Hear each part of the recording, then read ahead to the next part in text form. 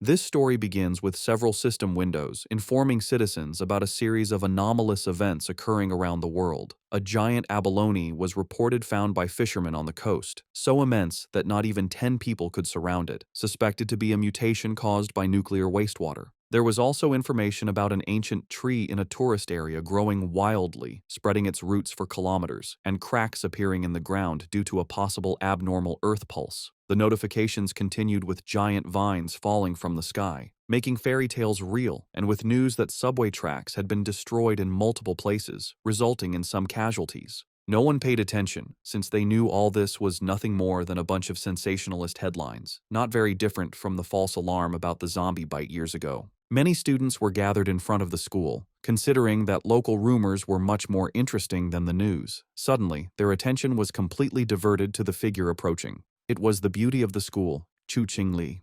Immediately, the crowd wondered if she was finally about to break up with her boyfriend. According to them, the relationship was nothing more than an act of charity on her part. Chu Qingli had already been accepted into Qingcheng University, while her boyfriend hadn't even managed to get into a decent university. Because of this, their futures were on completely different levels. Chu Qingli approached Fang Yi and called his attention. Fang Yi turned around somewhat curious. With a cold expression, she explained that she had thought it over and their relationship wasn't realistic. School-time love always reached a point where one wakes up and realizes they are not meant for each other. A life together, according to her, required not only courage but also compatibility. For all this reason, it was best to end things. She thought with disdain that no matter what he tried to win her back, it would be impossible. Fang Yi remained silent, and noticing this, people thought his lack of reaction was because he was so shocked that he had collapsed or lost his mind. After all, she was the beauty of the school. They expected him to be on his knees, begging for another chance. However, upon observing him, they simply concluded that he was no match for a rich and beautiful girl, a toad who coveted a swan. With a calm gaze, Fang Yi agreed to break up with her, leaving Chu Qingli and the others in shock. Seeing that she had nothing more to say, our boy turned his back on her and decided to leave. She panicked and called out to him. With a piercing gaze, Fang Yi turned around and asked what she wanted. While her eyes were shining with rage, she made it clear that she didn't care what he was thinking or what tricks he would use. She wasn't going back with him, and she wanted this to be completely clear. Fang Yi began to stare at her and asked her not to flatter herself, calling her the school beauty. Upon hearing this, her eyes widened in surprise, making her blush.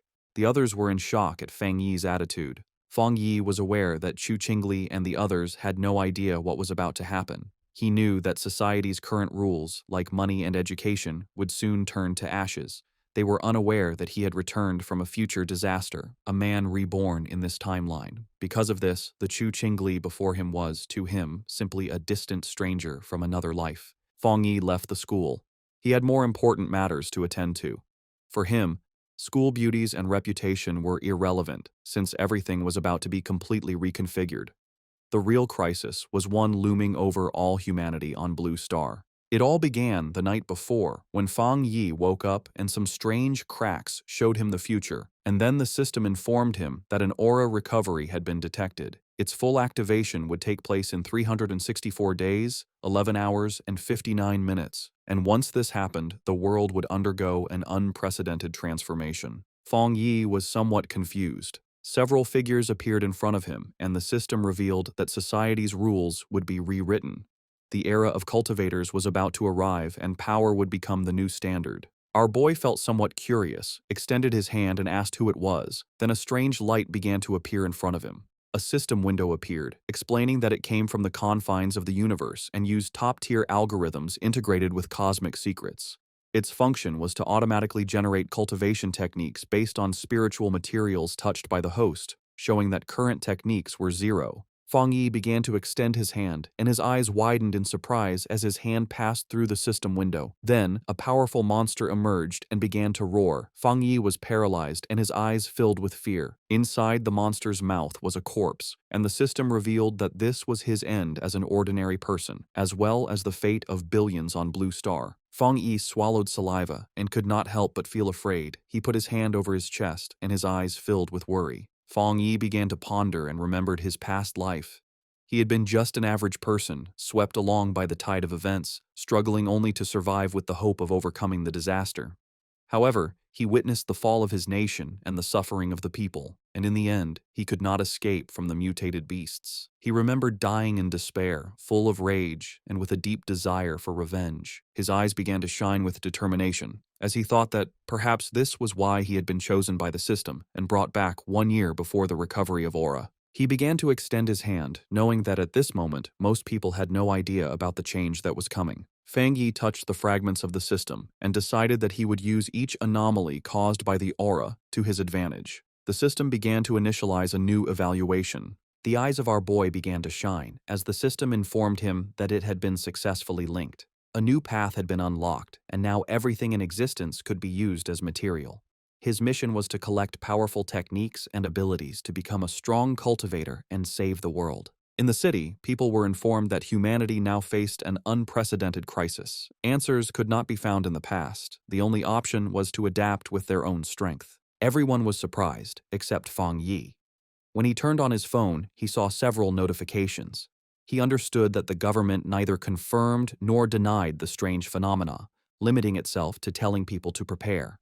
This, he knew, was Jia Nation's subtle way of issuing a warning, since reports once considered mythical nonsense would never have gone viral in this way. His eyes filled with sadness as he began to remember the past. He knew that this indirect and silent approach by Jia Nation helped citizens remain calm and trust their country. It was a hard and slow method, but much more effective than the chaos and gunfire of neighboring nations. Then he remembered that the system had told him that he could use anything, which meant that he should go wherever anomalies occurred.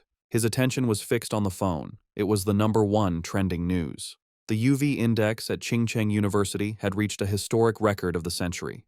Because of this, a heat warning had been issued, urging new students to take safety precautions and use sunscreen. The students were somewhat confused, as they thought that even the best universities now resorted to sensationalist advertising. They considered this false, definitely a paid topic to be trending, since heat of that magnitude could kill people. Fang Yi looked up at the sky and saw that it was full of clouds, then activated the UV meter and saw that it was at 0. He was somewhat confused, as he didn't understand how the weather could be so different, since Qingcheng University was only 15 minutes away by car. Images of a blazing sun above the university were published, and students were informed that new student registration would continue, but they should avoid the north gate due to the high UV index, as all other entrances remained open. Feng Yi couldn't help but smile. He knew that when anomalies occurred for the first time, most people only thought it was a publicity stunt, and only he knew the truth. His eyes began to shine with joy, as his first opportunity had arrived. Fang Yi changed clothes and went to Qingcheng University.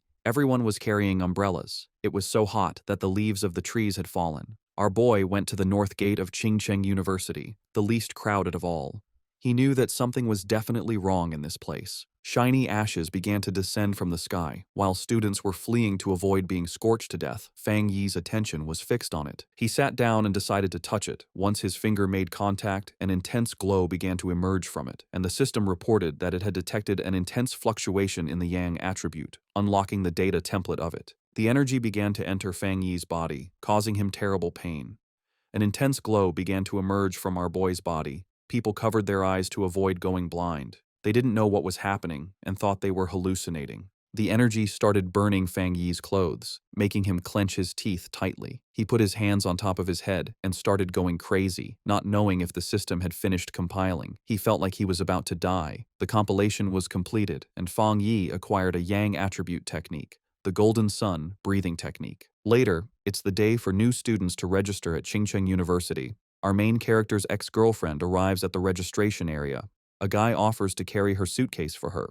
Soon, more guys come over to try and get her attention, but she turns them all down, telling them she doesn't need their help. She looks over at a couple nearby with a sneer, but then a bright golden light flashes, surprising her and the other students. A voice on the loudspeaker tells everyone to stay away from the north gate. The girl looks serious and decides to go see what is happening. At the north gate, a huge burst of golden energy lights up the area. A dark figure appears from the smoke, giving off a powerful feeling. He takes a deep breath, and his eyes glow with a strong golden light. A screen pops up, telling him that he has created a new technique and earned 50 points. The guy looks at the screen and wonders what the points are for. He decides it's not important right now, but will probably be useful later. Time passes, and it is now night, with a strange-looking moon in the sky. The young man then starts to practice his new breathing technique. The next day, a bright sun is in the sky, and a new energy spreads through the university. Some students notice the sky get dark and cool for a second as they run to the north gate. A large crowd gathers there to see what is going on. The university's dean is angry and asks why no one listened to the warning to stay away. The group pushes through the crowd, which moves aside for them as they go to the center of it all. A hooded person with a serious look tells the dean to block off the north gate completely. At that moment, a system tells Fang Yi that he has cleaned a polluted area. He learns that the government already knows about these areas and wonders if there are other people like him. Hearing an alert about people not being allowed in the area, the young man knows things have gotten serious. The students see people in uniforms and wonder if they are from the army. From a rooftop, Fang Yi sees that the disturbance is getting a lot of attention. With his red eyes glowing, he decides it's time to leave and jumps off the building. Down below, the mysterious hooded person walks across the ground, which is cracked from the energy. The hooded figure looks carefully at the scene. This person kneels and touches the ground to feel for any remaining energy. Then, she picks up a piece of the ground to get a closer look at what happened. The hooded figure studies it and realizes a person caused the energy. Just then, officials begin moving the students out, while the person in the hood watches from far away. In the crowd, the guy's ex-girlfriend is shocked to hear that only one person did this. At that moment, she sees a figure jumping away and wonders if it was her ex, but she quickly pushes that thought away. With his grades, he could never get into this school. Far away at Fang Yi's house, the sun goes down and night falls.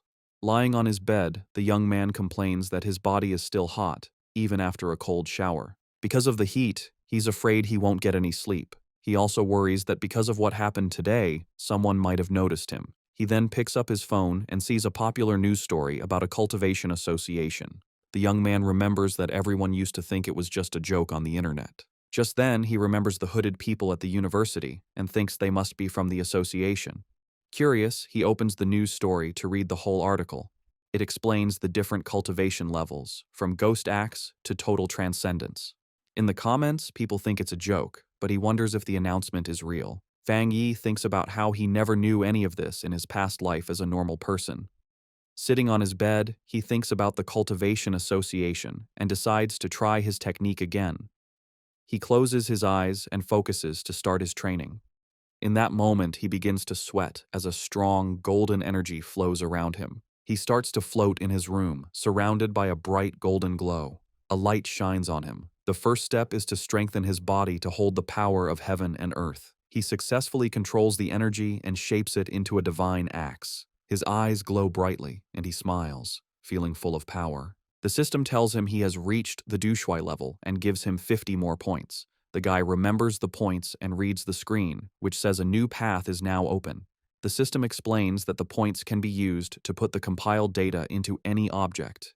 He thinks about the idea of putting power into an object and looks at his mug on the table. He holds his hand out toward the mug with a golden glow of power. The system asks if he wants to use 1 point to put the yang attribute on the mug. He realizes this is like enchanting an item to give it a special power. The young man thinks that if he did this to a weapon, it would become his own special item for fighting. He decides that having a powered-up weapon will be very important for what is to come. The guy then finds a small sword on his shelf and decides to try the power on it. He thinks that if the test works, he will buy a real weapon to be ready for the monsters. Suddenly, a strange noise from outside the building gets his attention in the middle of the night. Outside, a dark creature with huge claws is watching Fang Yi's apartment. With glowing red eyes, the strange creature shows its sharp teeth in the darkness. It looks like a giant demonic rabbit and gets ready to attack the building. But inside the apartment, the guy has no idea that danger is coming. Lying in bed, the guy feels uncomfortable from his new cultivation technique. With his red eyes, he wonders where the sound, which was like a rat, came from. He thinks the sound is not from inside or from the pipes, and it might be a neighbor's pet. Walking through the living room, he thinks that with his better hearing, it is normal to hear the neighbors. Then the guy focuses his hearing to listen more carefully to the strange sound, but he soon realizes something is wrong and becomes alert. Fang Yi goes to the door and comes face to face with the scary creature right there in the dark hallway. In the hallway, the strange creature with red eyes appears and glares at him, ready to attack. He is startled and recognizes the mutated beast. A memory from his past life scares him. At the same time, a drone flies over the city at night, showing that others know about the danger. On top of a building, a girl complains that they still have not caught the rabbit that ate a rare fruit. With a lollipop in her mouth, the young woman seems very calm and confident about the mission. She then orders her team to keep sending her updates about the target she is hunting. After that, the mysterious girl jumps from the top of the building to begin the chase. Falling very fast, she moves with ease between the huge city buildings. Suddenly, the young woman feels the mutated beast's power and realizes she is getting closer to it. With her eyes glowing, she finally finds the creature and gets ready for a fight. The mysterious hunter lands hard on a rooftop, moving with amazing skill. Running down the side of a building, she gets the order to chase the target no matter what. With a perfect landing, the young woman continues her chase without stopping. Jumping from building to building, she warns that the creature ate a special fruit and might evolve. Just then, a man working late sees something fast go by his window and is very confused. He wonders if he is seeing things, but his boss yells at him for just standing around. Meanwhile, the hunter stands like a shadow in front of the moon on the 65th floor. Back in the apartment, Fang Yi faces the strange creature, which screams at him. With his golden eyes, he knows his body has changed, and now he can fight it fairly. The creature then attacks with its claws, but the young man dodges with amazing speed. Fang Yi thinks that his body has really changed, and now he can see the attacks in slow motion. With sun energy in his hand, he wonders why a mutated beast is here so soon. He then remembers things from his past life and faces the monster. The guy knows the creature has not fully evolved yet, and the night makes it stronger and angrier. So he rushes forward to attack, because he has to stop it, or everyone in the building will die. Fang Yi manages to grab the creature with his hand full of energy. With surprising strength, the guy bites the strange creature without any fear. He holds the monster tightly, and his golden eyes shine with a cold, focused look. Then the young man spins the creature in the air and realizes its tail is its weak spot. Taking his chance, he grabs the beast's tail with all his strength. Fang Yi throws the monster against the window, and it shatters from the force. With his fist glowing gold, he gets ready to land a powerful punch. The guy shoots a beam of energy that hits the creature right in the air. The monster is then completely covered by the bright golden beam of light, but the strange creature grabs the golden energy with its claws and tries to take its power. Fang Yi then realizes the monster is trying to steal his yang power, and he fights back. He thinks the power of the sun is too strong and that the rabbit is just destroying itself. Soon after, a golden explosion covers the monster, which can't handle that much energy. In the building next door, a couple wakes up from the noise, and the man wonders if it was thunder. He then goes to the window to check, but sees nothing strange outside. Our hero lands on the floor, surrounded by what is left of his golden energy. The young man thinks that the creature was like a starving ghost trying to eat his power. After the fight, the monster's eye falls to the floor, letting out a weird black smoke. With a serious look, he stares at what is left of the creature he just defeated. Without thinking twice, the guy stomps hard on the eye, crushing the rest of the beast. He understands that the creature of the night was desperate for his opposite yang-type power. The young man thinks that if he were normal, the monster would have easily eaten everyone in the building. With that, he knows he needs to learn more techniques to face the dangers ahead. Meanwhile, a mysterious girl jumps through the air in the moonlight, looking like a hunter. With amazing speed, the young woman runs very fast down the side of a building. When she gets to the scene, the mysterious hunter's eyes open wide with shock. Standing there in the middle of the night, she wonders if someone else defeated her target. Kneeling on the ground, she notes that the target has been destroyed, and that she will try to get the night attribute back. But as she touches the monster's remains, she is surprised by a golden energy that is still there. The young woman then feels a strong heat and a burning power that makes her pull back right away. The young woman remembers the energy from the university gate and understands that this is not a coincidence. After this discovery, the girl turns on her communicator with a serious and determined look. She tells her base that the target was taken out by a powerful new forerunner with a special ability. A voice on her communicator asks if the same person cleaned the gate and killed the rabbit. A man confirms they have no information on this person, and that the association must recruit him. The silver-haired girl agrees with the plan. She then carefully puts the small flame of energy into a container on her clothes. Her boss tells her to stop her other missions and focus on finding the new forerunner. At that, the mysterious hunter calmly unwraps the lollipop she was holding. The young woman puts the candy in her mouth and says she understands the new order perfectly. But before she starts the mission, the girl says she first needs to get some milk tea to relax. A voice on the communicator wonders who this mysterious person with so much power could be. The young woman agrees that the president was right and that she needs to meet this powerful master. Feng Yi's day starts with the sunrise. He stretches, ready to train. He knows waking up early is good for his power, so he prepares for another session. The fighter uses his breathing method, taking in the morning's golden energy. As the energy fills him, his eyes glow with golden power. He enters the Ghost Axe realm and feels the technique's power appear. A sudden burst of energy surprises him. He realizes he's getting stronger again. Power flows through his body, and he focuses to control it. He makes a tight fist, feeling the energy now in his hand. He summons his key axe and sees that the weapon feels much lighter. He grips the weapon's handle firmly, ready to try out his new strength. The warrior lifts the golden axe over his head, preparing a powerful hit. He reaches the 2-star Ghost Axe realm, releasing his strength. His eyes now burn with golden flames, showing his new power. Feng Yi's body feels much stronger and tougher after this change. He grew stronger so fast because he used the extra energy from his last power-up. Feng Yi decides that from now on, he will level up slowly and carefully, one step at a time. But his growing power gets a lot of attention, so he needs a more private place. In the association's office, a man feels something strange in the air. He sees the change in the sun's energy and wonders if it's the new guy again. Feng Yi finds a quiet spot by a river to continue his plans. A system screen appears, and he confirms he will add a special quality to his weapon. He remembers trying this with another item, but it couldn't handle the power. This time, the new blade works with his energy, making a strong connection. A system message confirms the item encoding worked. Excited by his new weapon, he gets ready to test its amazing power right away. The test result shocks him with the incredible power the sword let out. A huge golden beam of light shoots from the blade into the sky. The warrior lands with his sword in flames, feeling the power flow through him. He almost starts a fire with that swing and sees how dangerous his strength is. The smoke from the attack is big, so he knows he was seen and needs to leave. A girl is running fast toward the smoke he left. She complains that she stepped away for a moment and missed everything. Suddenly, the young woman stops. She sees that the river is actually boiling. The agent flies over the damaged area, wondering what the new guy did to the place. She can already imagine being told off, since everything has gone wrong since he appeared.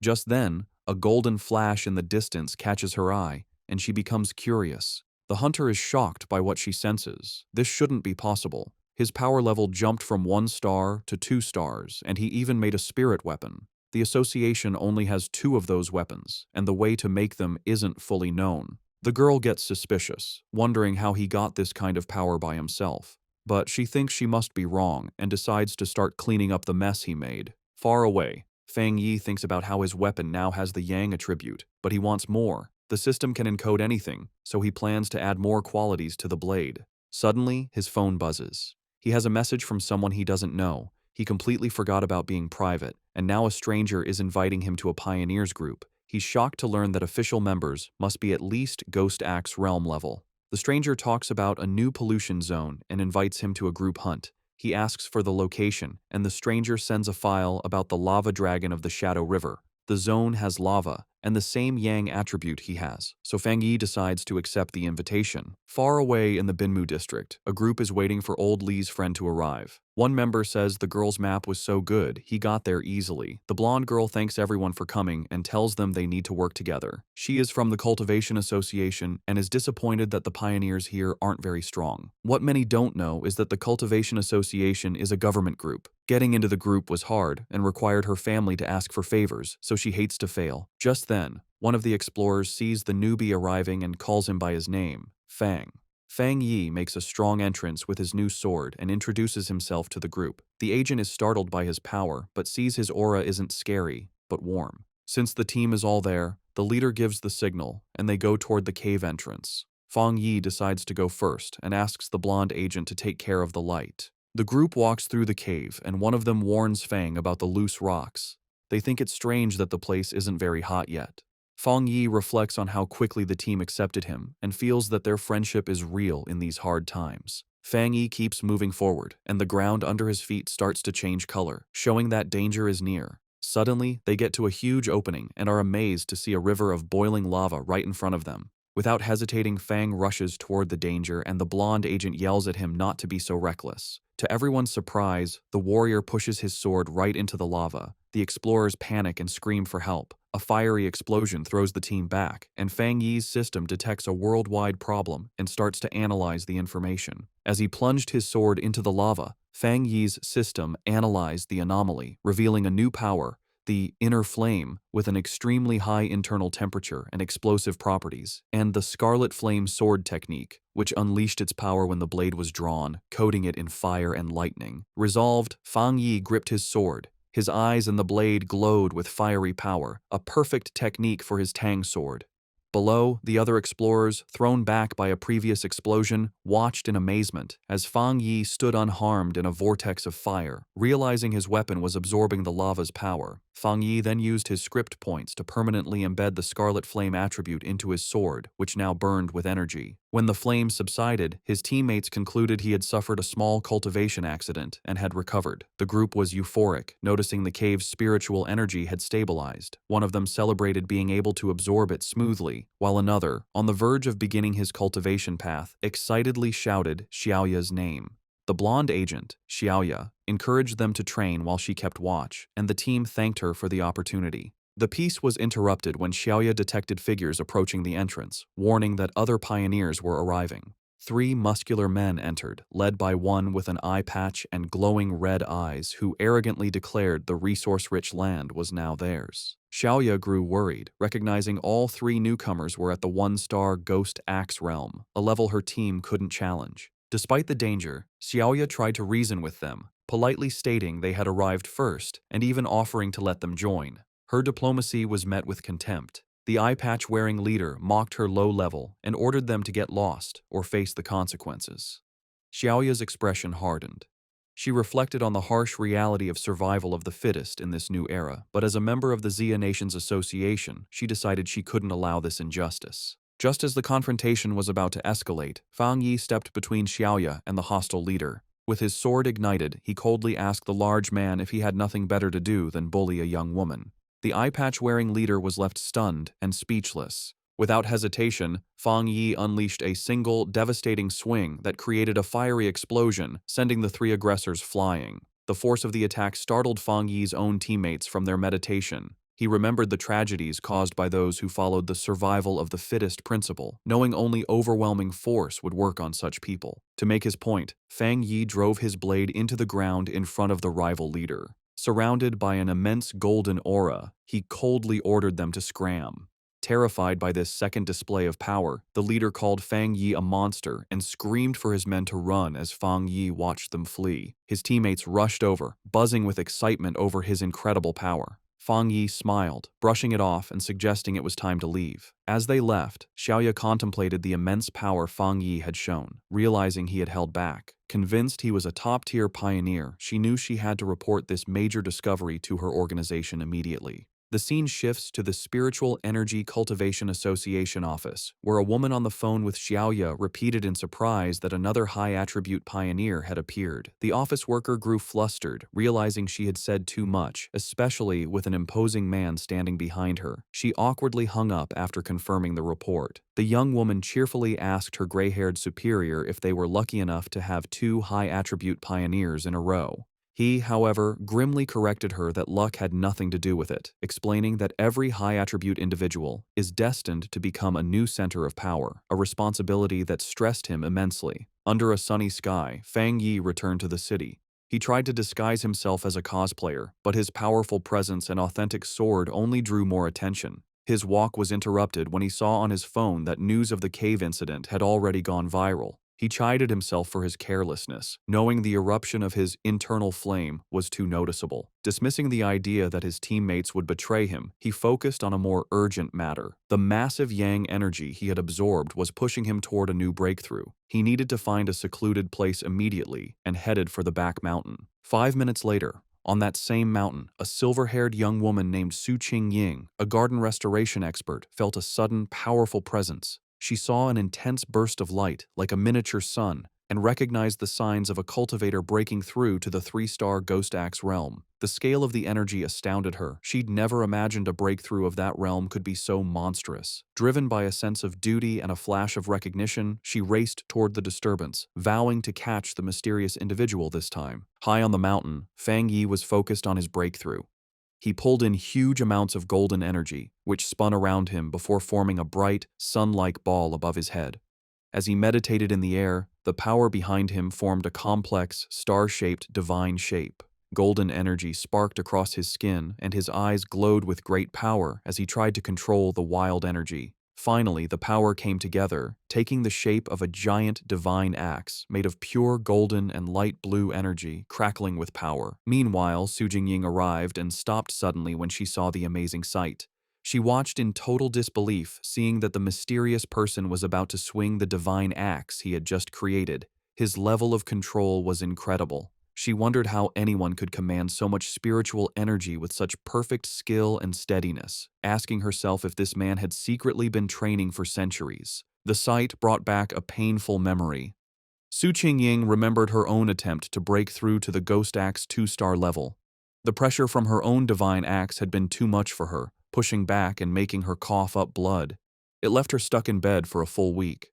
She was naturally strong, but she had still failed badly. She couldn't understand how this monster could handle a breakthrough that was so much more powerful than hers. As she ran closer, she was even more amazed. The huge amount of spiritual energy, the perfect control in every move of the axe, and the way every bit of power seemed to have been purified thousands of times. It was all beyond anything she had ever seen. She decided that this person wasn't just an amazing monster. He was like a god who had come down from the sky. She also noticed his calm and steady way of doing things. Most pioneers, when they felt a breakthrough was about to happen, would rush to get it done. This person, however, moved with a deep sense of experience and a strong mind, like a master from old times. Her thoughts were stopped when the giant, fiery divine axe began to move. She watched the awesome sight as it swung with a purpose, heading east. At the peak of his power, Fang Yi's eyes burned with pure golden light as cracks of raw energy spread across his face. He floated inside a blinding storm of golden power, successfully controlling the huge amount of energy he had gathered to evolve.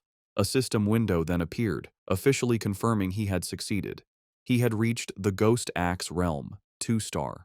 The new divine axe slammed down into the earth, releasing all of its power in one huge shockwave that tore across the mountain. Su Qingying was caught in the powerful blast and had to hold herself steady against the wave of golden energy. The leftover force cut a huge path through the forest before fading away, but when she looked up, the mysterious man had completely disappeared. Breathing hard from the effort and her frustration, Su Qingying couldn't believe she had missed him again, especially since she had arrived in only 30 seconds. A worrying thought came to her. He must have known that she was tracking him.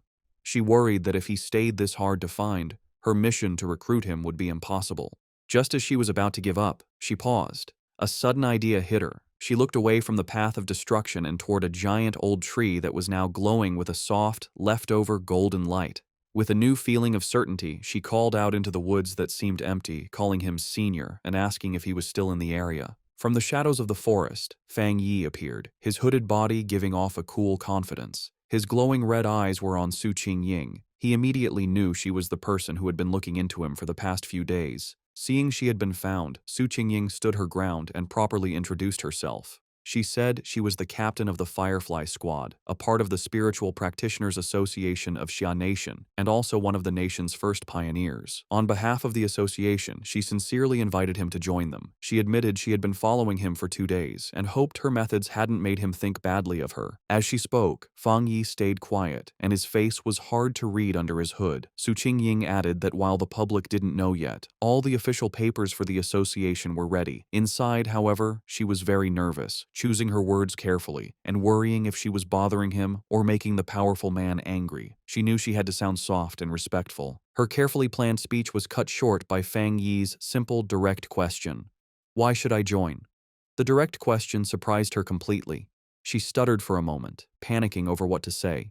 She quickly saw that empty, nice words would be useless against someone so smart. The truth was her only choice. Pulling herself together, she explained what the association was for. She told him that the Xia nation wanted to gather and unite all the early pioneers, to guide them on an organized path and also give them extra protection. She knew that growth was messy right now, and that an association might feel like a cage to a free spirit like him. But she asked him to look at the bigger picture. A great return of spiritual energy was coming, and they would all need to stand together to face the unknown enemies of the future. After listening to her passionate speech, Fang Yi leaned casually against a tree, looking tired and uninterested. He told her plainly that he was not willing to join. He explained that, for now, he still couldn't bring himself to fully trust her or the association she represented. Su Qingying was left completely stunned and speechless by his direct refusal, her eyes wide with shock. Facing his refusal, Su Qingying grew desperate.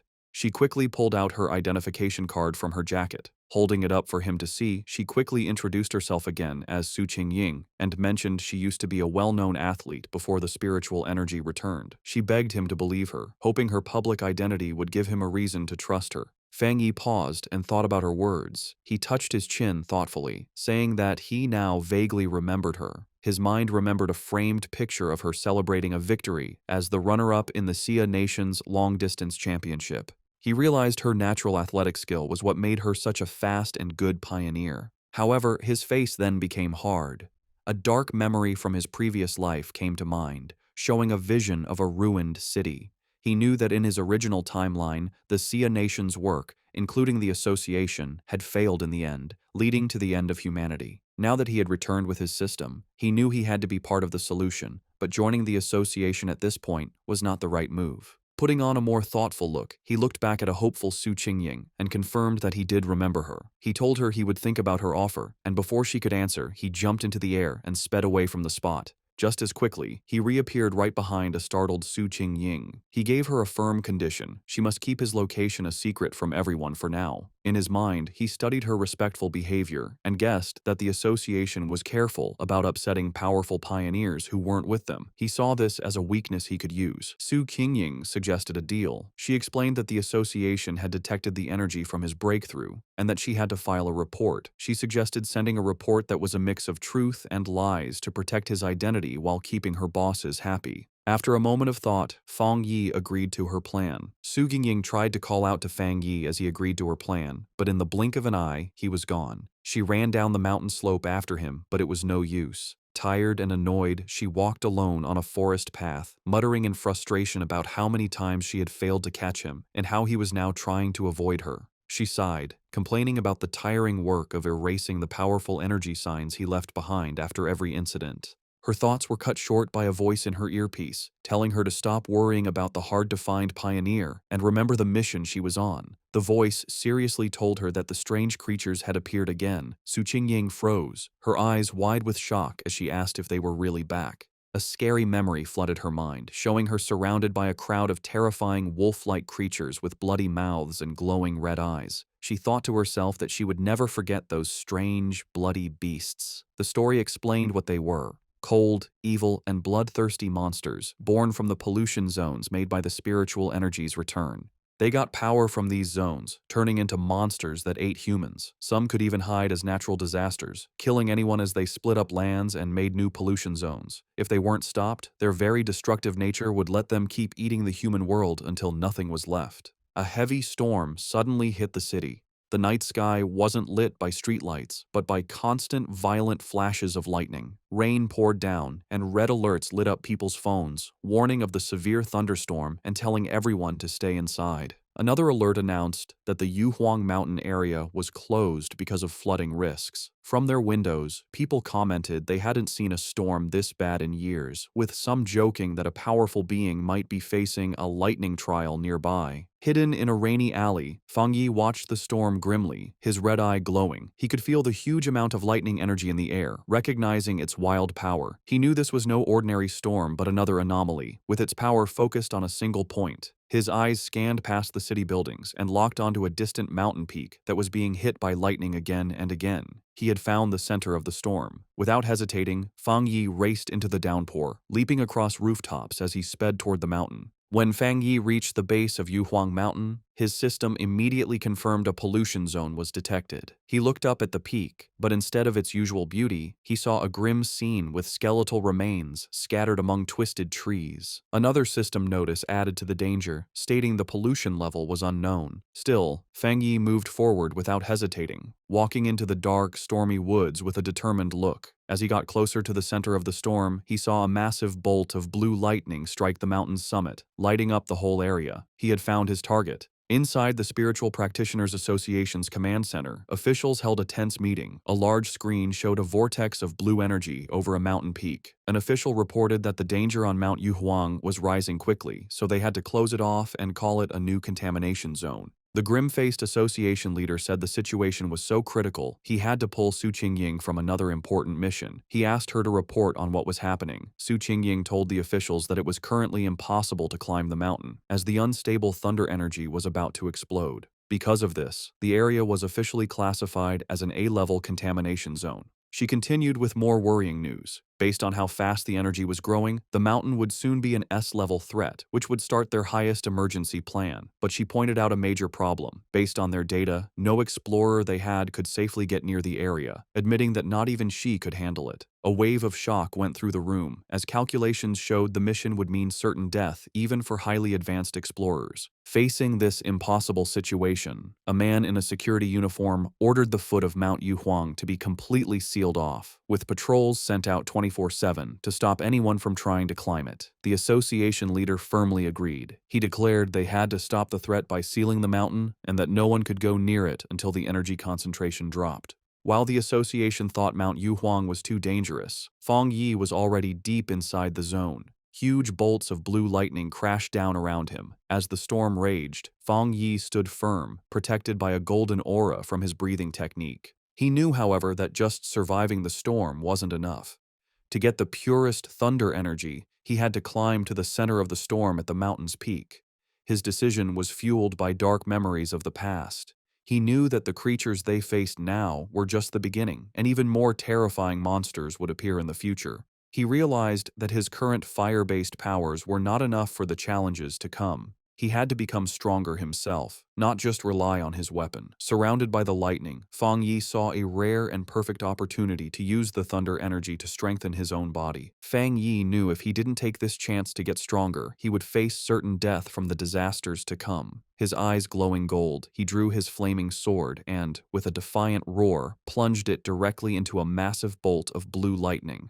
The wild energy surged through him, causing terrible pain, but his face remained determined. His body shook violently as the electricity coursed through him. He realized this thunder power was like a divine punishment, actively fighting against him. The storm was furious that he had entered its territory and seemed to demand that he give up. Staring at the chaotic sky, he wondered how he could possibly make such a raw force obey him. Then, he had an idea.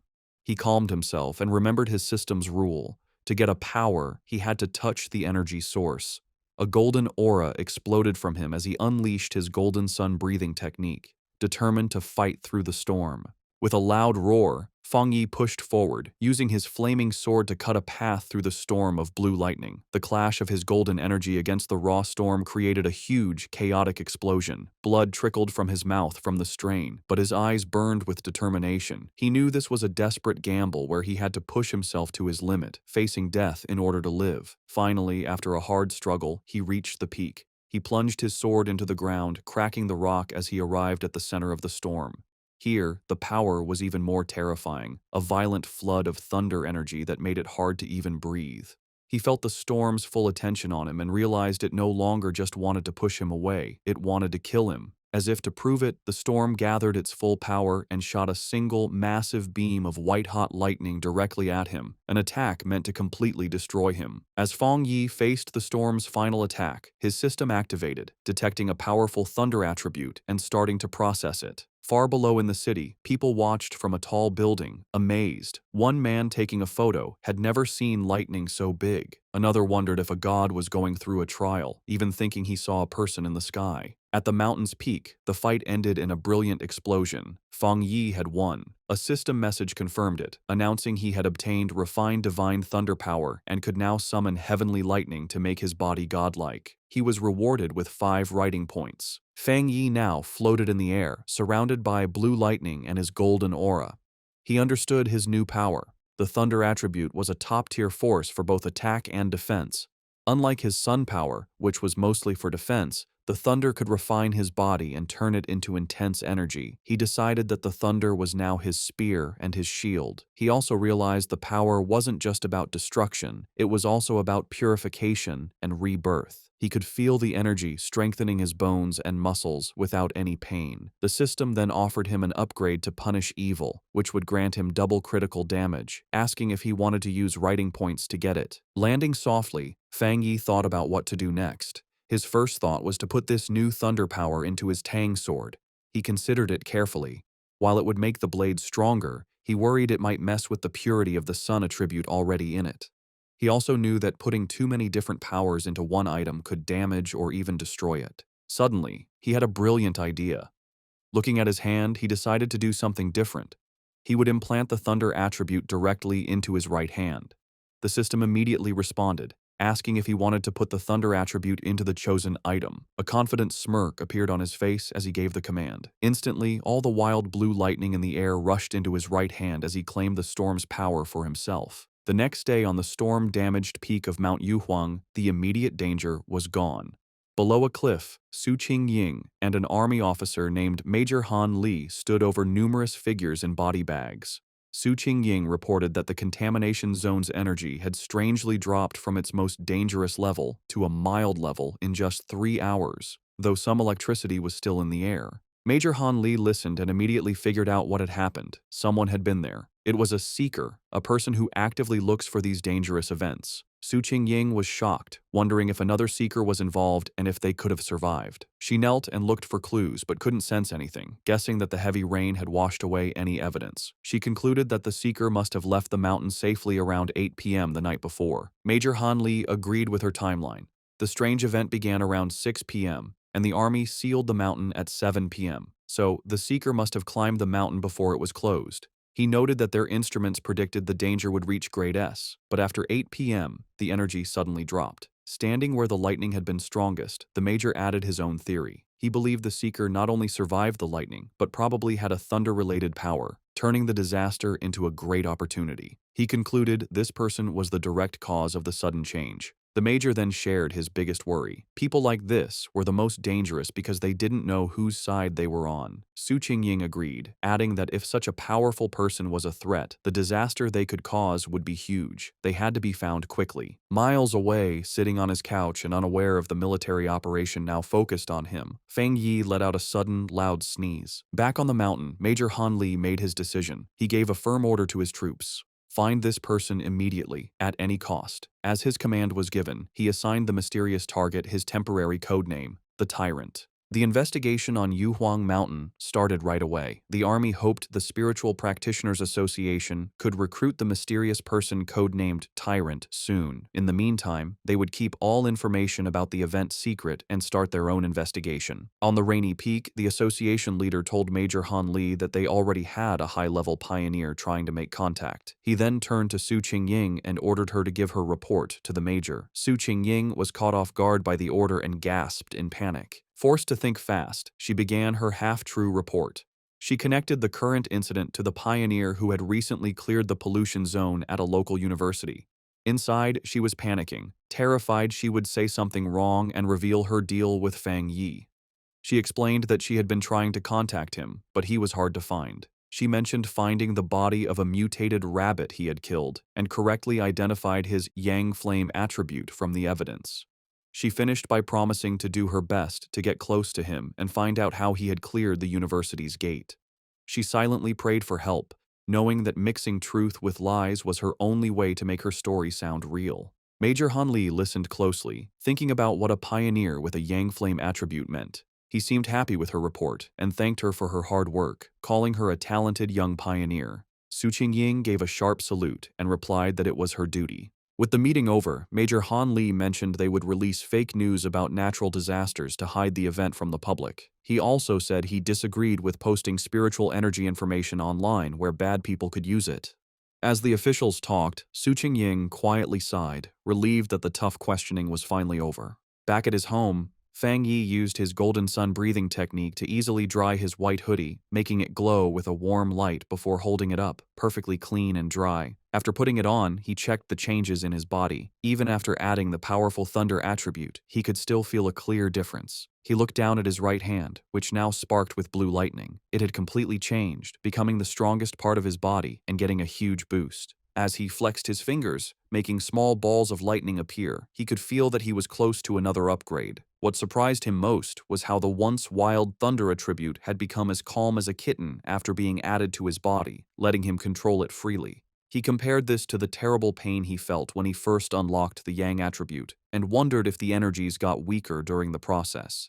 Remembering the system told him this new power dealt double damage to strange and evil creatures, he was eager to test it. His thoughts were broken by a sudden alert from his phone on a nearby table. He picked it up, wondering what was happening now. He had set up special news alerts after the last incident, knowing that in these crazy times, the government would issue warnings to protect people. For a pioneer like him, however, these warnings were more than just notices of danger. In every crisis, there was a chance to grow stronger, even if it meant risking his life. As Fang Yi thought about what to do next, he looked at the major news alert on his phone. The report said a huge explosion had just happened inside a chemical plant, causing a lot of pollution in the city. The official story said no one was hurt and told people to stay calm, but Fang Yi was suspicious of an event this big. He checked online forums, where people who saw it happen gave a much scarier story. People who lived nearby described a super creepy feeling they couldn't explain. One person asked if it was a cold, evil aura, and another quickly agreed. While many were doubtful, the overall feeling was one of dread and fear.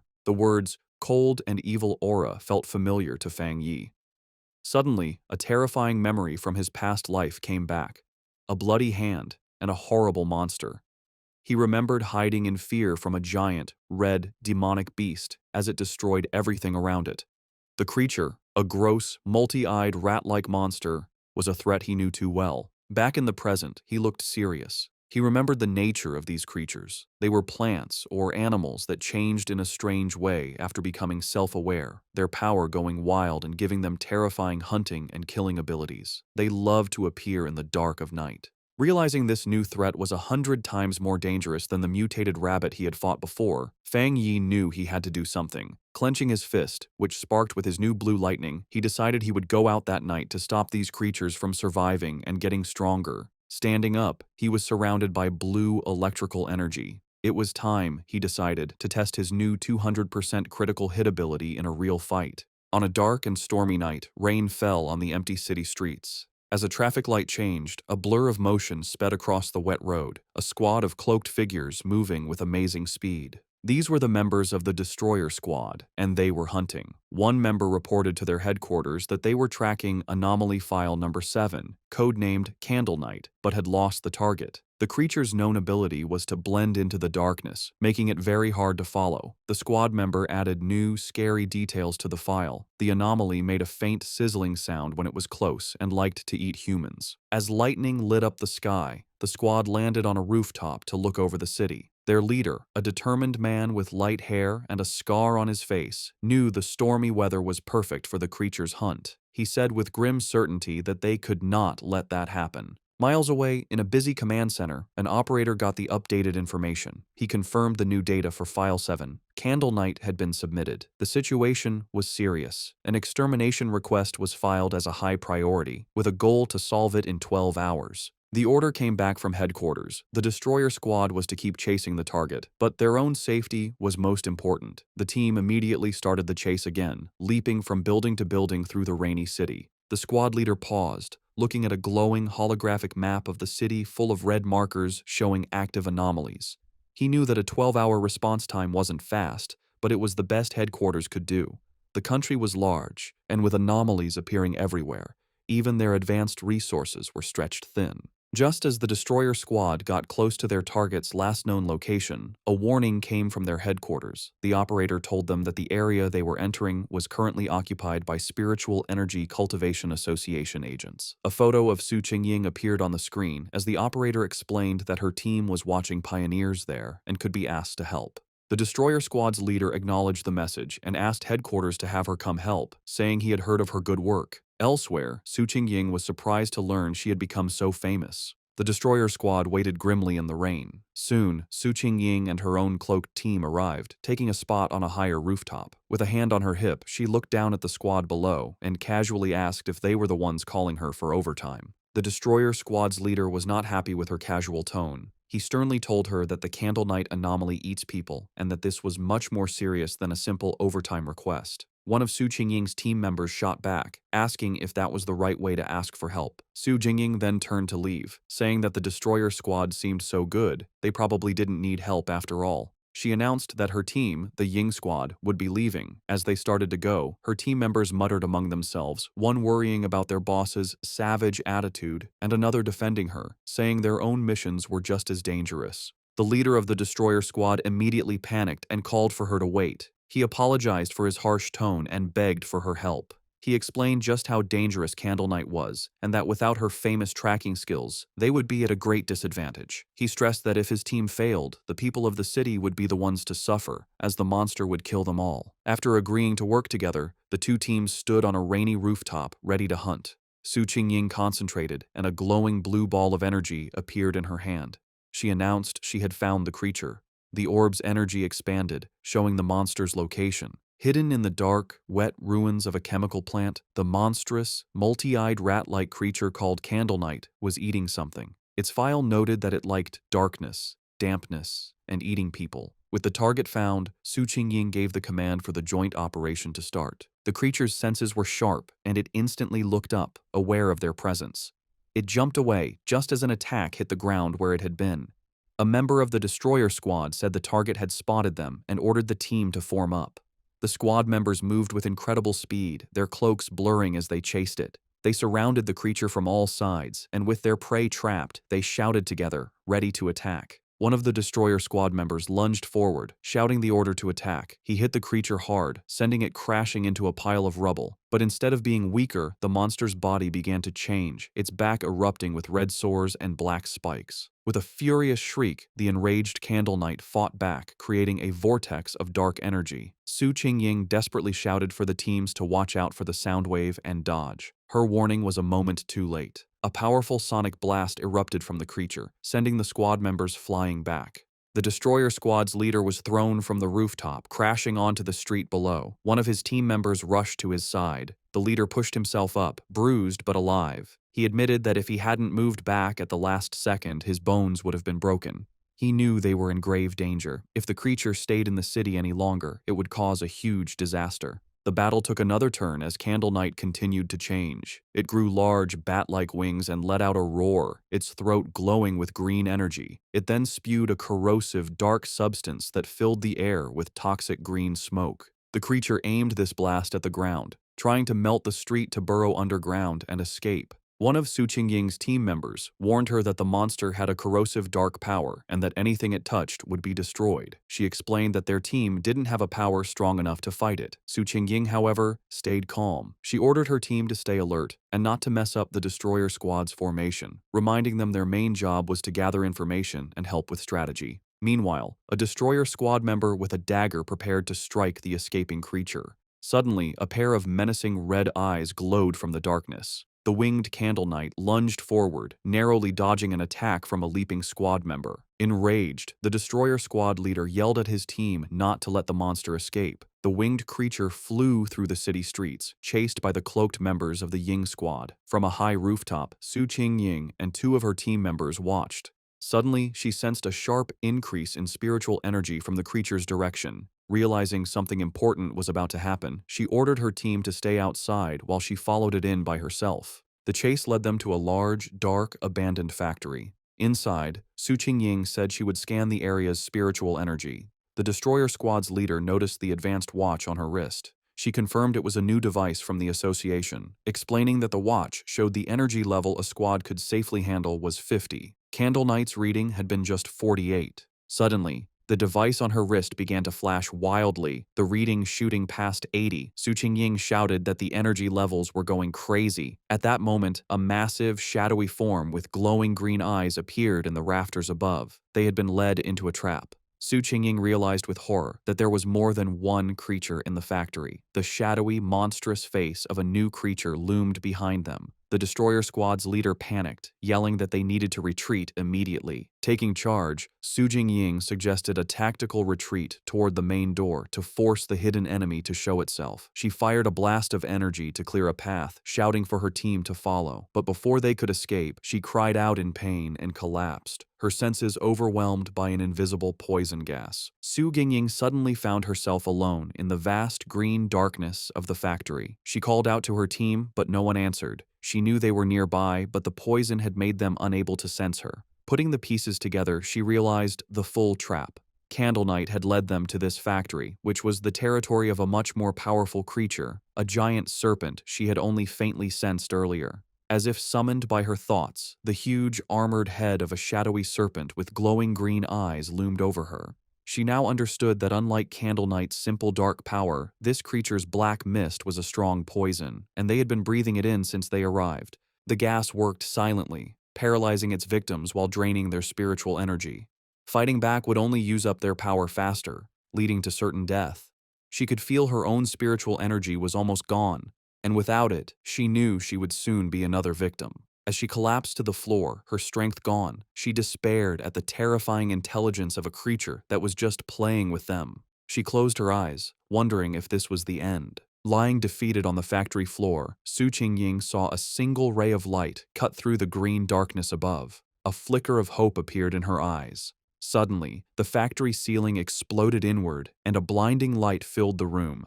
Her eyes widened as a figure came down from the blast. It was Fang Yi. He landed gracefully in the rubble, his hooded figure standing out against the glowing hole in the ceiling. He stood before the giant serpent, immediately identifying it as a dark attribute creature. Without warning, the serpent lunged, its massive fangs aimed at him. At the same time, the Candle Knight monster burst from the shadows, attacking from behind. Fang Yi dodged the serpent's attack and came face to face with the growling rat-like beast. As the two creatures closed in, he finally understood the full trap he had walked into. In a shocking move, Fang Yi let the Candle Knight monster bite his shoulder. As blood splattered, he noted their surprisingly smart tactics, one creature for luring prey, the other for killing them. He taunted the beast latched onto him, asking if it enjoyed biting people so much. In response, he unleashed his new power. Bright blue lightning erupted from his body as he challenged the monster to taste his thunder property. At the same time, he fired a massive beam of golden solar energy from his free hand, which hit the lunging serpent head-on. Now, covered in crackling electricity and free from the stunned rat creature, Fang Yi turned his full attention to the serpent, unleashing a flood of golden flames as he challenged it to see how well it could handle fire. The giant serpent lunged with a furious roar, its huge mouth open to eat its prey. With amazing agility, Fang Yi dodged the attack, flipping through the air while swinging his glowing golden sword. As he landed, he coolly told the monster to look at his blade, a clear challenge to the giant beast. The serpent seemed to pull back, cautious of the glowing weapon. Seeing his chance, Fang Yi counterattacked. Leaping through the air, he delivered a powerful slash to the serpent's face, his sword covered in the crackling blue energy of his thunder power. The force of the blow was huge, but the result wasn't what he expected. Instead of crushing its skull, the creature's head split down the middle, revealing a second identical head underneath as if it were shedding its skin. Fang Yi landed on his feet, his eyes wide with surprise at this strange development. The creature's split head then pulled apart completely, shedding its outer layer to reveal its true, healed form. As green energy pulsed in its neck, Fang Yi knew the fight was far from over. The serpent reacted with shock and pain as the leftover thunder energy from Fang Yi's sword ran through its body. It roared in fury as the electrical energy grew stronger, overwhelming its dark power. Watching the creature twist in pain, Fang Yi gave a small, confident smirk. He knew he had the advantage, as he had already sensed this serpent's dark aura was stronger than Candle Knight's. He then revealed his clever plan. When he attacked with his sword, he had held back the full force of his fire. Instead, he had used the blade to carry and channel the thunder power from his hand directly into the snake's body. He compared the two creatures, realizing this serpent was a far more dangerous and evolved monster than Candle Knight. Suddenly, he felt a sharp pain in his shoulder where the rat creature had bitten him. He hissed, looking down to see strange purple snake scales growing from the wound. He understood immediately. Just as he'd thought, this was a smart, mutated species. Its poison, delivered by its partner's bite, had a paralyzing effect that let it kill silently. He could feel a sharp pain from the wound, but he also felt his Golden Sun breathing technique working to fight the venom. With a determined look, he knew he had the perfect counter. The Yang Flame power could dissolve the poison, the Golden Sun technique would protect and heal his body, and the Thunder power would purify anything left. As the energy from his powers pulsed through him, Fang Yi recognized the benefit of his combined abilities. The mix of his Yang Flame and Thunder powers now gave him a clear pain signal to any poison, acting as an early warning system. He knew he was lucky. For others, the serpent's sneaky poison would have been impossible to cure. He guessed that for the serpent to have grown so large, it must have relied on surprise attacks. He thought of the monster's den, filled with the skulls of its victims. With Candle Knight acting as the perfect bait, the two creatures had become a deadly trap even for top pioneers, which explained why so many had disappeared. But in the end, it didn't matter. As he watched the creature's huge skeleton burn to ash in his holy fire, he knew its reign of terror was over. Standing before the fire, Fang Yi felt satisfied. His inner flame was powerful, but the triple critical hit from his new thunder power had sealed his victory. He felt confident that his fighting skills were now pretty good, even compared to other high-level pioneers. He stood silently for a moment, watching the flames burn the last of the monster. Just as he was about to leave, he paused, reaching out his hand as if he sensed something. His eyes narrowed. He wasn't alone. Someone was still there. He turned just in time to see a figure stumbling out from the smoke, coughing from the ash. It was Su Qingying. She stood silently, covered in soot and clearly tired, but she was alive. As the smoke cleared, Fang Yi found himself looking at the unconscious members of the other squad, with Su Qingying sitting among them. He recognized her as the agent from the association and coolly told her that there was no need to pretend. He added that her playing dead act needed work, which surprised her. Embarrassed, Su Qingying covered her face. Realizing this was the same powerful pioneer she had been tracking, she tried to make an excuse, claiming she woke up from the smell. Fang Yi, however, wasn't fooled. He complimented her, pointing out that while her teammates were out of energy, she was strong enough to keep a small reserve to protect herself. If she had really been unconscious, he explained, she wouldn't have been able to smell anything. Flustered, Su Qingying could only offer an awkward thank you. In her mind, she was amazed. He had seen right through her. She had indeed kept a bit of spiritual energy for protection. She had no idea how he had beaten both Candle Knight and the giant serpent all by himself. Noticing her embarrassment, Fang Yi's tone softened. He told her she didn't need to cover her eyes and that he only asked her to be honest with him and keep his identity secret.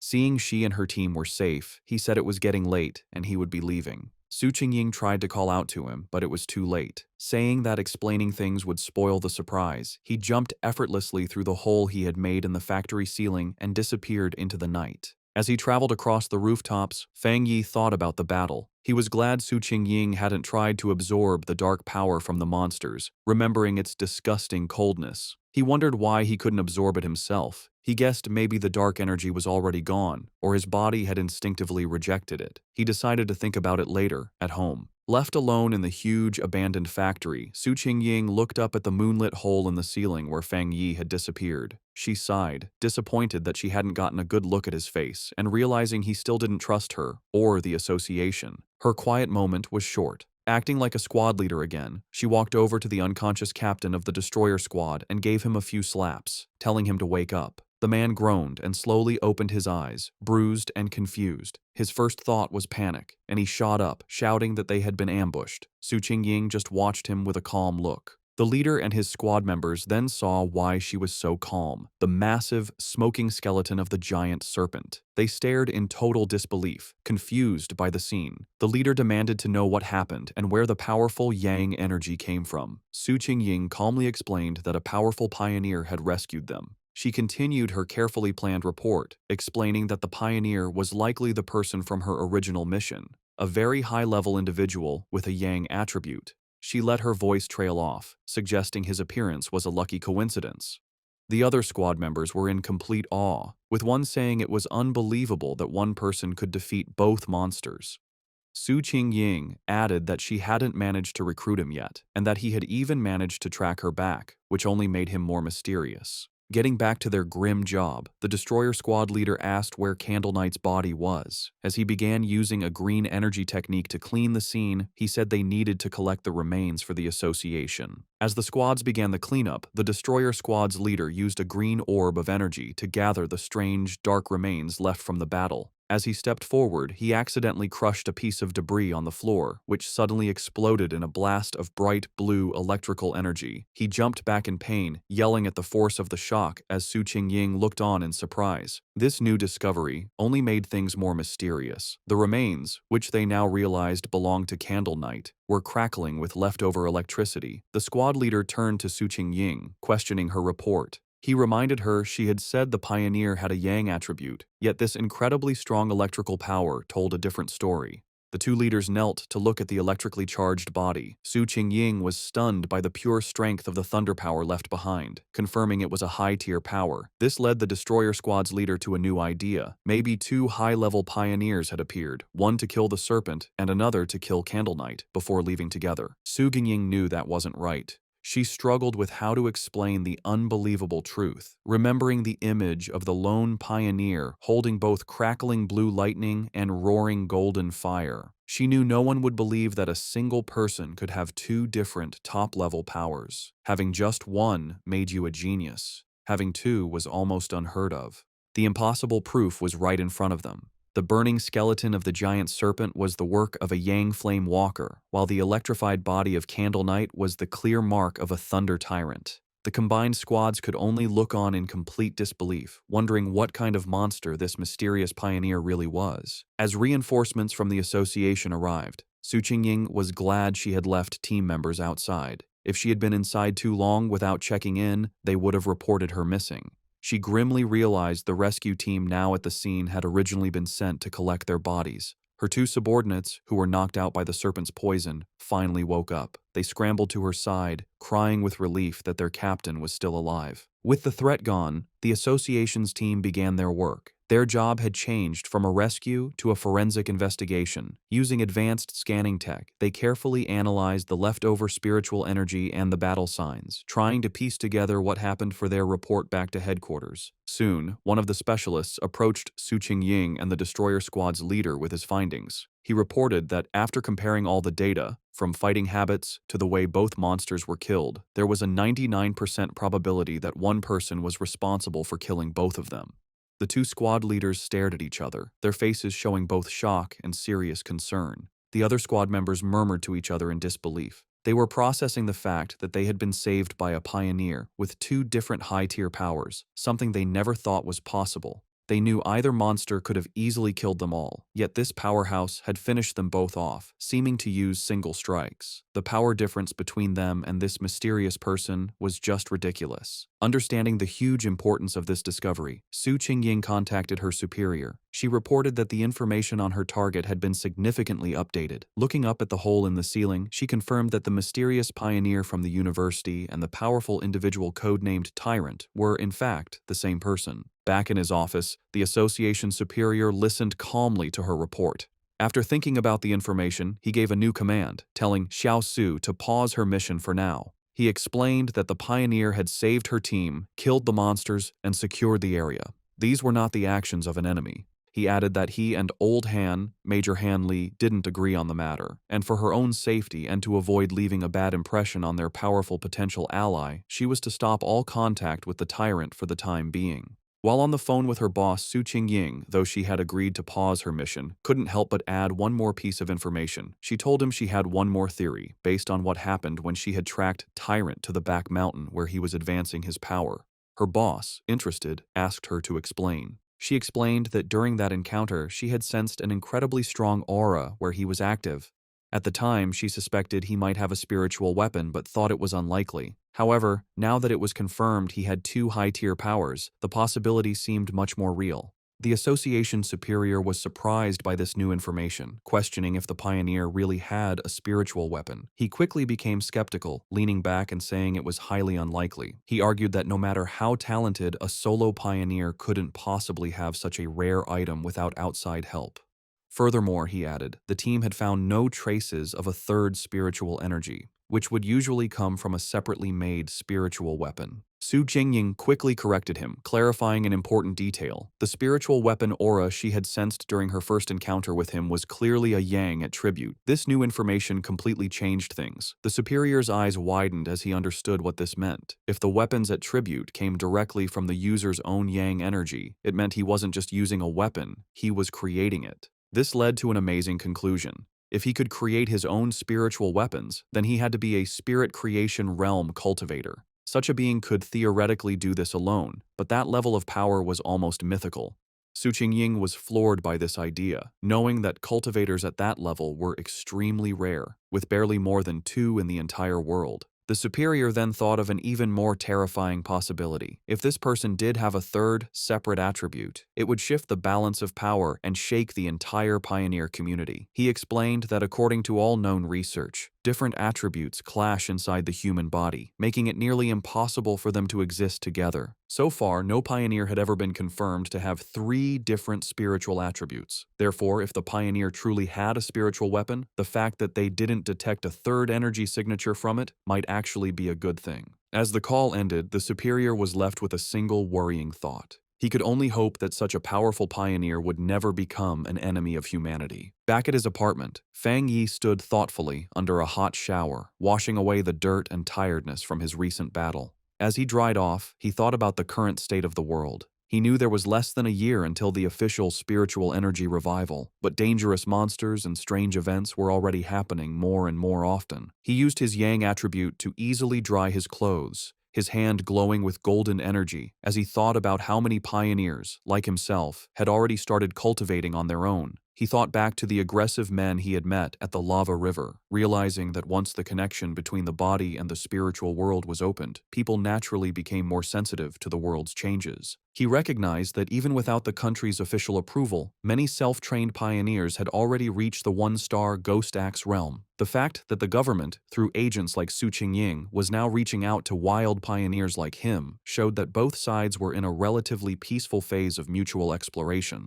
Standing in his room, thinking about Major Han Li and Su Qingying, he concluded that for now, the monsters were still under control, and there was no serious conflict yet among the different pioneer groups. However, as he finished getting dressed, he knew this peace was fragile. The government had already created the Spiritual Energy Cultivation Association, but it still hadn't told the public about it. He understood their strategy perfectly. While people were talking more about local problems and strange events, the government was walking a fine line, trying to both protect humanity and give subtle early warnings without causing mass panic. Despite his recent victories, Fang Yi's analysis of the world situation was still grim. He knew the problem was the government's lack of confidence to officially start a full-scale cultivation era. With such a huge population, he understood that once the full truth was revealed, society would likely collapse into chaos and death. In the current state, even official pioneers couldn't stop the inevitable chaos, and the mix of internal problems and external threats from monsters would only make things worse. He admitted that the government's gentle, careful approach wasn't wrong, knowing that human fear and panic could be more destructive than any monster. However, what truly worried him was how fast the monsters were developing, which was far exceeding his expectations. He reviewed the information on the creatures he had just fought. They were a typical product of dark attribute contamination, specifically the shadow attribute, a sub-branch of dark energy that his system identified as a natural enemy to pioneers, and currently something he couldn't absorb. He realized these monsters were far smarter than typical beasts, working together to trap and kill pioneers, whom they saw as a good food source. He knew, however, that these creatures were still much weaker than the true dark-type monsters he remembered from his previous life. Monsters that could destroy entire countries on their own. Still, the close call was a serious reminder of the growing danger. He was certain that if he hadn't been there, Su Qingying and her entire squad would have been wiped out. A bit of hope sparked inside him as he thought about the system's wording. The fact that the dark attribute was only temporarily unabsorbable suggested that once certain conditions were met, he might be able to use its power himself. a possibility that could be key to winning in the future. He reviewed his current abilities. He now possessed the golden sun breathing technique of the yang attribute, the divine thunder tempering of the thunder attribute, and the crimson flame blade technique. With these perfectly suited, high-tier techniques and his current strength as a 3-star Ghost Axe Realm pioneer, he knew very few could match him. Yet, as he stood surrounded by his own great power, he knew with absolute certainty that it was still not enough. His thoughts were suddenly interrupted by his phone ringing. He picked it up, surprised to see a call from his auntie. On the other end of the line, his aunt asked about his health before explaining the real reason for her call. She told him that his cousin was coming to study in the city and, worried for her safety, asked if she could stay at his place for a few days instead of a hotel. Feng Yi was taken aback, his memory of his cousin extremely fuzzy. All he could recall was a quiet, straight-A student who was obsessed with her studies. He couldn't even remember what she looked like. Despite this, he agreed, telling his aunt that there was a spare room.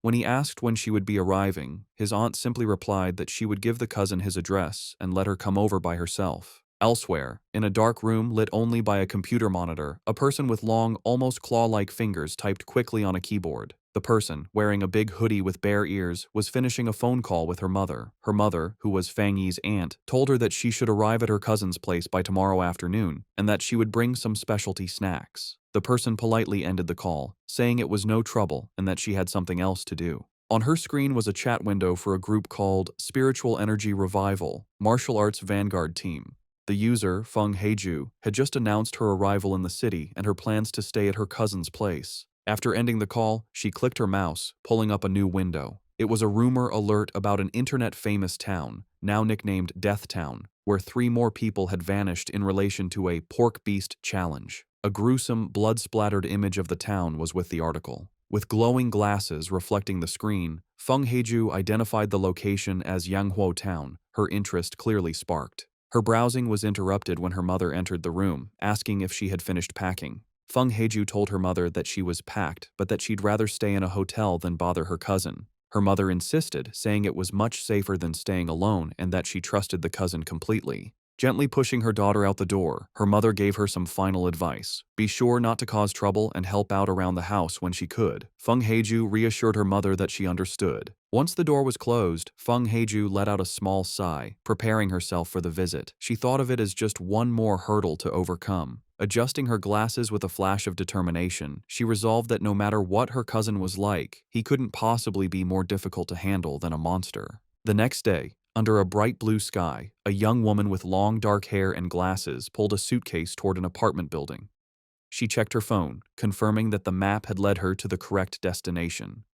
Looking up at the building, she murmured to herself that this must be the place, ready to finally meet the cousin she barely remembered. As Lin Yi stood outside the apartment building, Fang Yi came out, carrying a bag. She called out, asking if he was her cousin. He stopped, surprised, and asked if she was Lin Yi to confirm, though he admitted to himself that he didn't recognize her at all. An awkward silence hung between them for a moment. Later, inside the apartment, they sat on the couch, making polite conversation. Fang Yi asked if she was in the city for a summer camp, which she confirmed. He told her to let him know if she needed anything, and she thanked him. After their brief chat, he gave her the key to her room, which was across from his, before going to his own room. As she watched him leave, she felt relieved, thinking her cousin seemed easy to get along with and wouldn't get in her business. However, Fang Yi was not clueless. From the moment she sat down, he had sensed a faint but strange spiritual aura from her. He wondered if his senses were off, or if she just wasn't good enough to hide her power. He immediately suspected that she was also a pioneer. The aura he felt was faint but clear, and he realized her story about a summer camp was probably a cover for her real reason for being in the city. Meanwhile, in her room, Lin Yi was on her phone, confirming Fang Yi's suspicions. She messaged her pioneer group, the Martial Arts Vanguard Team, saying her cousin seemed nice and wouldn't interfere. The chat turned to recent events, with members talking about the powerful pioneer at the lava river. Lin Yi warned her team to be careful, as many powerful people were still hiding. After agreeing to wait for her signal, she logged off. She decided it was best not to do any cultivation for now, worried her cousin might discover her secret. 3 days passed. Fang Yi soon found that living with his cousin was making his cultivation difficult. His meditations could be interrupted at any time, like when she came out of the bathroom wrapped only in a towel. He also worried that the bright golden aura from his breathing technique was too obvious and would be impossible to hide. But the hardest part was her overwhelming kindness. One evening, she proudly gave him a delicious-looking dinner she had made. He tried to insist on doing the dishes, but she refused, saying it was the least she could do. He found her perfect politeness and extreme cleanliness almost strange. Despite the trouble, Fang Yi decided to go along with it. He thought that by letting her be overly helpful, he might get her to let her guard down. He knew this was the only way he could find out what she was really up to. Their quiet dinner was interrupted when her phone on the table began to vibrate. Both cousins glanced at the message, their expressions surprised for a moment. Fang Yi used the chance to excuse himself, saying he would go back to his room while she chatted. His cousin could only quietly reply as he left. Left alone, she stared thoughtfully after him for a moment before turning to her phone. Sitting on her bed, she took the call, her expression turning serious. She repeated the information she was getting, confirming that the great change of heaven and earth would happen again the next day at 3 in the afternoon, and she promised she would be there. Fang Yi easily overheard his cousin's phone conversation. She agreed to meet at the entrance of Yanghuo Town. He recognized the name as an internet-famous town in the suburbs, about an hour's drive away. With his suspicions confirmed, he watched her through the wall, his own spiritual energy flaring. He was now certain his cousin was also a pioneer. He was confident, however, that with her current strength, she wouldn't be able to sense him spying. He was impressed by her power. She was still just a middle school student, but she had already reached the 2-star Ghost Axe realm and was close to another breakthrough. He wondered if her high natural talent was the reason for her somewhat strange personality. He now understood her real purpose in the city. The summer camp was just an excuse. She had learned about the coming great change of heaven and earth, and had come to be at the center of it. He knew that every one of these great changes was a chance to get a new technique to increase his own strength. He wondered what kind of power would appear this time. In the end, it didn't matter. With a determined look, he decided that whatever power appeared, he would take it for himself. In her room, his cousin suddenly paused, feeling a strange sensation. She looked around, wondering if it was just her imagination or if someone had been watching her. Seeing nothing but the moonlit mountains outside, she dismissed the feeling and continued her preparations. The next day, the town of Yanghuo was buzzing with activity, with its mountains in the background. At the town's entrance, Lin Yiyi met a friend from her pioneer group. The friend playfully teased Yiyi about her cousin, asking if he was handsome. Yiyi replied that he was a good person, but just an ordinary-looking guy. Her friend sighed in disappointment. Just then, another woman from their group arrived, a redhead in a purple dress. She reminded the first friend that Yiyi herself had always said she was just an ordinary person. With the rest of their team there, the redhead announced it was time to get to business. One of the male members asked if a certain she was not coming. The redhead confirmed it would just be the 6 of them, adding that the missing member was always mysterious. Unknown to them, Fang Yi was watching from a nearby cafe balcony, his sword beside him. He noted that his cousin's little squad seemed to be pretty low-key. From where he was, he could sense their strength. The weakest was at the 2-star Ghost Axe level, and the man who had spoken was even a 3-star. He also overheard them say their team was usually stronger, with one powerful member often absent. As he sat watching, his attention was drawn to the mountains overlooking the town. His eyes narrowed with anticipation, sensing this was where the real event was about to happen. High in the mountains, the great change of heaven and earth finally happened. A giant green vine came down from the clouds, looking like the beanstalk from the fairy tale. This strange event would appear randomly and wasn't destructive, but for pioneers, it was an important key to understanding the changes in their world. Deep in the misty mountains, Lin Yi and her squad finally saw the incredible sight. The red-haired leader looked up in awe, confirming this was what they were looking for. The group stood in disbelief before the massive, pulsing vine. However, the awe quickly turned to fear. The group's adventurous friend suddenly grew pale and urged the others to stop, saying they shouldn't go any further. She was trembling with dread. She explained that seeing the vine in person gave her a terrible feeling. The leader then asked if they had seen the rumors on their internal pioneer forums. The friend's fear came from a dark story. She said she knew some of the pioneers from a team that had tried to touch the vine the last time it appeared. They were powerful, much stronger than she was, yet they all met a horrible end. She explained that after they came here, they were all buried, their skeletons now twisted within the roots of a dark version of the vine. Overcome with terror, she clutched her head in panic. She confessed she had a feeling they would all suffer the same fate. As she spoke, the reality around the group changed, and they were no longer on a mountain path. Instead, they were trapped inside a terrifying, pulsating, fleshy red cavern, the ground itself a gross mass of organic tendrils. The vision of their death was just a scary premonition. Back on the misty mountain path, the squad's adventurous friend, scammed in an online romance, was still shaken by the feeling of dread.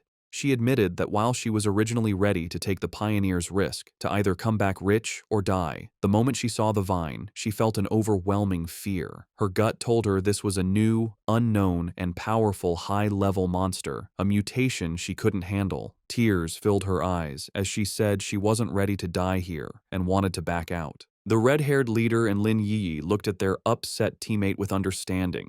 They confirmed they had all felt the same heavy feeling from the vine. Lin Yi explained it further, describing it as a feeling of complete emptiness within the wood-type vine. It was a strange feeling, as if all life had been swallowed by time, leaving only an empty shell. This, she explained, was why they all felt so scared. The group came to a scary conclusion. The vine was trying to eat their life force. Just as the fearful friend was about to panic, Lin Yi grabbed her hand, her face showing fierce determination. She declared that this was the path of the martial pioneer, a path that required them to face such dangers directly. Unseen by the group, Fang Yi watched from a nearby cliff. He, too, could sense the heavy, suffocating death energy coming from the giant vine. He noted that out of all the world monsters he had faced, besides the pure dark attribute, this vine gave him the worst feeling. He had to admit, the small squad had serious guts to even think about cultivating in such a dangerous place. He analyzed the monster more closely. While it was clearly a plant, a symbol of life, it felt completely lifeless. It wasn't really alive, but a dead thing pretending to be living, with no spiritual energy of its own.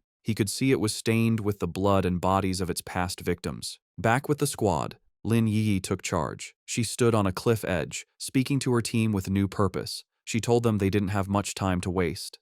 Knowing the danger, she suggested a new plan. They would carefully sense the energy around the area, checking out the monster without getting too close. Confident in her plan, Lin Yi believed that by sensing the monster's energy from a distance, her team would be safe enough. She found a spot high in a tree and began to meditate, surrounding herself in a protective bubble of blue spiritual energy. From a clifftop far away, Fang Yi watched them. He was impressed by their caution, noting they had chosen a distance that was both safe and good for cultivating. He gave credit to his top student cousin for correctly figuring out the best range, a position that was neither too reckless nor too timid. As Yi's cultivation grew stronger, the spiritual energy around her began to surge. Fang Yi watched in surprise, realizing she was about to have a breakthrough to the 3-star Ghost Axe realm. He was genuinely impressed.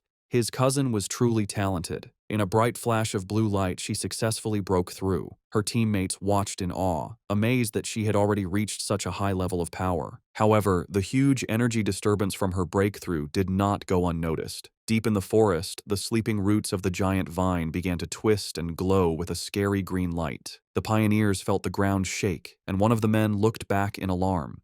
The whole group panicked as the monstrous vine began moving directly toward them, its tendrils bursting from the earth. The team's leader was shocked that the creature could have possibly sensed them from so far away. The vine's attack was fast and brutal. Vicious green tendrils shot up from the ground, trapping 2 of the male pioneers. The rest of the squad scattered in fear as their friend screamed for them to run, warning that if they didn't escape now, they would all die there. The team's leader quickly realized what caused the disaster. Yi's breakthrough had created too much of a disturbance, getting the monster's attention. As she shouted a warning, dark green tendrils began to wrap around Yi's protective bubble, which was still shielding her while she was weak after her breakthrough. The leader knew they couldn't get caught. Once the vine wrapped around them, its deathly aura would eat them instantly. Under the immense pressure, Yi's energy shield began to crack. Chaos broke out as the red-haired leader tried to pull her panicked friend to safety. The friend screamed that they couldn't leave Yi behind, but the leader replied desperately, asking what she was supposed to do. She furiously asked if she should use her own precious spiritual energy to protect Yi, basically dying so her teammate could level up. As chaos erupted around them, the red-haired leader tried to calm one of her male teammates, who was arguing that they should leave Lin Yi to save themselves. He coldly said that life and death were up to fate, and if they didn't leave right away, they would all die with her. He reminded her that they were all just people who had met by chance, and that she was being too emotional. This cold, practical view, however, only made the leader angrier. She shoved him aside, shouting that she would not leave her teammate, even if it meant going against the rest of them. From his clifftop spot, Fang Yi watched the scene. He knew his cousin, still just a student, was probably unaware of how much danger she was in as she remained weak in her meditative state. The vine's power was overwhelming, and he wasn't sure if even he could save her with his current strength. But he knew he had to act fast, as the tendrils were already starting to crush her protective barrier. He clenched his fist, a golden aura flaring around him. He had made a promise to his aunt to take care of her, and a promise made must be kept.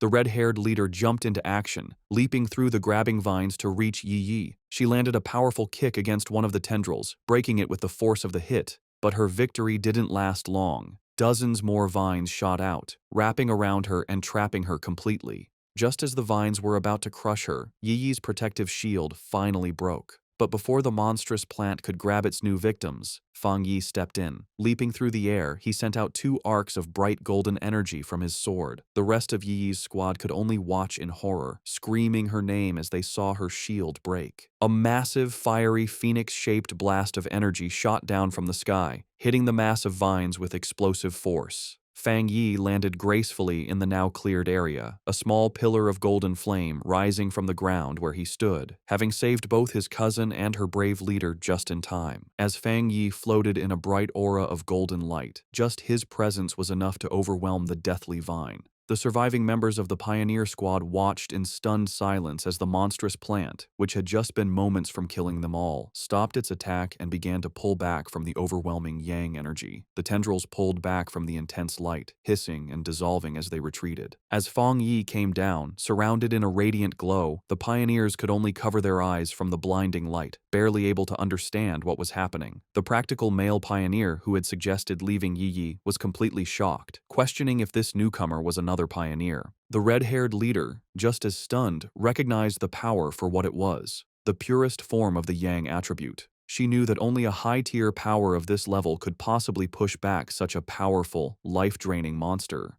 The male pioneer had a crisis of confidence. He had always thought of himself as extremely talented, having reached the 3-star Ghost Axe realm in a very short time, a feat few in the country could match. He knew that even the talented Lin Yi Yi's skill barely matched his own, and yet this mysterious stranger was on a completely different level. He looked down at his own hands, then up at the glowing figure on the clifftop, feeling completely insignificant. If pioneers like that existed, he wondered, then what were they? The newcomer hadn't just beaten him, he had beaten all of them with his pure, overwhelming power. As Fang Yi stood bathed in the golden light of his power, his system activated. It had detected the extreme wood attribute from the deathly vine and had started the auto-writing process, quickly finishing a new technique. The system window then showed the details of his new ability. Endless Vitality, a technique that could instantly absorb all nearby life force to quickly heal injuries. As the power of the vine flowed into him, he was surrounded in a surge of green, life-giving energy. He was amazed at the incredible wood attribute technique he had just gotten, realizing that as long as there was life nearby, he now had what was basically a non-stop energy-absorbing engine. As Fang Yi absorbed the last of the anomaly's power, his system successfully extracted the vine's main attribute.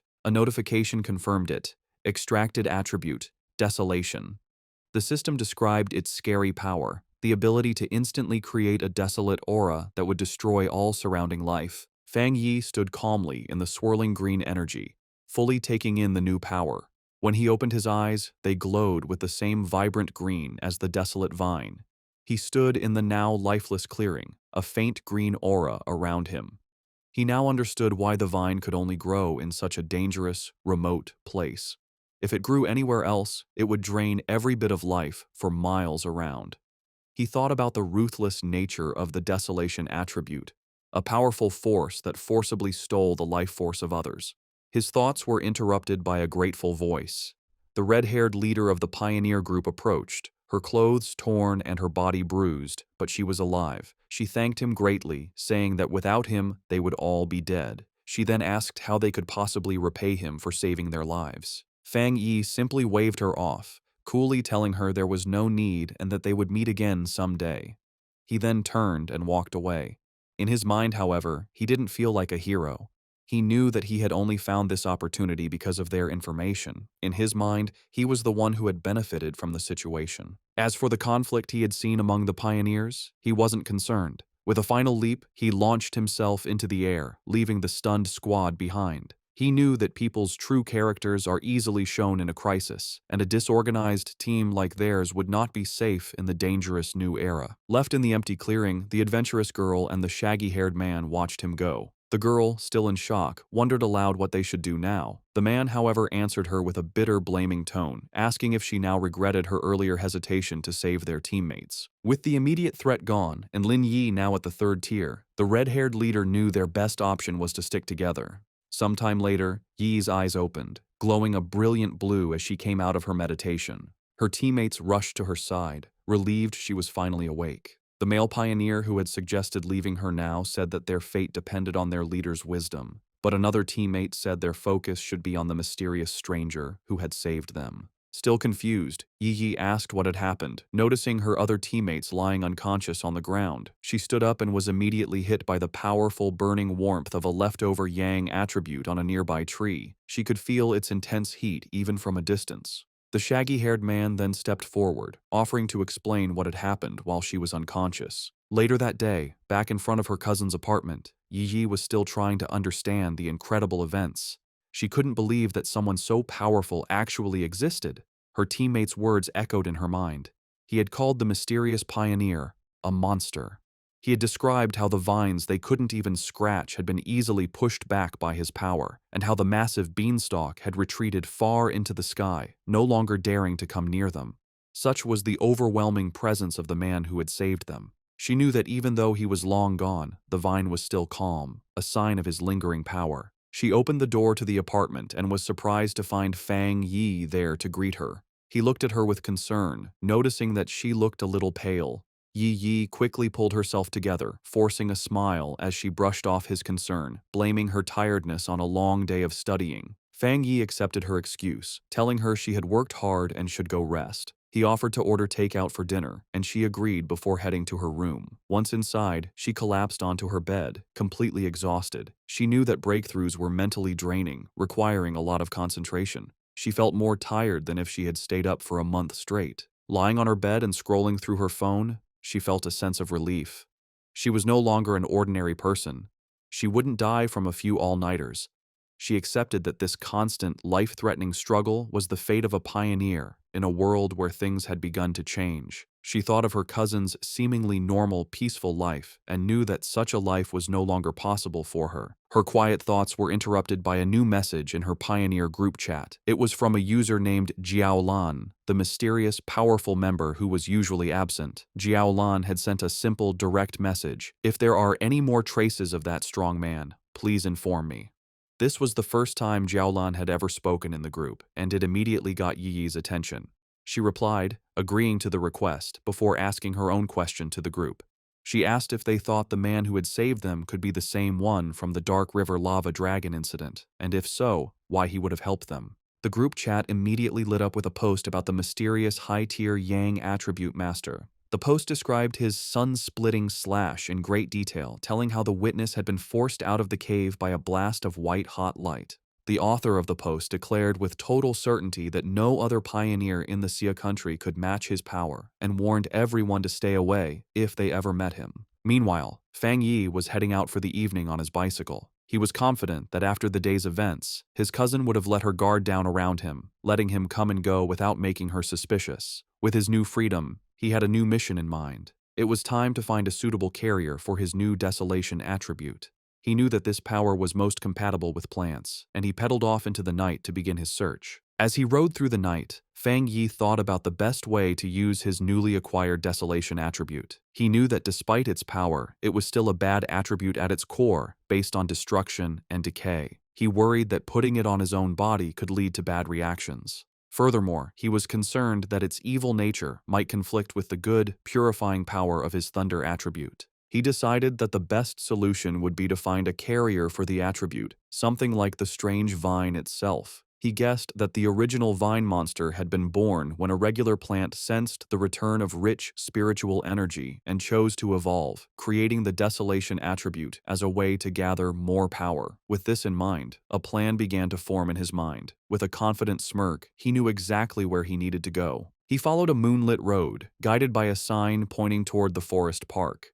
He arrived at the large urban park and left his bike, going into the woods. Under the bright full moon, he walked through a field of vibrant, glowing flowers. He knew he needed to find the perfect lucky one, a plant that could create the greatest connection with his own spiritual energy and show a sense of closeness to him. Closing his eyes, he focused, reaching out with his own spiritual energy. A vibrant green aura flowed from him, spreading throughout the forest and covering the plants. He could feel a response from the plants, a wave of their own spiritual energy rising up to meet his. He noted that while their response was a lot, it still wasn't strong enough for what he needed. As Fang Yi continued to send out his spiritual energy, he realized he needed a much stronger response from the plants around him. Suddenly, he stopped, his attention drawn to a specific spot in the forest. There, in the tall grass, a single white flower with a glowing center gently swayed, as if calling to him. He wondered if this was the one he had been searching for. He approached it carefully and reached out his finger. As his fingertip touched it, the flower's petals closed around it, and he could feel it absorbing the spiritual energy he was giving off. The flower then bloomed again, seemingly happy, as if it had just had a good meal. Fang Yi knelt beside the flower, a small smile on his face. He noted its strong spirituality. Though it was just a plant, it had reacted to his touch like a greedy puppy, eagerly eating his spiritual energy and then rubbing against his fingers for more. He knew he had found his carrier. Out of the entire forest, this small flower had the strongest reaction to his aura, making it the perfect container for the desolation attribute. He told the flower that it was the chosen one and asked if it was ready. Without waiting for an answer, he unleashed a vortex of green spiritual energy, focusing it entirely on the small white flower. A system window appeared, asking for confirmation. Do you want to forcibly implant the desolation attribute into this plant? With his eyes glowing a vibrant green, he gave his consent. A brilliant light erupted from his hand as the flower began to transform, its petals opening into a much larger, more complex, and powerful form. The implantation process was finished in a bright flash of green light. Fang Yi was surprised for a moment by the sudden burst of power. The small, simple white flower had been completely changed. Its petals had opened into a beautiful, lotus-like flower, and its leaves had grown thick and bright, all of it glowing with a powerful green aura. The newly powered flower immediately began to show its influence. It released a massive wave of desolation energy, its roots digging into the ground as it drew power. The effect was instant and destructive. The green, healthy forest around Fang Yi was drained of its life in seconds, the trees dying and the ground turning to dust. He was amazed at the pure, evil power of the desolation attribute. In just a few moments, the energy had eaten the entire section of the forest and was still spreading quickly. As the flower's light began to fade and its form shrank to a smaller size, Fang Yi knew he had to leave. If he let the process go on any longer, the huge energy disturbance would surely get the attention of the Spiritual Energy Association. He reached down and plucked the glowing flower from the ground, roots and all. He knew this park was a risky place for such an experiment. Being so close to the city center, it was certainly watched by the association, who were worried about how the spiritual energy revival could turn even normal plants into dangerous threats. He had noticed the increased number of security cameras and the lack of any other people in the park when he arrived. As he walked away, holding his new prize, he noticed something incredible. The flower was still absorbing energy from the air, surviving and even doing well without its roots connected to the earth.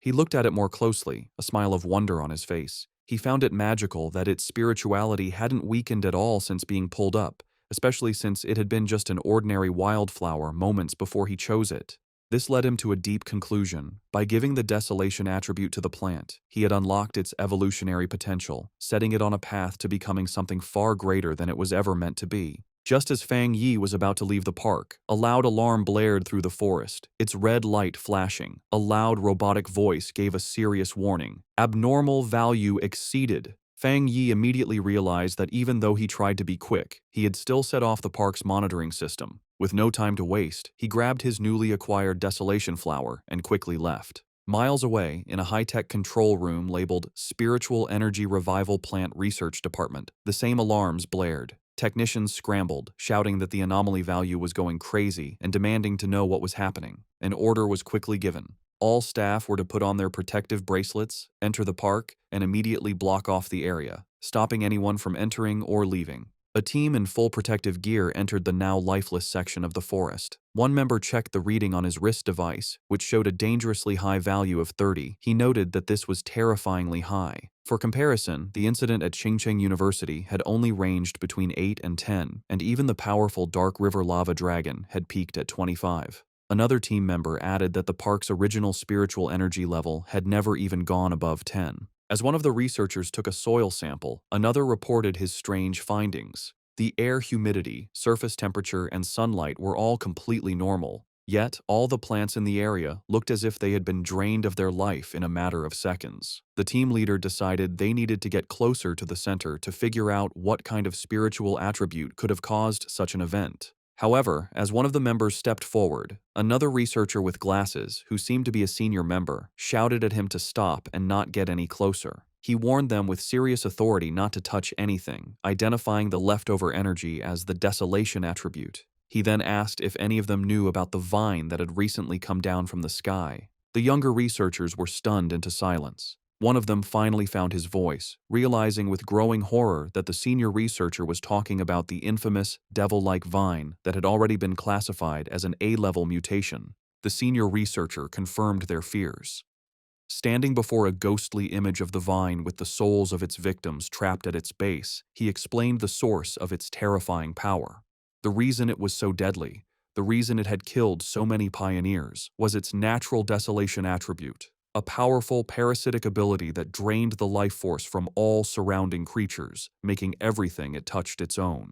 The young researcher, who had been about to step into the dead area, clutched his chest, sweating and gasping in terror. He thanked his superior, realizing that he had just been saved from certain death. The senior researcher explained that the area around any plant that had awakened the desolation attribute was a dead zone, where anyone who entered would have their life force eaten. He remembered seeing data on another such plant in the Xia country, a rotting ancient tree in a forbidden zone in Wan City that instantly destroyed any life that came near it. He looked around at the lifeless clearing with serious concern, noting that the mutation of plants in this new era could not be ignored. From what they knew, the desolation attribute was the strongest a plant could awaken, and now, in addition to the ancient tree and the celestial vine, a third had been born. His lecture was interrupted by a hand clapping him on the shoulder. The research team turned in surprise to see the stern face of Major Han Li, who had arrived with his own group of soldiers. The major had already been told about the situation. He ordered all the researchers on site to change into the advanced protective suits his men had brought, and to follow him into the contaminated area. With Major Han Li leading the way, the newly equipped team, now joined by Su Qingying, stepped firmly into the dead zone. As they moved forward with their scanners, they made a series of confusing discoveries.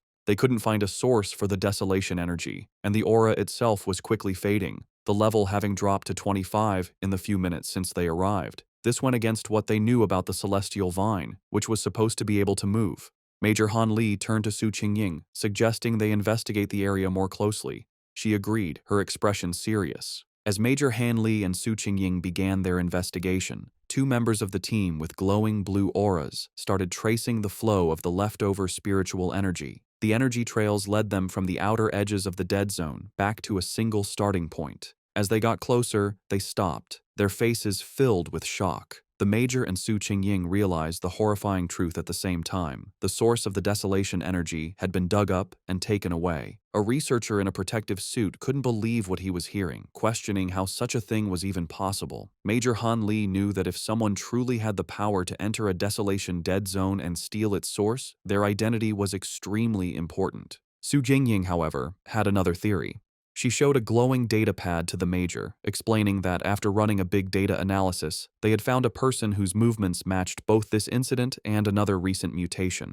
The file on the screen showed a picture of Fang Yi, his name clearly visible. Just then, Major Li told Su Qingying that he would send her all of Fang Yi's information, confirming that he was highly likely the same pioneer she had been in contact with. With that, he tipped his hat, saying the rest was up to her association to handle. Left alone in the desolate woods, Su Qingying held the datapad, her expression one of grim understanding. 2 hours later, back in his apartment, Fang Yi carefully placed his new desolation flower into a small pot. He smiled, thinking that this was his first time raising a flower. He affectionately named it the obedient little white flower, and told it that since it now had the desolation attribute, it would cultivate on its own and become a powerful helper for him. He knew its special, life-draining powers would be a great help in battle, and its simple appearance would be the perfect camouflage, easily hidden from his cousin. As he gently touched a petal, he thought that in the dangerous new world, raw power was only part of the equation. The real key to victory was having more secret weapons. Fang Yi's quiet evening was interrupted by his phone buzzing on the table. He picked it up, surprised to see the caller ID, Old Wang. He immediately recognized the name as his childhood friend, Wang Liang, whom he hadn't seen in the 3 years since he'd left to join the army. A brief flashback showed the two as close friends in their school days, a bond that was broken when Wang Liang suddenly announced his decision to enlist. Fang Yi answered the call. On the other end, Wang Liang's cheerful voice greeted him, asking if he was back in town and inviting him out for a drink at their old spot. Fang Yi was taken aback by how sudden it all was. Wang Liang just laughed, adding that he had a big secret to tell him and that he shouldn't be shocked when he heard it. However, the seemingly friendly reunion was a carefully planned setup. After hanging up the phone, it was revealed that Wang Liang was not alone. He was in a dimly lit room, reporting to a tough and heavily scarred woman with long red hair and a high-ranking military uniform. Su Jingying was also at the table. Wang Liang confirmed to the officer that he had done as instructed. He then made a special request, asking that if Fang Yi was not the person they were looking for, they would guarantee his safety. The red-haired officer tapped her finger impatiently on the table. She coldly dismissed his concern, ordering him to simply do his mission and not do anything unnecessary. With a chilling lack of feeling, she added that if Fang Yi turned out to be the wrong person, Wang Liang should just consider it a punishment for his friend. At a quiet bar, Fang Yi and Wang Liang toasted with their beer glasses. They sat and drank, catching up after being apart for 3 years. Fang Yi noticed his old friend seemed much more mature and guessed that his time in the army must have been hard. Wang Liang talked about his experiences in the military before asking Fang Yi how he had been. Fang Yi gave a simple reply, saying he was doing well and had gone to college.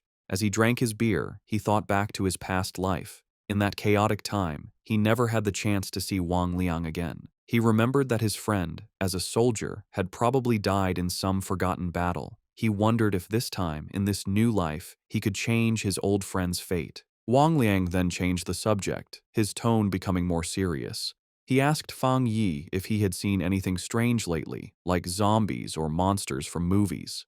Fang Yi was immediately on guard. He knew it wasn't surprising for someone in the army to know about the spiritual energy revival, but the direct question felt like a test to see what he knew. Playing dumb, Fang Yi asked what he was trying to say. Wang Liang sighed and explained that he wasn't trying to comfort him, but to warn him. He told Fang Yi that in the near future, everything they valued, education, wealth, status, would become worthless.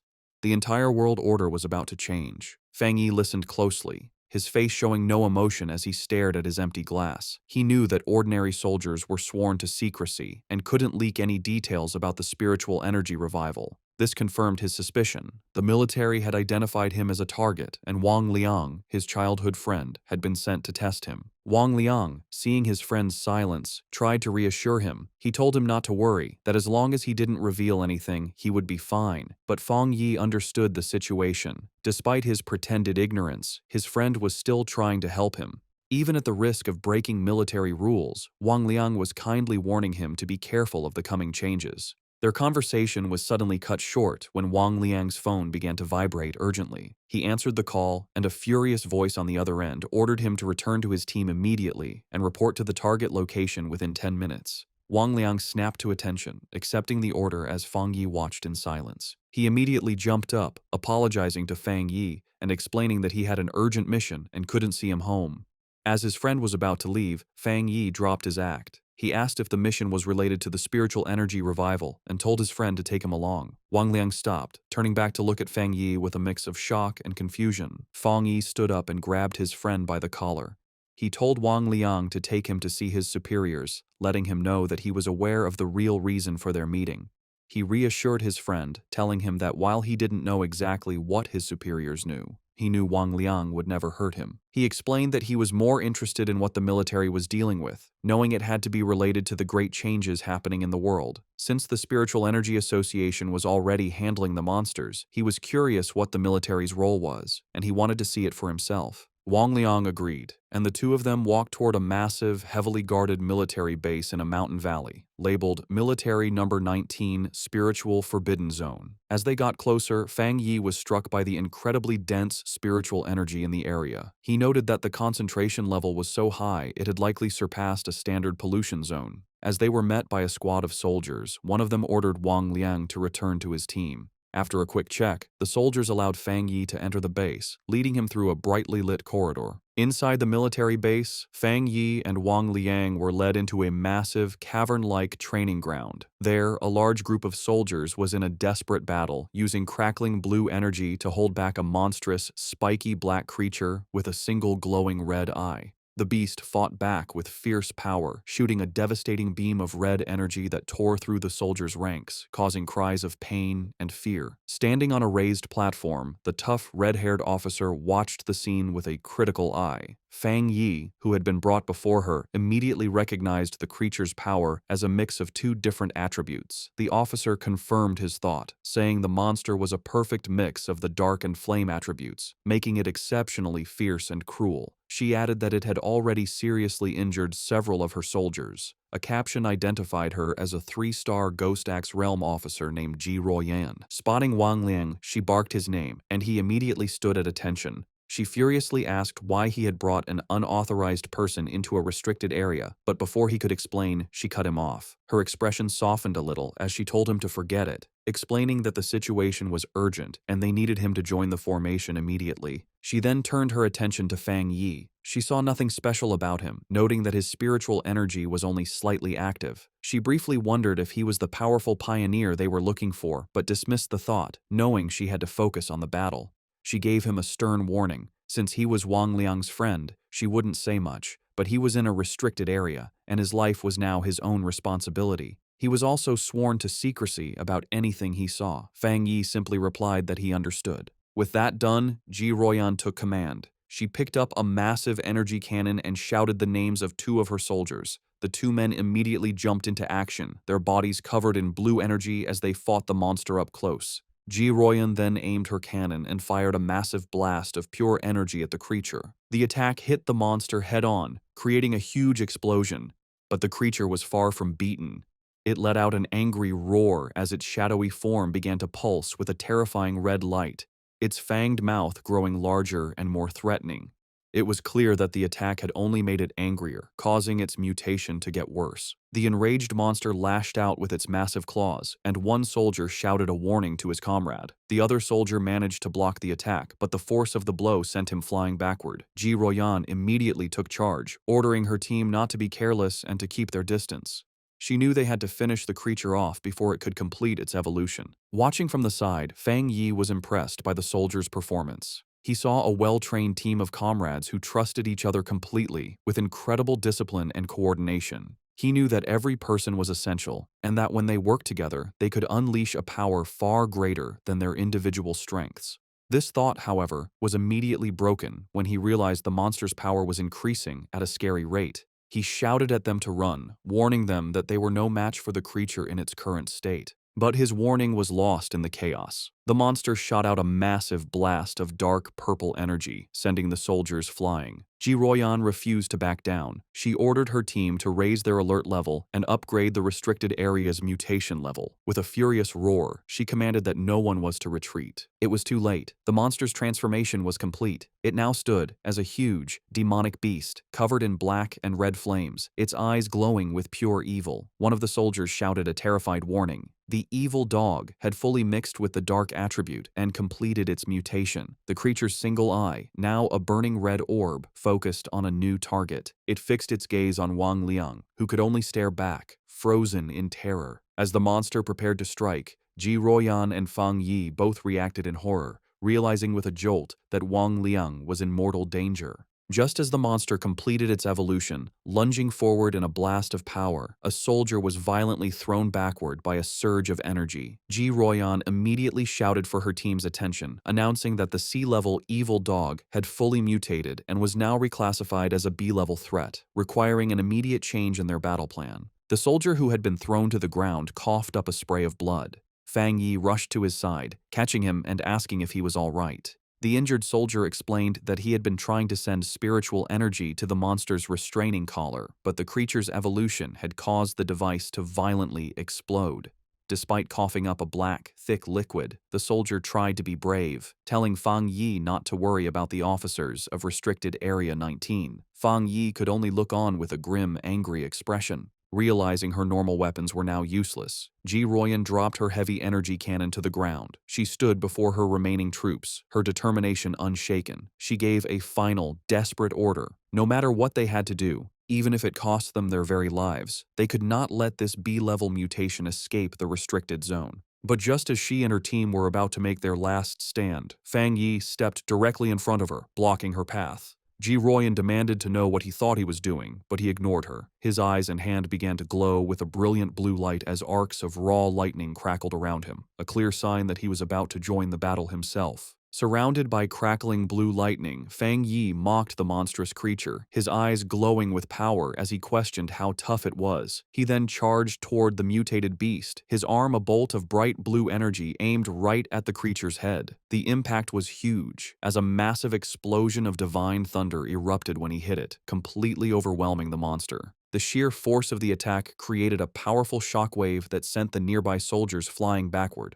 One of the soldiers, stunned, said he couldn't believe it, realizing this was the same B-level monster that even their commander, Ji Royan, couldn't beat alone. Wang Liang, just as shocked, turned to Ji Royan and asked if his friend was really who they thought he was. With a serious look, she confirmed that none of them were wrong. She declared that he was, without a doubt, the pioneer known as the Tyrant. Fang Yi stood calmly before the beast, which was still on fire but clearly hurt by the lightning. Seeing it wasn't completely beaten, he noted that he would have to finish the job. He then told Ji Royan and Wang Liang to stand back for their own safety. Ji Royan watched him, thinking about how her whole squad needed a complex formation just to face a B-level threat, yet he was getting ready to handle it all by himself. She wondered what kind of power he had. She had to admit that his was the most extreme form of the thunder attribute she had ever seen. She knew that even now, he was a top-tier pioneer in the entire country, and she began to wonder about his potential once the spiritual energy revival was fully underway. As Fang Yi raised his hand, gathering even more electrical energy, a shocked look appeared on Ji Royan's face. She looked up to see a massive storm of thunder energy forming in the sky above him, and she couldn't help but wonder just how scary his power would become as he continued to evolve.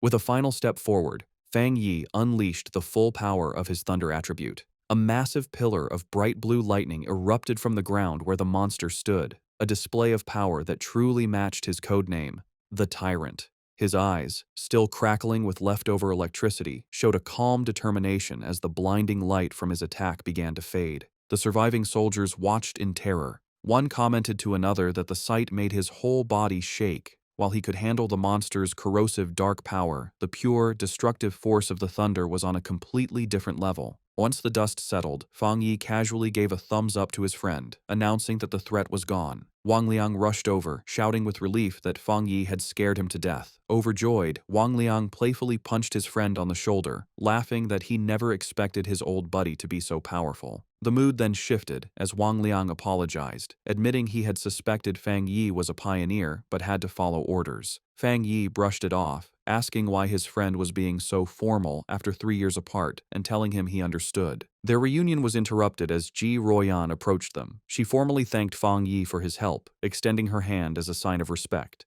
With a slight smile, Fang Yi accepted her thanks. He shook her hand, replying that it was no trouble and that he had mainly acted to save his friend. She then formally introduced herself as Ji Royan, the warden in charge of Forbidden Area 019. She explained that since he had saved the entire base, she needed to file a proper report and asked if he would be willing to leave his contact information. Fang Yi agreed without hesitation, while Wang Liang watched from the side, silently amazed at the strange experience of seeing his tough commanding officer act so respectfully toward his childhood friend. With the formalities done, Ji Ruoyan made a direct and serious offer. She said that Fang Yi's strength was greater than many of the military's own special pioneers and formally invited him to join the army. However, she admitted that an invitation from a single base warden like herself was probably not enough to convince him. Inwardly, she was still trying to grasp the sheer scale of his power. What shocked her most was the realization that he was also a 3-star Ghost Axe realm cultivator, the same as her. Yet, his abilities had reached a level far beyond the known limits of that realm, making him a monster of incredible power. Fang Yi calmly asked Ji Ruoyan if she truly meant that she felt she was not worthy of inviting him. With the weight of her superior's authority on her, she confirmed his words, saying there was nothing to deny. She explained that the order to involve him had come from high command,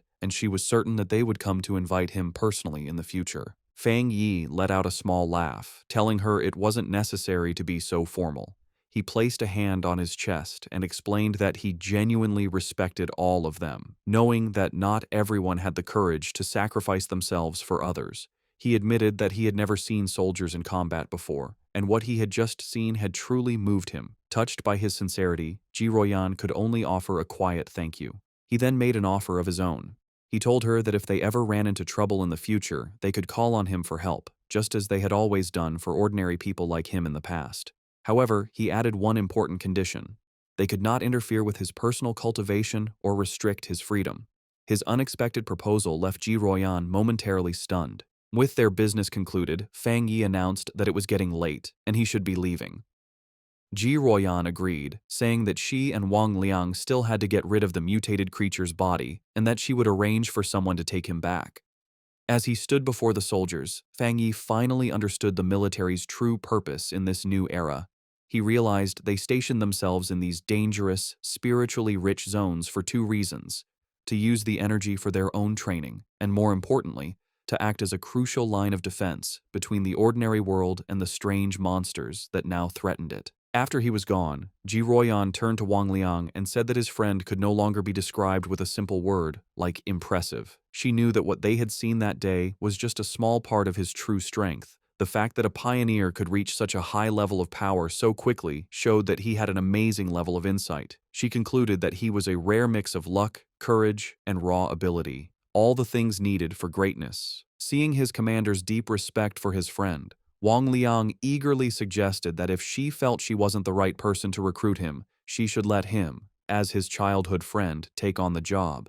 Ji Ruoyan, however, quickly brought him back to reality with a sharp tap on the head, ordering him to stop talking and help her clean up. He could only agree as he was dragged off to work. Later that night, back at his apartment building, Fang Yi meditated on the roof, surrounded by a brilliant golden aura. He thought about his meeting with the military. He knew that while the trip had revealed his identity, he had only shown them his thunder attribute, keeping his other powers a secret. Based on their respectful attitude, he concluded that this was likely a good thing. He now understood that his rare thunder attribute was a perfect counter to the dark monsters the military was fighting, making him a very valuable asset. He knew they would try to recruit him, not threaten him, which would give him access to the fastest ways to get stronger and the most advanced information. The day's events had also made clear the different roles of the nation's 2 main pioneer forces.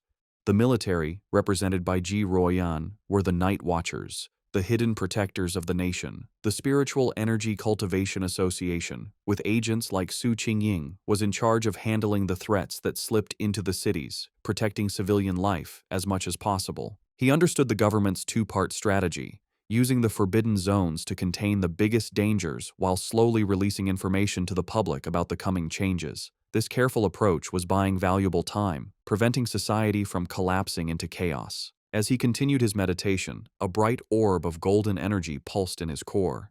He noted that despite absorbing the rich energy of the forbidden zone, he hadn't felt an immediate need to level up.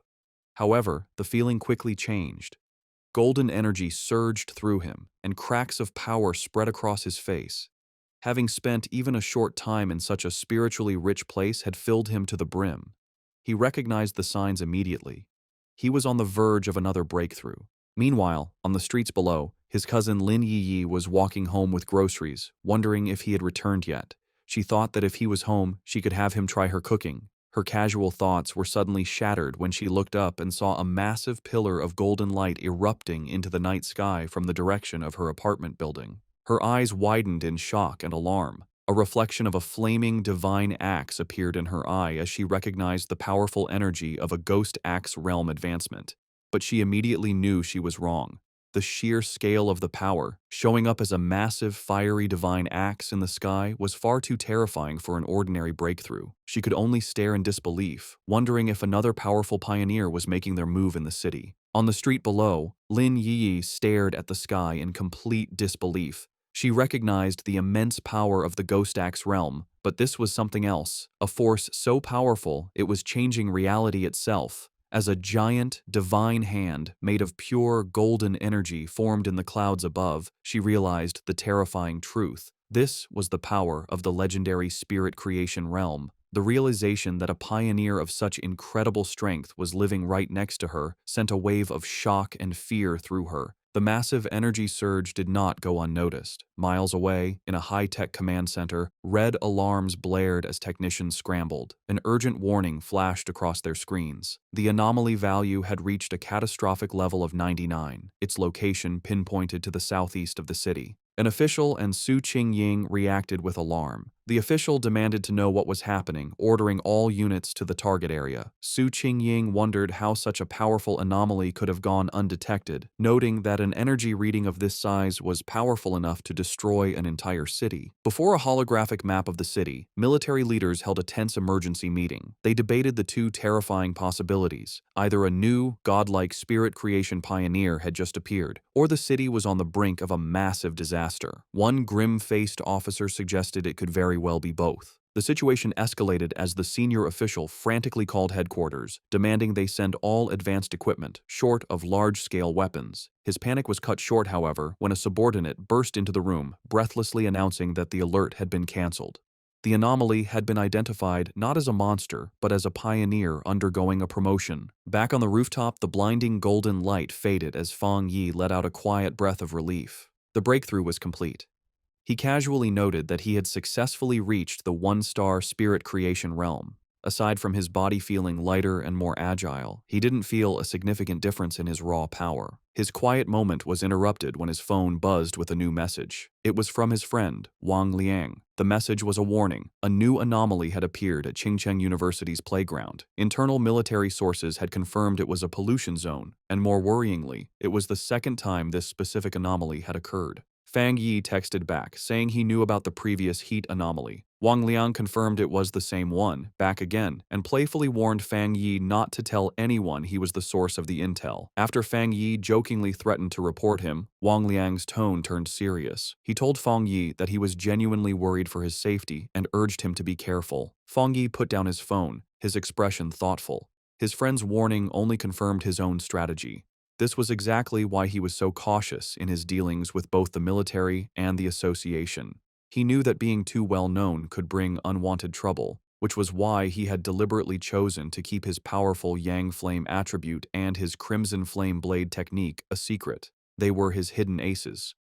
He typed a final reply to his friend, reassuring him not to worry. He would be careful, and he still had trump cards left to play. Lin Yi opened the apartment door, announcing that she was back. Seeing Fang Yi on the couch, she asked if he had eaten yet, offering him the bag of takeout she had brought. Distracted by his phone, he simply told her to leave it on the table and that he would get to it later.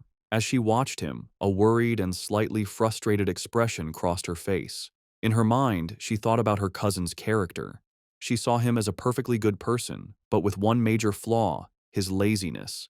He seemed content to just stay at home all day playing on his phone, not even bothering to go to college. She found it ironic that while she and her fellow pioneers were constantly busy, seeking opportunities and hiding their true identities, her cousin lived such a carefree, seemingly aimless life. Exhausted, she went to her room and collapsed onto her bed. She knew that news of the incredible spirit creation pioneer who had just appeared in their district would spread like wildfire. Feeling a sense of duty, she resolved that when the time came, she would protect her seemingly clueless cousin as a way of repaying him. Meanwhile, Fang Yi was not just playing on his phone. He was analyzing the news report from Wang Liang, which showed a massive, raging fire at the university playground. He noted that the first anomaly had been intense heat, and now it was a fire. He wondered if this was another form of the Yang attribute. The video showed the fire had started incredibly fast and was burning with terrifying intensity.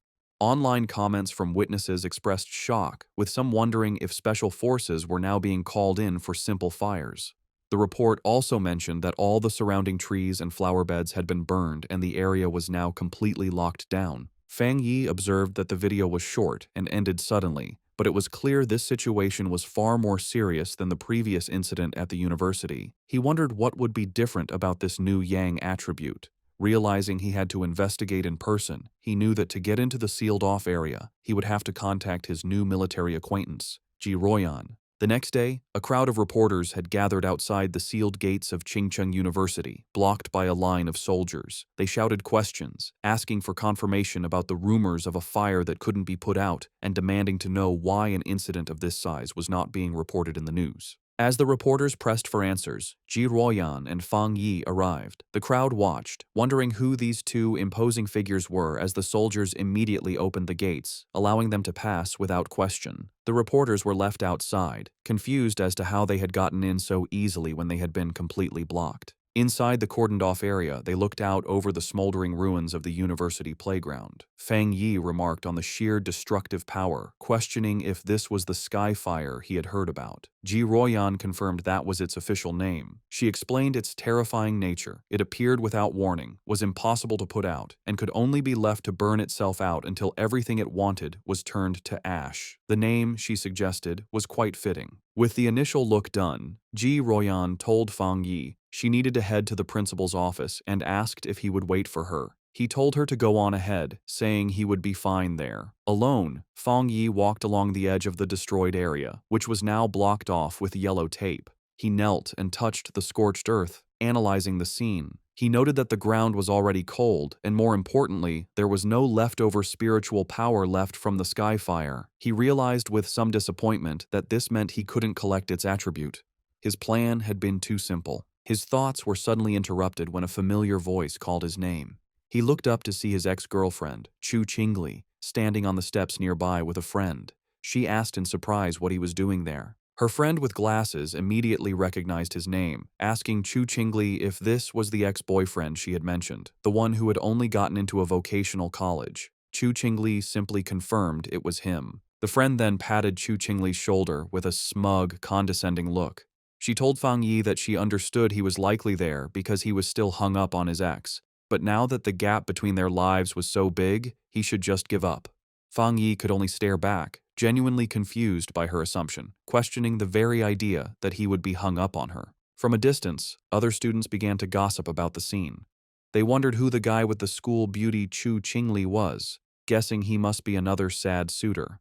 They noted he didn't look like a student from their university and complained about how security could have let an outsider in. Chu Qingli's friend with glasses stepped forward, aggressively confronting Fang Yi. She told him that Chu Qingli was now the university's campus belle and that he should think clearly about his actions. She warned him that countless guys far better than him were pursuing her and that he didn't even rank. She ordered him to leave, telling him this was not a place he belonged. She then threatened to report him to the disciplinary office if he didn't explain how he got in. Meanwhile, Chu Qingli watched him with a complicated expression. She remembered him claiming he wouldn't regret their breakup, yet here he was. She concluded that his previous lack of interest must have been an act, and that he was just putting on a brave face. Their confrontation was interrupted when Ji Royan returned, asking Fang Yi if the girl was his friend. Chu Qingli was surprised by the sudden appearance of the imposing red-haired woman. Fang Yi coolly dismissed the idea, clarifying that they were merely high school classmates and couldn't be considered friends. Ji Royan accepted his explanation, simply saying they were just classmates. Ji Royan then put on a pair of sunglasses, her already intimidating presence growing even stronger. Both Chu Qingli and her friend were visibly nervous by the woman's powerful aura, wondering who she was and how she could possibly know someone like Fang Yi. Ji Ruoyan then turned to Fang Yi with an update. She explained that she had spoken with the principal, and the matter of the Skyfire was more complicated than they had thought. She told him that the principal was coming to take them to the fire's starting point, and since Fang Yi was now a special military consultant, his presence was required. Fang Yi agreed without any issue. Just then, a group of stern-looking officials in suits arrived, ordering everyone to scatter and announcing that the playground was to remain sealed off. Chu Qingli gasped in shock, recognizing the man leading the group as the university's principal. The other students were equally stunned. The principal was known to be an incredibly busy and hard-to-find figure, someone who was rarely seen on campus. They realized with awe that he had come personally to meet with Fang Yi and the mysterious red-haired woman. Chu Qingli's friend, however, completely misread the situation. She smirked, thinking that the principal had finally arrived to deal with the two people who weren't supposed to be there. Chu Qingli, however, remained silent, a look of uncertainty on her face. To the absolute shock of Chu Qingli and her friend, the principal and his group did not approach Fang Yi and Ji Ruoyan as trespassers. Instead, the elderly principal walked directly up to Fang Yi and greeted him with a warm, respectful handshake. He addressed Fang Yi as the consultant introduced by Ji Ruoyan, explaining how worried he had been about the school's recent anomalies and the safety of the students. He expressed his immense relief that they had come to solve the situation. In an even more stunning display, the principal then bowed slightly to Fang Yi, formally putting him in charge of the entire playground matter. From where she stood, Chu Qingli could only watch, her eyes wide with total disbelief as her entire view of her ex-boyfriend was shattered in an instant. The principal's security then moved to secure the area, forming a human barrier and ordering all unrelated people to step back. As the crowd of students, including Chu Qingli, was pushed away, they buzzed with confusion, unable to understand why their respected principal was bowing to such a young man. Lost in the crowd, Chu Qingli listened as the students' opinions changed around her. They now guessed that Fang Yi must have some extraordinary special identity to deserve such treatment. Someone recalled that just moments ago, he had been dismissed as Chu Qingli's suitor or ex-boyfriend. Another person remarked on the complete reversal of status, suggesting that now, even if she were to pursue him, she might not even be able to get his attention. The final cutting realization settled in as the crowd noticed that throughout the entire exchange, the young man had not once looked at or acknowledged the campus belle, leaving her to stand alone and completely ignored. At Qingcheng University's North District, the principal led Fang Yi and Ji Ruoyan to the site of the anomaly. He explained the series of events, starting with the Golden Sun incident, which he had hoped was the end of their problems. However, a few nights ago, a fire had started on a playground. A fire so intense that even the fire department couldn't put it out. He was thankful it happened at night when no students were around, allowing them to quickly seal off the area. The principal continued, his face growing more serious. While a single fire might have been a fluke, it was followed by fires on 2 more playgrounds. He said he had personally seen a crimson flame come down from the sky and float in mid-air, a clear sign of a supernatural event. He told them that while the other fires were eventually put out, one still remained. As they got closer to the final location, Fang Yi noted the sharp, choking smell of something burning. They arrived at a basketball court where a single hoop was on fire with a raging eternal flame. The principal confirmed this was the starting point, the one fire that simply could not be put out. As they watched the anomaly, Ji Ruoyan checked a device on her wrist, which showed a reading of 11. She explained to Fang Yi that it was a basic spiritual anomaly detector. She clarified that any reading over 10 was considered a disaster for ordinary people, requiring a complete lockdown. Suddenly, the device began to flash and beep wildly, the reading shooting up to 60. Ji Ruoyan cried out in alarm at how high the value had become. Panicked, she warned the principal that if the energy kept rising, it wouldn't just affect the university, but the entire city. She declared they needed to immediately send an elite squad of pioneers to contain the threat. Before they could act on the plan, however, Fang Yi took matters into his own hands. Without a word, he leaped over the chain-link fence, ignoring the no-entry sign and heading directly into the fire. He was instantly covered by the intense flames, as Ji Ruoyan and the principal watched in shock. At that exact moment, the reading on Ji Ruoyan's device jumped again, now showing an incredible 110. She shouted that the anomaly had just been upgraded to S level. The principal, panicked, asked what they were supposed to do now that Fang Yi was inside. Ji Ruoyan could only stare into the fire, questioning his recklessness and muttering that even the strongest soldier from the Forbidden Zone wouldn't dare to enter such a dangerous area alone. Inside the fire, however, Fang Yi stood completely unharmed, his silhouette calm against the raging flames. He knew that just as his Yang attribute had protected him from the divine thunder, it could also shield him from this sky fire. But he quickly found a major problem. While his power was protecting him, it also stopped him from touching the source flame itself, which meant he couldn't activate his system's ability to create a new technique. Realizing his protective aura was both a help and a hindrance, Fang Yi knew he had to get to the source flame. He watched as the fire wrapped around the basketball hoop like a great fiery dragon, understanding that he needed to get to its heart. Without hesitation, he prepared to face the fire head-on as the fiery dragon lunged toward him with a ferocious roar. In an incredibly risky move, he deliberately turned off his Golden Sun protective aura, leaving himself completely vulnerable. The sky fire instantly rushed in, covering his body in a storm of raw, burning energy. He gritted his teeth against the searing pain as the flames burned him, but he forced his hand forward, determined to touch the anomaly's core. His gamble worked. The moment his hand touched the source, his system activated, confirming it had detected the strong fluctuation of the Skyfire attribute. Despite the pain, a determined grin spread across his face. He was amazed at the Skyfire's power, noting its will was even stronger than the Desolation attribute he had recently gotten.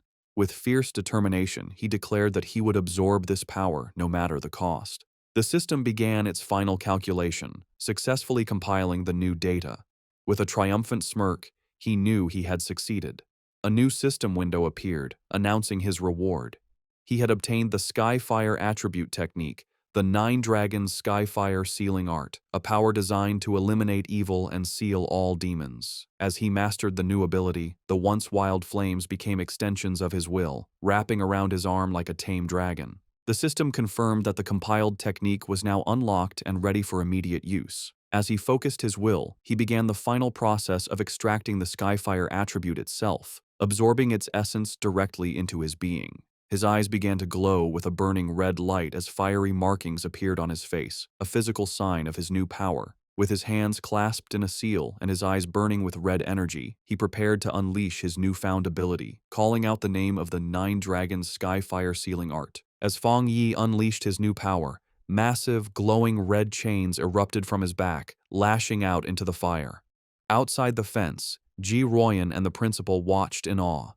Ji Ruoyan immediately recognized the energy signature, identifying it as a sealing aura. She remembered seeing a high-level military pioneer seal a forbidden land once before. While their methods were different, the powerful sealing aura was unmistakably similar. With a single command to shrink, Fang Yi commanded the chains to pull back. They pulled inward with immense force, gathering all of the wild sky fire and squeezing it into a single, tightly bound orb of pure energy. Floating in the air, Fang Yi held the chained ball of fire, the sealing process now complete. The sealed orb of fire then gently floated back down towards the basketball hoop. Fang Yi landed gracefully and explained the situation to the principal and Ji Ruoyan. He stated that he had temporarily sealed the Skyfire and told them not to unseal the playground or allow anyone near it for repairs. This, he explained, would at least stop the fire from spreading any further. The principal readily agreed, assuring him that the playground would remain sealed, adding that it wasn't a problem since the university had 7 or 8 others.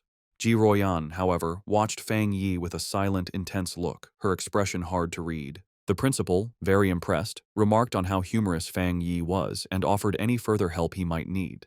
Ji Ruoyan, however, interrupted, telling the principal she needed to speak with Fang Yi about some things.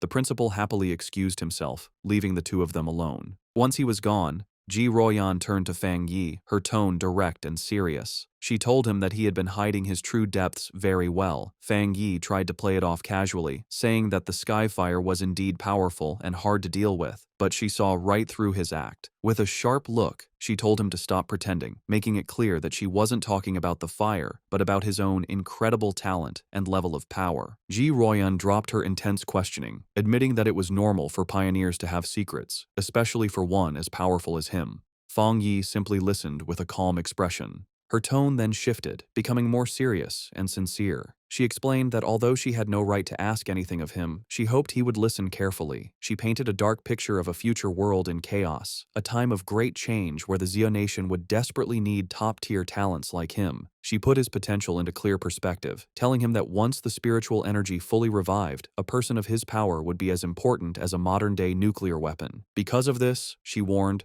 every major power, from the various military forbidden zones to the Spiritual Energy Association, would rush to recruit him. She told him to be prepared for high-level officials to personally give him invitations with incredibly generous offers. She admitted she had her own reasons for telling him this. If he were to join her military unit, it would be a great asset, and they would gain a powerful friend. Therefore, she advised him to start thinking about his options now, so he wouldn't be caught off guard when the time came. Fang Yi, however, was silent for a moment before asking a curious question. He asked why both she and Wang Liang seemed so hesitant to recruit him for their own forbidden zone, even acting as if they weren't worthy. Ji Royan explained that it was because of another legendary military region, a group so insanely powerful that she felt he would be far more interested in joining them instead. A small smirk appeared on Fang Yi's face as he confirmed if she meant a top-level unit. She confirmed that was the case, though she admitted she hadn't seen them much herself. She had heard they were extremely busy lately, so much so that even officers from other military regions were feeling the pressure of their activities.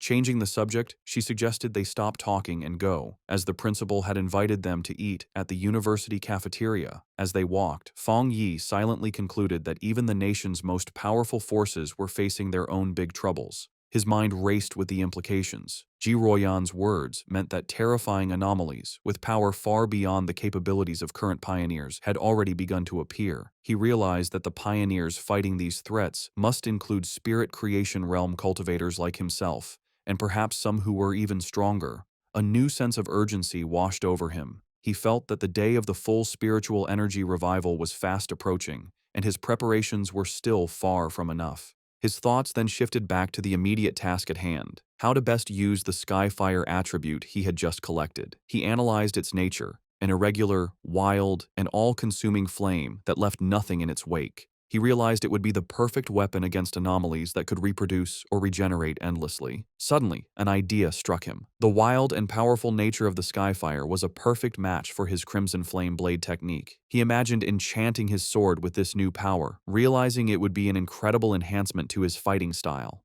To test his new powers, Fang Yi heads to the back mountain, a place he often uses for training. When he arrives, he is surprised to find the path blocked by a large sign warning that the mountain is dangerous and entry is forbidden. He wonders who could have done this. He knows there haven't been any monsters in the area, and he doubts the military would have found his training spot so quickly. He concludes that the only group that would know his habits and do him such a favor would be the Spiritual Energy Cultivation Association. He realizes the association has gifted him this place as a private training ground, a way to win his favor. With a smile, he decides to accept their gesture. However, his thoughts are interrupted when his sharp senses detect an unwanted presence. He realizes an intruder has managed to sneak onto the mountain. Fang Yi senses a familiar aura, similar to the one he felt at the factory, though not as strong. Hidden among the trees, a monstrous, monkey-like creature with glowing red eyes watches him. Fang Yi notices the beast seems smart, as it hesitates and checks his strength instead of attacking blindly. With his sword already glowing with energy, he decides it's the perfect time for a show of power.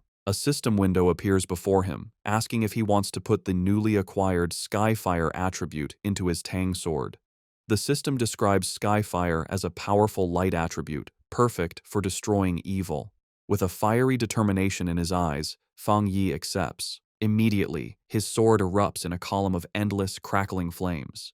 With an excited smirk, he looks forward to combining the endless power of Skyfire with his Crimson Flame Blade technique. He decides the mutant creature will be his first test subject. Fang Yi unleashes a massive firestorm on the monster. The creature is taken by surprise, its eyes widening in terror before it is completely covered by the storm of flames, screeching in pain. Standing in the middle of the flames he created, Fang Yi checks his new ability. He realizes the energy of his attack is now double, or even triple, what it was before, and most importantly, the flames do not harm him. He touches the blade of his sword, still covered in fire, and notes that it feels cool. Suddenly, he senses that the creature has survived the attack and is trying to escape. With a determined look, he decides to chase the intruder to see what it's capable of. Meanwhile, deep in the same forest, a young woman with curly red hair is doing a live stream from her phone, mounted on a selfie stick. She tells her viewers that she isn't a liar, but that she has always been incredibly lucky, and that amazing content just seems to find her. Her viewers are doubtful, with one commenter daring her to prove her luck by going to Chingcheng University to film the mysterious sky fire that everyone is talking about. Her confident broadcast is suddenly interrupted as her expression changes to one of pure shock. The monkey-like monster that escaped from Fang Yi leaps out of the woods and attacks her viciously. The force of the attack sends her phone flying, its screen cracking as it hits the ground, but the live stream continues. Through the cracked screen, her viewers see the monster pinning her to the ground, but they think it's just a fake fight with bad special effects. The streamer, however, is in real danger. She cries in terror as the monster holds her down, its paw covering her mouth. The creature opens its massive, fanged mouth, ready to deliver a deadly bite. Before it can strike, a massive blast of fiery energy shaped like a dragon's head hits the monster, sending it flying back. The streamer looks up in shock, saved at the last second. Her viewers are now blown away, not by the realism of the danger, but by what they believe are incredible fire dragon special effects. The sudden, dramatic turn of events causes her viewership to shoot up to over 13,000 people. Still terrified, the streamer looks over her shoulder, asking who is there. She scrambles to grab her phone from the ground. Getting to her feet, she aims the camera at the source of the attack. She stands before a raging fire and shouts to her audience that she has captured it on film, that there is a person standing inside the fire. Her camera captures the silhouette of Fang Yi standing completely unharmed within the flames. In her terrified and amazed mind, she concludes that she has just been rescued by a true immortal. The video of Fang Yi's rescue of the live streamer, Malala, instantly goes viral. It becomes the top trending topic online, with over 13.5 million views. The headlines are dramatic, calling him a mysterious man of skyfire, the king of flames, and an immortal come down to earth to save the world. In an office, Chu Qingli's friend excitedly calls her over to look at the video on her computer screen. She is thrilled, telling Chu Qingli that this proves powerful cultivators are real and that the skyfire at the university was no fake. Chu Qingli, however, is dismissive, telling her friend not to believe such things and that it's all just acting and special effects. But as she looks closer at the screen, her doubtful expression freezes into one of shock and recognition. Her friend, not noticing her reaction, points excitedly at the screen, triumphantly saying she was right and commenting on how handsome the man in the video is, before noticing her friend's stunned silence. Internally, Chu Qingli is in turmoil. She desperately tells herself the video must be fake and that the figure only looks like Fang Yi. She reasons that if it were really him, he would have been burned to ash by such intense flames. Her denial then shifts to fear as she considers the possibility that it truly is him. She worries that he might use his new power to get revenge on her for their breakup, but she stubbornly resolves that she will never bow her head to him, no matter what. Elsewhere, the red-haired leader of Lin Yiyi's pioneer squad shows the same video to Yiyi on her phone. The leader asks if the man looks familiar, suggesting he's the same person who saved them from the monstrous vine. Yiyi agrees that he does, and then adds a stunning piece of information. She recently learned that a powerful master who broke through to the spirit creation realm lives in her neighborhood. She begins to wonder if her quiet cousin and this incredible pioneer could possibly be the same person. In yet another location, Zhang Xiaoya and a male pioneer from the lava cave incident also watch the video. The man recognizes Fang Yi's fighting stance and points out how much stronger he has become, while his companion notes that the way he wields his blade is identical, realizing they were incredibly lucky to have had such a powerful figure on their side. The news of Fang Yi's public display of power reaches the highest levels of the nation's two main organizations. Inside a sleek, modern skyscraper, likely the association headquarters, the city's crisis seems to be getting worse, with the current pioneers struggling to keep up. In a high-level meeting room, Su Qingying addresses a group of officials. She informs them that the military has already been in deep communication with Fang Yi, and she expresses her firm belief that he will agree to help them. Meanwhile, in a military command center, Ji Ruoyan, Major Han Li, and other officers discuss the new intelligence. They are astounded by his rapid progress, calling him a monster for reaching the spirit creation realm so quickly. They debate how many high-tier attributes he could possibly possess, with one officer concluding it must be 3 or even more. They agree that trying to intimidate him was foolish and that their only option is to recruit him. Major Han Li asks if the High Command has decided to approach him personally. Ji Royan confirms they have, but adds that the top brass is still hesitant to humble themselves, as all previous top-tier pioneers have come from within the military's own ranks. Taking charge, Major Han Li outlines their new strategy. He orders his subordinates to find out what new weapons or equipment Fang Yi might need and to provide him with information on suitable training locations as a gesture of goodwill. He also gives a crucial final command. The viral livestream video and all the rumors spreading from it must be properly managed and controlled. The entire spiritual energy circle in the Xia nation has now turned its attention toward Fang Yi. Both Su Qingying and Ji Royan think about his future. Su Qingying appears concerned about the immense pressure he now faces, while Ji Royan wears a slight, confident smile. Both women, leaders of their respective groups, eagerly await to see what this extraordinary young man will do next. In a quiet hospital room, a heart monitor beeps steadily. A mysterious woman with long purple hair sits by the bedside of an unseen patient, whom she calls her teacher. She speaks softly, telling the patient that the Xia nation seems to have found a new hope. With the appearance of a person as powerful as Fang Yi, she adds, the chances of her teacher finally waking up have become a little higher. One day later, back at the apartment, Fang Yi is having breakfast and thinking about the previous day's events. He reflects on how the news of his battle in the back mountain went viral, all because a daring live streamer had managed to sneak into the restricted area for views. As he eats, he notes that the video has since been completely removed from the internet and the live streamer's account has been banned, correctly assuming it was the work of the military or the Spiritual Energy Association. His casual thoughts are suddenly interrupted as he realizes something is wrong. His cousin, Lin Yi, never came home the previous night and hasn't sent him any messages. He finds this very unusual, even if she was out on a mission. A feeling of unease grows as he tries to call her, but the call goes directly to an out-of-service message. Now genuinely worried, he knows something must be wrong and decides he has to go find her. Meanwhile, deep in a dark and misty forest, Lin Yi and the red-haired leader of her pioneer squad are lost and trapped. The leader asks Yi if she has any idea how long they've been stuck there. Yi estimates it's been about 10 hours, but she can no longer keep track. The red-haired leader, looking exhausted and bruised, apologizes greatly, blaming herself for dragging Yi into this mess. She admits she thought they were just investigating a strange phenomenon. As she speaks, she clutches her side in pain. Yi tells her to stop apologizing, insisting that it was her own lack of strength that was the problem. She urges her leader to stay alert and save what little energy they have left. As she tries to stay strong, her thoughts drift to the overwhelmingly powerful master she witnessed, wishing she had even a fraction of his power to save them. Their desperate conversation is cut short as a massive, shadowy monster with glowing red eyes and a menacing, spiky form appears in the fog directly behind them. The shadowy monster lunges from the fog, its claws aimed at the red-haired leader. Reacting with incredible speed, Lin Yi shoves her companion out of the way, shouting a warning. She then unleashes a blast of bright blue spiritual energy from her hand, creating a sharp blade of light that cleanly cuts off the attacking creature's head. As they get to their feet, more of these shadowy, zombie-like figures come out of the fog. Yi realizes with horror that these must be the reanimated bodies of other people who were trapped and died in this place.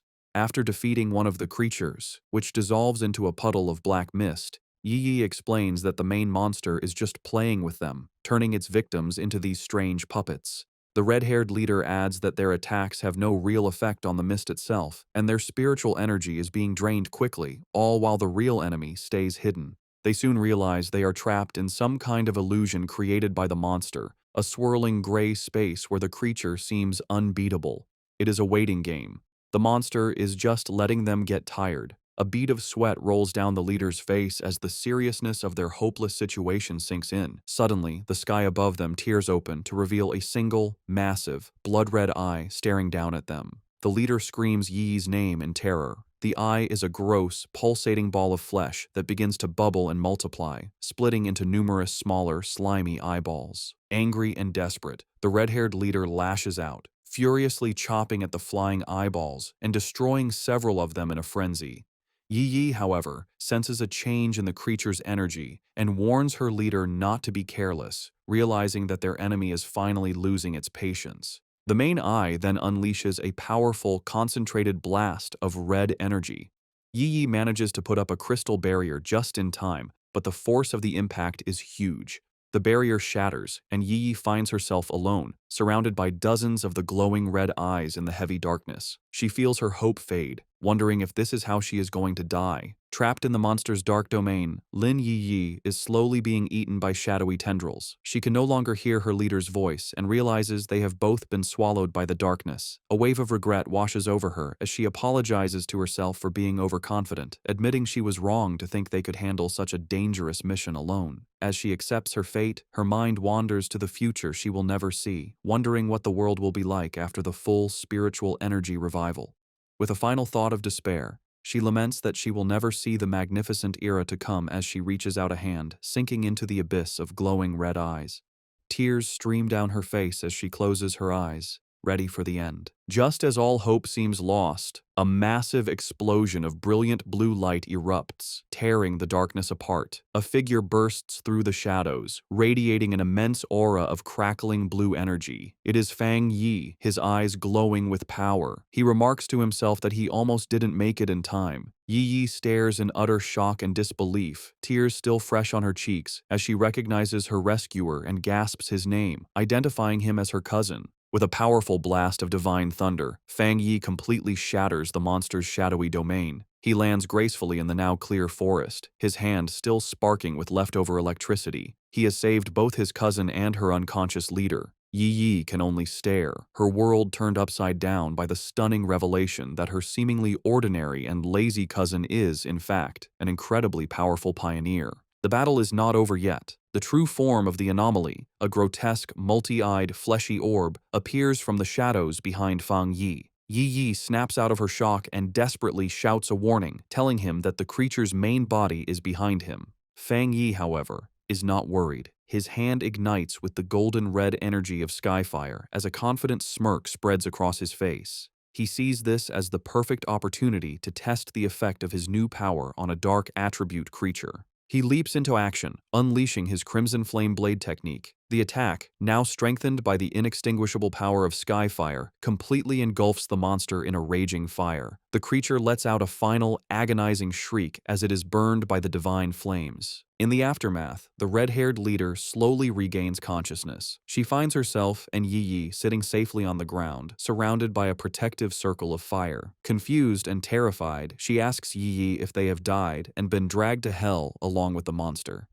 Yi, now much calmer, reassures her leader, telling her to look closely and that they are still alive.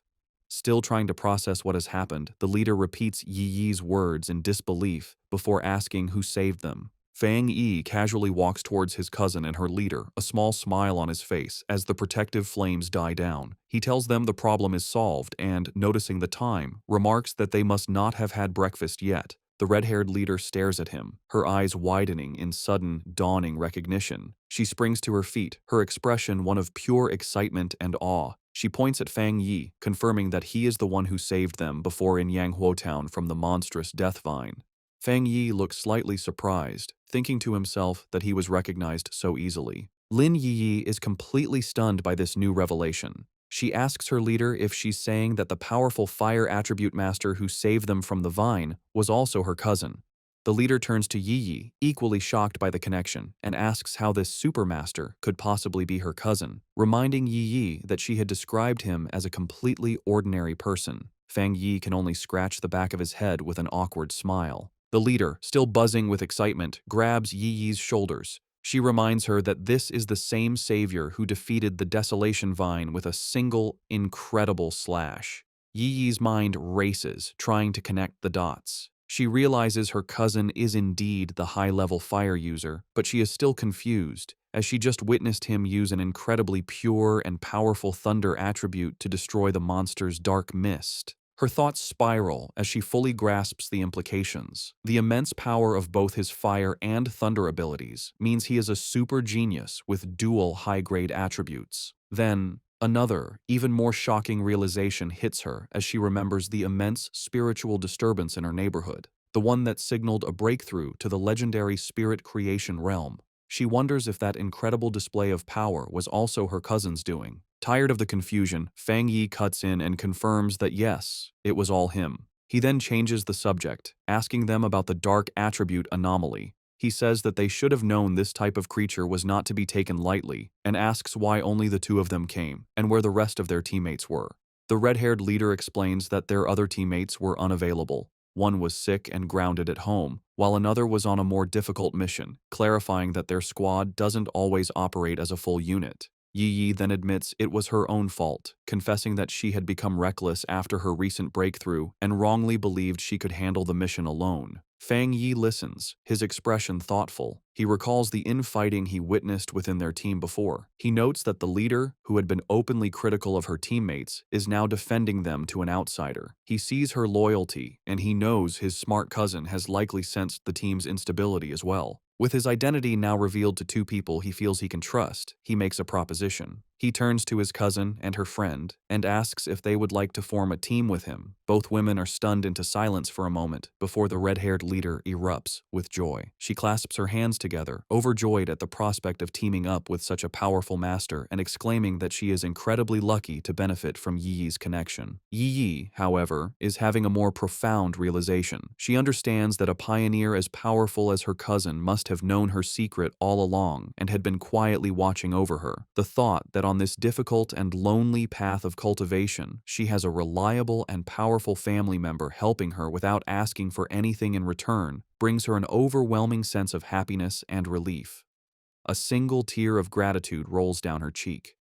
Wiping it away, she flashes a bright, happy smile and a peace sign at her cousin, thanking him greatly and promising to make him 2 extra eggs for dinner. Just then, Yi Yi's phone buzzes with a notification. She announces that Sister Jiaolan, the mysterious and powerful member of their pioneer group, has just posted a new mission. The message is an alert for a high-risk collection task in a place called the Extreme Dark Zone, which is explicitly stated to be related to the dark attribute. Jiaolan's message ends with a stern warning for everyone to think very carefully before signing up. Fang Yi asks if they know about this zone. Yi Yi explains that it is a border area that is strictly forbidden by the Xia nation. The dark attribute energy there is so overwhelmingly powerful that most pioneers make it a point to avoid the area entirely. She adds that most of the strange anomalies that have been appearing in their city are actually energy leakages from this forbidden zone. Because of the extreme danger, even the government has been unable to explore it deeply, as past attempts have resulted in severe accidents. Intrigued, Fang Yi suggests they should give it a try and asks Yi Yi to message Jiaolan for more specific details about the mission's content. Yi Yi replies that it's useless, as Jiaolan is famously mysterious and rarely says more than a few words at a time. Fang Yi considers this information. He deduces that for Jiaolan to be able to issue a mission in a top-secret government-controlled area, she must either be an incredibly bold rogue going against the authorities, or she holds a high-ranking position within the military or the Spiritual Energy Association. He concludes that the latter is far more likely. Despite her doubts, Yi Yi, using her online handle Feng Heiju, sends a message to Jiaolan, stating her interest in signing up and asking for more details. To both her and the red-haired leader's surprise, Jiaolan replies with uncharacteristic detail. The mission is to collect something called a shizai flower. She warns that while the rewards for this mission are much higher than usual, all the dangers within the extreme dark zone are related to the dark attribute, and the risk level is far greater than anything they have encountered before. She explicitly advises all pioneers to form teams before attempting the mission. The two women are stunned by how thorough her response is, as it's completely out of character for her. A moment later, another, even more direct message from Jiaolan arrives. She warns that the mission could involve an S-level anomaly and that the death rate is extremely high, urging them to reconsider. Then, she adds a final, thinly veiled piece of advice. If you have a strong and reliable pioneer to team up with, it's not too late to sign up. Elsewhere, the mysterious purple-haired woman from the hospital, who is revealed to be Jiaolan, walks down a corridor flanked by guards. She looks at her phone and thinks to herself that she's done all she can. It is now up to that person to decide if they are willing to accept the challenge. Back in the park, Fang Yi smirks, having completely understood the subtext. He tells Yi Yi that Jiaolan's message isn't just a warning, it's a direct and personal invitation.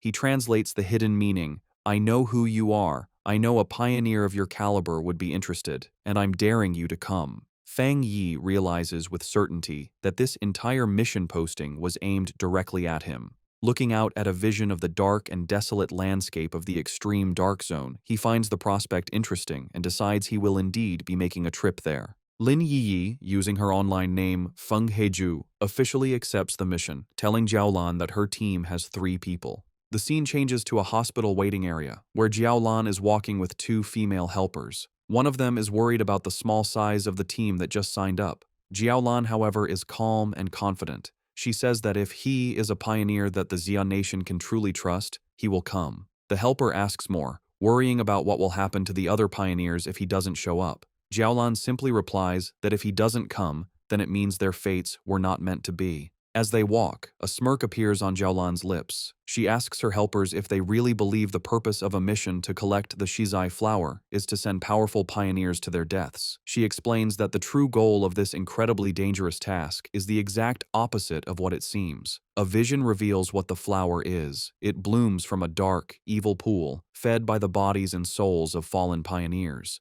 Jiaolan says that getting this flower is a necessary step to strengthen the nation, as it is the only way to save even more pioneers in the long run. The reason for this mission, she explains, is to protect both the future main strength of the Xia nation, represented by the new generation of pioneers like Fang Yi and his team, who are shown traveling to the mission on a subway, and to revive the top-tier fighting force that has already died in battle. They arrive at the hospital room of her teacher, the comatose elderly man. Holding his hand, she repeats their goal. They must get more Shizai flowers at any cost. She reveals his identity and the great importance of their mission. Her teacher is the only pioneer in the entire Xia nation to have reached the legendary Jinggang realm, and the Shizai flower is the only thing that can wake him from his coma. Jiaolan explains the huge strategic value of such a person. After the full spiritual revival, a Jinggang realm powerhouse is like a modern-day nuclear weapon, making him the nation's greatest asset in talks with other countries. From her point of view, sacrificing a few pioneers or even entire squads is a worthy price to pay for his return.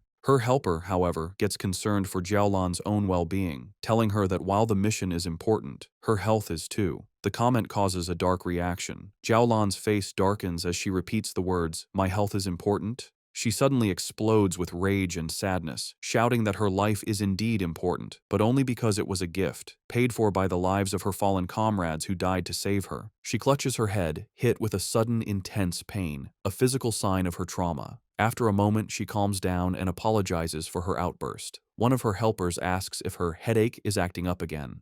Jiaolan dismisses their concern, saying it's not yet time for her medicine. A vision of her former happy team flashes in her mind, and she looks away with a sad, tired expression, murmuring that it's all in the past.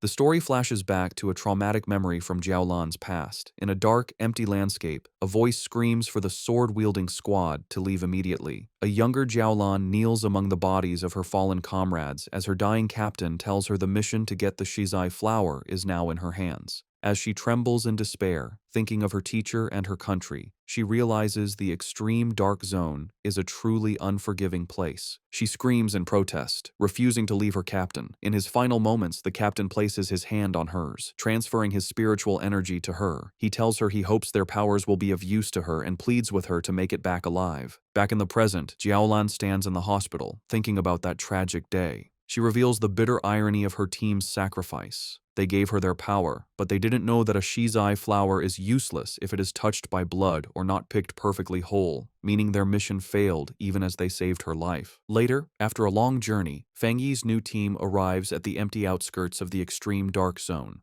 The red-haired leader complains about the long walk. She asks why they don't just fly, given their power. Yi explains that even for pioneers, flying for a long time is not possible until one's spiritual energy is overwhelmingly large. Fang Yi remains silent, his glowing red eyes focused on their destination. They finally arrive at a massive, heavily guarded checkpoint that marks the entrance to the zone. Beyond rows of tank traps and fencing, they see a shimmering blue energy barrier. Fang Yi confirms that this must be the extreme dark zone. Even from a distance and through the multiple barriers, he can feel the deeply unpleasant aura of the dark attribute coming through. Yi and her leader are clearly disturbed by the heavy energy, with the leader saying that it's 1,000 times more terrifying than the monster they fought before. Fang Yi simply tells them to stay calm. He then points out that they are not the only ones who have answered the call. A large, diverse crowd of other pioneers has already gathered at the checkpoint, waiting for the mission to begin. Yi guesses that the pioneers are not just here for the big reward.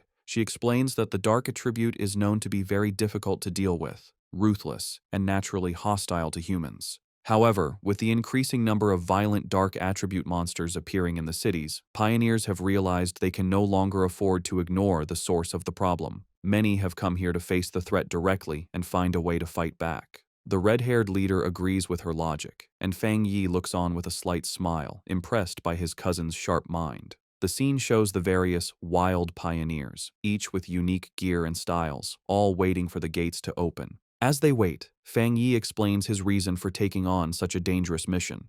He says that he has already faced dark attribute monsters twice before. The first was the mutated rabbit, which was more like some kind of gross, rat-like beast. The second was the serpent and its rat-like partner, Candle Knight, a smart pair that worked together to lure and trap pioneers, a mission that nearly wiped out an entire squad from the Spiritual Energy Association. He explains that the most important detail, as his cousin Yiji correctly pointed out, is that these creatures seem to be cleverly and purposely bypassing the military defenses at the city's borders. He suspects they are using some unknown method to get into urban areas, and these incidents have happened so often that they can no longer be ignored. The situation has become so bad that if they don't face the source, the cities will eventually be overrun. Therefore, he concludes, they have no choice but to go to the extreme dark zone. At the checkpoint, a military officer watches as Su Qingying briefs a group of pioneers before the energy barrier. She stands with a grim and serious expression, ready for the dangerous mission ahead. Her focus is broken when she spots a familiar group approaching. She is completely shocked to see Fang Yi walking up with Lin Yi and the red-haired leader. Her green-haired subordinate, Zhang Xiaoya, is equally surprised and calls out to her, but Su Qingying is frozen, covering her mouth in a panic. She silently prays that the great master won't notice her in the crowd, but her hopes are crushed when Fang Yi looks directly at her, a questioning look on his face as he calls out her name, identifying her as Captain Su. Resigned, Su Jingying walks over with her cloaked squad members, having already received military information about Fang Yi's team. The red-haired leader, always mischievous, sizes up the beautiful silver-haired girl and asks Fang Yi if this is Yi Yi's sister-in-law, a teasing term for a potential girlfriend. The suggestion sends both Yi Yi and Su Qingying into a panic. Su Qingying blushes and waves her arms, exclaiming what a huge misunderstanding it is. Fang Yi calmly clarifies that she is not, explaining that she is Captain Su from the Spiritual Energy Association who helps him out with miscellaneous tasks. This explanation, however, only seems to make Su Qingying more flustered, as she finds the description even more annoying than the romantic idea. Their conversation is interrupted by a loud, arrogant voice. An imposing older man in heavy red armor with two other armored pioneers steps forward and calls them a bunch of shameless brats. He complains loudly that the new generation of pioneers is younger and more disrespectful, not even greeting their elders. He scolds them for talking casually in such a dangerous place. He finishes with a sarcastic comment, saying he hopes they can all rely on each other inside the extreme dark zone. The red-haired leader gets angry, but Yi Yi holds her back, trying to calm the situation. Fang Yi calmly steps between them, signaling for his teammate to calm down. Not intimidated, the red-haired leader points a finger at the arrogant man, telling him to mind his own business and warning him that it's anyone's guess who will be scared to death inside. The man's expression turns into an angry glare. Just then, the sound of an approaching vehicle breaks the tension. The man smirks, seeing that their car has arrived. A large armored transport with police lights pulls up, and its back doors open. The mysterious Jiaolan steps out, and her presence immediately gets the attention of every pioneer there. The crowd gasps, recognizing the infamous Sister Jiaolan. She walks forward with an air of authority, with her guards on either side as the pioneers murmur in awe, wondering who she is to deserve such a grand entrance. Fang Yi watches her approach and figures out her purpose. She is the one who will open the gate for them. Jiaolan stands before the massive, crackling blue energy barrier. She raises her hand, gathering a swirl of pure energy until a glowing blue symbol forms in her palm. With a powerful push, she shoves the symbol forward, and the huge energy barrier tears open, revealing a dark path into the forbidden zone. With the gate now open, the S-Class mission has officially begun. With the huge energy barrier torn open, Jiaolan stood before the dark portal, with red and black energy whipping around her. She announced that the pioneers could now enter but gave them one last, important warning. The Shizai flowers they were sent to get had to be perfectly whole and must not be touched by human blood. She said that if the flowers didn't meet these rules, there would be no reward, and with that, she told them to start. The large group of pioneers began to walk into the scary portal. As they walked, a member of the arrogant pioneers group grumbled to his leader, complaining that Jiaolan was sending them to their deaths without going in herself. The arrogant pioneer's teammate told him to be quiet, reminding him that if they died, the government would pay a lot of money to their families. As Fang Yi's group watched the others enter, Su Qingying analyzed the strength of the various teams for him. She identified the arrogant pioneer as a one-star spirit creation realm cultivator, the same level as Fang Yi. She also noted that there were several other powerful people who were hiding their auras, making them hard to judge, while the rest were solid pioneers at the 1-star or 3-star Ghost Axe realm. She concluded that the teams were all about equal in strength. Fang Yi was surprised to hear that the arrogant man was also at the spirit creation realm, as he hadn't sensed a high level of spiritual energy from him. He thought to himself that the mission must be very difficult to have attracted so many elite teams. Back outside, one of Jiaolan's helpers gave her a final report from a tablet. She confirmed that a total of 37-star Ghost Axe Pioneers, 7 1-star Ghost Axe Pioneers, and 3 1-star Spirit Creation Pioneers had entered. The mission involved monsters ranging from B level to S level in danger. Jiaolan calmly told her helper to get the monitoring equipment ready, assuring her that she was prepared. Inside the portal, the pioneers found themselves in a deserted, dark, and misty place filled with dead trees. As Fang Yi's group stepped into the extreme dark zone, they were immediately surrounded by shadowy black tendrils of energy. Fang Yi warned everyone to stay close, explaining that the overwhelming dark attribute in the area would block their vision and that they could easily get separated and lost. His warning was followed by the red-haired leader suddenly kneeling over, feeling sick. She apologized, saying she couldn't stop herself from throwing up. Su Qingying calmly went to her side and told her it was a normal reaction. She explained that the terrible smell was a mix of rotting bodies and brain fluid, a scent that most people couldn't handle. She then pointed to another group of pioneers in the distance who were also on the ground, vomiting from the bad air, showing that even those of similar strength were affected. Su Qingying continued to explain that the dark attribute was a natural counter to pioneers, acting as a form of pollution that weakened them. She also warned that the monsters in this zone were extremely active. Fang Yi listened closely as she explained the known threats. She explained the official monster classifications. B-level monsters were a threat to pioneers of the same level. A-level monsters were powerful enough to attract spirit creation realm cultivators, like the extreme dark zone itself. And S-level monsters were disaster-class threats, powerful enough to challenge even those at the legendary Jinggong realm. However, she added a final grim warning. The dark attribute in this zone acted as a power-up for the creatures. A monster that would normally be a B-level threat would be at least an A-level threat inside this zone. The red-haired leader expressed her surprise at this new information. Lin Yiyi, worried, asked Su Qingying if she and her team were unaffected by the pollution. Su Qingying chuckled, explaining that she was not affected because she and her team were used to dealing with similar monsters and were not bothered by the smell. She also revealed that she had recently broken through to the 3-star Ghost Axe realm and was working hard to evolve her water attribute into an ice attribute. Lin Yi then spoke up, addressing Su Qingying. She noted that since they were both at the same level, she wondered if she also felt her spiritual energy being heavily suppressed, even more so than during her previous missions. Su Qingying confirmed her suspicion, adding a grim warning that many high-level masters, including 1-star spirit creation military elites, had died in this zone, so they needed to be extremely careful. As they went deeper into the deserted landscape, Su Qingying took the lead. She saw that they could no longer see the group ahead of them and urged her team to move a little faster. She then gave an important instruction. They should all speak less to save their physical strength and concentrate their spiritual energy to prevent the heavy dark mist from taking advantage of any weakness. As he walked, Fang Yi thought about his own condition. He was surprised that he didn't feel the same severe discomfort as the others. He concluded that it was likely because his enhanced yang and thunder attributes naturally pushed back the dark attribute, or perhaps his spiritual power had simply become stronger after his breakthrough to the spirit creation realm. Elsewhere in the zone, the arrogant pioneer and his team were in a fierce battle. With a powerful slash of his glowing green sword, the leader easily cut off the head of a monstrous beast. He laughed arrogantly, mocking the zone's dangers. His teammates cheered him on as he declared that they would be the ones to get the Shizai flower, vowing to show the younger generation what true strength looked like. Back with Fang Yi's group, Lin Yi was still struggling with nausea, making small gagging sounds. Fang Yi noticed her distress and thought to himself that despite her power, she was still just a child.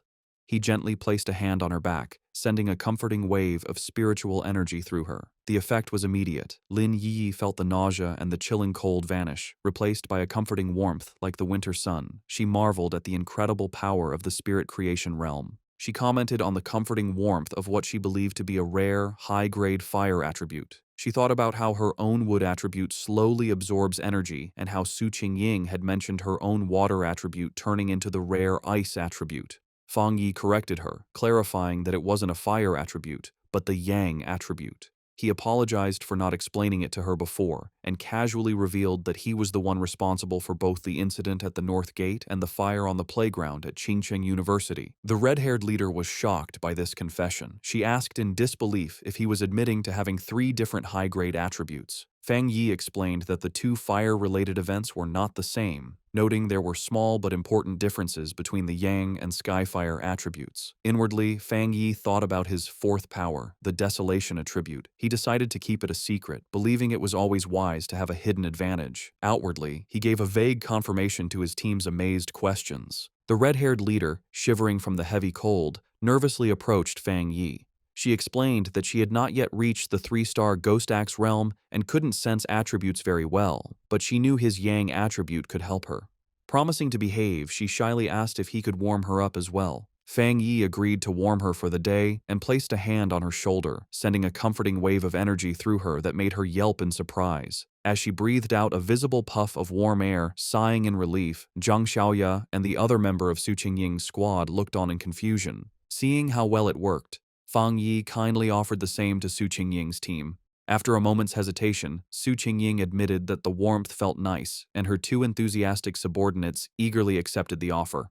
With a series of quick pats, Fang Yi shared his protective yang energy with the 3 women, who all expressed their surprise and gratitude for the comforting warmth. Their brief moment of comfort was shattered by the sound of heavy, clawed footsteps crunching on the dead ground nearby. Fang Yi's expression instantly hardened as his senses picked up the threat, and he warned the group that a monster was approaching. Suddenly, a massive, shadowy wolf-like creature lunged from the mist. Su Qingying reacted instantly, leaping forward and creating a long blade of blue energy to stop the attack. The beast landed with a thud directly behind the terrified red-haired leader, causing Fang Yi to shout a warning to her. The monster, surrounded by a menacing purple and black aura, let out a furious roar and charged. Su Qingying identified it as a dangerous A-level monster. Declaring that she would handle it, she stepped forward and unleashed a powerful blast of sharp ice energy from her hand, which hit the creature directly. To their surprise, the monster vanished into nothingness upon impact. Su Qingying stood ready, an ice crystal forming in her hand, as Lin Yi wondered aloud if it had disappeared. However, Fang Yi saw the truth behind the attack. His sharp eyes pierced through the mist, revealing that the monster had been a distraction. The real threat was a massive horde of zombie-like figures with glowing red eyes, walking silently toward them. He shouted a desperate warning for everyone to watch their feet, but it was too late. The ground beneath them erupted in a mass of shadowy hands and tendrils, trapping the entire group as the zombie horde closed in from all sides. Surrounded by the grabbing zombie horde, Fang Yi calmly told his companions to get back as he drew his sword. His eyes lit up with a brilliant, fiery light, and he unleashed a massive, explosive wave of pure fire. The entire horde was instantly burned by the inferno, their shadowy forms dissolving into the flames as they shrieked in pain. Standing among the dying embers, Fang Yi casually twirled his sword, announcing that they were safe for the moment. He explained that despite the illusion of a large crowd, there had only been 2 monsters controlling the puppets. Su Qingying was shocked, realizing that the monsters in this zone had already evolved to the point where they could mimic human language. Fang Yi grimly suggested that it was likely because they had eaten many people and learned from their victims. The group was stunned by the power they had just seen. Su Qingying noted that the extreme dark zone was so dangerous that it had made even the weakest of these creatures into A-level threats, making them impossible for anyone below the spirit creation realm to fight head-on. In a separate location, the mysterious Jiao Lan watched the event unfold. She was impressed, realizing that Fang Yi had destroyed 2 A-level phantom beasts with a single strike. She admitted to herself that even she would have needed to fight them for several rounds to win. Understanding the new level of danger, Lin Yiyi declared that if what Su Qingying said was true, it was more important than ever for them to stick together. She warned that the monsters could disguise themselves and attack when they let their guard down, and she urged the red-haired leader to get up from the ground. The red-haired leader, however, was still shaken, not by the monsters, but by the overwhelming power of Fang Yi's attack. She complained about the terrifyingly heavy aura, which she found more suffocating than the zombies, feeling that even a slight touch from his flames would have killed her. Suddenly, a deep rumbling sound echoed through the deserted landscape. Lin Yi asked if the others could hear what sounded like ocean waves. The ground began to shake violently, causing the entire group to stumble and lose their balance. In the distance, they saw other pioneer teams fleeing in absolute terror. One man desperately shouted at his comrade to stop fighting and run, screaming that the approaching threat was pure evil and that they were seeing ghosts. Fang Yi, Su Qingying, and Lin Yiyi watched with grim expressions as the chaos unfolded. Before them, a massive, swirling vortex of pure dark energy, filled with countless monstrous forms and glowing red eyes, swept across the landscape, consuming everything in its path. The arrogant pioneer and his team were caught in the middle of the disaster, which was identified as the legendary Dark Tide. As the terrifying dark tide swept across the land, eating pioneers who screamed for help, the arrogant pioneer scoffed. He dismissed the threat, proudly declaring that if the regular troops couldn't handle it, it didn't mean he couldn't. With a defiant roar, he summoned a huge barrier of green energy with his sword, proclaiming that everything inside the zone was his to take. He then charged recklessly into the heart of the swirling red and black storm. His confidence was instantly broken. The moment he entered the tide, he was covered by its suffocating dark tendrils. He realized with horror that the monsters inside were far more powerful than he could have ever imagined, far beyond A level or even S level. Full of terror, he knew he couldn't let himself be caught, but it was already too late. He and many other pioneers were swallowed by the overwhelming darkness, their screams echoing as they were pulled into the deep. From a safe distance, Fang Yi's group watched the horrifying sight. The red-haired leader, shaken, wondered if the others were all dead and if they had any chance of escaping. Lin Yiyi asked Su Qingying to explain what the dark tide was. Su Qingying grimly described it as the ultimate form of the dark attribute, a tide of pure corruption that ate everything in its path, including other monsters. She was confused and terrified, explaining that their mission was supposed to have been planned to avoid the Day of the Tide, and she feared that all the pioneers who had gone ahead were now gone. Lin Yi remembered hearing about the dark tide on pioneer forums, where it was described as a force that could destroy an entire city. Terrified, she urged her cousin to retreat while they still had time. Fang Yi, however, stayed calm. He told everyone not to panic and created a large protective barrier of golden energy, crackling with blue lightning, around the whole group. He explained that this spiritual shield was a natural counter to the dark attribute and told them that, if they needed to, they could combine their powers to keep the barrier up and survive the tide's impact. Su Qingying was shocked by his plan, asking what he was going to do.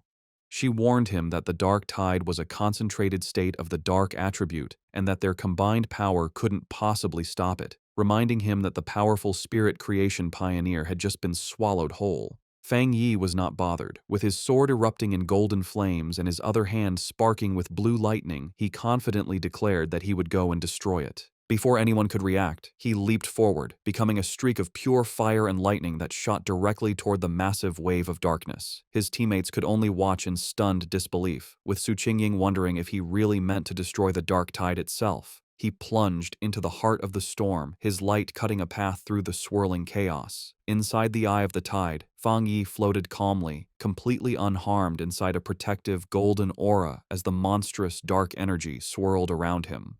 He looked at the small, flame-like wisps of red energy inside the storm and smirked, confirming a suspicion he had. Floating in the heart of the dark tide, Fang Yi was surrounded by a gross horde of countless monsters, their multi-eyed forms twisting in the darkness. He analyzed the true nature of the threat, realizing that these were not just A-level monsters being controlled by the dark energy. Instead, they were upgraded composites, fused and evolved versions of countless smaller monsters. He understood that the tide was a living incubator, constantly evolving its creatures from B level to A level and then to S level. The whole event, he concluded, was at least an SSS level threat, which explained why it could so easily eat even powerful spirit creation realm pioneers. A monster lunged at Fang Yi. His eyes blazed with golden fire, and with a single powerful slash of his flaming sword, he unleashed his crimson flame blade technique, easily destroying the A-level composite beast. He thought about his incredible growth. The combination of his new Spirit Creation Realm power and his Skyfire-enhanced sword allowed him to instantly kill a creature that would have previously been a tough fight. As he scanned his surroundings, he noticed something familiar. It was the arrogant pioneer, still alive, but being consumed by the tide's dark energy. The man was still conscious, struggling against the corruption that was taking over him. Fang Yi saw that since the man was still responsive, his spiritual energy hadn't been completely drained. He figured that even if his spiritual foundation wasn't as solid as his own, being a true Spirit Creation Realm pioneer gave him a small chance of survival.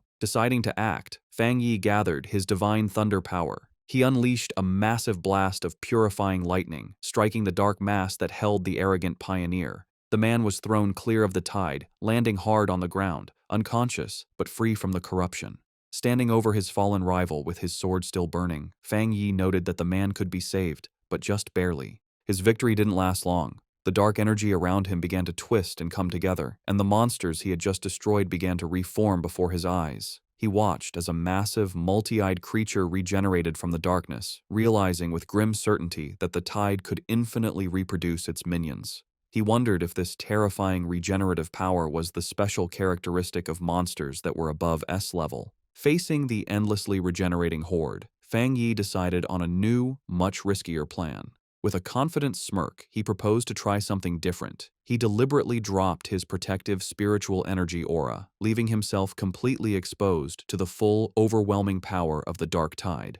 The moment he was unprotected, his system activated, detecting the extreme dark attribute. However, it quickly reported a failure. The attribute's power was too special and could not be taken at this time. Fang Yi was disappointed but not entirely surprised. He realized that even after reaching the Spirit Creation Realm, the dark attribute was still beyond his reach, confirming that it was fundamentally different and more complex than any other power he had faced. With his options running out, a determined smile appeared on his face. He concluded that since he could neither destroy the tide nor absorb its power, he would have to find another way to deal with it. As the monsters closed in again, he briefly regretted not bringing his little white flower, the Desolation Flower, knowing its life-draining power would have been a perfect counter. He wondered what other options he had left. Then, his eyes widened with a sudden realization. He knew he had a ready-made solution right in front of him. Outside the tide, the rest of the team watched from the safety of their golden barrier. The red-haired leader, still shaken, asked Su Qingying if she had ever seen such a situation before, but Su Qingying could only admit that she hadn't. Suddenly, the chaotic, swirling energy of the dark tide grew unnervingly still, pressing silently against their protective shield. The strange calm only increased the tension. Lin Yi was terrified, admitting that even when they faced the monstrous Desolation Vine, she hadn't felt so anxious. She was consumed with worry for her cousin, fearing the worst. Su Qingying tried to reassure her, pointing out that his protective barrier was still active, just flickering. She took Yi's hands, telling her they should focus their own spiritual energy to help strengthen the shield.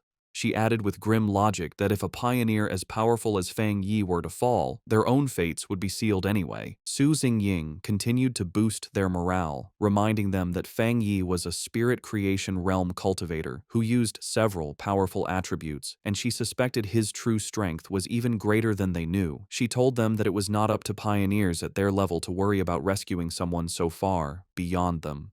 Her surprisingly humorous and confident words managed to calm Lin Yi, who thanked her. Su Xingying simply smiled, admitting that her own teammates often said she was too serious, and asked if Yi felt a little better. Their tense weight was shattered as a massive column of pure fire erupted from within the dark tide, pushing back the oppressive darkness.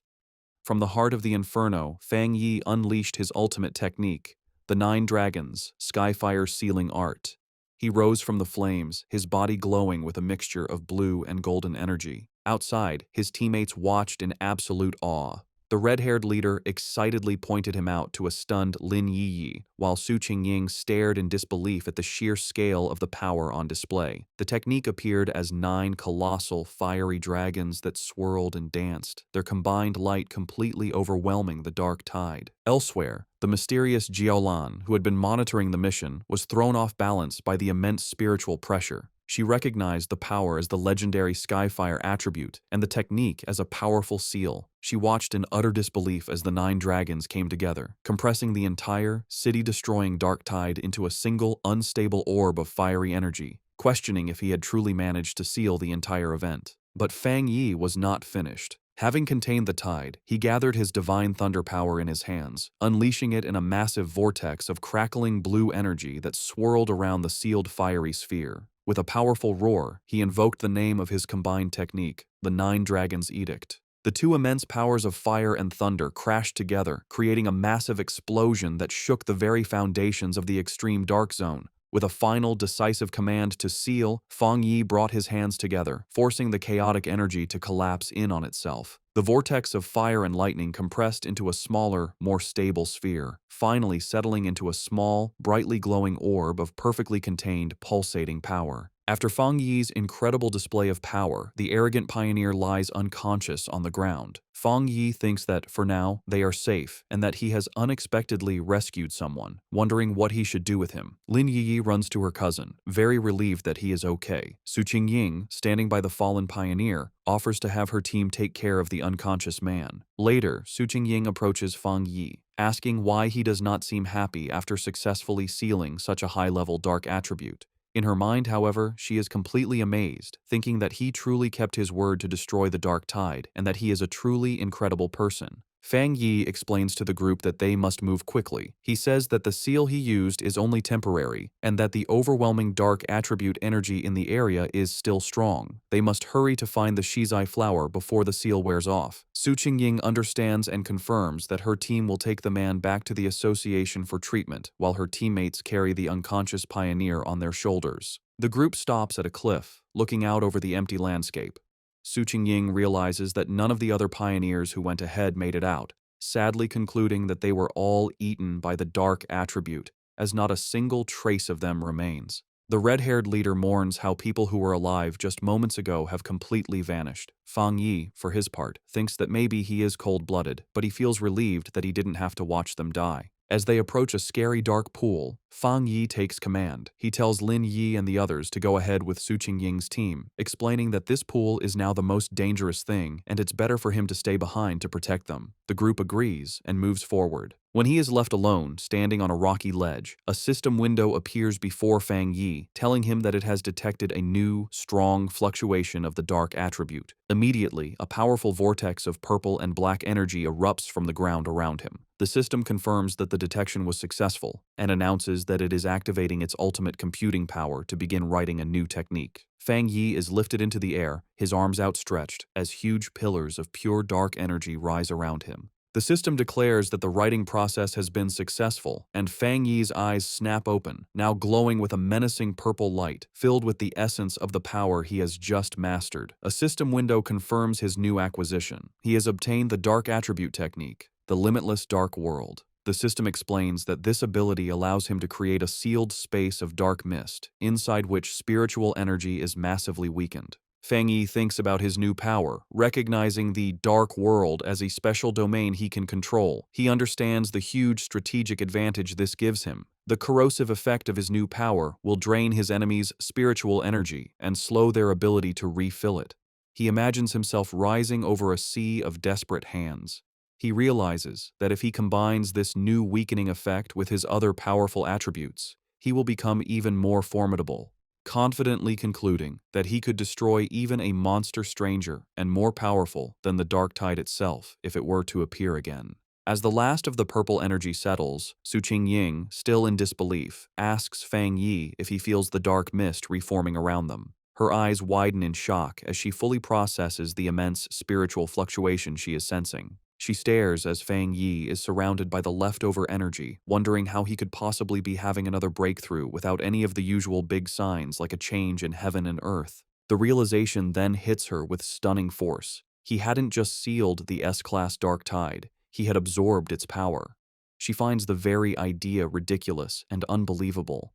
In the early days of the spiritual revival, all pioneers knew that the dark attribute was the most terrifying power, born from the collective negative emotions and deep-seated evil of all living things. Because of this, absorbing its power is strictly forbidden by the government. A flashback shows a failed official experiment where researchers tried to purify the dark attribute but paid a painful price, leading to it being classified as a uniquely dangerous monster. The power of these dark monsters can range from D to S-class, but even the weakest can overwhelm early pioneers, let alone the absolute S-class threat of the dark tide, which could eat even spirit creation realm cultivators with ease. Another flashback reveals the fate of a 3-star Ghost Axe pioneer who, before the ban, tried to absorb the energy from a mere sea-level monster. He was driven mad by the backlash, suffering from skin decay and a mental collapse, and remains in a psychiatric hospital to this day. Back in the present, the chaotic dark energy goes down, receding back into Fang Yi as he lets out a quiet breath. He calmly calls out into the empty, misty landscape, stating that whoever has been watching them for a long time can come out now. His red eyes scan the area with a sharp, knowing gaze. From the mist, Jiaolan emerges. She confirms that if she is not mistaken, Fang Yi was the one who single-handedly sealed the dark tide. Su Qingying is stunned by her sudden appearance, gasping her name in disbelief. Jiaolan floats down, landing before Fang Yi and asking what he was just doing, specifically questioning if he was absorbing the dark attribute. Fang Yi calmly confirms that he was. The directed mission sends another wave of shock through Su Qingying. In a swift and shocking motion, Jiaolan draws a pistol and aims it directly at Fang Yi's head. The red-haired leader shouts Jiaolan's name, demanding to know what she is doing, while she and a terrified Lin Yi can only watch in confusion and fear. Su Qingying immediately leaps into action, placing herself between Jiaolan and Fang Yi and blocking the gun with her arm. She confronts Jiaolan fiercely, reminding her that if she recalls correctly, Fang Yi is the military's highest priority recruitment target. She then challenges Jiaolan, pointing out that the association had also wanted to recruit him before the military intercepted him, and demands to know the meaning of this hostile action. Ignoring Su Qingying's defense, Fang Yi calmly places a hand on her shoulder and addresses Jiaolan directly. He finds it strange, asking if their mission wasn't to find the Shizai flower. He points out that while she seems eager to complete the mission, she also appears very unhappy that they did not die there. Jiaolan remains silent, her expression unreadable as she continues to aim her weapon, the light glinting off the barrel. The red-haired leader, however, is not so calm. She erupts in anger, shouting at Jiaolan. She reminds her that their squad had always trusted her, and she furiously questions why Jiaolan didn't step in when they were facing the dark tide. She declares that without Fang Yi, they would have been doomed, pointing out that Yi is still just a child. She accuses Jiaolan of simply standing by and watching, only to now threaten the very person who saved them. Jiaolan suddenly lowers her weapon, a smirk playing on her lips. She dismisses the entire confrontation as a joke, remarking that Fang Yi seems to be very well liked by his teammates. She then congratulates him, announcing that he has passed the test. The sudden change leaves the red-haired leader and Su Qingying completely confused by her words. Fang Yi, however, understands immediately. He asks if her true purpose was to test him. Jiaolan confirms his suspicion, explaining that because of his incredible talent and strength, she didn't want to rely on cold, impersonal data. Instead, she wanted to see for herself what kind of person he truly was. She then turns to address the red-haired leader's earlier accusation. She explains that she didn't step in because pioneers must follow the harsh rules of this new world. She states that this is their shared fate, a life where fortune and disaster can change in an instant. However, she tells them they are lucky to have a trustworthy and powerful person protecting them. She asks if they have noticed that no other monsters have dared to attack them since the tide was defeated, explaining that the creatures are terrified of the power Fang Yi displayed. Fang Yi looks on with a grim expression, agreeing with her assessment. He adds that the dark tide itself follows the same principle. It bullies the weak and fears the strong. With the test concluded, Jiaolan offers to lead them to the Shizai flower, stating that she knows the area better than they do. As they follow, Su Qingying whispers to Fang Yi, expressing her feeling that something is mentally wrong with Jiaolan. She reveals a crucial piece of information. Jiaolan's own squad had previously encountered the dark tide, and she was the only survivor. Fang Yi processes this information, piecing together a clear picture of her psychology. He understands that her absolute obedience to her mission and the rules has made her cold and detached. He also deduces that the sacrifice of her teammates has left her with a form of post-traumatic, self-destructive tendency. Yet he realizes that another powerful belief keeps her going, and that witnessing him seal the dark tide had simply caused her to lose her composure for a moment. With a newfound understanding, Fang Yi shows a hint of a smile. He tells his teammates that they should all be considerate of this injured person. The red-haired leader asks if Jiaolan is injured. Fang Yi, observing her closely, confirms that she is. He explains to his team that her spiritual barrier is severely damaged, estimating that while she has the power of a 2-star spirit creation realm cultivator, her protective aura has dropped by at least 2 levels. A visual of her crumbling spiritual energy confirms his assessment, indicating she has suffered a significant internal injury. She even stumbles slightly as she walks, a clear sign of her weakened state. Noticing their concern, Jiaolan looks back and quietly thanks them, but dismisses the issue, stating that her injury is not a problem. Led by Jiaolan, the group travels through an empty, misty landscape filled with dead trees and the bones of fallen creatures, an area identified as the chaotic burial mounds. As they walk, Fang Yi's sharp senses pick up on something amiss, and he spots the skeletal remains of a fallen pioneer half buried in the ground. Finally, Jiaolan announces they have arrived at their destination. Before them, in a small clearing, a single, beautiful shizai flower glows with a soft, ethereal purple light. As Jiaolan begins to walk towards the flower, Fang Yi watches her, sensing that something is wrong. His suspicion is confirmed as vicious, shadowy monsters with glowing red eyes erupt from the ground, surrounding the flower as if to guard it. The sudden appearance of the monsters does not stop Jiaolan. Instead, her expression becomes one of intense and unnerving obsession. She reaches out a hand, whispering that she can finally see it again, her face shadowed as if she is in a trance. Fang Yi's expression becomes serious and urgent as he realizes the immediate danger, knowing she is not in her right mind. Reacting instantly, he summons a ball of golden red flame in his hand, shouting a command to awaken her spirit. He then hurls the fireball directly towards the entranced Jiaolan, intending to snap her out of her dangerous state. The fireball flies towards Jiaolan. Snapping out of her trance at the last second, she recognizes the attack as a very rare and powerful Yang attribute. With surprising speed, she knocks the blast away with her arm, and the impact sends out a shockwave. She and Fang Yi now stand facing each other in a tense silence, as golden energy crackles around his hand. Jiaolan, now fully awake, is shaken. The sight of the flower had brought back a bad memory, and the ghostly images of her fallen friends flash in her mind as she wonders if her preparations were still not enough.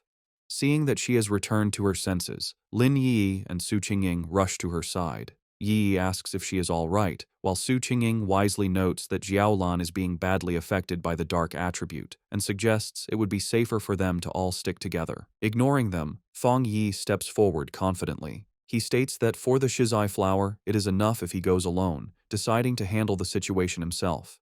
He calmly walks through the empty, misty clearing, approaching the glowing flower. Suddenly, the ground begins to shake. A massive, ugly, wolf-like monster with glowing red eyes bursts from the earth, lunging forward. Its mouth opens wide, showing a terrifying storm of smaller, screaming faces and dark red energy as it roars in hunger. Unfazed, Fang Yi summons crackling blue energy to his fingertips, saying a single word: Divine Thunder. He lets out several massive bolts of lightning that go through the monster's body. The creature roars in pain, its body filled with electricity, but it does not fall. Fang Yi watches it, realizing that this fox demon must have eaten countless other monsters to change so much, identifying it as yet another S-class threat. Knowing that the seal on the dark tide is temporary and their time is running out, he realizes he must end this quickly. Seeing the monster's amazing strength, a confident smirk appears on his face. He decides that if it won't die, he will use it as a test subject for his new power, gathering the scary purple energy of the dark attribute into his hand. With a confident look, Fang Yi unleashes his newly acquired power, the limitless dark world, on the S-class fox monster. A massive storm of swirling purple energy erupts from him, completely trapping the surprised creature. The energy hardens into a large, dark purple sphere, enclosing both Fang Yi and the monster inside its area.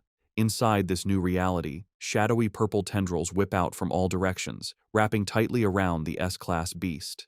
The monster struggles and whimpers in pain, its massive form beginning to shrink under the immense pressure of Fang Yi's area. A system window then appears, confirming the devastating effect of his technique. Under the influence of the limitless dark world, the S-class anomaly has been forcibly downgraded by 2 full levels to a B-class threat. Standing before the now weakened creature, Fang Yi notes that the S-class anomaly must have had a very weak foundation to be downgraded so easily. With the monster now manageable, his sword ignites in a blaze of golden-red fire. He declares that the fight is over and delivers a single, massive fiery slash, completely destroying the creature in a fire. Outside the sphere, Su Qingying and Lin Yi watch the massive orb of dark energy. Su Qingying finds it strange, noting that while it is clearly a dark attribute, it feels different from what she's used to. Lin Yi agrees, confirming that she doesn't feel the usual disgusting and heavy coldness from it. Jiaolan provides the explanation. She states that this is because they are witnessing Fang Yi's personal domain, a space he created himself after mastering the dark attribute without a teacher. Jiaolan thinks about the immense importance of this achievement. She explains that creating a domain is an incredibly difficult ability. Before this moment, the only person she knew who could create a spatial domain with their spiritual power was her teacher. She guesses that, besides him, there are at most 3 other people in the entire world with this power. A painful memory flashes in her mind, showing a vision of a massive, citywide disaster. She recalls how her teacher had tried to use his own domain to stop the disaster, but had ultimately failed.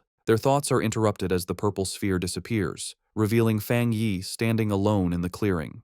Jiaolan and Su Qingying are stunned at how quickly he finished the battle. With a casual wave and a reassuring smile, Fang Yi announces that the chaotic burial mounds should be safe from any more trouble now. With the area now secure, Fang Yi calmly walks towards the glowing shizai flower. He carefully cups his hands around the plant, gently pulling it from the ground with its roots intact to preserve it. Holding the glowing prize, he examines it for a moment, concluding that this should be enough to complete their mission. Jiaolan watches him with a tense and nervous expression as the mission reaches its critical point. Fang Yi returns to the group and presents the flower to Jiaolan, who remarks on its small size. He confirms that their mission is complete and urges them to leave immediately, explaining that the sealed dark tide is unlike other monsters and could become a problem at any moment. He adds that they also have to deal with the unconscious, arrogant pioneer and his team. Her tense mood melts away, replaced by real gratitude. Holding the glowing flower, she sincerely thanks Fang Yi, admitting that his overwhelming power was the only reason for their success. She then thanks the rest of the group and announces it is time for them to leave.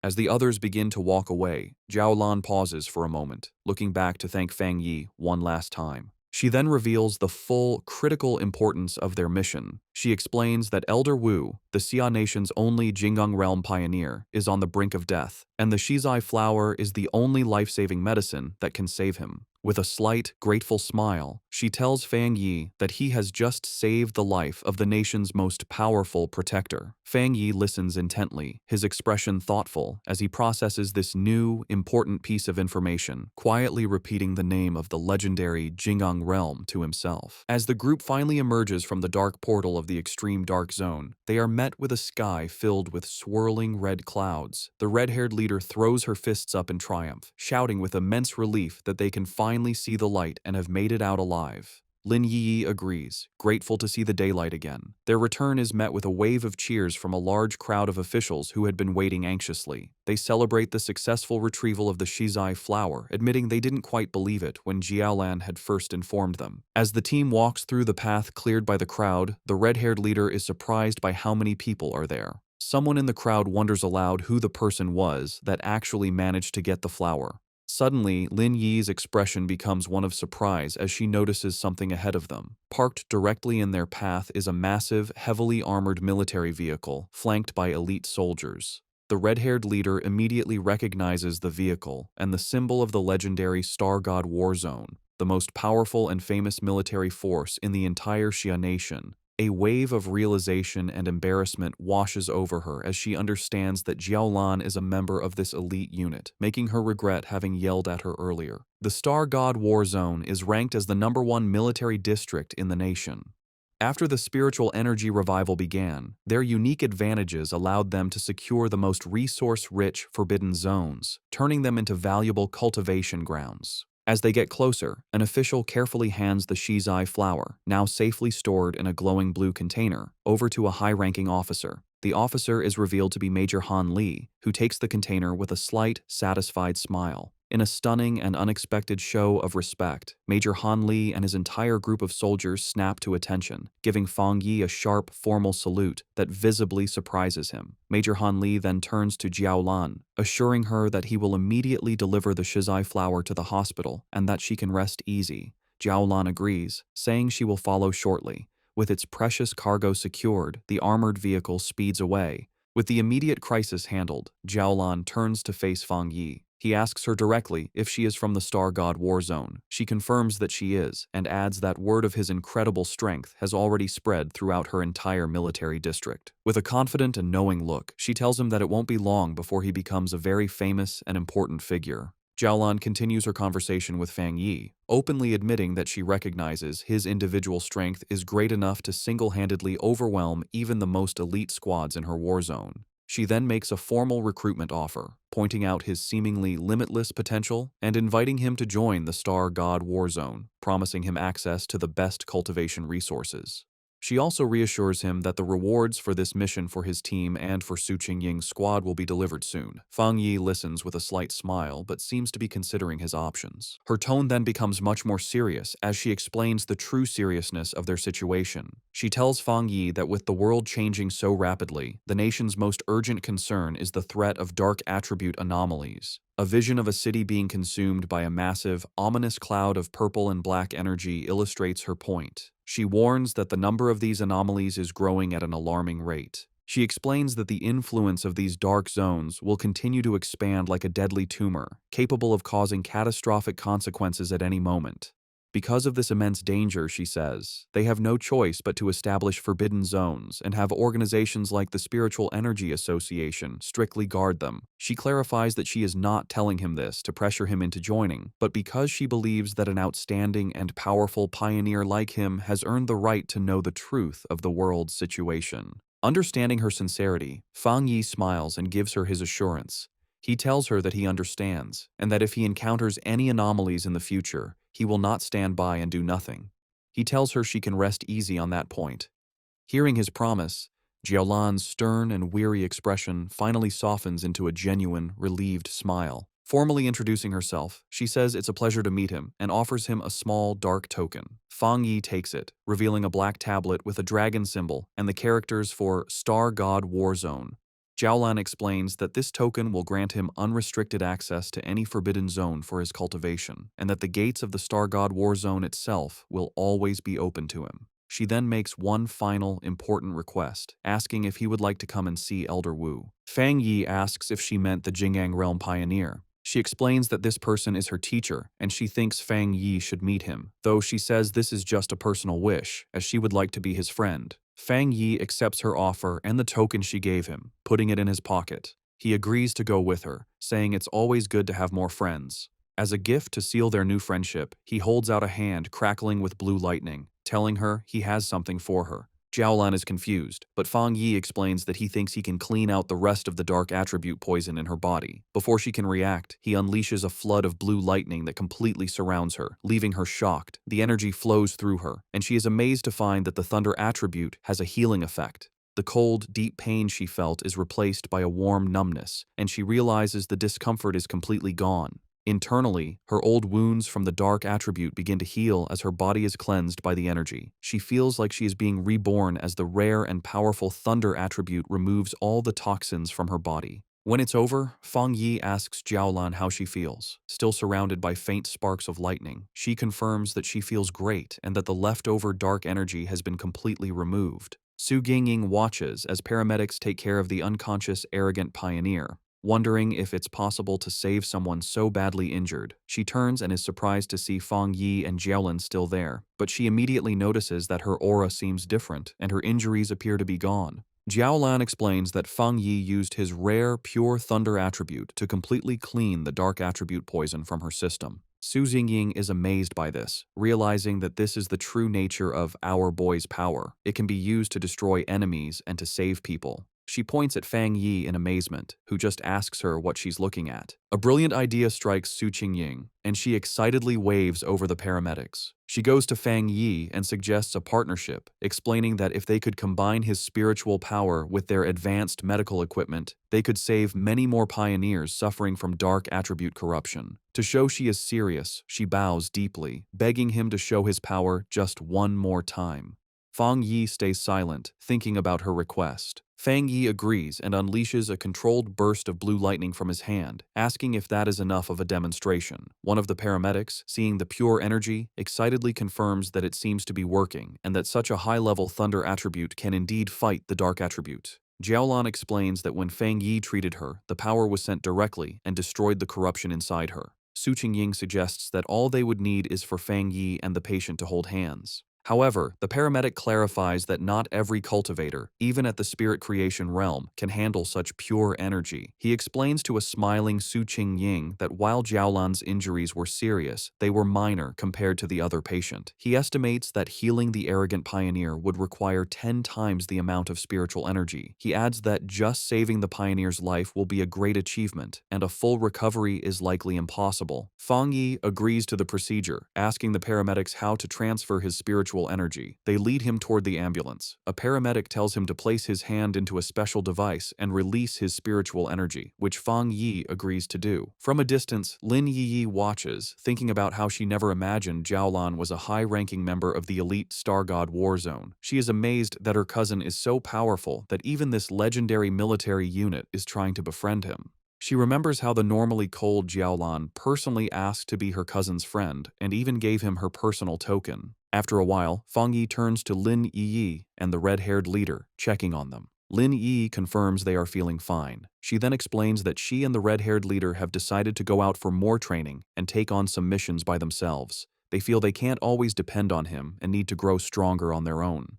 Having finished transferring his energy, Fang Yi agrees with their decision, simply telling them to be careful. He watches them with a small, proud smile, thinking that his cousin has grown up. Su Jingying and her team prepare to leave. She waves goodbye, telling Fang Yi and Jiaolan they will see each other on the next mission. Jiaolan then tells Fang Yi it is time for them to go visit Elder Wu. As their ambulance drives away, Su Qingying is visibly frustrated, complaining loudly that the military's Star God War Zone has stolen such a powerful person from them. Her teammates try to calm her down. A final thought reveals the internal problems within the Spiritual Energy Association, which is described as being too chaotic, and its top elite squads unwilling to cooperate. Fang Yi and Jiaolan arrive at a large, modern hospital, which is the highest security ward of the Star God War Zone's medical base. Fang Yi asks if this is where Elder Wu is. Inside the hospital room, they stand before the bed where Elder Wu lies unconscious, surrounded by medical equipment. Fang Yi comments on the strange sight, noting how odd it is that the ultimate powerhouse of the Jinggang realm is actually a shriveled old man. Fang Yi observes the elder's condition. The old man's face and neck are covered in red veins, and he breathes through a respirator. Jiaolan explains that his condition was much worse before, saying he looked like a corpse. She adds that even after using the precious shizai flower on him, he still has not woken up. Concerned, Fang Yi wonders what could have happened to such a powerful person to leave him in this state. Jiaolan begins to tell the story of the battle that led to her teacher's coma. She describes how a huge dark attribute anomaly appeared over the capital city. To stop the anomaly from consuming the city, Elder Wu, her teacher, stepped forward to seal it all by himself. A flashback shows the rest of her squad transferring their own spiritual energy to their teacher to support him. The anomaly they faced was far beyond an S-level threat. A monstrous, dragon-like form made of dark energy loomed over the ruined city. Jiaolan continues, explaining the immense danger. If the anomaly had fully come down, it would have destroyed the capital and all the surrounding cities, plunging the entire nation into chaos.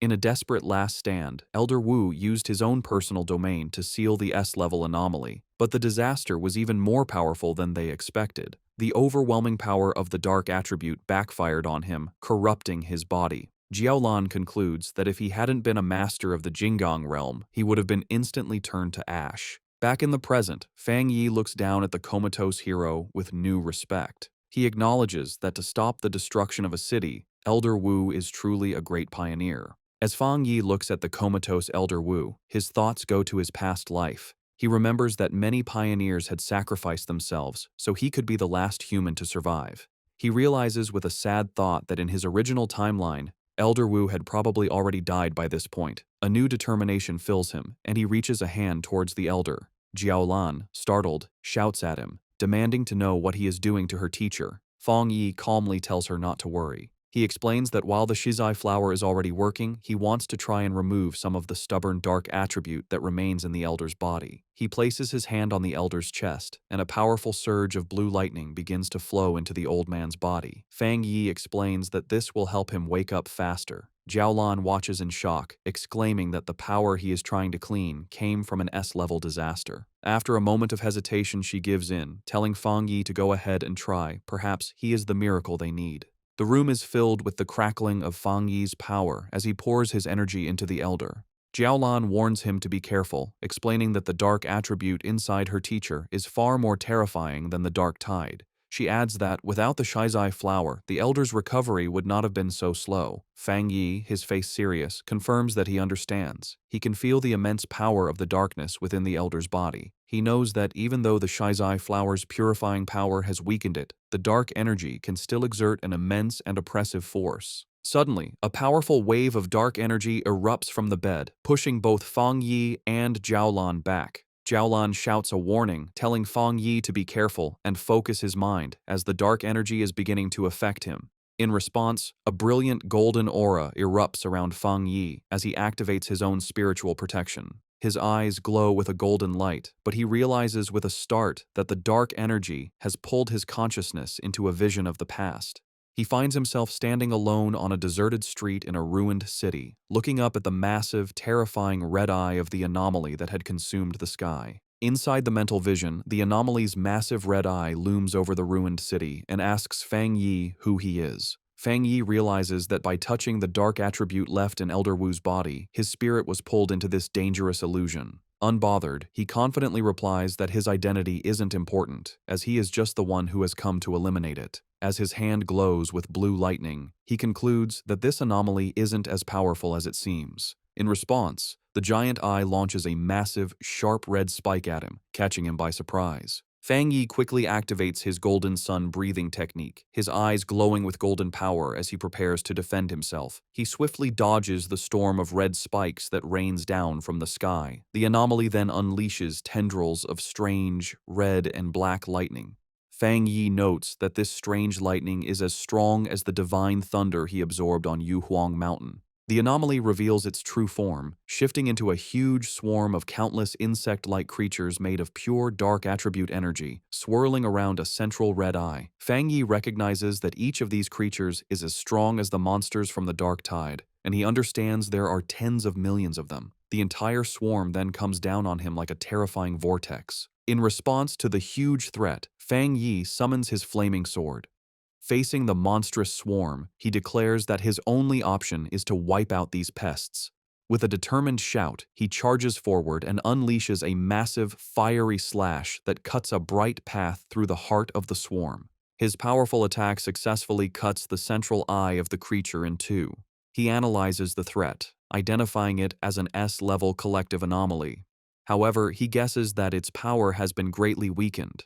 Maybe because it's an illusion, or because of the purifying effects of the shizai flower that was already used on Elder Wu. The two halves of the swarm fall to the ruined city below, exploding on impact. Fang Yi lands on a rooftop, looking over the remains. He guesses its current power is around A level, and reflects with awe that this is the city-destroying disaster Elder Wu faced alone. Fang Yi realizes the threat is even greater than he first thought. Gathering dark, swirling energy in his hand, he unleashes his own dark attribute technique, the limitless dark world. A massive vortex of pure darkness erupts from him and begins to absorb the insect-like anomaly. The creature is shocked, realizing its opponent is not human. With a confident smirk, Fang Yi simply replies, "Guess so." He shouts a command to open, and his dark vortex fully absorbs the rest of the S-level anomaly. As the last of its energy fades, a final warning message echoes through the void: "We will be back soon." Fang Yi floats inside a sphere of his own dark energy, thinking the final message must have been a piece of the anomaly's consciousness. He considers the warning use of the word "we" and wonders if this means other similar disasters are waiting to appear. As the illusionary world roars and begins to fall apart around him, he decides it's best to leave and think about it later. His consciousness returns to the real world with a jolt. He immediately reaches into Elder Wu's body and begins to pull out the corrupting dark attribute energy.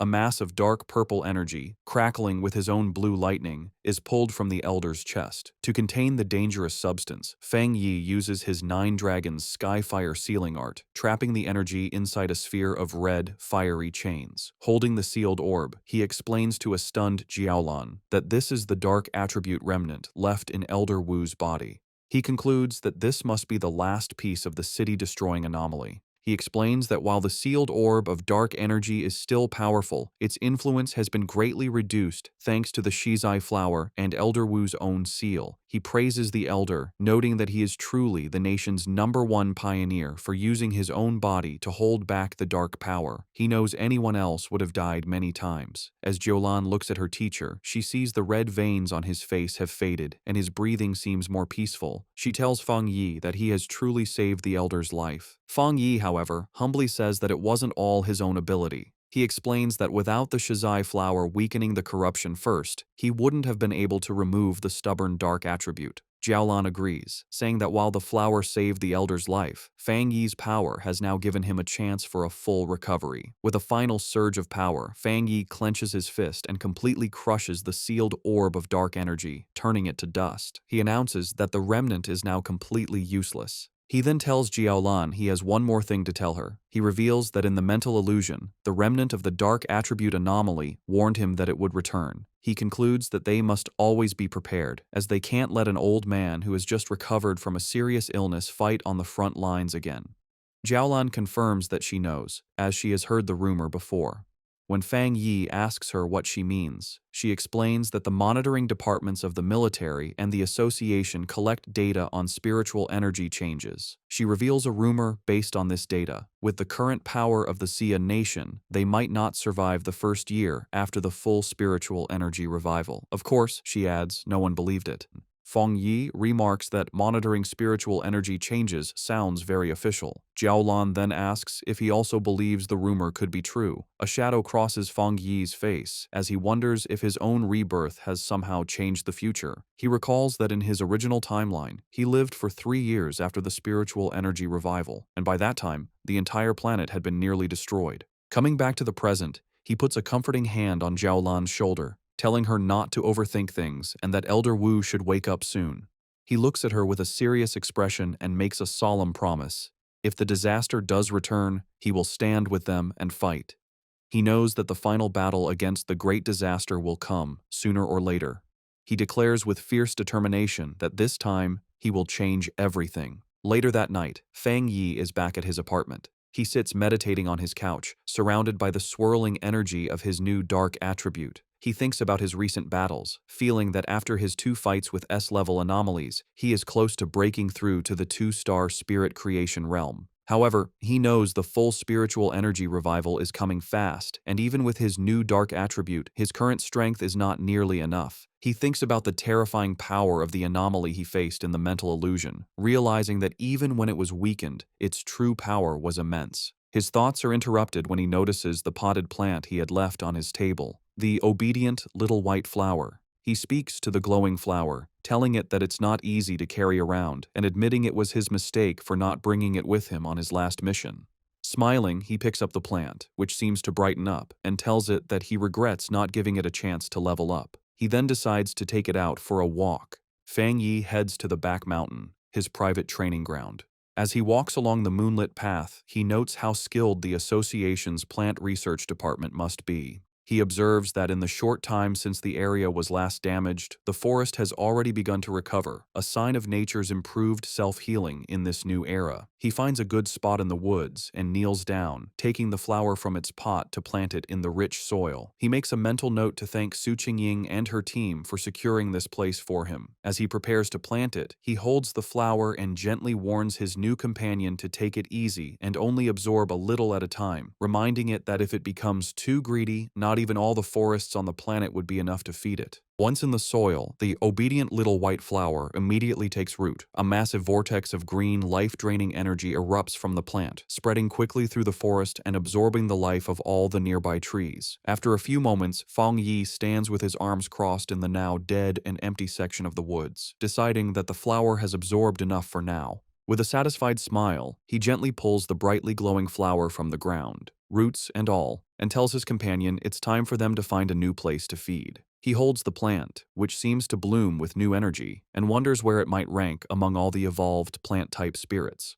He concludes that with its powerful desolation attribute, it must be at least an A-level threat. As he walks along a dark ridge, he notices the deep silence of the forest and realizes that all the animals that once lived there must have fled in terror from the flower's power. His thoughts are suddenly interrupted by a loud, ferocious howl that echoes through the night. Fang Yi's expression hardens as he recognizes the sound as the howl of a wolf. On a nearby cliff, against a blood-red moon, a pack of monstrous wolves with glowing red eyes gathers, their forms shifting and growing. Fang Yi realizes with alarm that the wolf pack is in the middle of a dangerous evolution. Standing before the pack of monstrous wolves, Fang Yi identifies the huge creature on the cliff as the Wolf King, noting its evolution is almost complete. With a loud howl, the Wolf King finishes its transformation, its body now glowing with a menacing green energy. Fang Yi, holding his potted flower, is surprised by the immense spiritual power coming from the creature, realizing with alarm that it is about to become an A-level anomaly. The newly evolved wolf pack quickly surrounds him, cutting off any escape. Fang Yi figures out that the Wolf King has evolved a new, powerful poison attribute from its original wood attribute, a change likely caused by absorbing the dark attribute energy in the area. Despite the danger, Fang Yi remains calm, dismissing the threat as only A-level in strength. He takes his obedient little white flower out of its pot, telling it that it's time for them to solve the problem. He kneels and plants the flower in the ground, thinking that while the anomaly is only A-level, the large number of wolves is a problem. More importantly, the city is just down the mountain, and letting them get there would cause a major disaster. As the Wolf King lunges to attack, Fang Yi tells his flower to begin, and a brilliant green energy starts to flow from the plant. He decides to test the flower's power, curious to see how much damage it can do on its own. A massive beam of green, life-draining energy shoots into the night sky, visible from far down the mountain where another group of pioneers is watching. This new squad observes the scene with concern. One of the men notes that the Wolf King has successfully evolved and is incredibly strong. He asks about the contamination level, and a cloaked figure replies that it has reached 90. The man and his companion are stunned by the dangerously high reading. The squad's blonde-haired leader grows tense, realizing the danger is still increasing. He identifies the Wolf King's wood attribute as being at least at the 3-star Ghost Axe realm, maybe even reaching the Spirit Creation realm, while the rest of the pack is also powerful. He worries that his team doesn't have enough people to handle the threat, admitting that even he has only recently broken through to the 3-star Ghost Axe realm. Suddenly, the leader notices the massive beam of green energy and the clear presence of the dark attribute.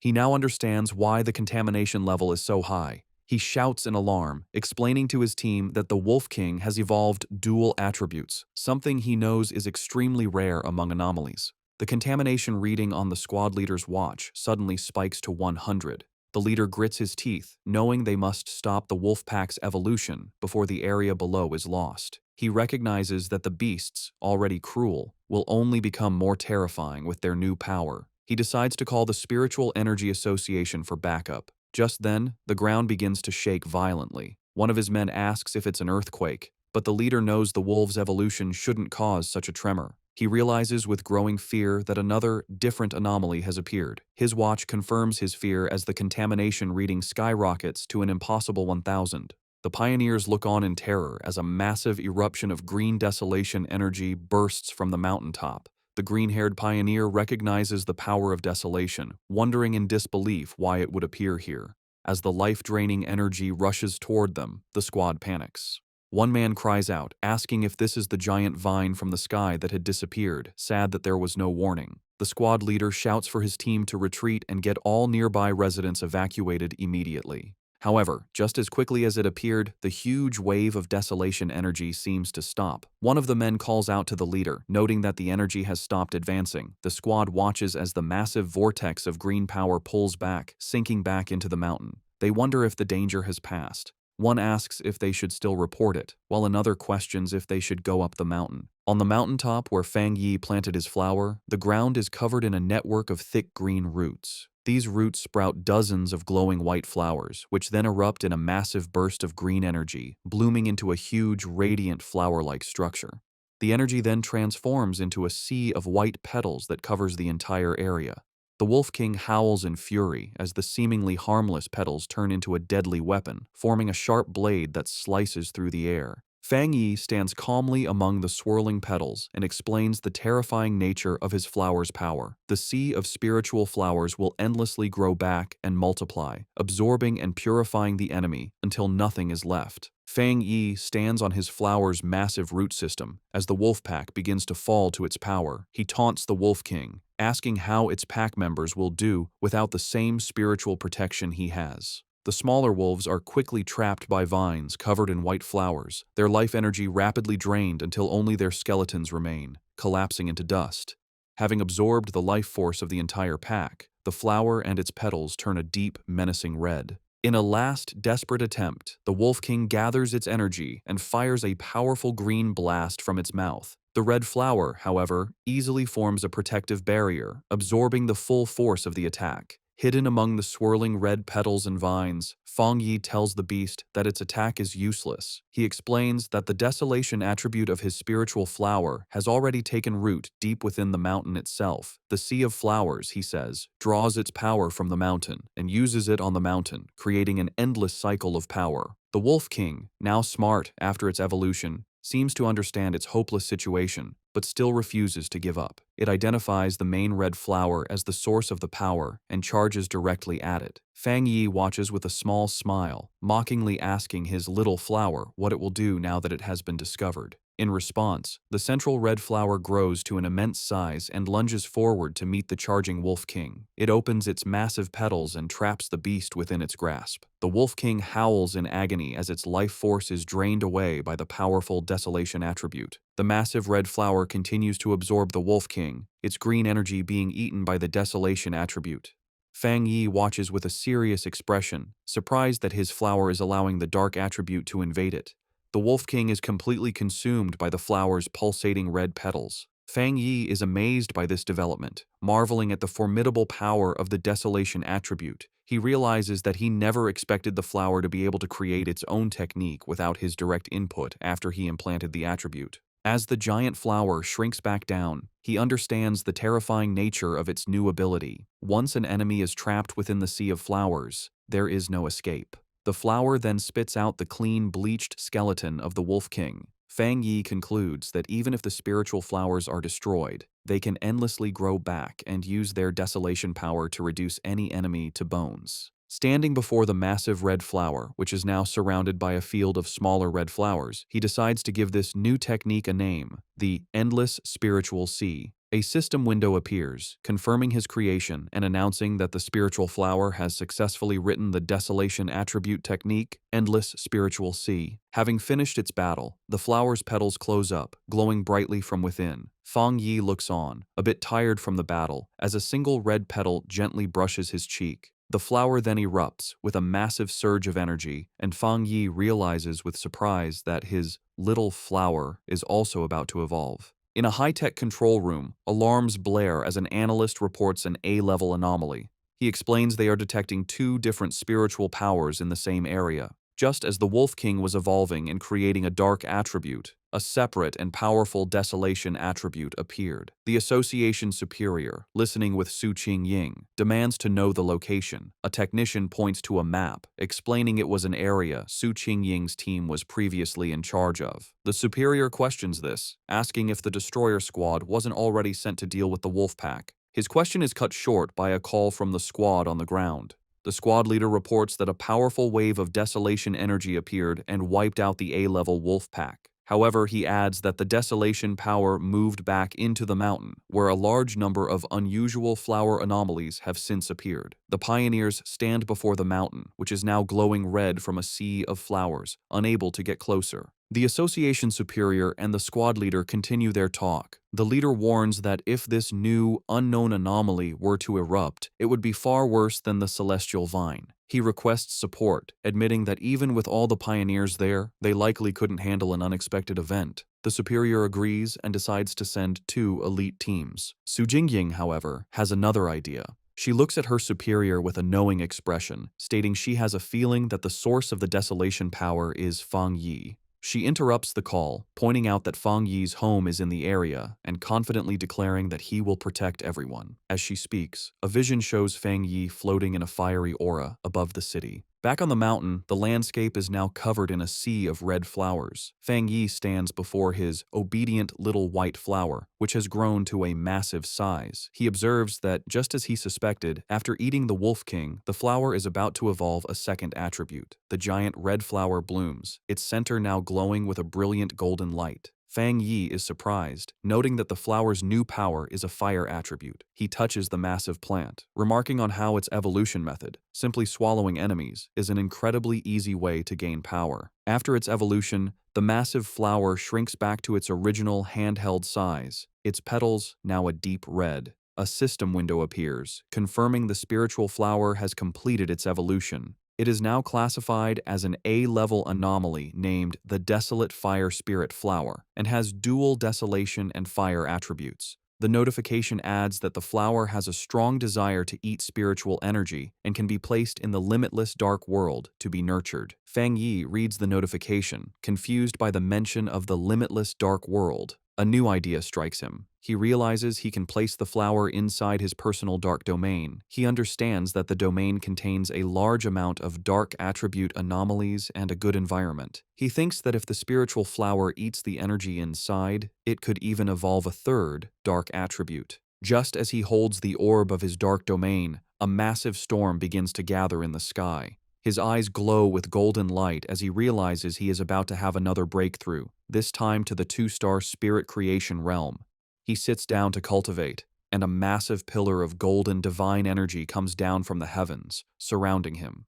As he meditates, he feels his power becoming easier to control, the spiritual energy of the world merging with his body as if they were one. Elsewhere in the mountains, a muscular man with spiky hair senses the immense energy of the breakthrough. He follows the light and is amazed to find the source of the power. He is thrilled, recognizing the legendary Heavenly Fire Blade and realizing he has found a 2-star spirit creation realm cultivator. Watching a video of Fang Yi's previous battle, the man is surrounded by his own fiery aura. He declares that he will crush this new fire attribute pioneer to prove to everyone that he is number 1. Back at his cultivation spot, Fang Yi's sharp senses pick up a new presence.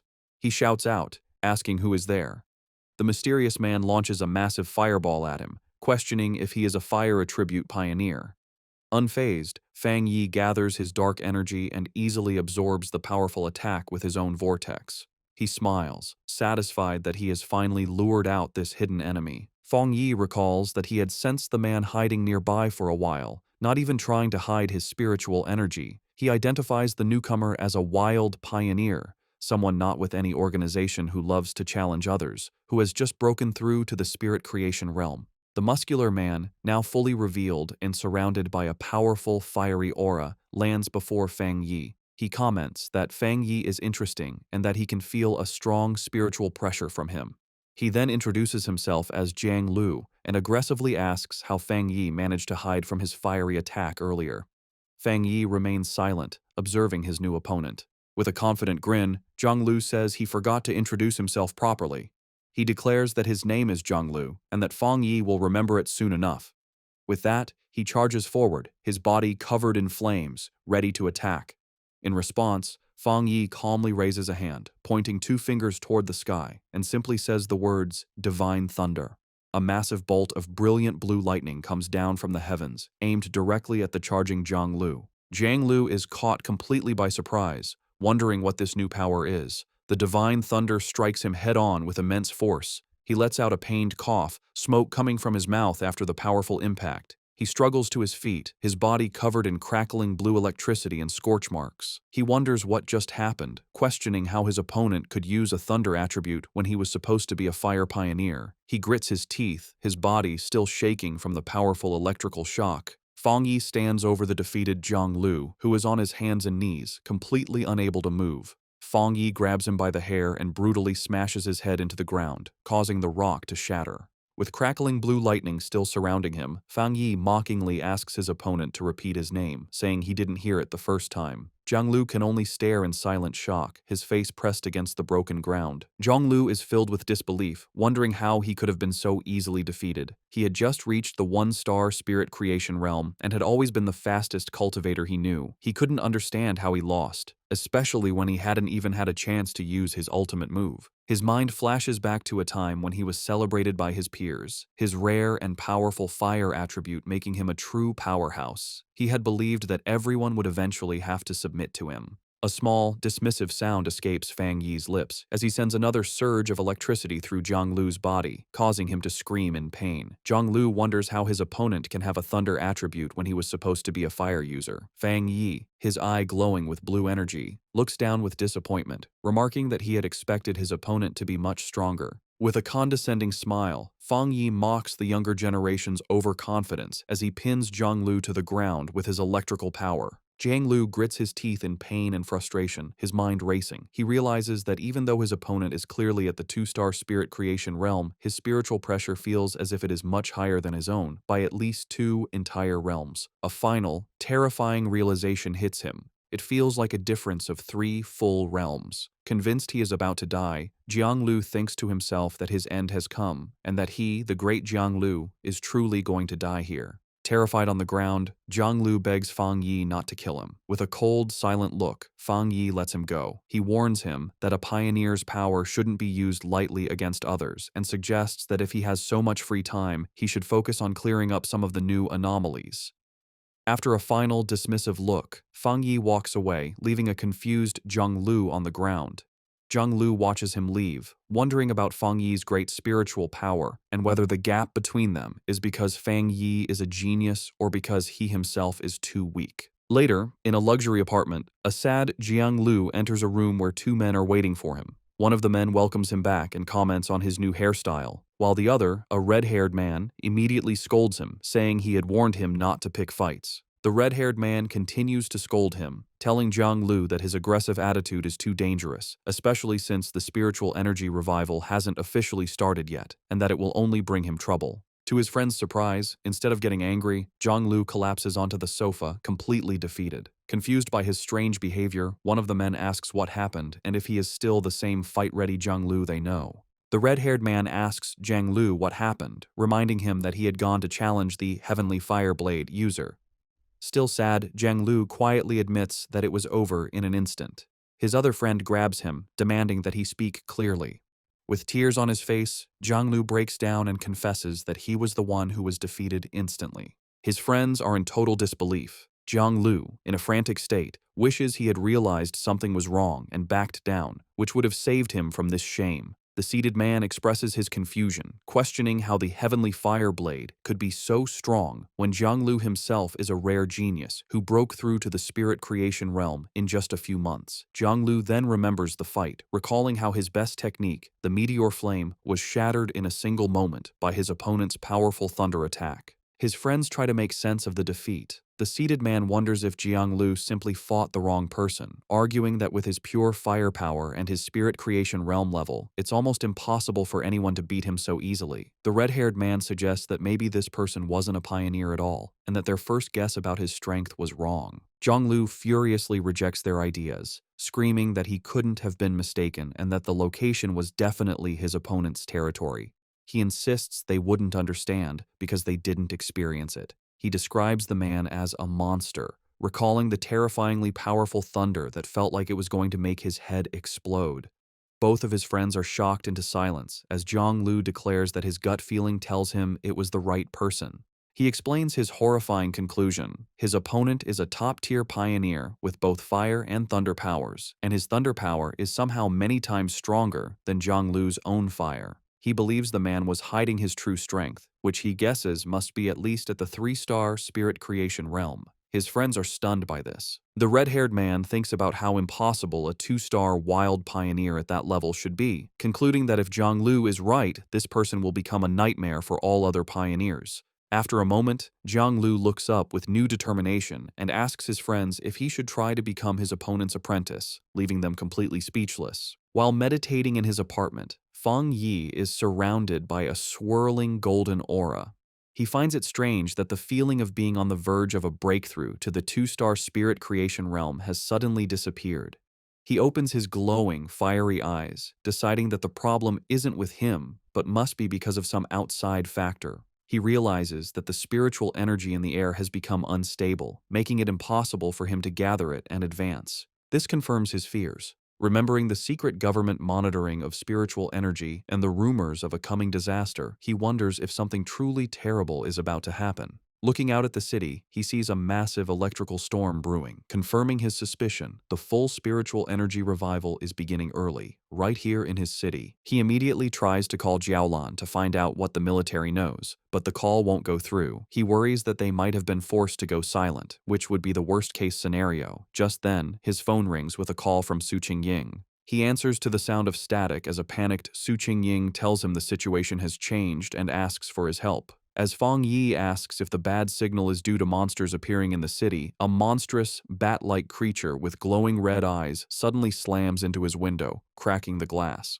Through the static, Su Qingying confirms the problem is huge and that she is in the city. With a final crash, the creature wreathed in dark energy shatters the window and charges toward the still-seated Feng Yi. Unimpressed, he calmly remarks that the creature is overestimating its own strength. Reacting instantly, Feng Yi summons a blade of pure blue electrical energy from his hand. He leaps into the air and throws it at the charging beast, piercing it completely and destroying it in a flash of light. The noise brings Lin Yi rushing from her room, shouting a warning to her cousin about the bat-like monster that has just appeared. She stops, staring in shock at the destroyed window and her cousin, who stands calmly amidst leftover lightning. She asks him what's wrong. Looking through the shattered window, Feng Yi explains that while monsters usually appear randomly, it's worrying that they are now appearing directly in their home, and more than one. He believes the situation is still under control for now. They both look out at the massive electrical storm over the city, and Feng Yi says this could be the start of a major disaster. He finds the situation very unusual, noting that a two-star Ghost Axe realm monster would typically hide in the dark rather than boldly attack a pioneer's home in the middle of the city. Realizing a difficult fight is coming, he tells Lin Yi to contact every pioneer she knows and have them gather at the apartment.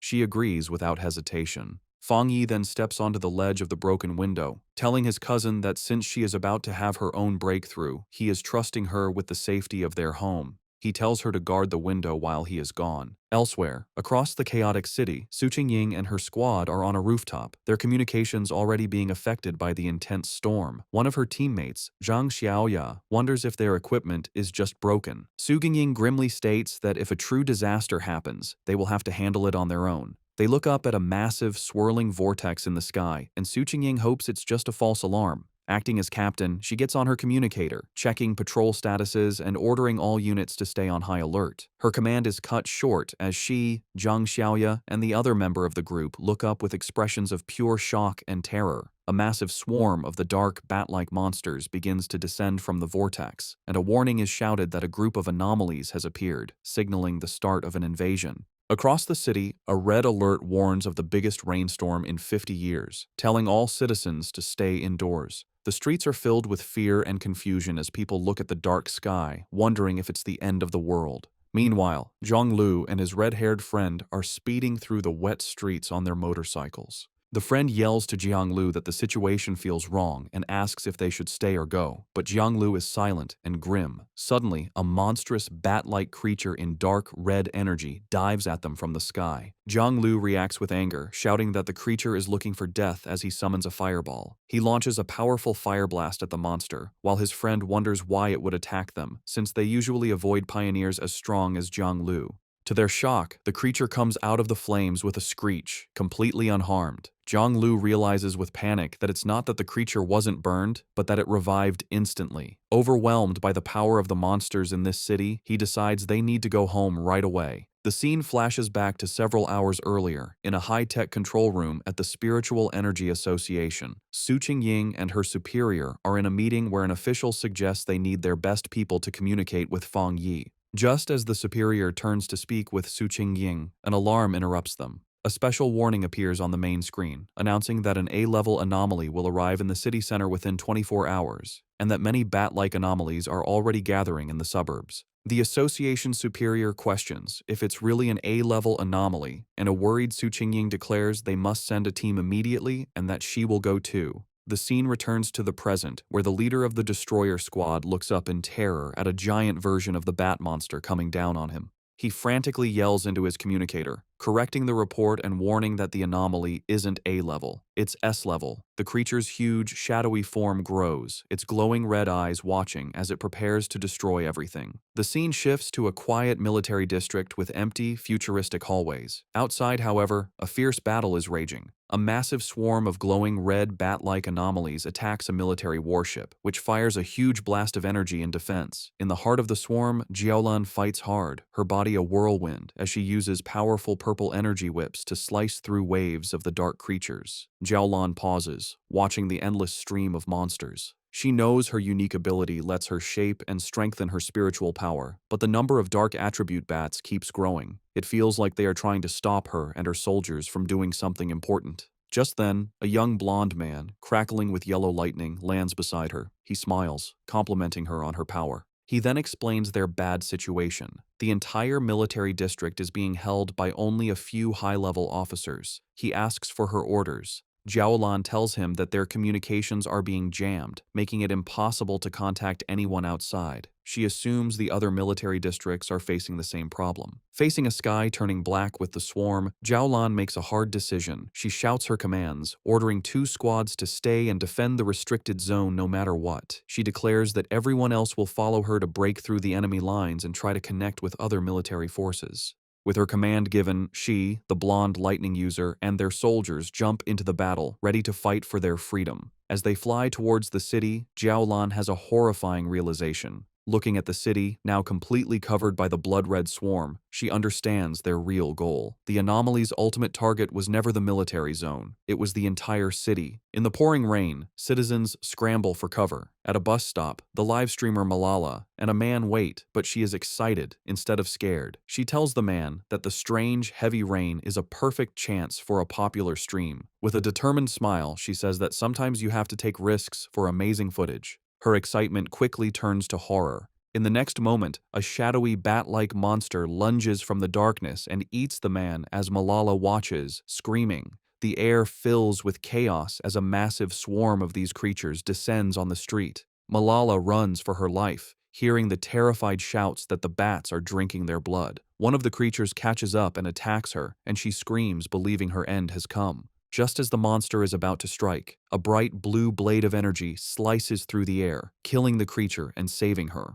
A figure surrounded by blue lightning lands gracefully behind her. The rescuer is Su Qingying, who stands with 2 of her cloaked squad members. She offers a hand to the terrified Malala, telling her that her teammates will take her home safely. As the 2 squad members help the shaken girl, one warns Su Qingying that the number of sea-level bat anomalies is growing, and they seem to be evolving. With a furious look, Su Qingying says that if they know the creatures evolve by eating humans, then they must hurry and get all civilians to a safe place.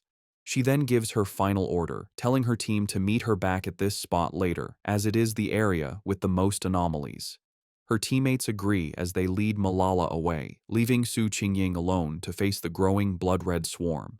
High above the city, Fang Yi leaps and lands on a rooftop, facing a huge, multi-eyed version of the bat anomaly. Looking at the endless swarm below, he is surprised that the whole group has already evolved, their power approaching the 3-star Ghost Axe realm. In response to the great threat, he summons a bright, blazing sword of golden fire. With a single, powerful swing, he sends a massive wave of flames that cuts through the swarm, burning a huge number of the creatures instantly. However, as he watches, his eye glows red, and he realizes this fight is not over. He understands this anomaly is different. The bat swarm seems unkillable, constantly healing and multiplying, making them impossible to destroy with simple attacks. He sees that swarms of these dark attribute creatures have appeared in every crowded area of the city. It feels like countless identical disaster zones have appeared at once, and he knows finding the association members in the chaos will take too much time.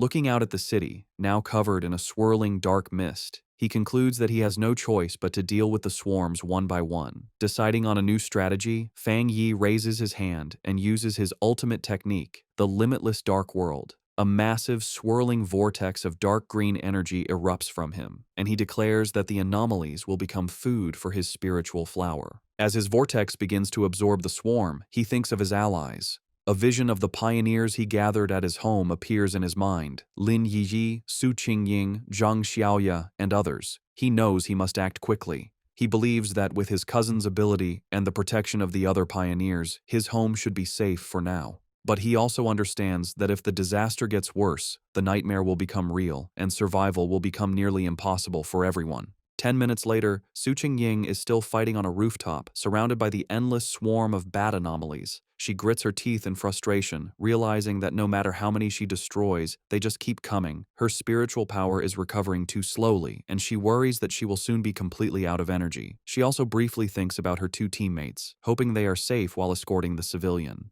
A sudden, terrified scream for help makes her look at the sky. She sees a massive, dense ball of the red anomalies gathering, forming a single, terrifying creature. Realizing the danger is getting worse, she leaps up the side of a building. She knows that if the anomalies keep getting stronger, they will soon reach the spirit creation realm. With her team spread thin saving people, they don't have enough power to handle this new threat, especially now that the creatures have started attacking buildings.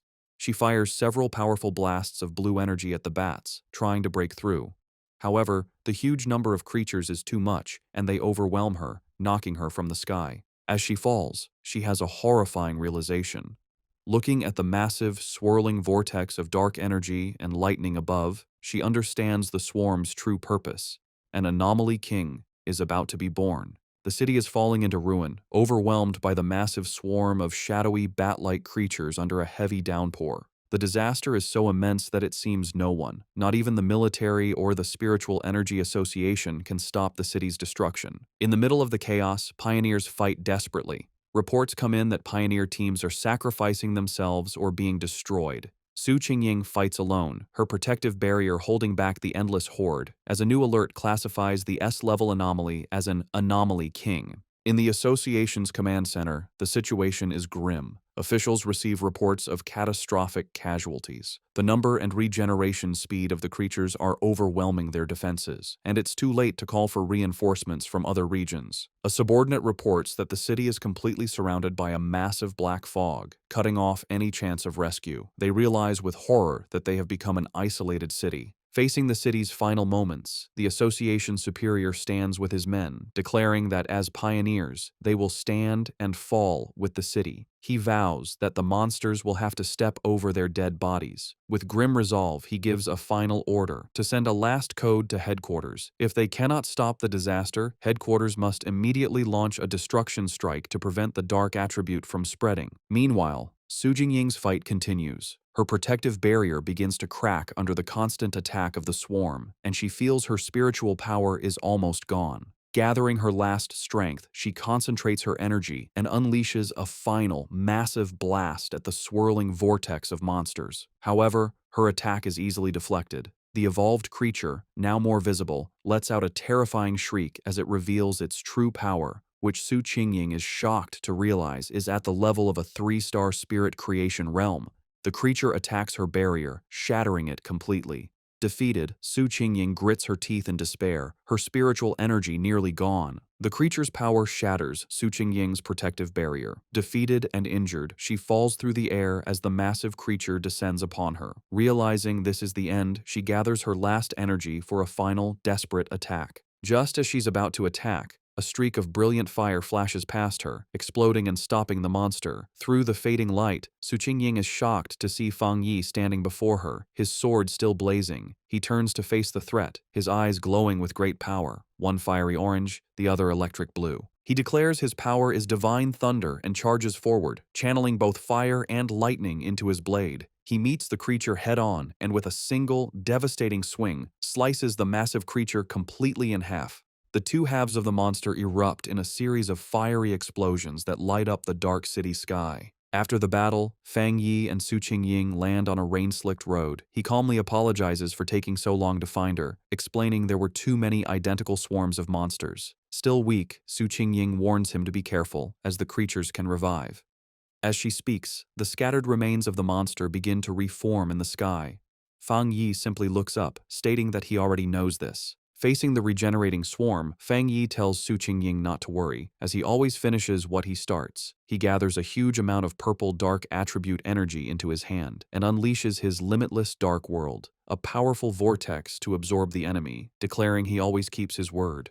Watching this incredible display, Su Qingying is filled with new hope, realizing she had forgotten the city still has a peerless pioneer like Fang Yi. The massive purple vortex spreads across the street, pulling in the entire swarm of bat-like creatures. With a single command, Fang Yi causes the vortex to shrink, squeezing the countless monsters into a single, stable orb of pure dark energy. He turns to Su Qingying and asks if she is all right. She thanks him for saving her and says she is fine, having medicine that can help her recover. Noticing her injuries, Fang Yi's expression is serious. He places a hand on her shoulder, and a surge of blue lightning immediately covers her, causing her to cry out in surprise. He explains he has cleansed the dark attribute from her system and tells her to bandage the wound. Su Qingying is amazed by his powerful thunder attribute, noting her wound's pain has lessened and it's healing faster than the association's advanced medicine. Meanwhile, in the association's command center, an operator shouts in excitement that the number of monster groups seems to be decreasing. However, one of the superiors grimly corrects him. He explains that all rescue pioneer teams have been attacked and have lost contact. The number of monsters outside the city is not decreasing at all. He concludes that the swarms in the city are gathering because the anomaly king is about to appear. He thinks sadly about wanting to see his parents, but knows it is now impossible, deciding all he can do is perform his final duties. As they both watch the massive green vortex in the sky, Fang Yi asks Su Qingying if she has any solid information on what they are facing. She explains it is a Super S-class anomaly that plans to feed on the entire city, with a power level as high as the monster that the Star God Warzone had to seal. With a grim expression, she tells him that such an event is called a cataclysm, and the swarms of monsters are just a warning of the true disaster to come.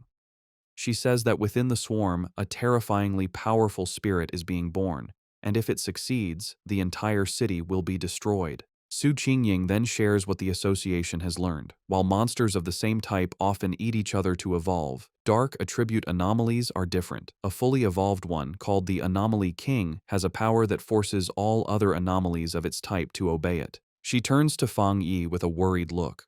While his power is incredible, she points out he hasn't reached the legendary Jinggang realm. She reminds him that the nation's strongest pioneer was left bedridden after sealing a similar disaster. Pleading with him, she says they can't afford to lose another genius and urges him to escape, break through the monster's blockade, and tell the military to abandon the city. Fang Yi interrupts her desperate plea with a gentle tap on her head, playfully asking if she has forgotten everything she learned in school. His expression then turns firm as he declares that this city is his home, and he will pay any price to protect it. Su Qingying is left speechless by his determination. Without another word, he walks away and leaps to a high rooftop, standing before the massive green vortex from which the Anomaly King is emerging. Surrounded by a brilliant golden aura, he grimly notes that it seems the city is being offered as a sacrifice for this king's birth, and he activates his golden sun power. He turns back to Su Qingying, who has followed him, and asks to borrow her wrist device, explaining that he needs it to detect anomalies and contact the association. She hands it over. With the device in one hand and his blazing sword in the other, Fang Yi declares that he must go up there and destroy the creature before it can fully form. He stands ready as the monstrous Anomaly King continues to emerge from the swirling vortex high above the city. Back in the association's command center, the tense mood is broken when an operator shouts that they've reconnected with a lost pioneer's signal. It's Captain Su. The operators are shocked to see her tracker moving at an incredible speed, flying directly toward the center of the storm, the most dangerous area. They yell at her to come back, knowing that going in alone is a suicide mission. An official grabs a communicator and desperately tries to reach her, ordering her to stop immediately and wait for backup from headquarters and the military. On the rooftop, Fang Yi holds Su Qingying's wrist device, which crackles with static. Having finally figured out how to use it, he speaks into the communicator, asking if they can hear him. The official on the other end is stunned, demanding to know who he is and where Su Qingying is. Fang Yi ignores the questions and takes charge, telling the official that he needs everyone in the command center to work with him because he is going to destroy the Anomaly King at the center of the storm. As Fang Yi flies towards the massive vortex, he continues his demand, telling the speechless official that if they don't want the city to be destroyed, they will cooperate. He demands that all their communication equipment and information be used to help him. After a moment of shocked silence, the official makes a decision. He furiously orders everyone to stop what they are doing and immediately connect with the unknown pioneer. He commands his teams to use all available satellite radar to give him information and assigns an operator to be his main contact. The operator immediately begins his report, explaining that satellite images show a huge number of anomalies surrounding the king, swirling like a typhoon. He suggests that the number of anomalies on the northern route is lower, offering it as a possible way in, and recommends an approach from the southeast to avoid the thickest swarms. As the information comes in, Fang Yi continues to fly into the storm. Suddenly, the operator shouts a warning. Fang Yi has been spotted by two powerful anomalies, ranked A and S, both estimated to possess the strength of the two-star spirit creation realm. He desperately urges Fang Yi to get away. The official watches the monitors grimly, knowing that it is too late to retreat. At that moment, a massive shockwave hits the command center, throwing the staff into chaos as they scream in panic. High in the sky, Fang Yi effortlessly cuts one of the powerful bat-like anomalies in half with his flaming sword. His eyes burn with fiery energy as he calmly asks, and then, in the command center, the operators are in stunned disbelief. The main official exclaims that the anomaly's source has disappeared, realizing with shock that the pioneer killed a dark attribute S-level anomaly in one hit. His subordinate excitedly confirms that it must be the legendary pioneer known as the Tyrant. The entire command center erupts in cheers, happy that they have been saved. Meanwhile, Fang Yi analyzes the situation. He understands that after enchanting his sword, its flames can now counter the dark attribute, greatly slowing down the anomaly's regeneration. However, as the creature he just defeated begins to reform from the dark energy, he realizes his current power isn't quite enough to stop their regeneration completely. He concludes that if he had broken through to the next level earlier, one hit would have been enough.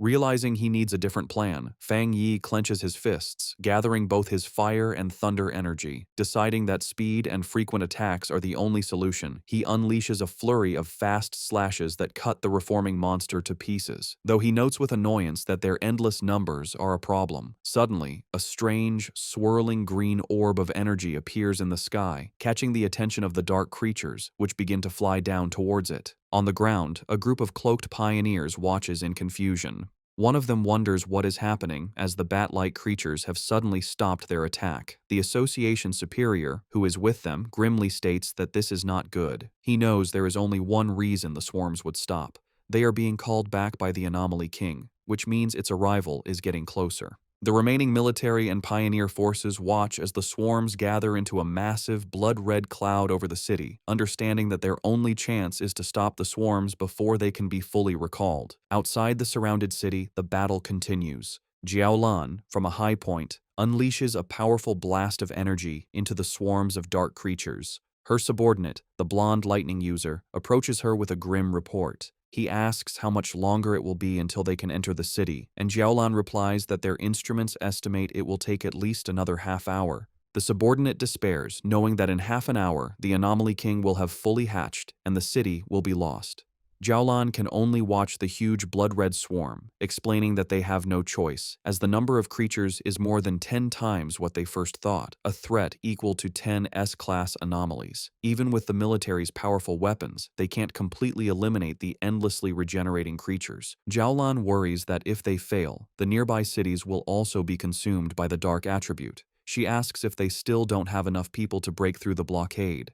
Her subordinate replies that they are completely outnumbered, complaining that some pioneers are just watching from a distance, not realizing the danger will eventually reach them too. Suddenly, Jiaolan's expression changes as she notices something in the sky. Her subordinate asks what she sees. They both watch as the swarms of bat-like creatures within the city begin to come together, flying towards the area where the Anomaly King is being born. At that moment, a bright point of golden light erupts from the very center of the massive vortex. The subordinate recognizes the energy, asking in disbelief if the bright flame could be Fang Yi. He turns to her, questioningly saying her name. With a new, confident smile, Jiaolan simply replies that it is nothing. She then takes command, shouting to all her forces to increase their firepower and push forward without worrying about their supplies. She declares that they must enter the city because the Star God Warzone will not abandon any city. As her forces advance, a single fiery figure rises into the heart of the storm, a beacon of hope against the darkness.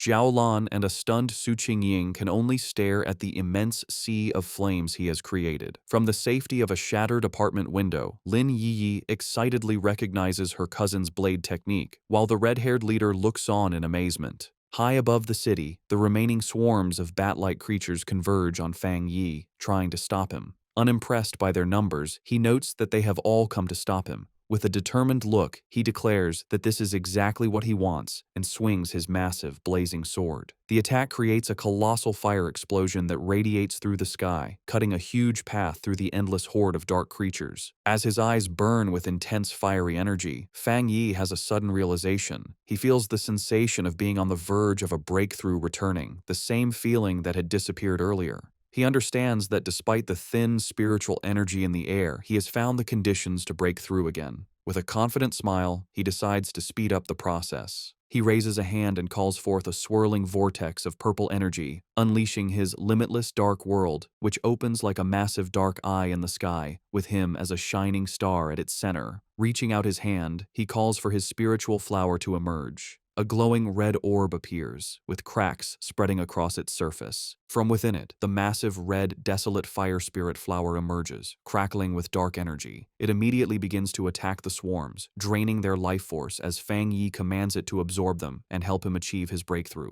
The newly summoned desolate fire spirit flower immediately starts to act. The red flower erupts with great power, sending out a lot of dark tendrils toward the swarm of bat-like creatures.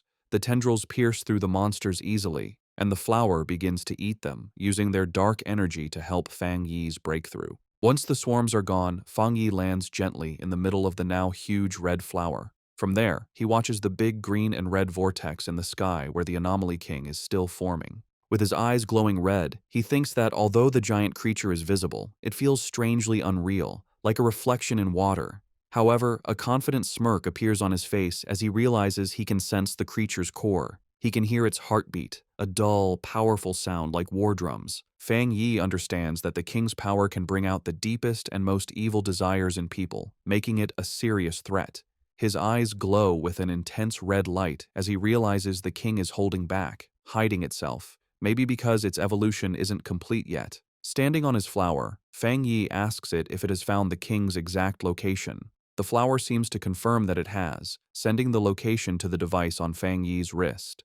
The device glows with a red light, shooting a beam into the sky that shows the Anomaly King's core inside the swirling vortex. With the target found, Fang Yi's eyes begin to glow with golden energy as he uses his golden sun breathing technique at full power. A huge explosion of pure golden energy shoots out from him, going toward the heavens like a rising sun, aiming to destroy the dark creatures for good. Far below in the ruined city, Zhang Lu and his friends watch the sky in total disbelief. They wonder what kind of power can create such a bright light, thinking it must be a fire attribute. However, one of them realizes that a normal fire attribute can't be so strong or fight the dark attribute so well. They come to the only possible conclusion: it has to be a high-tier yang attribute, the natural enemy of the dark power. Meanwhile, inside the association's command center, the tense mood is broken by shouts of joy. An operator reports that the number of monsters is dropping fast and the containment field is shrinking. Staring at the monitors in disbelief, the officials can hardly believe the situation has turned around so suddenly. Outside the trapped city,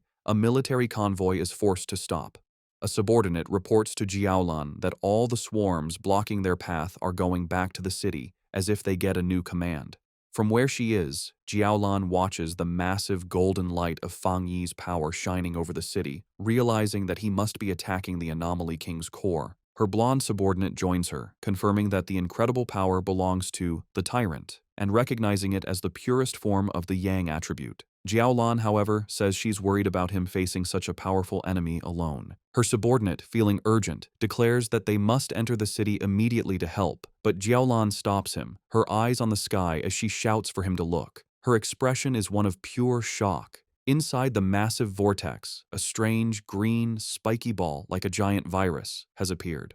Jiaolan realizes with horror that the Anomaly King is starting to hatch early. Down in the streets, other pioneers also see this scary development. One man stares at the pulsating green mass, identifying it as the source of all evil. Filled with anger and sadness for their fallen friends, he and the other pioneers promise to kill every last monster. Meanwhile, inside a damaged building, Lin Yi, the red-haired leader, and another pioneer watch the crisis. Yi insists that they can't just wait to be killed. They must do something to help her cousin, understanding that the birth of the Anomaly King will require the whole city as a sacrifice. Elsewhere, Su Qingying uses her powers to heal an injured pioneer, showing the desperate fight happening all over. Lin Yi rallies the other pioneers in the building. She reminds them that the very creatures trying to stop her cousin are the same ones that have hurt their families and friends. As she speaks, an idea suddenly comes to her. She remembers the massive flower her cousin has summoned, the one that eats the swarms of bats. She realizes its power is just like the desolation attribute of the ghost vine they have seen before. This leads her to a stunning conclusion. Her cousin also has the power of the desolation attribute. With this new understanding, Lin Yi suggests a bold plan. She tells everyone that they will transfer all of their spiritual power into the network of vines created by her cousin's flower, feeding it their energy to make it stronger for the final battle. The other pioneers agree without hesitation, raising their hands and sending their combined power toward the flower. From the ground, the Association Superior notices the streams of blue energy flying toward the sky. At first, he wonders if other pioneers are gathering their power to attack the monster directly, but he quickly dismisses the idea, knowing they aren't strong enough to hit it from so far away. He then understands their real plan. They are sending their spiritual energy to the plant that Fang Yi has summoned. Inspired by their bravery, the superior declares that he too will help. He lets out a powerful surge of his own blue energy, sending it toward the sky. All around the city, the remaining pioneers follow his lead. They focus their wills and send out their spiritual power, creating a massive wave of energy that flies toward the heavens to help in the fight. Su Gingying, while helping an injured pioneer, suddenly senses the huge shift in power. Looking up, she sees Fang Yi's spiritual flower, now glowing with the combined energy of every pioneer in the city. Realizing this is humanity's last stand, she gathers her own remaining power and sends it to join the others, supercharging the flower for a final powerful strike against the Anomaly King's core. The monster lets out a final pained scream as the attack hits its target, followed by Fang Yi delivering a quick, decisive slash that cuts through its body. After the huge battle, Fang Yi floats in the air, wiping blood from his face. A voice from the communicator urgently warns him that all the bat swarms from outside the city are now coming to his position. The numbers are huge. Tens of thousands of B-level, A-level, and even S-level monsters are rushing toward him, a seemingly endless wave of red and black. Unbothered, Fang Yi looks up at the pulsating green cocoon of the Anomaly King and says that no matter how many minions it sends, he will destroy them all. He taunts the creature, asking if it is hatching early because it is afraid of him. Provoked, the Anomaly King finally begins to emerge. A monstrous, shadowy green claw tears through the cocoon, and its full form begins to take shape. With his hand covered in golden flames, Fang Yi watches with a serious expression as his true enemy reveals itself. The fully formed Anomaly King, a terrifying beast with a single, menacing green eye, lets out a final horrifying scream, ready for the final battle. The fully formed Anomaly King swirls in the sky, a terrifying vortex of dark green energy and shadow, with a glowing green orb of power at its center. Its immense power immediately shakes the city. The ground cracks and splits as a violent earthquake rocks the streets, sending the remaining pioneers running. They cry out in despair, realizing that the king can destroy them all just by appearing. From outside the city, Jiaolan and her subordinate watch with grim expressions, their hopes resting only on Fang Yi. Deep within the city's ruins, Su Qingying also looks toward the sky, her face a mix of worry and hope as she silently prays for him to succeed. From the safety of the apartment building, Lin Yi clenches her fists, her expression fierce and determined, sharing the same desperate wish. Floating high above, surrounded by a bright golden light, Fang Yi faces the monster. He speaks to the creature, identifying it as the king of the dark anomalies and the cause of the city's suffering. As his own spiritual flower blazes with fiery energy around him, he explains that he grew up in this city and loves his life here, making his reason for fighting clear.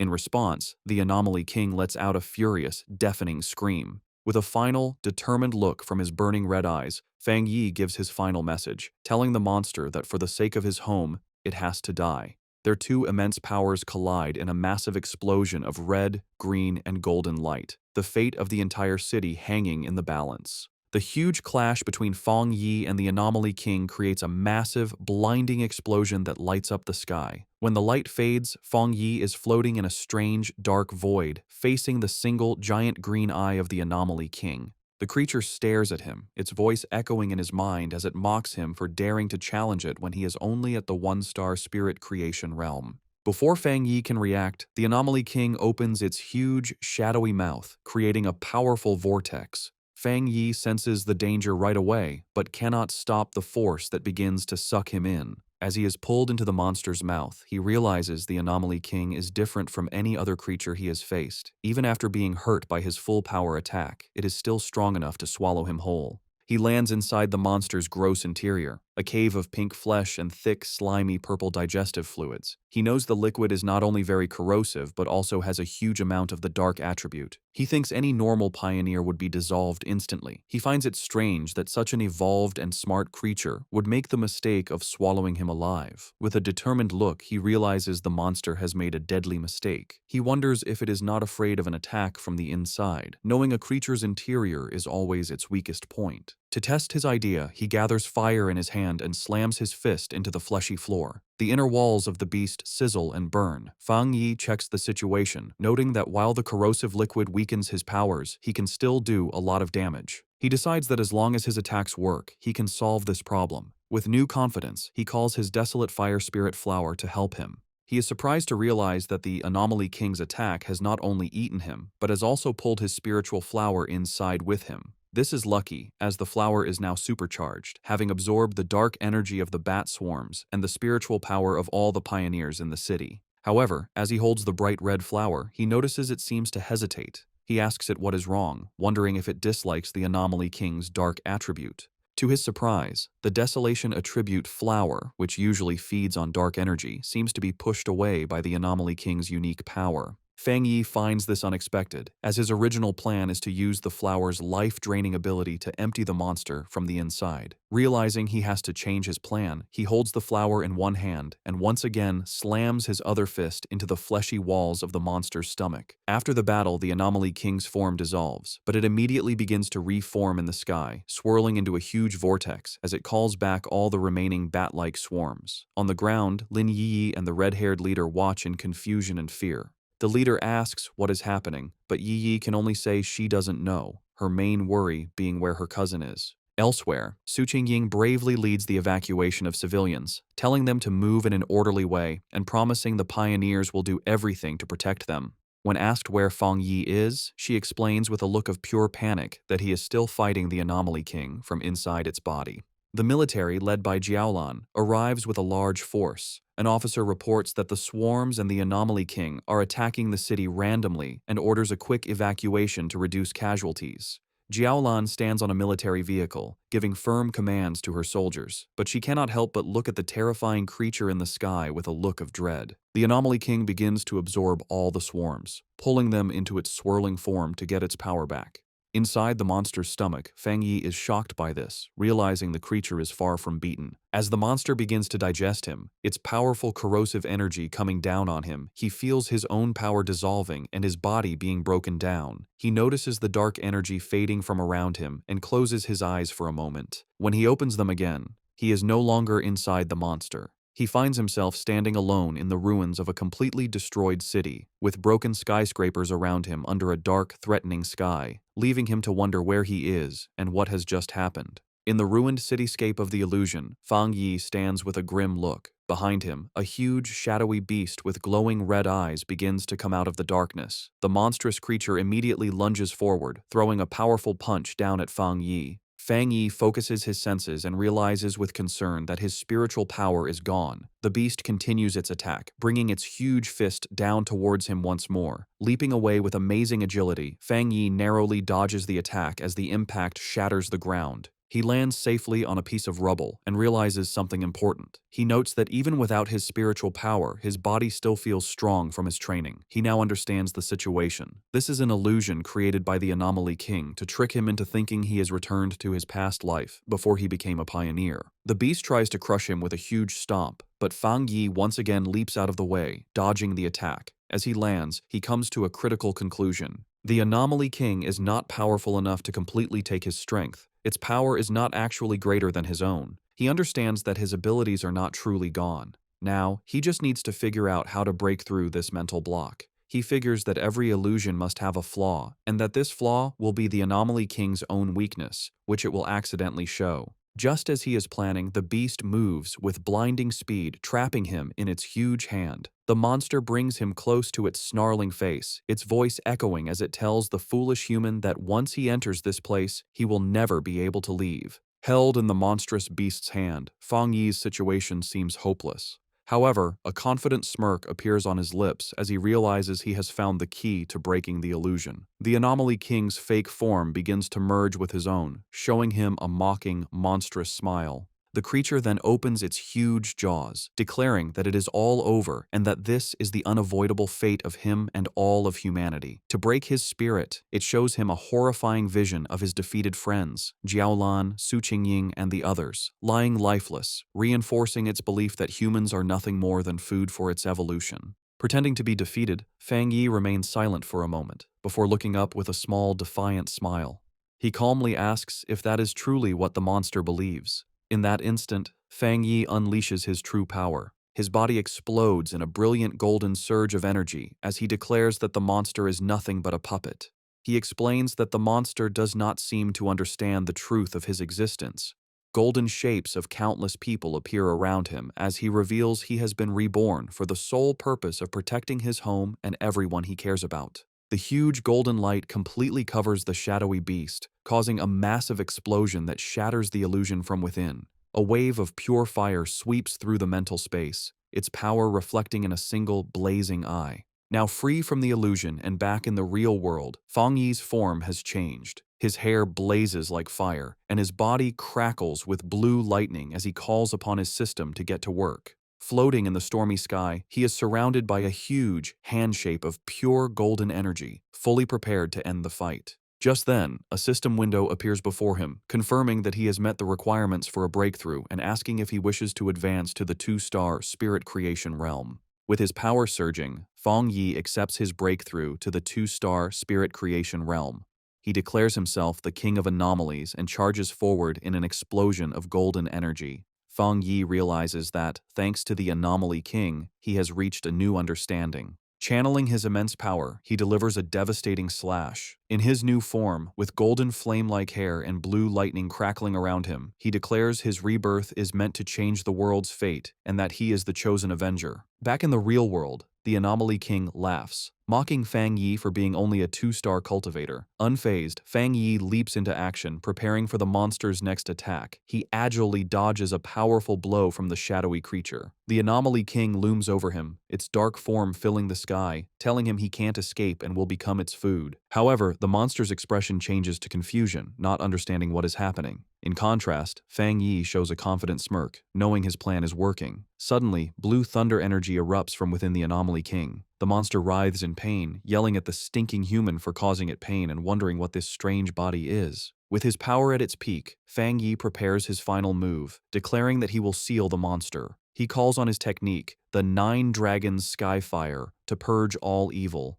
From his fiery aura, 9 huge fire dragons emerge and converge on the Anomaly King's core. The monster screams, realizing the power is far greater than a 1-star cultivator's. The attack ends in a massive explosion of light that fills the city sky. The pioneers on the ground watch in awe as Fang Yi eliminates the anomaly. The Anomaly King lets out a final scream of pain as its essence is destroyed by Fang Yi's power. The last of the Anomaly King's power disappears from the sky, leaving a clear blue day. High above, a massive vortex of purple energy, the last of the dark attribute, is absorbed. Fang Yi, his form back to normal but still holding his blazing sword, stands as the swirling purple energy is drawn into a sphere before him. He looks on with a calm, serious expression, his eyes glowing red. He creates his limitless dark world, a vortex that pulls in all the leftover chaotic energy from the battle. On the streets, surviving pioneers and soldiers look up at the peaceful sky in disbelief.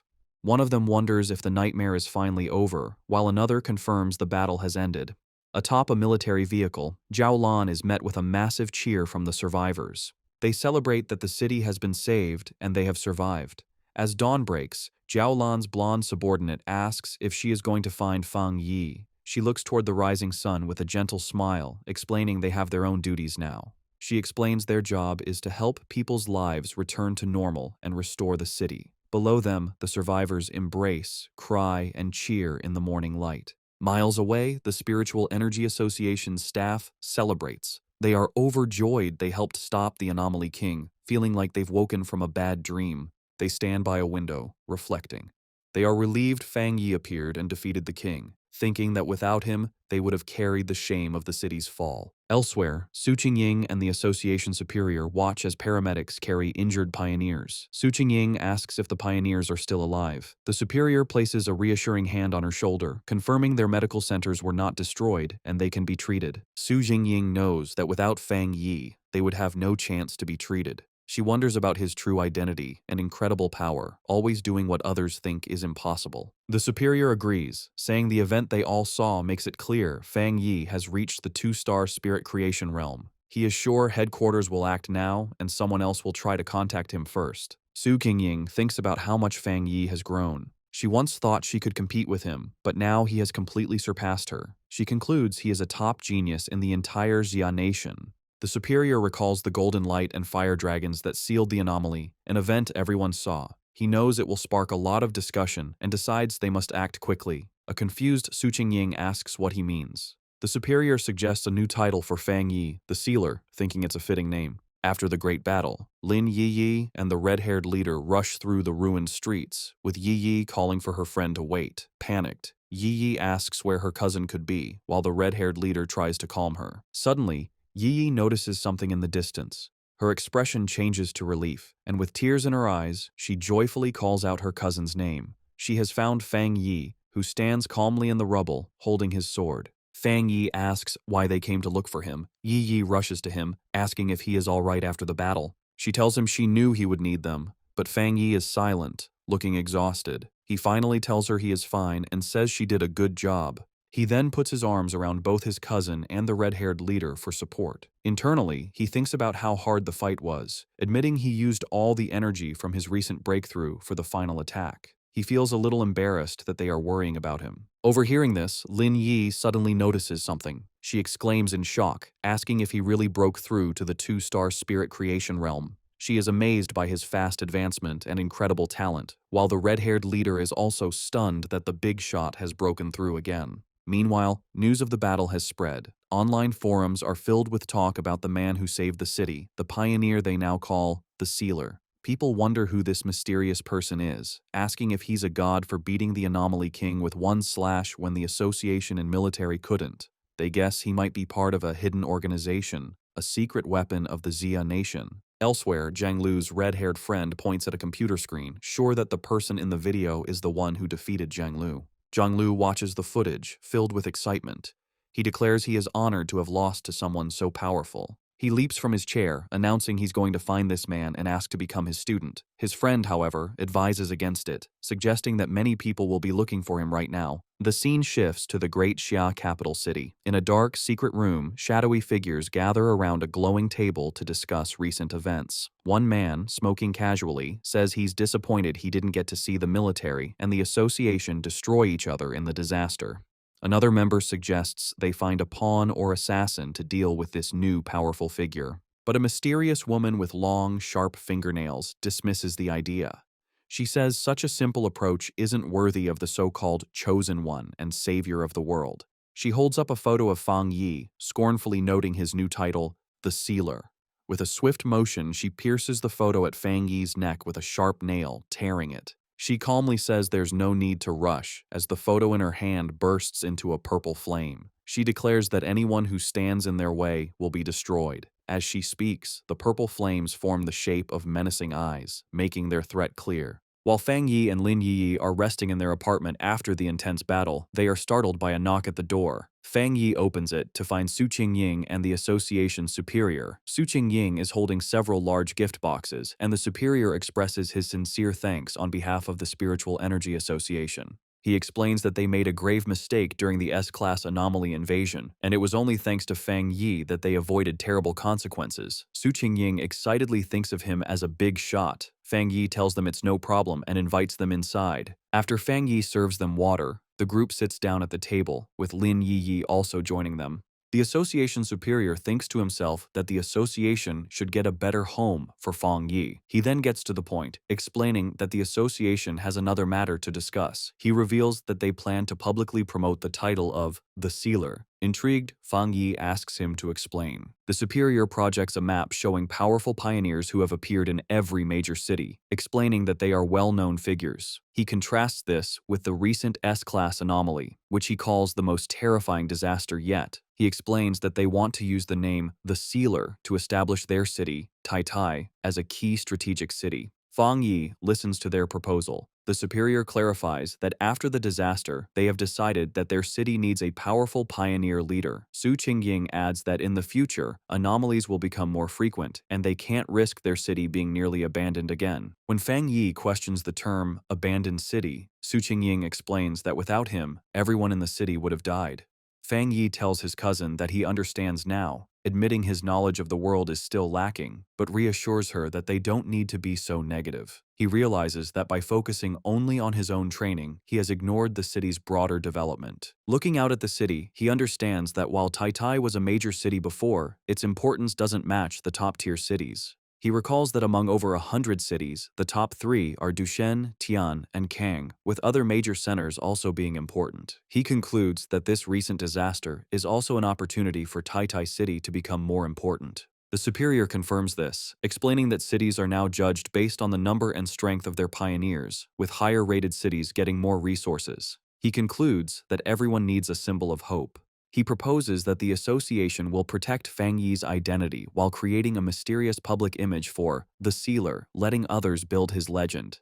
Fang Yi agrees, understanding that some mystery is smarter than full exposure. Lin Yi agrees, adding that human imagination can sometimes be more threatening than reality. Fang Yi calmly says he has no problem with the association's plan, as it helps him and the people he cares about, and he hopes for a good partnership. He extends his hand to seal the deal, which surprises both the association superior and Su Qingying. Fang Yi and the superior shake hands, finalizing their new partnership. The superior officially welcomes him, calling him by his new title, the Sealer. In the following days, with the full cooperation of the association and the military, Tai City begins to recover quickly. The reconstruction of the city and the rescue of the injured go on in an orderly way. The great disaster has helped speed up the creation of a new order across the world. The scene then shifts to the modern headquarters of the Spiritual Association in Dushan City, where news of Fang Yi's actions has already arrived. Officials wonder if the Sealer is the pioneer who solved the S-class anomaly in Tai. Inside an office, several men discuss the reports. One notes that Fang Yi is the most prominent among the newest pioneers, with another adding that his high-grade Yang attribute makes him a chosen one and a natural enemy to the dark attribute. An official, pointing at a monitor showing footage of Fang Yi, reveals that the data indicates he has more than just one high-grade attribute.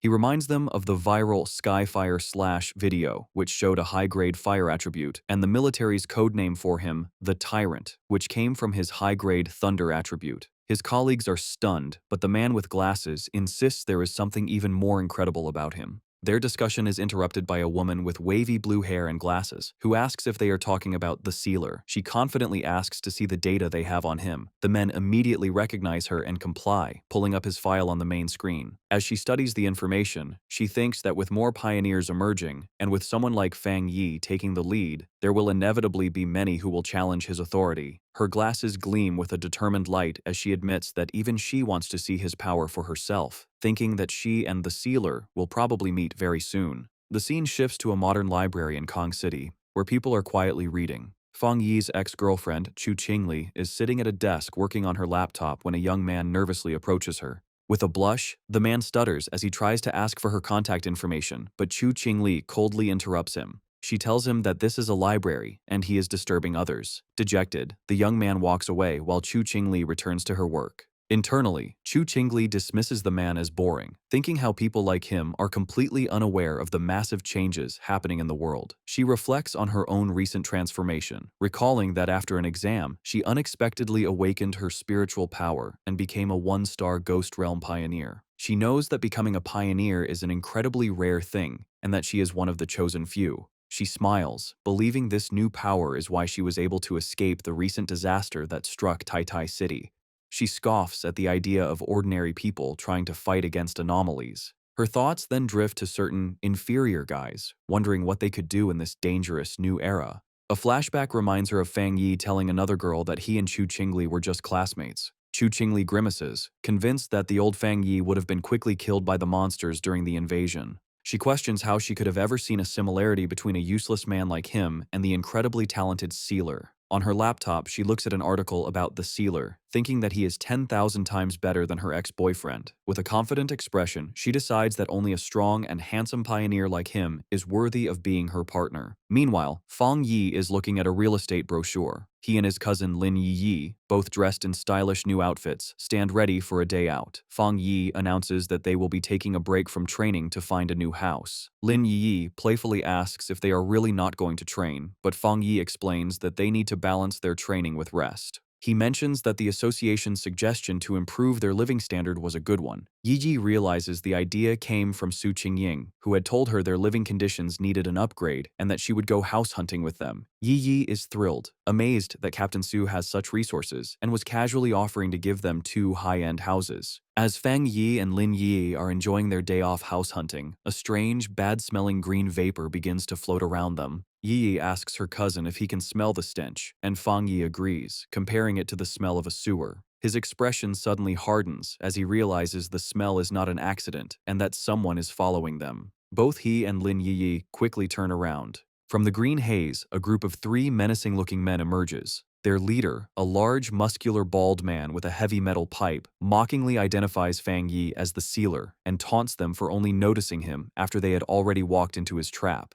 The leader dismisses Fang Yi as a hyped-up pretty boy with no real strength, while one of his companions releases more of the strange gas. Another scoffs that Tai Tai City must be full of trash to have chosen a young kid like him as their captain. The men charge forward, demanding that Fang Yi hand over all the benefits he has received from the city. Lin Yi leaps into action, firing a powerful blast of blue energy from her hands. The attacker with the axe easily jumps over her attack. He then powers up his massive weapon with his own spiritual power. As he brings the glowing axe down, Lin Yi creates a protective barrier, grunting from the force of the blow. Meanwhile, the bald leader attacks Fang Yi with his metal pipe. Lin Yi shouts a warning, telling her cousin to be careful as these men also have spiritual power. However, Fang Yi effortlessly catches the weapon with his bare hand, stopping the attack completely. The bald leader stares in shock, unable to believe his powerful strike was caught so easily. With a look of complete contempt, Fang Yi's hand ignites in a brilliant burst of fire. He questions what kind of stinking fish and rotten shrimp would dare to rob him in the middle of the street.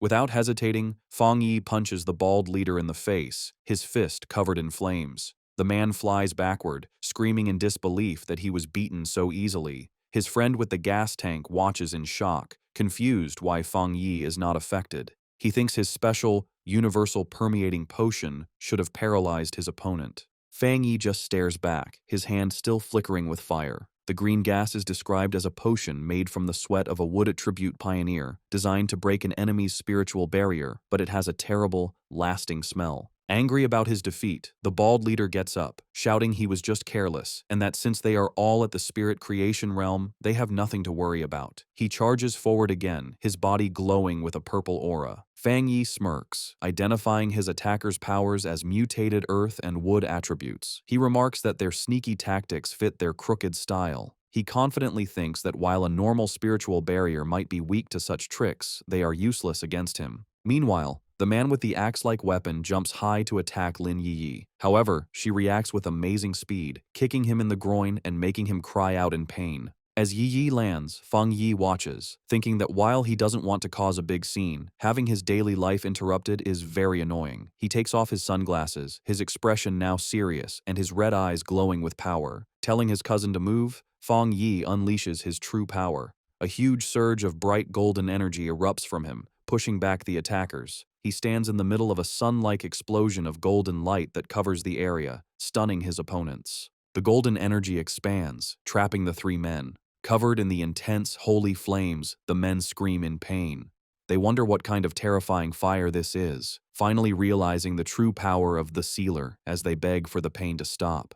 Just as Fang Yi is about to use his full power, Su Qingying suddenly appears, rushing towards him and shouting at him not to kill the attackers, which surprises Fang Yi. Looking at the three defeated men on the street, Su Qingying explains with relief that these men are key targets the association is watching. Fang Yi asks if she plans to take them for processing. Su Qingying confirms, saying the association has started registering all pioneers, especially troublemakers like these. Standing over the defeated men, Fang Yi coldly tells them they are lucky. He says he dislikes being disturbed, and if they bother him again, things won't be so simple, which earns him an annoyed look from Su Qingying. As paramedics load the injured men onto stretchers, Su Qingying angrily scolds them, telling them that if this had happened 2 days ago, the association wouldn't have stepped in and they would have deserved to be killed. She reminds them that the sealer spared their lives for the association and warns them about the punishment waiting for them. As the ambulance drives away, Su Qingying watches with her arms crossed, muttering about the bunch of idiots who would dare to challenge the #1 pioneer.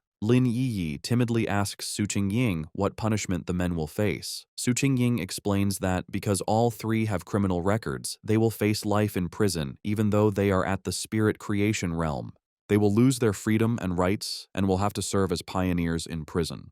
Overhearing this, Fang Yi thoughtfully comments that this method is not a bad idea. Su Qingying turns to Fang Yi with a frustrated look, calling him the association's sweet bun and the future of the Jia nation. She complains that even with all their efforts to promote him, so many clueless people still challenge him, making her wonder if their publicity has been too quiet. She continues, saying it is the association's duty to recruit powerful pioneers like him and help them grow. She is firm that they cannot let these fools ruin the good relationship they have just built with Fang Yi. Changing the subject with a bright smile, Su Qingying excitedly tells Fang Yi and Lin Yiyi that she will take them to pick out a new villa and a new car. Standing before a tall, modern apartment building, Su Qingying declares that they must make an example of the attackers to scare others off. She presents 2 housing options: a top-floor penthouse in the city center and a very private 3-story villa in the mountains, perfect for training. Showing them a golden model of the villa, she explains that both places are fully furnished and ready to move into. Lin Yi comments that both options are very nice.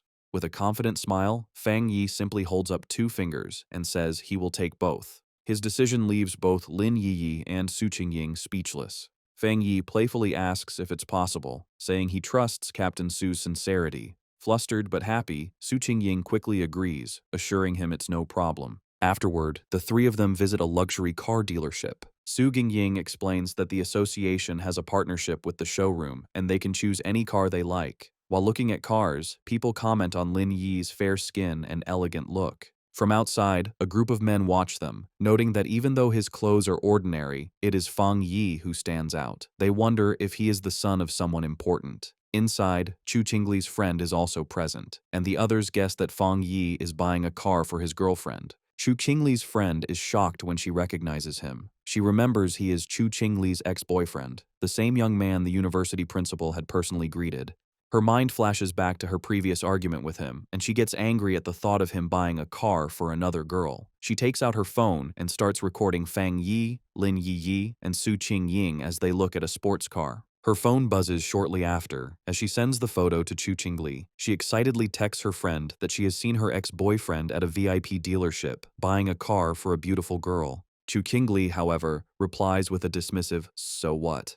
trying to seem like she doesn't care. Sitting in a lecture hall, Chu Qingli is clearly bothered. She wonders where Fang Yi got the money, scornfully thinking he must have been lucky to survive the disaster and is now being kept by someone wealthy. A cold smile appears on her face as she thinks that the gap between them is too big to overcome. As she confidently walks through the lecture hall, she thinks that once she reaches the top of the pioneer world, such things will be beneath her, dismissing him as a vulgar fool. Having chosen their new home, Fang Yi and Lin Yiyi arrive at the modern villa. Yiyi is thrilled, running up the stairs and shouting in disbelief that they actually have a real villa. Inside the fancy living room, she looks around in awe. Fang Yi, carrying their bags, playfully tells her to wipe her drool, reminding her they also have the penthouse in the city.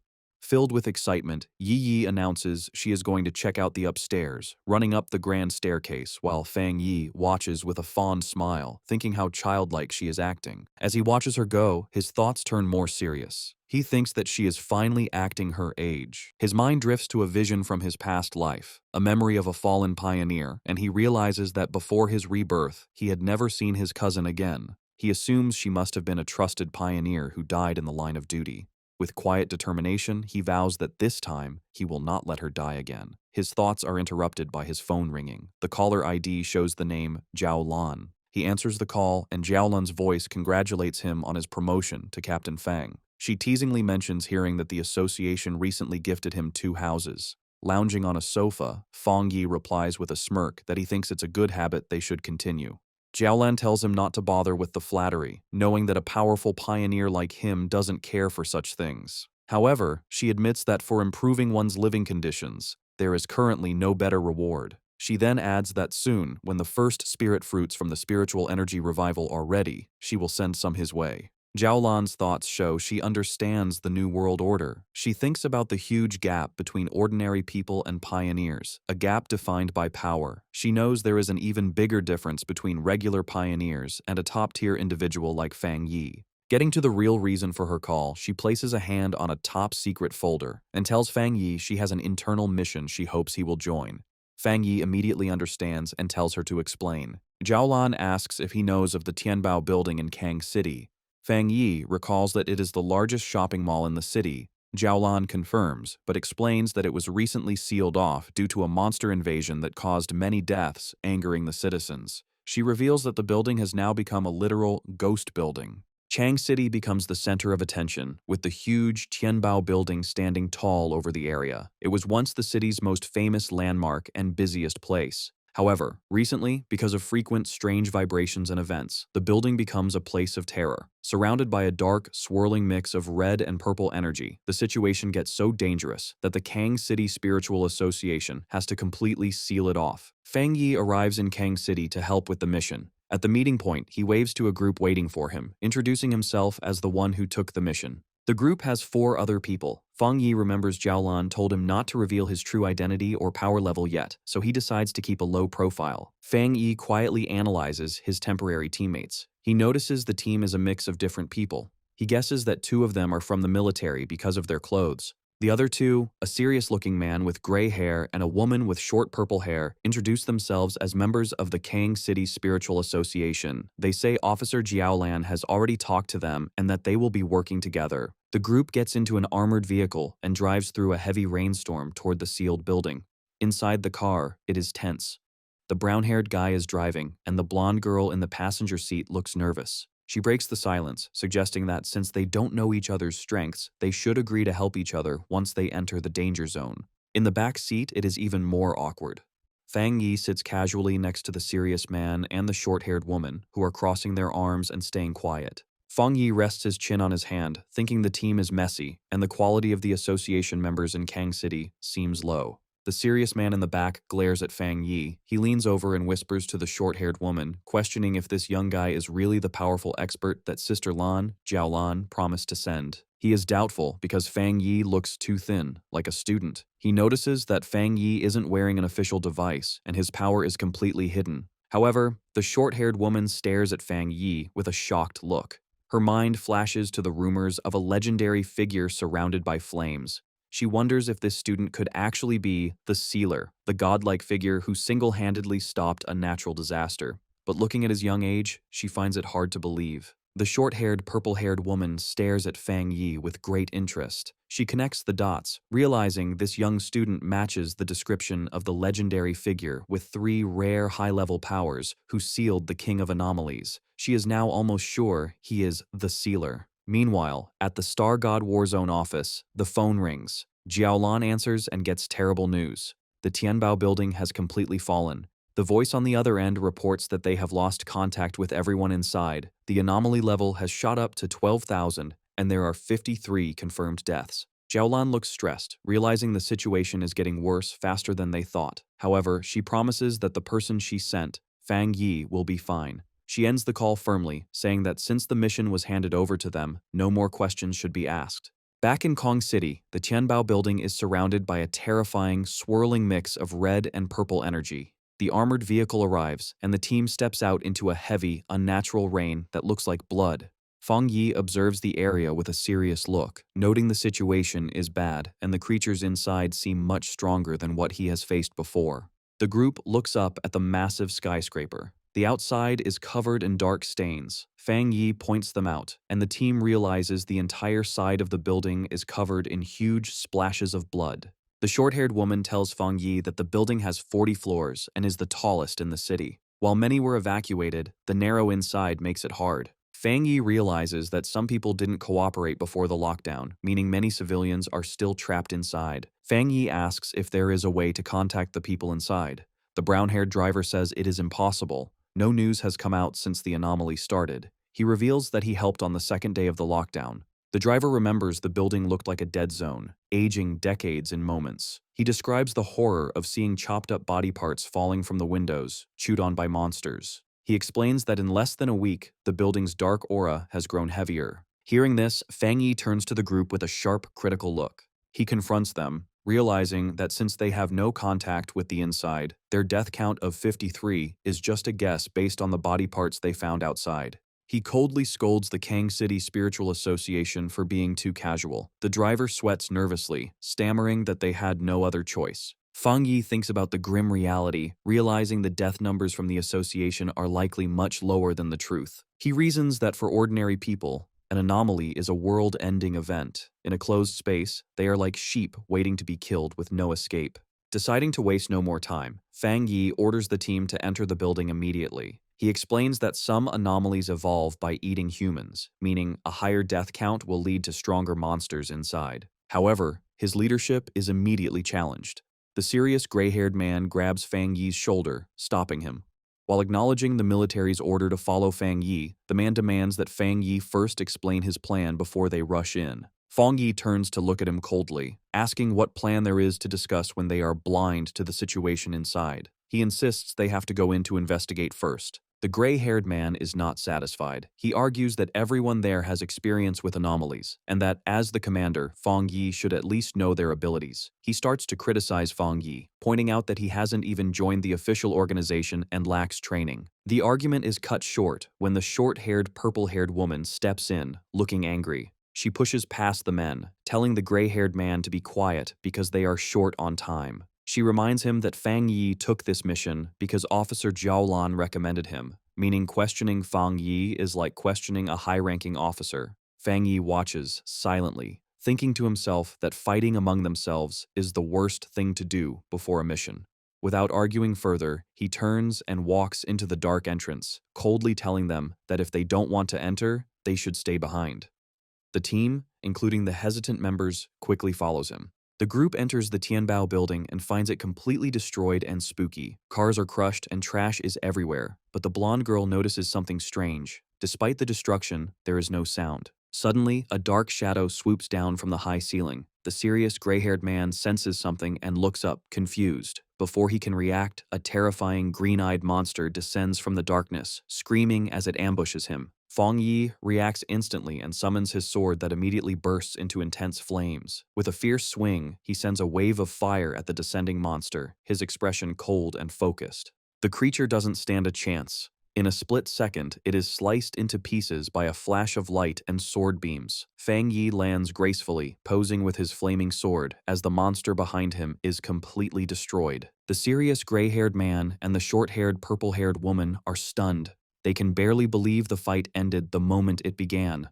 The woman stares in shock at the massive blade of fire in Fang Yi's hand, wondering where he got such a powerful weapon. Ignoring their shock, Fang Yi crouches down to inspect the creature's remains. He grabs a piece of the body to examine it. Standing up, he analyzes the monster, noting it looks like a twisted mix of a bird and a gecko. He grimly concludes that based on the high level of mutation, this creature has already eaten a lot of humans. The short-haired, purple-haired woman looks closer at the body and has a terrifying realization. She identifies the dead creature as an A+ grade anomaly. The team is terrified by the fact that Fang Yi has just instantly killed a monster that would usually take a full team of elite pioneers to handle. As the smoke from the dead monster clears, the purple-haired woman and the gray-haired man are left in shock. The woman realizes Fang Yi's power is much stronger than the one-star spirit creation realm, and the gray-haired man sweats nervously, realizing Fang Yi could have easily killed him. The brown-haired man admits he was wrong, saying he didn't expect this young man to be the legendary sealer. He always thought the sealer was an old expert who never put down his sword. Fang Yi turns his back to them, his sword still on fire. He explains that after he advanced, he combined his spiritual power with his sword, turning it into a spirit weapon he can summon and shape whenever he wants. He humbly suggests he isn't the only one who can do this. With the team's doubt gone, replaced by trust and fear, Fang Yi tells everyone to move faster. The purple-haired woman says she's relieved Fang Yi is on their team as they follow him deeper into the dark building. To light their way, Fang Yi summons a ball of fire in his hand and leads the group down a dark, narrow hallway, holding the fire like a torch. They reach a staircase that is completely covered in blood. Looking at the horrible scene, Fang Yi grimly figures out that the situation is much worse than the official report said. Based on the amount of blood, he guesses there are at least 500 dead, not just 53. Suddenly, Fang Yi's expression gets sharp, his red eyes glowing as he senses something is wrong.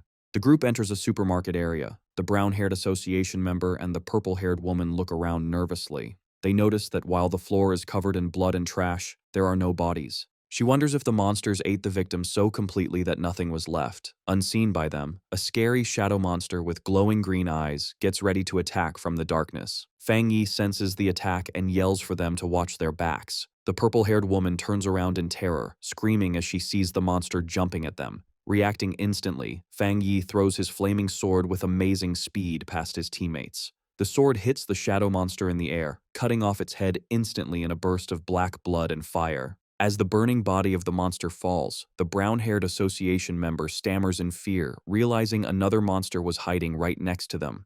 Fang Yi stands calmly in the middle of the flames. He looks at his teammates with a serious expression and asks if they really didn't sense something was wrong, showing the difference in their awareness. Fang Yi looks at his flaming hand and analyzes the situation. He tells the gray-haired man that even though the two monsters they just killed were strong, there weren't enough of them to have trapped and killed the previous rescue team. A thought hits him, and he suggests that the place they are in might not be the real Tianbao building. The team stands in the dark, blood-stained hallway, looking confused. The gray-haired man and the blonde girl ask him what he means. Fang Yi explains that even though the hallway is full of blood, the smell is wrong. He points out that the strong smell comes from the dark attribute and monsters, but there's no smell of dead bodies. He decides he needs to test his guess. The purple-haired woman watches anxiously as Fang Yi prepares to use a powerful technique. She agrees with what he said, noting that the place feels empty, as if no living thing has ever been there. Fang Yi guesses that this place is just a simple, empty copy created by the monster.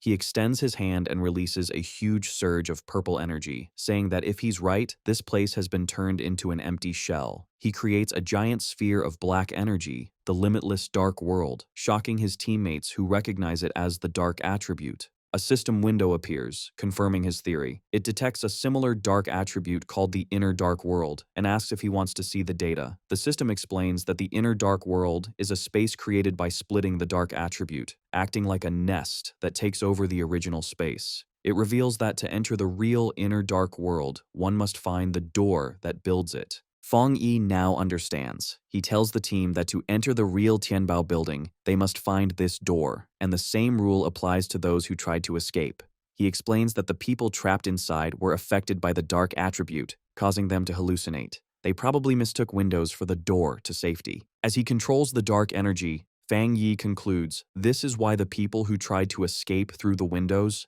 ended up dead. The purple-haired woman realizes with horror that the victims were tricked by the dark attribute until they died. She asks Fang Yi if their next step is to find the door. The situation gets worse instantly, as Fang Yi's system warns that the hostile dark inner world has been drawn to him and has fully appeared. Fang Yi is shocked by its sudden arrival, as a huge blast of purple energy comes down from above, crushing the team. The brown-haired association member and the blonde girl immediately fall under the pressure, holding their heads in pain. They scream that their spiritual defenses are failing. Fang Yi's eyes glow with intense power, one red, one golden, as he glares at the energy. He instantly summons a barrier, creating a powerful dome of golden light to protect his teammates. Inside the barrier, the blonde girl and the brown-haired association member gasp for breath, relieved the pain has stopped. They look up at Fang Yi in awe, realizing that while they were almost knocked out, the sealer is completely unharmed. They admit to themselves that the dark energy nearly killed them without even hitting them directly, and without Fang Yi, they wouldn't have survived.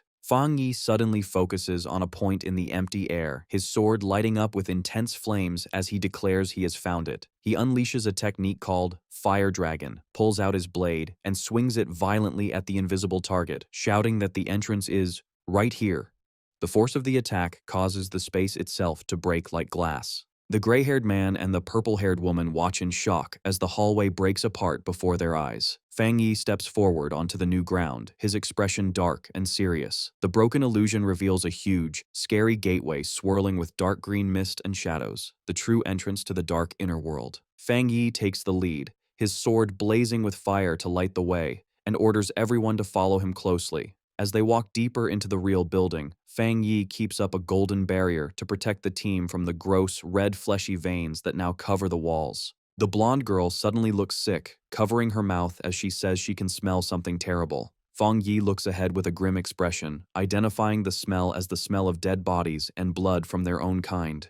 The group finally finds a horrible scene. The floor is covered with the dead bodies of the previous pioneers who had gone missing, confirming they had been trapped and killed in this dark space. The group is immediately ambushed as a swarm of shadowy, bat-like creatures descends from the ceiling, surrounding them. Looking up, the team sees a terrifying swirl of monsters above them, trapping them. Suddenly, a massive A+ grade demon-like monster with glowing red eyes dives down from the swarm to attack. The gray-haired man and the brown-haired association member are shocked, shouting that it's crazy to find another high-level dark monster so soon. Fang Yi reacts instantly, summoning his flaming sword. He throws the sword, and it pierces straight through the descending monster's chest in a burst of fire. The monster roars in pain as Fang Yi rushes forward to finish it. He drives his sword into the ground and grabs the hilt. With a series of incredibly fast swings, Fang Yi unleashes a storm of fiery attacks against the swarm and the large monster. He lands gracefully, setting off a massive explosion of holy fire that burns the enemies around him. The blonde girl and the purple-haired woman shield their faces from the intense heat, shocked that the dark monsters melted instantly when they touched his flames. They realize that since the mission started, they haven't had to do anything. Fang Yi walks through the destruction, his sword glowing like lava. He reaches his hand toward the floor, where the bodies of the previous victims lay. Fang Yi uses his fire to cremate the bodies of the innocent victims, giving them a proper burial.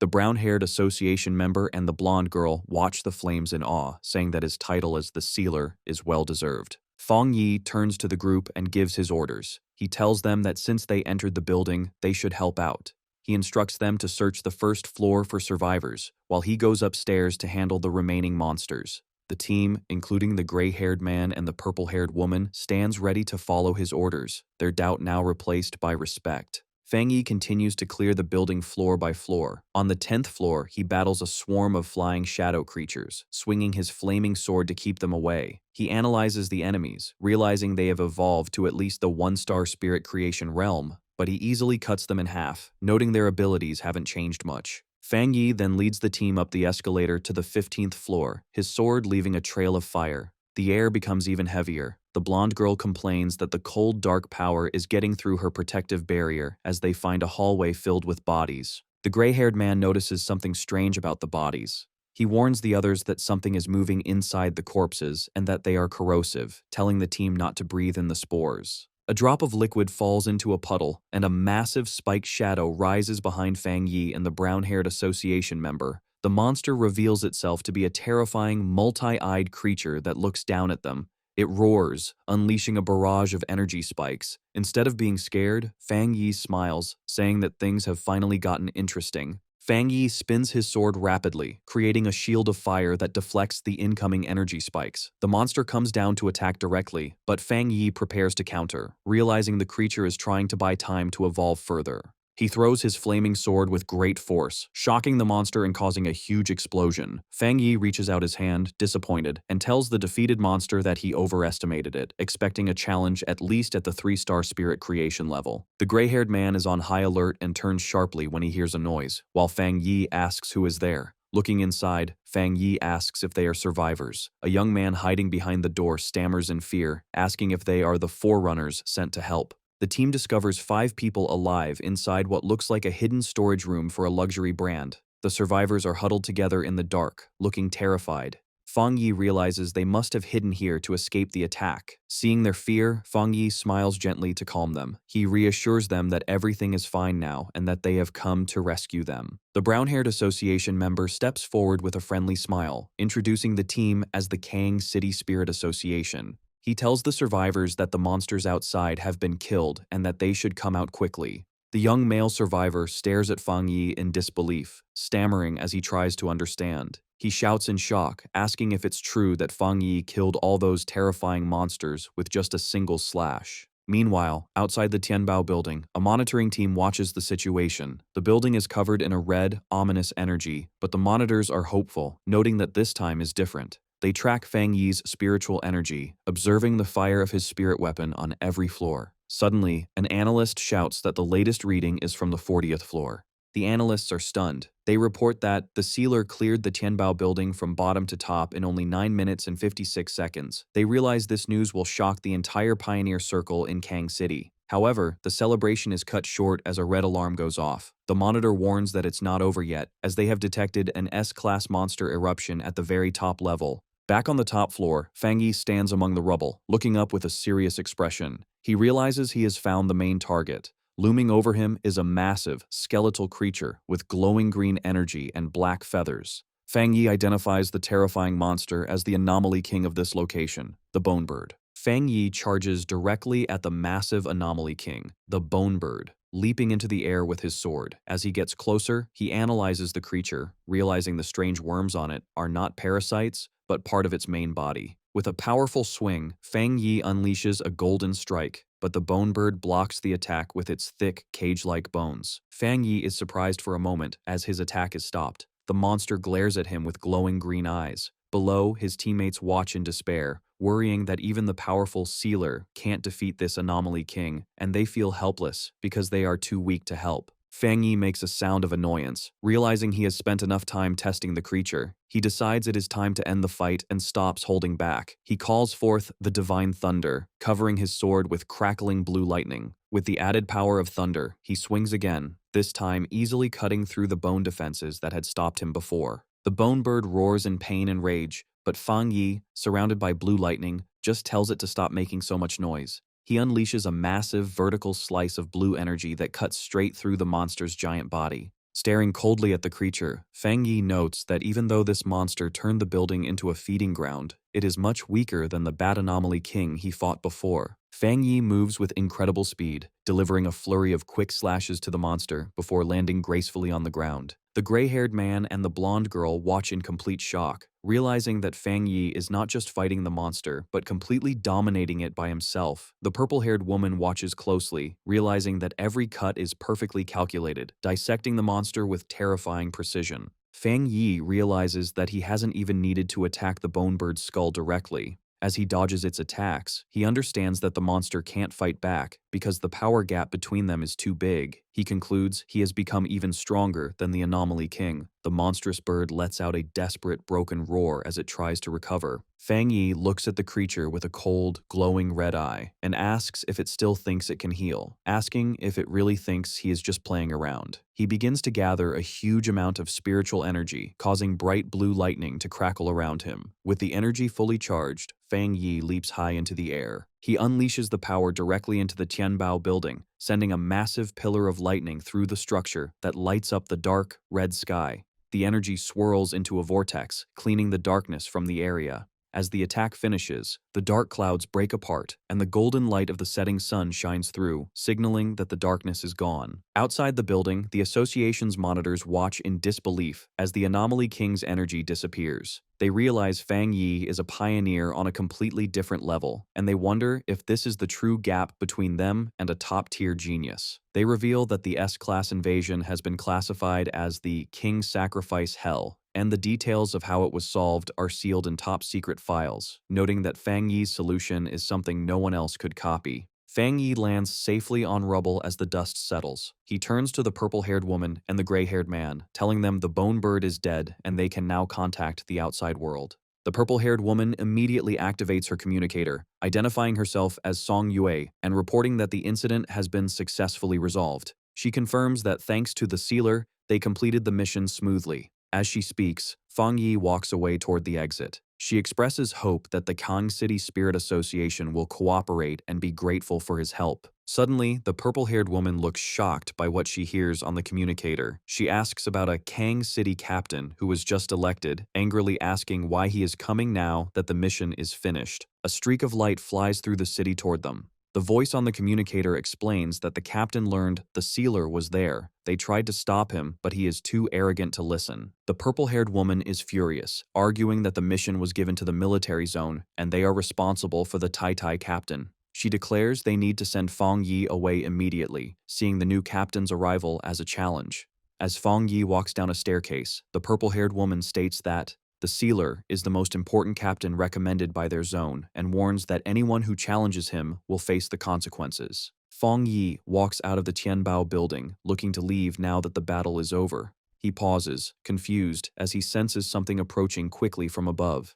A figure comes down from the sky with great speed, crashing toward him. The attacker lands with a powerful impact, holding an energy weapon. He introduces himself as Yue Fengjiang, the new captain of Kang City, and aggressively asks if Fang Yi is the sealer from Tai City. Fang Yi stands his ground, staring back coldly. Ye Fengjiang gets in his face, analyzing him. He mistakenly thinks Fang Yi is a wind attribute pioneer, but notes that Fang Yi is hiding his power, guessing he is at least at the spirit creation realm. Yue Fengjiang changes his energy weapon into a claw and attacks. Fang Yi draws his flaming sword and they begin a fast-paced duel. The captain leaps high for a crushing blow, forcing Fang Yi to dodge as he lands heavily on the street. Yue Fengjiang looks down on Fang Yi, thinking he is just a brat. He decides to use this fight to establish his own reputation and his family's dominance. Outwardly, he laughs arrogantly. He thanks Fang Yi for solving the crisis, but then accuses him of overstepping his boundaries, lecturing him about rules and seniority. Fang Yi, not impressed, explains that he only came because the military asked for help, and there was no captain when he arrived. He coldly asks what this new captain wants from him. Yue Fengjiang smirks, claiming he is a man of excellent style and has no bad intentions. However, he reveals his true greedy reason. He wants to borrow Fang Yi's powerful sword. He begins to gather dark energy in his hands. Surrounded by a purple and white aura, Yue Fengjiang threatens Fang Yi, saying that if he doesn't comply, he will never leave Kang City. Fang Yi remains completely calm. He smiles, finding the demand ridiculous, while Yue Fengjiang looks at him with a twisted, excited expression. Fang Yi decides to end the conversation. He summons his full power, unsheathing his sword as flames erupt around him. Yue Fengjiang is shocked by the sudden and huge spike in Fang Yi's power. With his eyes glowing and his aura flaring, Fang Yi mocks the captain's request to borrow his weapon, saying he will borrow the captain's entire family instead, signaling he is about to beat him severely. Fang Yi starts the battle with a powerful fire slash. Yue Fengjiang dodges the attack with incredible speed. Instead of being scared, he smiles and says the fight is getting interesting. Nearby, the purple-haired woman, Song Yue, realizes the fight has cut off their signal again. She urgently tells her team they must leave immediately to tell the military and their bosses, and to get the survivors to safety. Fang Yi, surrounded by flames, gives them a stern warning. He gives them 10 minutes to leave, hinting that if they stay, they might see a captain die. The brown-haired association member tries to warn him, but Song Yue quickly covers his mouth. She shouts that she understands and drags him away to keep them safe. As the group runs away, Song Yue complains angrily that Yue Fengjiang is causing trouble right after he got elected. Her teammates agree that it might be good for the sealer to teach their arrogant captain a lesson. With the others gone, Fang Yi glares at his opponent and holds out his hand. He unleashes a powerful thunderbolt at Yue Fengjiang. The captain deflects the lightning with his weapon, but the force is huge. Yue Fengjiang shouts a challenge, telling Fang Yi that if he wants to kill him, he should stop holding back and use 100% of his power. Fang Yi responds by landing a heavy attack that sends shockwaves through the area. A massive explosion erupts behind Yue Fengjiang, destroying the nearby buildings. Yue Fengjiang slides backward to regain his balance, thinking the sensation he just felt was terrifying. Sweat runs down his face as he looks at Fang Yi. He realizes Fang Yi's yang power is incredibly strong and explosive. For the first time, the arrogant captain admits to himself that his body feels fear.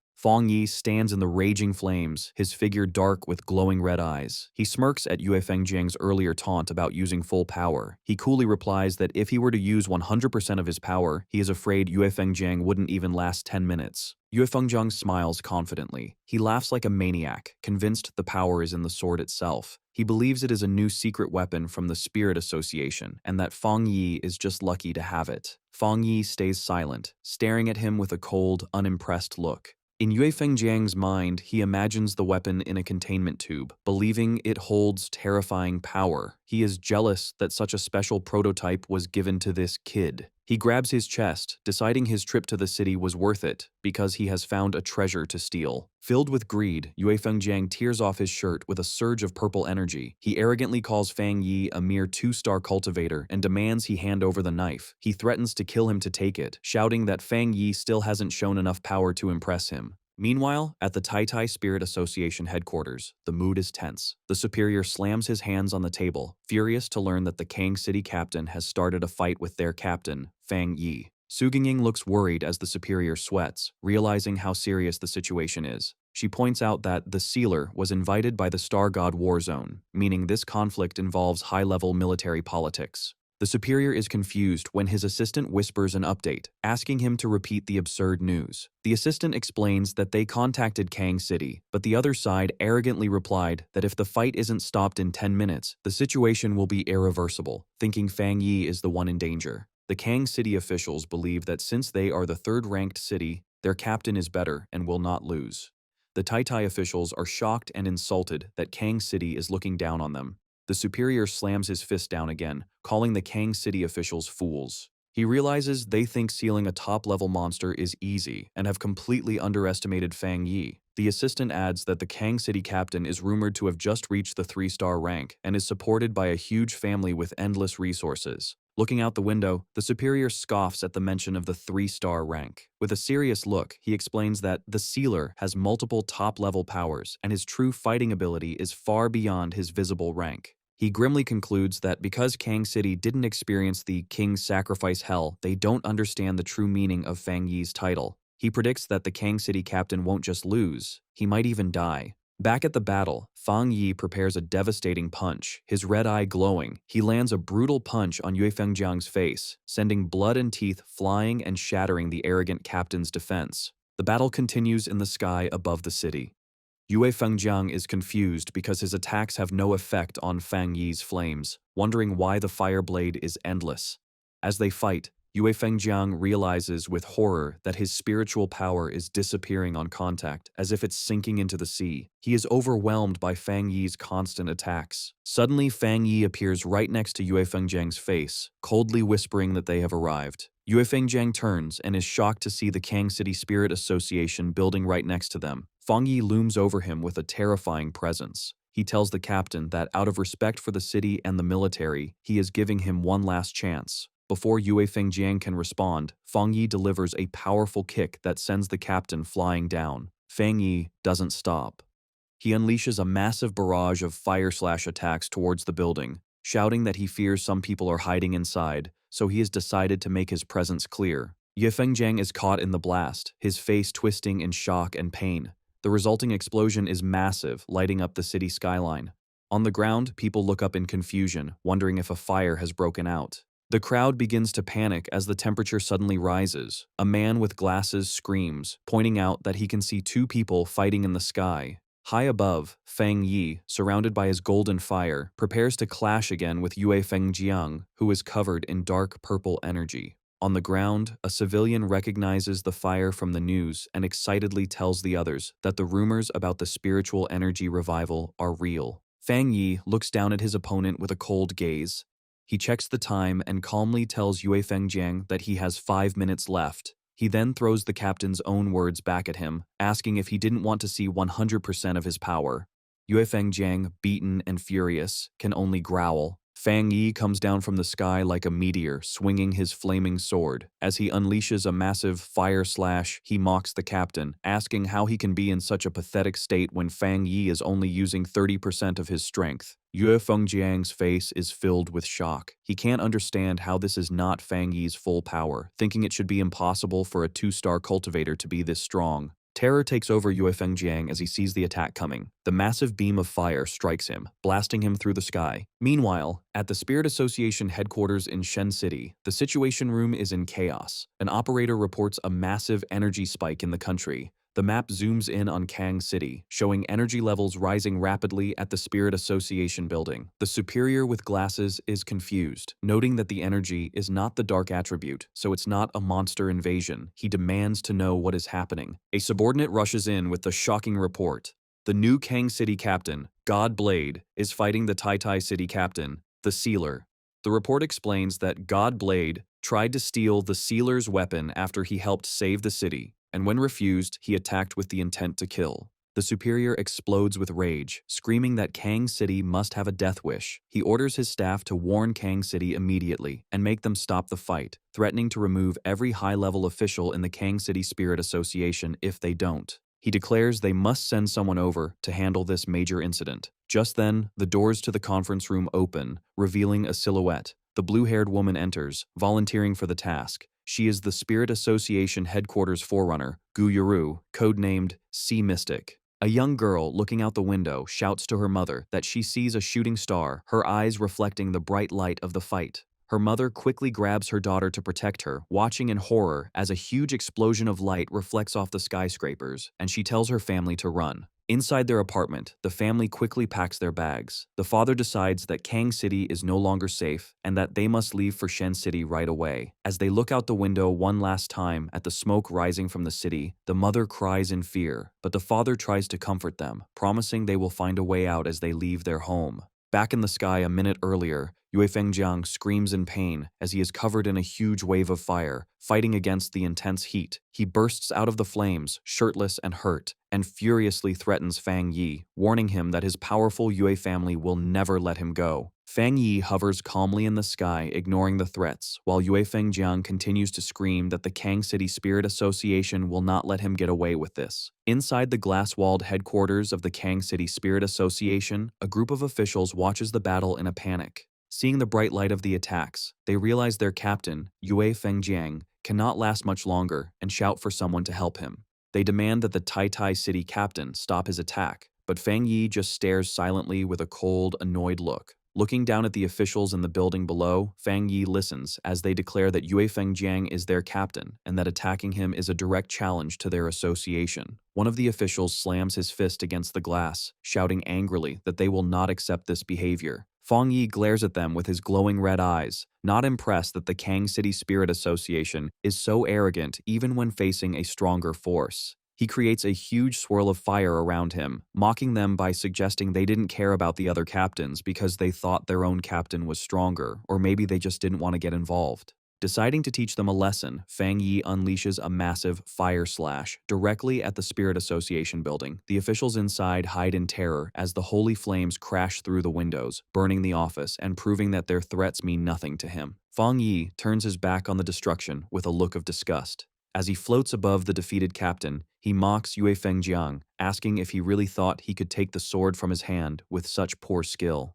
The battle reaches its peak as Yue Fengjiang, the arrogant captain, is left tired and bleeding, breathing heavily as he reaches his limit. High in the sky, Fang Yi challenges him to see if he can handle his attack and throws his flaming sword straight down at him like a meteor. Instead of dodging, Yue Fengjiang smiles with greed and rushes forward to catch the blade, mocking the local association for being useless while believing that only he deserves such a powerful treasure. His face twists into a crazy expression as he screams that this treasure belongs only to him. Fang Yi watches him with a cold, glowing red eye, thinking that he will never understand pioneers who use their power to rob and kill for things that don't belong to them. He thinks that these types of people are just like common criminals and that their existence is one of the reasons humanity faces destruction. With a final glare, Fang Yi decides that he must end this situation for good, while Yue Fengjiang rushes toward his death with pure excitement.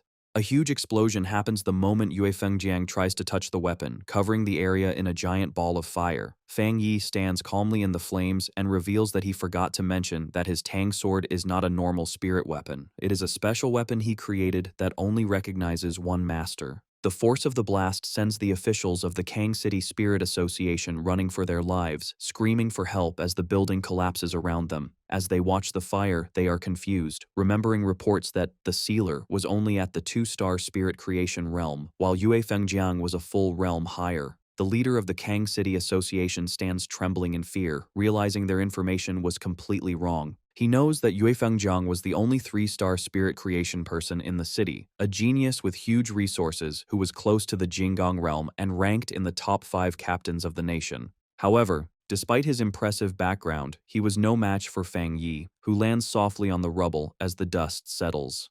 Standing silently with his burning sword, it is clear that Fang Yi has far surpassed the level of a captain, and now has the power to destroy an entire city. Wang Zhong, the leader of the Kang City Spirit Association, trembles in complete terror, asking himself what he should do now. He looks at the destruction and wonders if Fang Yi really plans to make the entire Kang City Spirit Association be buried along with the defeated captain. Overcome with fear, Wang Zhong collapses to the ground among his terrified team. He begs the Tai City captain for mercy, screaming that this whole incident was their fault. Suddenly, the sound of a helicopter approaching breaks the tension. Inside the cockpit, the pilot reports to his boss that there is a pure and extremely strong Yang attribute ahead, but notes that the flames near the Spirit Association seem to be weakening. Gu Yuru, standing at the open door of the helicopter, gathers a massive amount of blue water energy in her hands, wondering if the fire is really dying down. Fearing they have arrived too late, Gu Yuru unleashes her power, sending streams of blue energy raining down from the sky to put out the remaining fires. As she looks at the destruction below, she admits Fang Yi's strength, thinking it is truly amazing that he could almost destroy the 3rd largest city on his own. She concludes that his abilities are at the level of a national-level pioneer. However, as her rain falls, she has a deeper realization. Her rain is only able to put out the fire because Fang Yi actively pulled back his power. She realizes that he showed mercy. Otherwise, her water would not have been enough to stop his flames. On the ground, Wang Zhong looks up with joy, shouting to Fang Yi that headquarters has arrived to save them. Fang Yi simply stands silently, staring up at the newcomer in the sky. From the helicopter, Gu Yuru stares back at him. As a water attribute pioneer herself, she senses that Fang Yi's pure power is far greater than what Yue Fengjiang had, ranking him among the top pioneers she has ever met. Suddenly, Gu Yuru's expression changes to one of surprise as she notices something specific. She focuses her gaze on the flaming Tang sword in Fang Yi's hand. Analyzing the pure power and fusion level of the weapon, she knows from her information that the Tai City Spirit Association does not have the technology to develop such an advanced spirit weapon. As Fang Yi calmly puts his sword away, absorbing the flames back into his body, Gu Yuru comes to the only possible conclusion: that spirit weapon was created by Fang Yi himself. Wang Zhong, feeling brave with the arrival of the helicopter, points an accusing finger at Fang Yi. He demands to know if the sealer really needs to be so ruthless, and asks how he plans to explain his actions now that someone from headquarters has arrived. Fang Yi glares at him with terrifying intensity. He coldly reminds the official that he gave them 10 minutes to solve the situation, but they failed to give him any explanation. Turning away, Fang Yi concludes that their silence means they agreed that their own captain deserved to die. Suddenly, Fang Yi releases a massive surge of fiery energy that surrounds the terrified officials. He warns them that if they dare speak to him in such a disrespectful way again, he will kill them all along with their fallen captain. Just then, Gu Yuru comes down from the sky, surrounded by swirling blue water energy. She calls out to the Tai City captain to stop his aggressive behavior. Fang Yi turns his head silently to face the new arrival. Wang Zhong is overjoyed, thinking that Fang Yi is finally in trouble. He thinks that no matter how strong the sealer is, he cannot simply kill a city captain and get away with it. He believes that if this is not punished, captains everywhere would be in danger. Gu Yuru lands and introduces herself. She sternly asks how they are supposed to manage the spirit associations in different regions if such chaos is allowed. Wang Zhong smiles wickedly, thinking she is on his side. He eagerly waits for her to punish Fang Yi for destroying their headquarters. However, to everyone's surprise, Gu Yuru does not attack. Instead, she stands respectfully before Fang Yi and admits that this incident was a failure of duty on the part of the Spirit Association. She bows her head in apology, promising Fang Yi that headquarters will give him a proper explanation for what happened. Fang Yi's expression softens into a small smile, and he simply hums in agreement, accepting her apology. Wang Zhong is left completely frozen, his face a mask of pure shock and disbelief, as he realizes headquarters has sided with Fang Yi over him. Wang Zhong trembles, unable to understand what is happening. He watches as Gu Yuro bows to Fang Yi, realizing this is the headquarters' respectful way of dealing with the sealer. She explains their goal is to support and reward him to prevent more conflict. Wang Zhong is terrified, wondering if this is the end of it. He thinks about how his captain was burned alive and can't believe the headquarters isn't treating this as a serious issue or blaming Fang Yi. Fang Yi stands calmly, thinking the local association's opinion doesn't matter. He reflects that the Kang City captain, Yue Feng Jiang, tried to kill him for his weapon and was ungrateful for his help, so his death was deserved. Gu Yuru walks over to the scared officials. She coldly asks why they did not stop the fighting, calling them arrogant fools. She then asks who is in charge of the Kang City Spirit Association, and Wang Zhong nervously raises his hand. Wang Zhong tries to smile as Gu Yuro gives him his orders. She tells them they have 3 days to calm the public in Kang City and come up with a good excuse to cover up the news of the battle. Her face then turns icy as she gives them their punishment. She announces that after 3 days, all of them will be fired and headquarters will send new people to take over Kang City. The officials are shocked. Gu Yuru gives a final warning that if they fail, they will face the full consequences. Fang Yi watches from a distance, surprised. He admits he didn't expect the Spirit Association headquarters to fire the entire staff of Kang City just to please him. Gu Yuru returns to Fang Yi, explaining that headquarters must make their position clear. She declares that anyone who challenges the sealer, again, will end up like the Kang City Spirit Association and Yue Fengjiang. She asks Fang Yi if he is satisfied with how they handled the situation, promising it will never happen again. Fang Yi, looking relaxed, tells her that anyone challenging him is challenging the headquarters. He says he doesn't care about the officials, but is more interested in how she plans to control public opinion about the supernatural events. Gu Yuru understands his question. She addresses the doubt about whether the news of the spiritual energy revival can still be kept secret in major cities. She explains that supernatural events are happening often, and disasters caused by anomalies are always appearing. She admits that many people have already guessed the truth, but the government can't make it public yet because the time isn't right. She warns that if they made it public now, the world would change instantly. Chaos would start within society, destroying the order they are trying to keep. She implies the situation is delicate, noting that if Fang Yi hadn't been there to save Tai Tai City, the results would have been terrible for the whole world. Fang Yi thinks about the results of his recent battles. He realizes the era of spiritual energy recovery might have officially started when the Anomaly King was destroyed. He considers that without the sacrifice of powerful people like Elder Wu, this new era would have come even faster, and humanity would have been unprepared. He finally understands the government's plan. Chaos among a small group of pioneers is better than total chaos for everyone. He pictures the powerful leaders of this new world, people like Ji Ruoyan, Jiaolun, and Su Qingying. He realizes that to keep the appearance of peace for normal citizens, the country needs these top-tier pioneers to face the crises. Fang Yi looks at the ruins, understanding why the Xia nation is so strict about controlling public opinion. By managing information, they prevent weaker pioneers from causing trouble and stop panic from spreading, letting ordinary people adjust to the new era. However, he knows this plan depends on the cooperation of powerful pioneers. With a smirk, he realizes the situation is becoming urgent. As Fang Yi gets ready to leave, he admits to himself that while his current power helped him solve the disaster in Tai Tai City, it's not enough for what's coming. Gu Yuro interrupts his thoughts. She respectfully tells him a special plane is ready to take him back to Tai Tai City, but she asks for a moment for a personal request. Adjusting her glasses with a smile, Gu Yuru expresses her genuine admiration. She tells him she envies Tai Tai City for having a talent who is so young, yet has the power to destroy a city and the character to handle it. Fang Yi looks at her with interest, telling her not to be so polite. Gu Yuro extends her hand toward him warmly. She asks if, just as Gu Yuro and not as the sea mystic, she can be friends with him. Fang Yi is surprised by her humble and sincere request. At the Star God War Zone headquarters, Jiaolan listens to her blonde subordinate report the details of the incident in Kang City.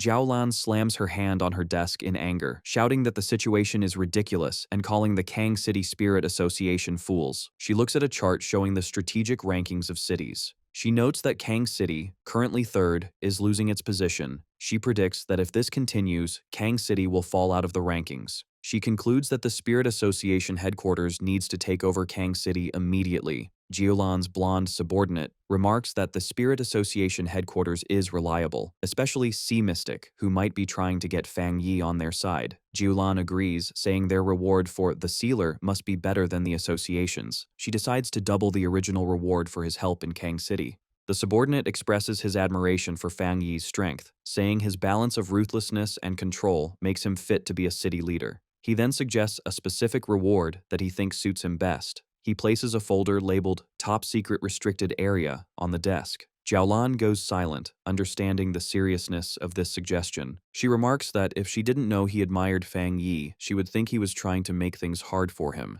The subordinate smiles, arguing that crisis and opportunity go together, and only Fang Yi is worthy of going there to train. He adds that another genius from their war zone is already training there. He explains that in the future, things even scarier than the king's sacrifice hell will appear, and they need Fang Yi to get stronger quickly to face the unknown. Jiaolan agrees, pulling out the documents and thinking that maybe their restricted area is too simple for him. Suddenly, a staff member bursts into the room, shouting for Sister Lan. She delivers the shocking news to a stunned Jiaolan and her subordinate. Elder Wu has woken up and wants to speak with her. Several hours later, back in Tai City, the sun shines over Fang Yi's new luxury villa. Fang Yi sits on his couch, checking his phone. He receives a bank notification for 10 million yuan, likely the reward Jiaolan promised. Lin Yi walks in, welcoming her cousin back and saying she saw everything about the events in Kang City on the forums. Fang Yi comforts Lin Yi, telling her not to worry, but she is anxious because the internet is full of rumors that he brutally killed the captain of Kang City, Godblade. Fang Yi tells her the rumors are exaggerated and flicks her forehead, telling her to stop reading forums and focus on her training. Fang Yi stands up and says he is going to train and try to have a breakthrough. Lin Yi watches him, shocked. She asks in disbelief if he is moving too fast, as he just advanced, but he is already trying to reach the 3-star spirit creation realm. Fang Yi just laughs and says it isn't certain yet. Left alone, Lin Yi clasps her hands together with a worried look. She feels her cousin has something heavy on his mind. Upstairs, Fang Yi sits on his bed, surrounded by swirling dark energy. He holds a ball of golden energy containing the purest dark attribute from the Bone Bird, the anomaly king he defeated.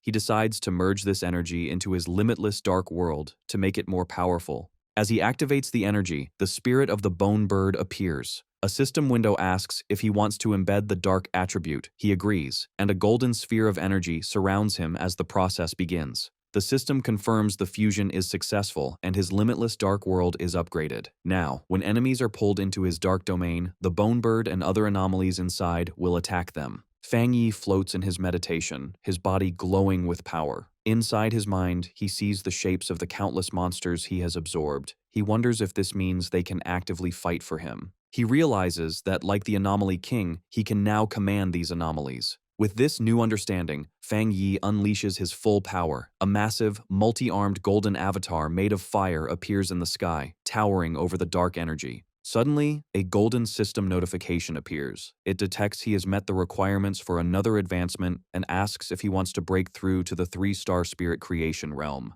The huge energy from Fang Yi's cultivation manifests physically over the city, creating a giant golden image of a fiery god in the sky. The people below look up in amazement. A photographer excitedly points it out, recognizing the figure as the Immortal who saved them from the bat monsters, believing their savior has come down again. Inside the villa, the power becomes too much to hold, and a blinding explosion of golden light bursts from Fang Yi's bed, filling the room. Meanwhile, inside Fang Yi's spiritual world, the scene changes to a dark, purple void.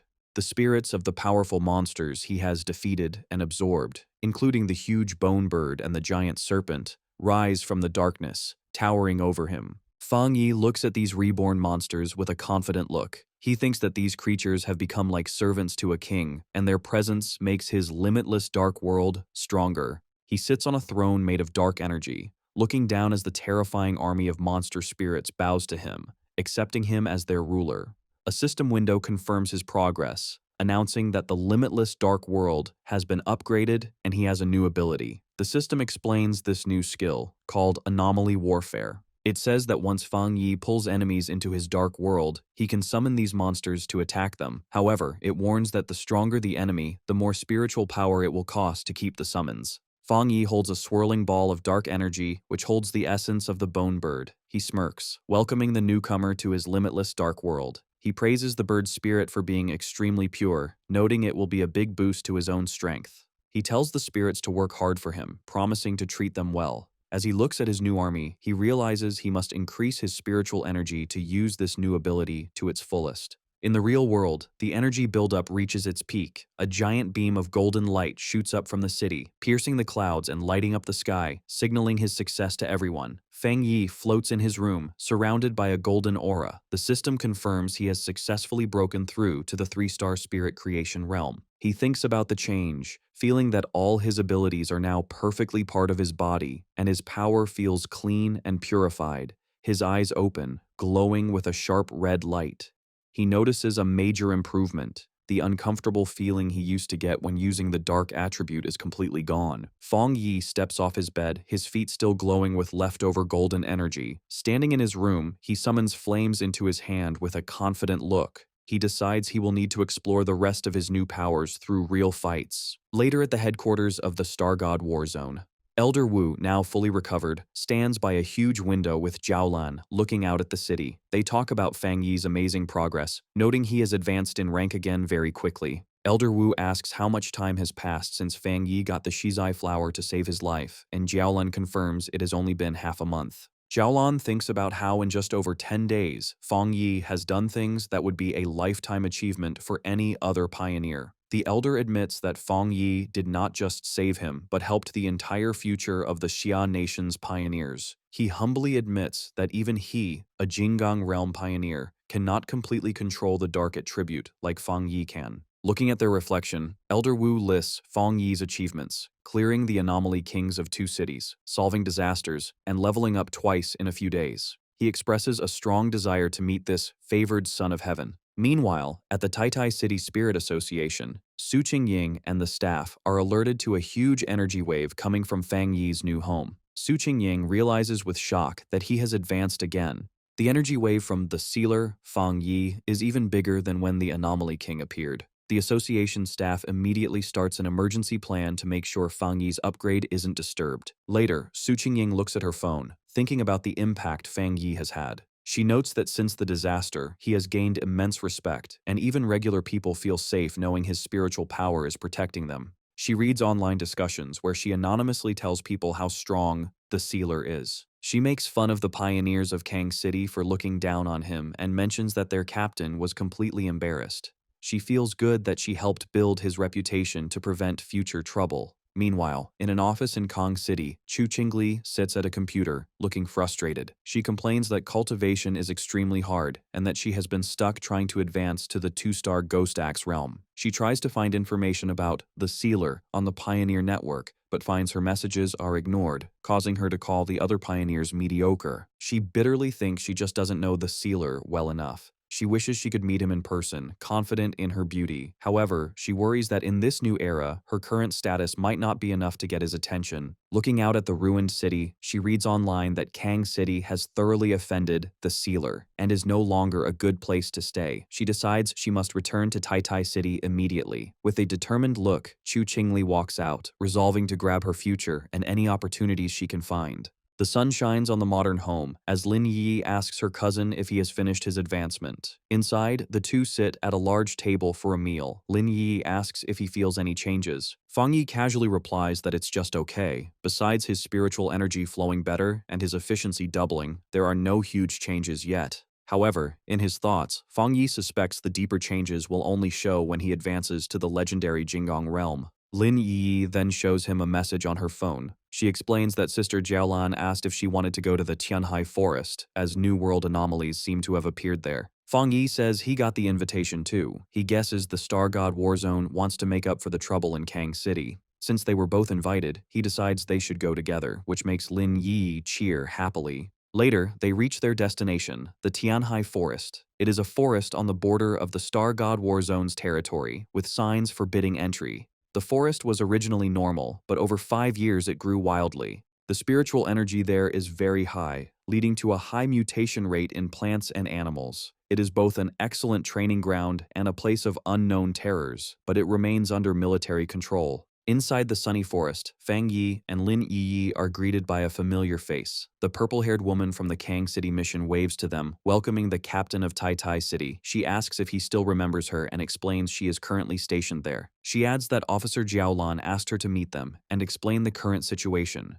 She says that just before they arrived, a tricky change happened in the forest. A mutated fire appeared, but unlike the dark attribute, this flame is extremely gloomy and cannot be put out. Fang Yi guesses it is a new, unknown fire attribute. The purple-haired woman confirms this and offers to go with them for safety. Fang Yi, however, asks Lin Yi for her opinion, suggesting they don't need a guide. Lin Yi confidently agrees. The purple-haired woman accepts their decision and says she will wait there, telling them to be very careful. As she watches them, she realizes she had focused all her attention on the sealer and hadn't noticed the girl. She is shocked to sense that the spiritual energy from the girl is extremely strong, perhaps even higher than her own. As Fang Yi and Lin Yi walk deeper into the woods, she watches them with a smile, wondering what made them both so incredibly talented. The duo steps onto the scorched earth, the ground crunching as they enter the affected area. They stand before a terrifying sight. A forest on fire with a strange, raging fire that reaches the sky. Fang Yi asks if this is the place. Fang Yi extends his hand to sense the energy. He is shocked by the crazy aura of death, noting the gloomy, cold energy is just as strong as the dark tide. He remembers the warning that this fire cannot be put out and only spreads. Suddenly, Fang Yi activates his golden sun breathing technique. A huge surge of golden energy explodes from him, and he urgently tells Lin Yi to step back. The environment immediately attacks them. Dark, shadowy tendrils lash out from the burning forest, lunging at them. As Fang Yi defends himself, he realizes these flames are much stronger than normal fire and have a desire to eat human spiritual power. The dark energy clashes against his power, and he realizes that even his supreme yang attribute is not having a strong effect. Fang Yi puts a golden barrier around Lin Yi to protect her. He tells her the source of the black fire is ahead. He warns her that since her spiritual power is the wood attribute, she is naturally weak against fire and must stay inside his protection. Lin Yi confirms she understands. Fang Yi summons his spirit sword, the blade glowing as he prepares to clear a path. With a single powerful slash, he cuts the dark, burning trees in half. Fang Yi and Lin Yi walk through the path he cut, the forest burning on either side, but they move safely. As they go deeper, the death energy becomes even heavier. They reach a cliff and look down into a massive dark pit filled with glowing red veins of heat. Fang Yi notices something dripping from the rocks above.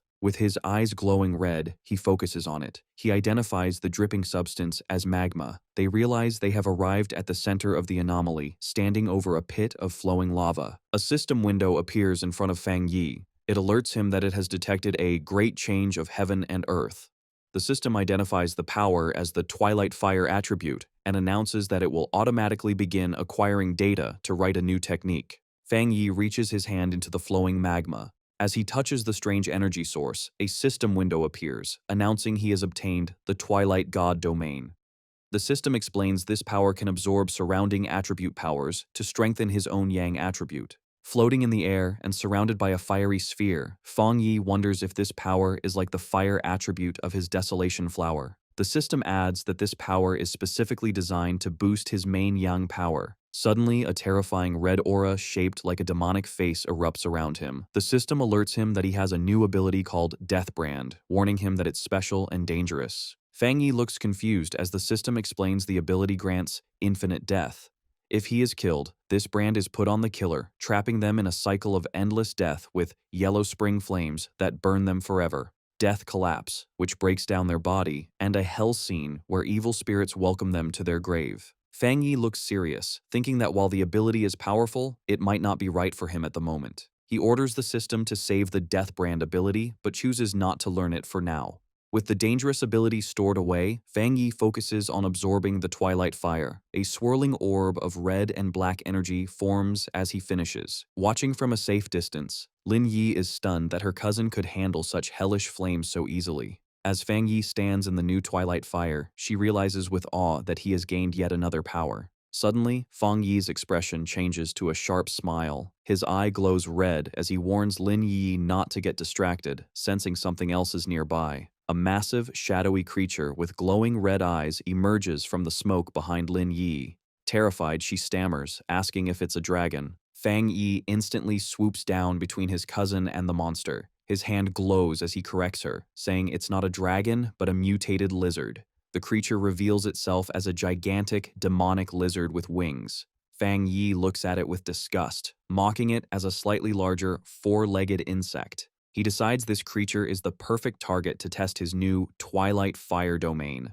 The massive demonic lizard opens its mouth and shoots a stream of molten lava at Fang Yi. He reacts instantly, his eyes glowing red as he leaps into the air to dodge, a blade of fire extending from his hand. With a powerful swing, his golden slash collides with the monster's dark energy, creating a huge shockwave. The force of their battle is so great that the ground cracks, with red energy bursting from the openings. A blinding light erupts as the unstable energy in the volcanic pit explodes. A massive explosion rips through the forest, looking like a volcanic eruption. At the edge of the forest, the purple-haired woman, Song Yue, and Fang Yi's friend, Wang Liang, are knocked back. Wang Liang shouts in panic that they need to request backup immediately. Meanwhile, at a monitoring station, a red warning screen flashes, alerting the staff that a new mutated life form has been detected in the Tianhai forest. The data shows the spiritual energy has spiked by 1000%, classifying the danger as S-level. At the Star God Warzone headquarters, Jiaolan and Elder Wu receive the news.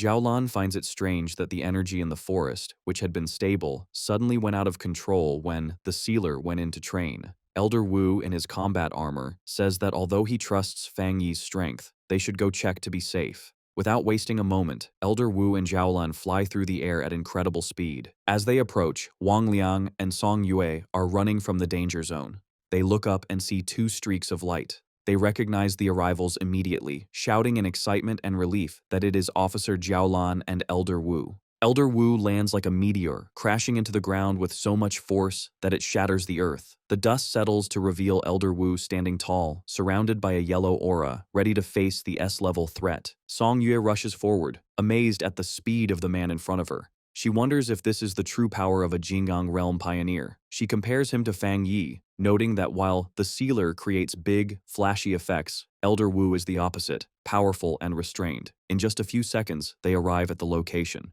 Jiaolan lands gracefully, confirming the target is right there. Elder Wu steps forward, his face serious. He extends his armored hand toward the solid rock barrier blocking their path. With a simple swing of his arm, he unleashes a terrifying force, and the rock wall shatters instantly. With the path cleared, Elder Wu commands the team to enter, followed by Jiaolan, Song Yue, and the other soldiers. Deep inside the pit, Lin Yi shields herself from the violent energy, shouting to her cousin to see if he is all right. The dust settles to reveal Fang Yi standing calmly, his flaming sword in hand. Behind him lies the massive corpse of the mutated lizard. He reassures Lin Yi that he is fine, but says it seems someone has come to find them. Fang Yi looks toward the entrance with a glowing red eye, sensing the powerful people approaching. He quickly hides some of his power, and the dark energy around him vanishes. Elder Wu emerges from the tunnel, his yellow aura fading. He and Fang Yi stand facing each other, two generations of top-tier powerhouses meeting for the first time.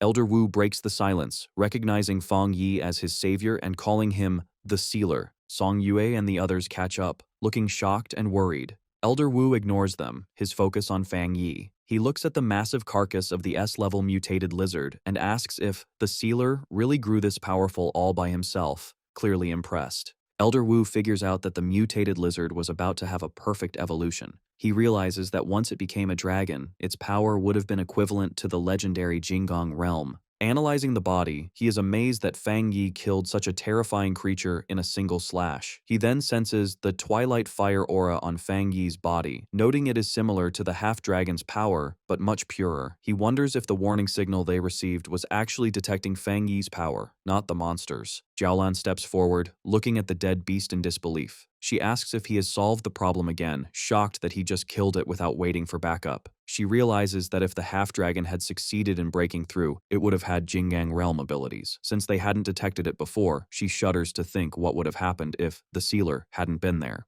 Fang Yi greets Elder Wu with a smile, expressing his happiness that the senior hero has recovered. Elder Wu laughs, replying that with such a powerful successor, he can finally retire. Elder Wu then asks Fang Yi to keep the true nature of this creature a secret from everyone outside of Tianhai Forest, even from the Spirit Association. Fang Yi smiles, understanding immediately. Fang Yi then thinks about the nature of the forest. He realizes that Tianhai Forest isn't just a training ground, but a hotspot for spiritual changes where anything could appear. He guesses that the thing that appeared here might be even more dangerous than the dark anomalies in the extreme dark zone. He understands the burden on the Star God War Zone and agrees with their approach. As he walks away, he analyzes his new Twilight Fire power, realizing it is mainly focused on devouring, a trait that reminds him of the legendary beast Tauti. He wonders if the secret of Tianhai Forest is that a Tauti once existed there. Elder Wu extends his hand toward Fang Yi, thanking him and noting that it seems Fang Yi already understood the need for secrecy. As the group gathers, Elder Wu says they should not hope for the birth of high-level anomalies, and there is no need to put unnecessary pressure on the people. Fang Yi agrees. Suddenly, a strong gust of wind sweeps through the forest. Fang Yi's expression sharpens as he sniffs a distinct aura carried by the wind. The aura washes over the group. Lin Yi closes her eyes and smiles, saying it feels incredibly refreshing.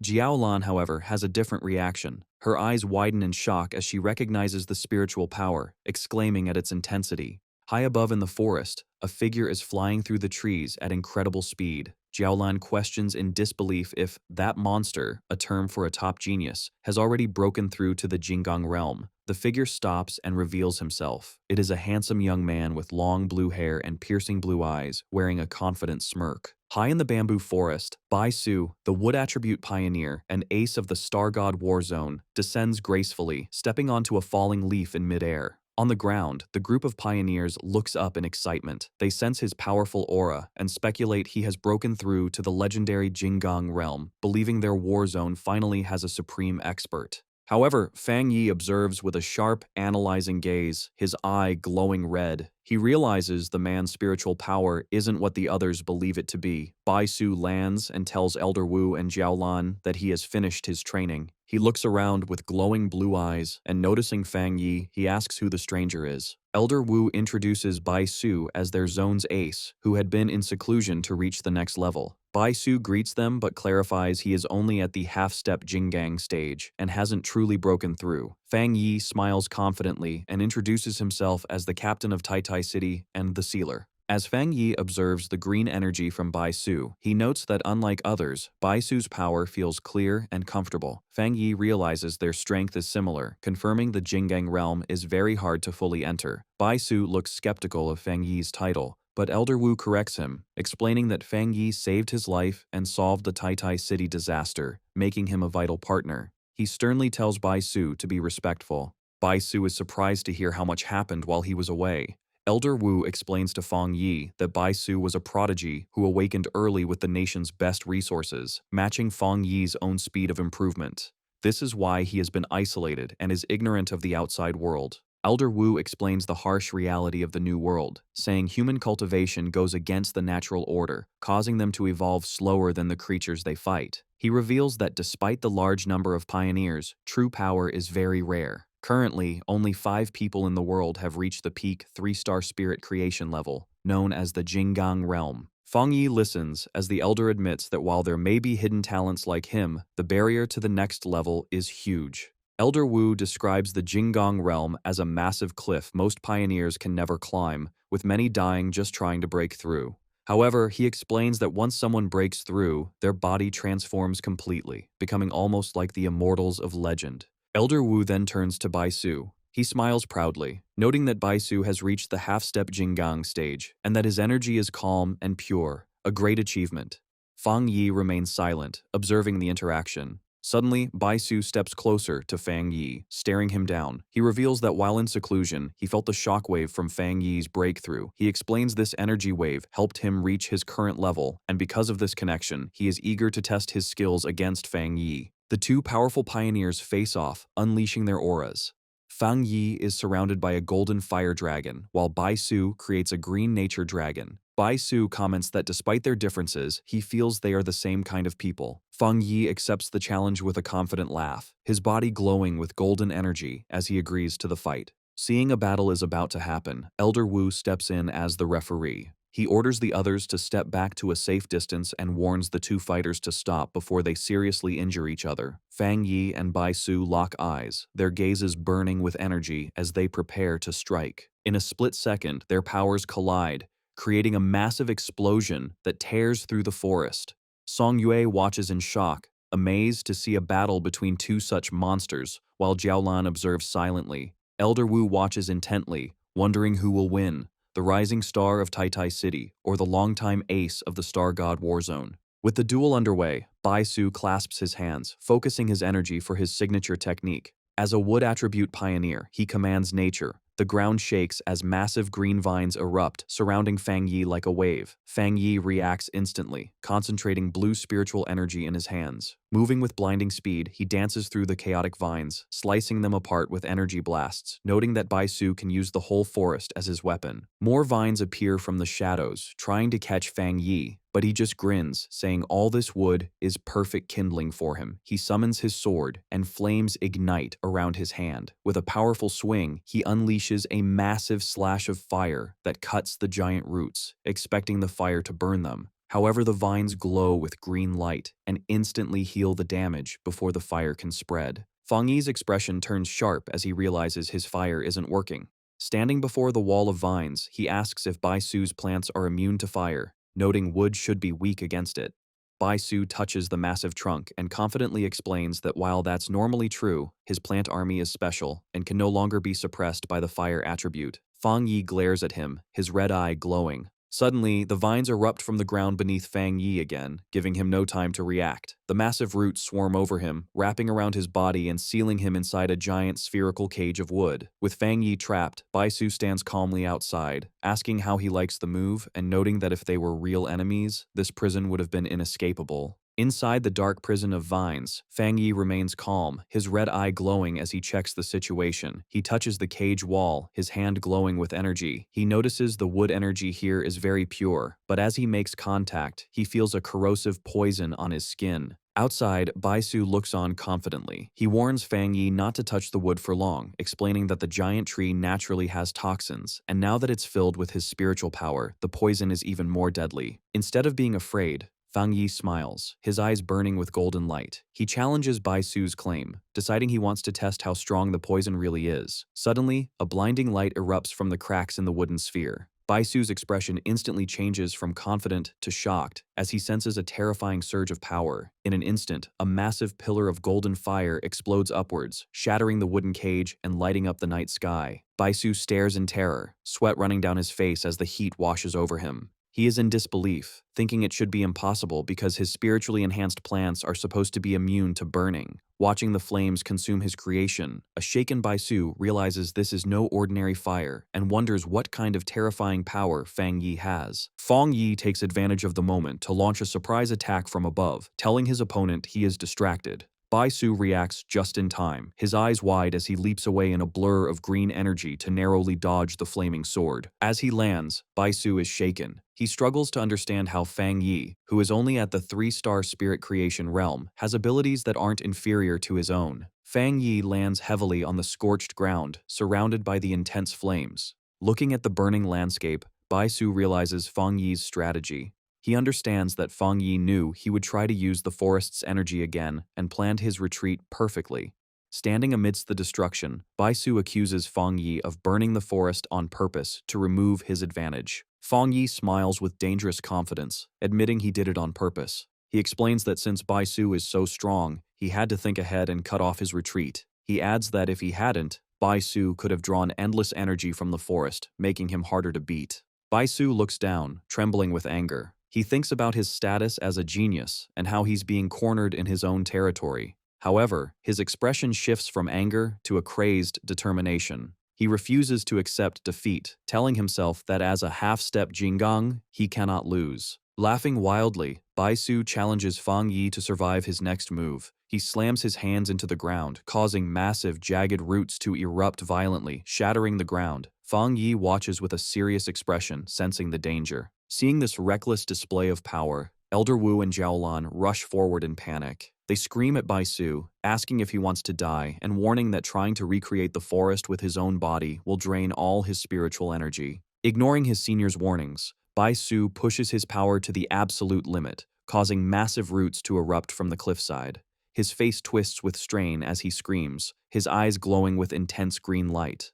Elder Wu and Jiaolan watch in a panic, with the elder shouting Bai Su's name, fearing what will happen. Bai Su unleashes his technique, recreating heaven and earth, forming a giant avatar of vines that sends Fang Yi flying back with a gust of wind. However, Fang Yi remains focused. He summons a fireball, noting the density of the wood energy. Instead of backing away, Fang Yi charges into the wave of vines, telling the worried onlookers that the match isn't over and he will handle it. Elder Wu stares in silence, unable to step in. Suddenly, Fang Yi's eye ignites with a golden flame, showing a shift in his power. He slashes through the dense plants with waves of fire. High above, Fang Yi summons a massive sword of energy. Bai Su looks up in surprise, realizing he is open to attack. Fang Yi brings the giant blade down in a crashing slash. Bai Su barely manages to dodge the strike as it cuts through the vines behind him. The strain of the battle finally catches up to Bai Su. He covers his mouth and coughs up blood from overusing his power. Despite his injuries, he refuses to lose. With a wild look in his eyes, he clasps his hands together again, screaming that he can still fight and will recreate the entire forest once more. Fang Yi looks down with a faint mocking smile, asking if this is really all the strength he has. Without waiting for an answer, he closes the distance in a flash, launching into the air to deliver a powerful punch. Bai Su reacts desperately, crossing his arms to summon a green barrier of energy to protect himself. The impact creates a huge explosion, shaking the ground. Song Yue is stunned by the incredible power. She is shocked that Bai Su has been pushed so far. However, beside her, Lin Yi smiles confidently. She watches her cousin float down from the smoke, thinking to herself that Fang Yi hasn't even used his full strength or his other elements yet. She mocks the so-called genius for losing so easily. Elder Wu and Jiaolan watch with grim faces. Elder Wu notes that Bai Su's mind has broken under the pressure and admits the gap between him and the sealer is too big. Jiaolan explains that Bai Su is a pure fighting addict who has never been defeated like this before. Fang Yi thinks the fight is over as Bai Su kneels in the dust. Blood drips from Bai Su's mouth, and he quietly whispers a thank you, as if accepting the lesson. However, Bai Su suddenly screams that he can still continue. Green energy surges around him as he refuses to give up, shouting that his spiritual power isn't gone yet. Fang Yi, standing calmly, sighs, thinking it's time to end this. Bai Su clasps his hands together with intense focus. He commands all living things to listen, and multiple glowing green avatars of himself appear in the air, preparing for a final, desperate attack. Fang Yi analyzes the situation, admitting that Bai Su's ability to create clones proves he's a top-tier pioneer and the strongest opponent he has faced so far, as he has used up a lot of Fang Yi's energy. However, as the green clones fly down to attack, Fang Yi stands his ground. With incredible speed, he unleashes a storm of fire slashes, cutting the clones in half and destroying them instantly. The flames grow into a massive fire that burns the illusions. Bai Su is left confused, losing sight of his enemy, only to realize too late that Fang Yi is right next to him. Fang Yi launches a surprise attack that catches the wood pioneer completely off guard. Bai Su is immediately trapped in a vortex of golden fire. He looks paralyzed with shock, unable to move his body. Sweating and amazed, Bai Su looks up and sees the true gap in their power. Fang Yi stands on top of a massive dragon head made of golden fire, pointing his sword at Bai Su. He calmly asks if they can finally end the match. Elder Wu watches the amazing scene, knowing Bai Su's defeat is certain. He can only marvel at how the sealer keeps surprising him. Jiaolan comments that while she expected Bai Su to lose, she didn't think it would be such a complete defeat. Behind her, Lin Yi simply smiles, saying she knew this would happen. Song Yue and Wang Liang agree that the result isn't surprising, since Fang Yi is the man who solved 2 anomaly disasters alone. The duel ends with Fang Yi landing gracefully, while Bai Su stands across from him, breathing heavily. Bai Su looks at the man who beat him, muttering in disbelief about whether he is a half-step Jinggang or just a monster. A look of bitter disappointment crosses Bai Su's face as he admits his strength was nothing more than this compared to Fang Yi. Humbled, Bai Su clasps his hands and bows respectfully to Fang Yi. He thanks the sealer for the lesson but suddenly apologizes, saying he has urgent business and must leave. Before anyone can stop him, Bai Su bursts into a streak of green light and flies away. Jiaolan shouts after him, but Bai Su's voice echoes back that he is going back into seclusion to train. Jiaolan turns to Elder Wu in frustration, complaining that the war zone still needs him. However, Elder Wu looks on with understanding, noting that this is the first time the proud genius has been so frustrated, so they should let him go. Elder Wu then turns his gaze to Fang Yi, who is putting out the flames from his hand. The elder approaches him and makes a serious offer. He asks Fang Yi if he would consider staying in the Star God War Zone, suggesting he could hold a position with them while still being captain of Tai Tai City. With a serious expression, Elder Wu reveals his true plan. He wants Fang Yi to be his successor. Fang Yi looks stunned by the sudden offer. Elder Wu continues, explaining that the Star God War Zone has the second best resources in the entire Xia nation. He begins to describe the center of power, Shen City, the largest city in the nation. He explains that the people who hold power in Shen City are the absolute top pioneers. He promises that if Fang Yi accepts, he will eventually be introduced to that top circle. However, Fang Yi politely refuses. With his red eyes glowing, he thanks Elder Wu, but explains that he has no such plans. He reveals he isn't even technically part of the Spirit Association and only took the captain title to protect his hometown. He states firmly that he does not want to join any specific group. Hearing this, Song Yue and Wang Liang are shocked, unable to believe someone would turn down such an offer. Elder Wu accepts Fang Yi's refusal calmly. He understands that the most powerful pioneers dislike being tied down by rules. Instead of pushing, Elder Wu suggests a friendship. He tells Fang Yi that even if he doesn't join, he can still make any request, creating a bond of mutual support. Fang Yi announces that he and Jiaolan will stay in the forest to continue their own training. Suddenly, the sky darkens as storm clouds gather. Elder Wu looks up, noting that the forest is rich in elemental energy and a thunderstorm is about to start. He realizes that the intense battle stirred up the natural energy, making the thunder attribute incredibly strong. He recalls that Fang Yi didn't even use his thunder power during the match. Laughing, Elder Wu praises Fang Yi's potential. He immediately orders everyone to leave the forest and give the area to Fang Yi, ensuring no one disturbs his training. As he watches Fang Yi, Elder Wu thinks that as long as Fang Yi remains a pioneer of the Xia Nation, it is the greatest blessing for their country. Fang Yi smiles, realizing Elder Wu understood his intentions. As he leaps into the air, he reflects that the Star God War Zone won't pressure him because of his great strength. He realizes this power gives him ultimate freedom. His eyes glow with blue electricity as he senses the storm. Floating high in the sky, Fang Yi welcomes the lightning. He activates his Divine Thunder technique, surrounding himself in a massive web of electricity to begin his training.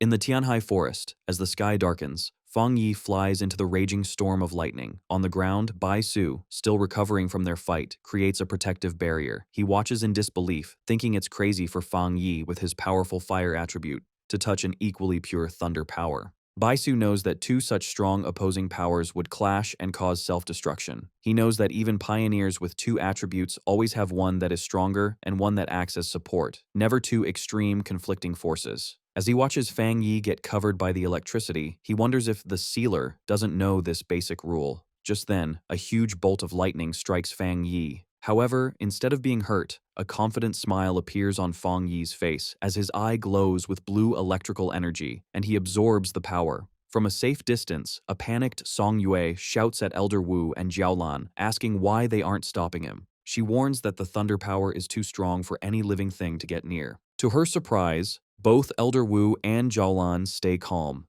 Jiaolan turns and tells her team the shocking truth. Fang Yi is not in danger because he also has a top-level thunder attribute. She explains that the pioneer known as the Tyrant and the Sealer are the same person. Song Yue and Wang Liang are stunned by the news. Song Yue thinks that while having two attributes isn't impossible, Fang Yi's power level is monstrous. Jiaolan smiles, admitting she had the same reaction when she first found out. She thinks that everyone has focused so much on his title as the Sealer that they forgot he is also the Tyrant, a genius of his time. In the middle of the storm, Fang Yi controls the wild energy, thinking that the stronger the lightning, the more power he can absorb to strengthen his body. Surrounded by a whirlwind of electricity, he shouts to the sky for more, saying he needs more spiritual power to be satisfied. Floating in the electrical storm, Fang Yi uses the divine thunder to temper his body. He feels the immense power surge through his bones, muscles, and every part of his body, refining him. As the process continues, his different attributes, fire, yang, and even dark, begin to blend and become more balanced within him. A series of system notifications confirm that each of his attributes has been tempered. Finally, a message announces the completion of the divine thunder tempering, stating that his body and spiritual power are now better fused and his energy has been restored. With a confident smile, Fang Yi feels like he has been completely reborn. To test his new power, he casually throws a bolt of thunder at a distant mountain, shattering its peak in a huge explosion. Looking at the destruction, he realizes the thunder in this forest is truly special. From the ground, Bai Su watches in awe. He notes that the spiritual stones in the forest are fed by that same thunder, yet Fang Yi destroyed a mountain with a single strike, and he senses Fang Yi didn't even use a third of his full power. He concludes that no other pioneer could do such a thing from a distance. As the storm calms down, Bai Su watches Fang Yi descend, knowing the training is over. With a determined look, he thinks that he and the sealer will definitely fight again in the future. Nearby, Elder Wu smiles, thinking how this young talent keeps surprising him. His desire to have Fang Yi stay with their war zone is stronger than ever. He thinks about Fang Yi's amazing achievements and recognizes that his talent is almost limitless. He believes having such a person as his successor would leave him with no regrets. As the storm ends, Elder Wu laughs while Jiaolan says that the truth is the Star God War Zone needs the Sealer's help, not the other way around. Elder Wu then turns to Jiaolan, commenting on how much she has grown, which makes him more confident in their future. A flustered Jiaolan asks if that's really true. Elder Wu's attention then shifts, and seeing Lin Yi meditating peacefully, he gets a new idea. Maybe they can invite her instead. Fang Yi, his training done, lands gently near his cousin, who is still absorbing the rich spiritual energy from the storm. With his red eyes glowing, he tells her this is a rare opportunity and she should work hard.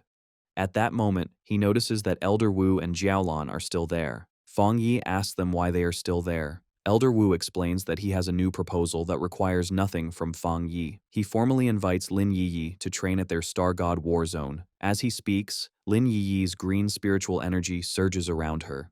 Fang Yi considers the offer, thinking it's an amazing opportunity for his cousin, but he wonders what she herself would want. Having heard the conversation, Lin Yi opens her eyes, ending her meditation. Fang Yi turns to Elder Wu and thanks him for the offer. He explains that as her guardian, he finds it hard to refuse, but he can't decide for her. Just then, Lin Yi stands up, and, after being asked by Fang Yi if she has finished her training, she turns to Elder Wu and says simply that she will not go. Looking directly at the elder, she thanks him for the generous offer but repeats firmly that she does not want to go. Surprised but calm, Elder Wu asks for the reason for her refusal. Lin Yi explains that her way of thinking might be a bit childish. She says that if her reason was just not wanting her cousin to be used, it would be disrespectful. However, as a pioneer, she has her own pride. With a determined look, she declares that she wants to get everything she deserves through her own abilities, not because of her cousin. Fang Yi is momentarily speechless, surprised that his cousin has finally grown up. Elder Wu, not at all offended, laughs and gives her a thumbs up. He apologizes for being one-sided and tells her they will continue to watch her, encouraging her to do her best. A very happy Lin Yi promises that she will. Later, the scene shifts to Fang Yi's villa at night. As he and Lin Yi walk up the stairs, Fang Yi thinks about his recent power-ups. He considers his spiritual energy reserves solved and now needs to figure out how to best use his new Twilight Fire attribute. He also thinks about the more difficult Death Brand ability he acquired, seeing it as a problem he must solve. As they reach the upper floor, Lin Yi suddenly stops and points, asking her cousin why someone is squatting in front of their door. The person looks up, revealing herself to be Su Qingying. She looks tired as she stretches, telling them they are finally back. Surprised to see her, Fang Yi asks Su Qingying why she is there. Su Qingying explains that a major incident has happened on the border, and the captain of Yue City came to their spirit association in Tai City, urgently asking for help. Fang Yi asks where the captain is now. Su Qingying replies that the captain is seriously injured and being treated at their medical facility. She explains that the captain fought hard to escape from the disaster in Yue City just to deliver a message. With no other options, she specifically asked for help from the sealer. At the Tai Spirit Association Medical Center, Fang Yi and Su Qingying came to meet the injured captain. Inside a hospital hallway, a young woman with short, messy dark hair and bandages on her face and arms turns in surprise as someone calls her name. It is Su Qingying, who has arrived with Fang Yi. The young woman greets Su Qingying happily, then notices Fang Yi and asks who he is. Su Qingying introduces him as the captain of Tai City, the sealer, and then introduces the young woman as Chen Ruo, the captain of Yue City. Chen Ruo immediately greets Fang Yi and, in a desperate moment, grabs his hands, begging for his help. She explains that the anomaly in Yue City is much more dangerous than reported, definitely above A+ rank, and she heard he has experience with such major disasters. Fang Yi remains silent, calmly studying her. Realizing she was too forward, Chenruo lets go and apologizes, explaining her desperation. She says the anomaly was only supposed to be B-level, but many pioneers have disappeared. Her entire team was lost, reinforcements vanished, and even her powerful sister was among the missing. Fang Yi listens intently, his expression serious. He thinks it's very suspicious for a B-level anomaly to cause so many disappearances, as even a border city should have capable pioneers. He turns to the upset captain and asks a direct question. Are the pioneers, including her sister, truly missing, or are they dead? Chenruo cannot give a clear answer.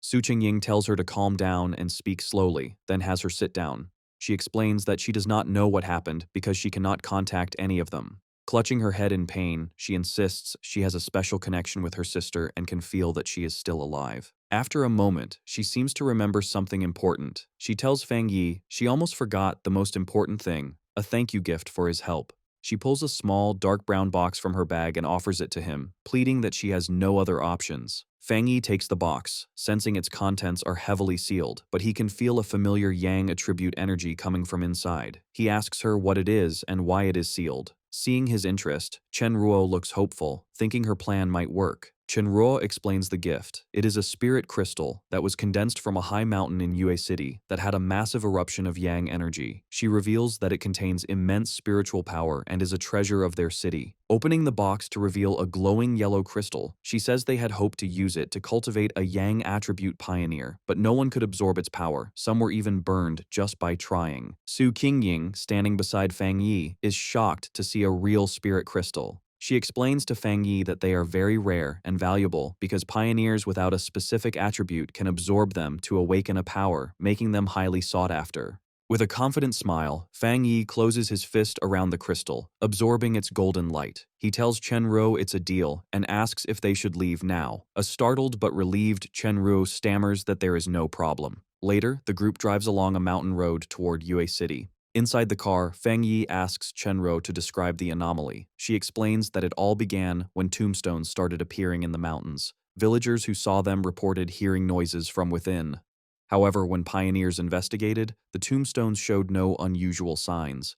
They sealed off the area, but that same night, skeletal arms erupted from one of the tombstones and dragged a villager inside. As Chenruo finishes, the car stops in the pouring rain. They arrive at a village now surrounded by a vast field of gray tombstones. Chenruo tells Fang Yi this is the place and asks for his opinion. Fang Yi looks at the eerie scene but finds it strange, noting that he can't sense any abnormal aura. As they walk through the field of tombstones, which now glow with a faint purple energy, Chenruo explains that more tombstones have appeared randomly all over Yue City. At unpredictable times, skeletal arms reach out and drag people into the graves. She looks around in shock, realizing the number of tombstones has increased dramatically in less than a day. She then tells Fang Yi and Su Qingying to follow her to the rest of her people. As they walk, Fang Yi thinks about how strange the situation is. The concentration of the anomaly's energy is incredibly low. He wonders if its purpose is to make people lower their guard or if there is another reason. He concludes that capturing people seems less like a random attack and more like a ritual. Placing his hand on a tombstone, Fang Yi has a realization. He explains that anomalies can also perform sacrifices to bring about the revival of a much larger, more powerful anomaly. He recalls how bat-like anomalies in Tai Tai slaughtered residents to bring forth their anomaly king. Hearing this, Chenruo stops, a look of horror on her face as she asks if this disaster is also a sacrifice. Chenruo explains with panic that the local mountain residents are very traditional and have refused to evacuate. They are even planning to hold their own ceremony the next day. Suddenly, she shouts that it's happening again. A skeletal purple hand erupts from the ground in front of Fang Yi. He dodges it with ease, noting the creature's strength is weak, only at the B level as reported. He summons his flaming sword and slices the arm in half. However, another skeletal hand immediately bursts from the ground and grabs his glowing blade. Fang Yi watches with a sharp, observant gaze. The skeletal hand belongs to a much larger, monstrous skeleton with multiple limbs that erupts from the ground.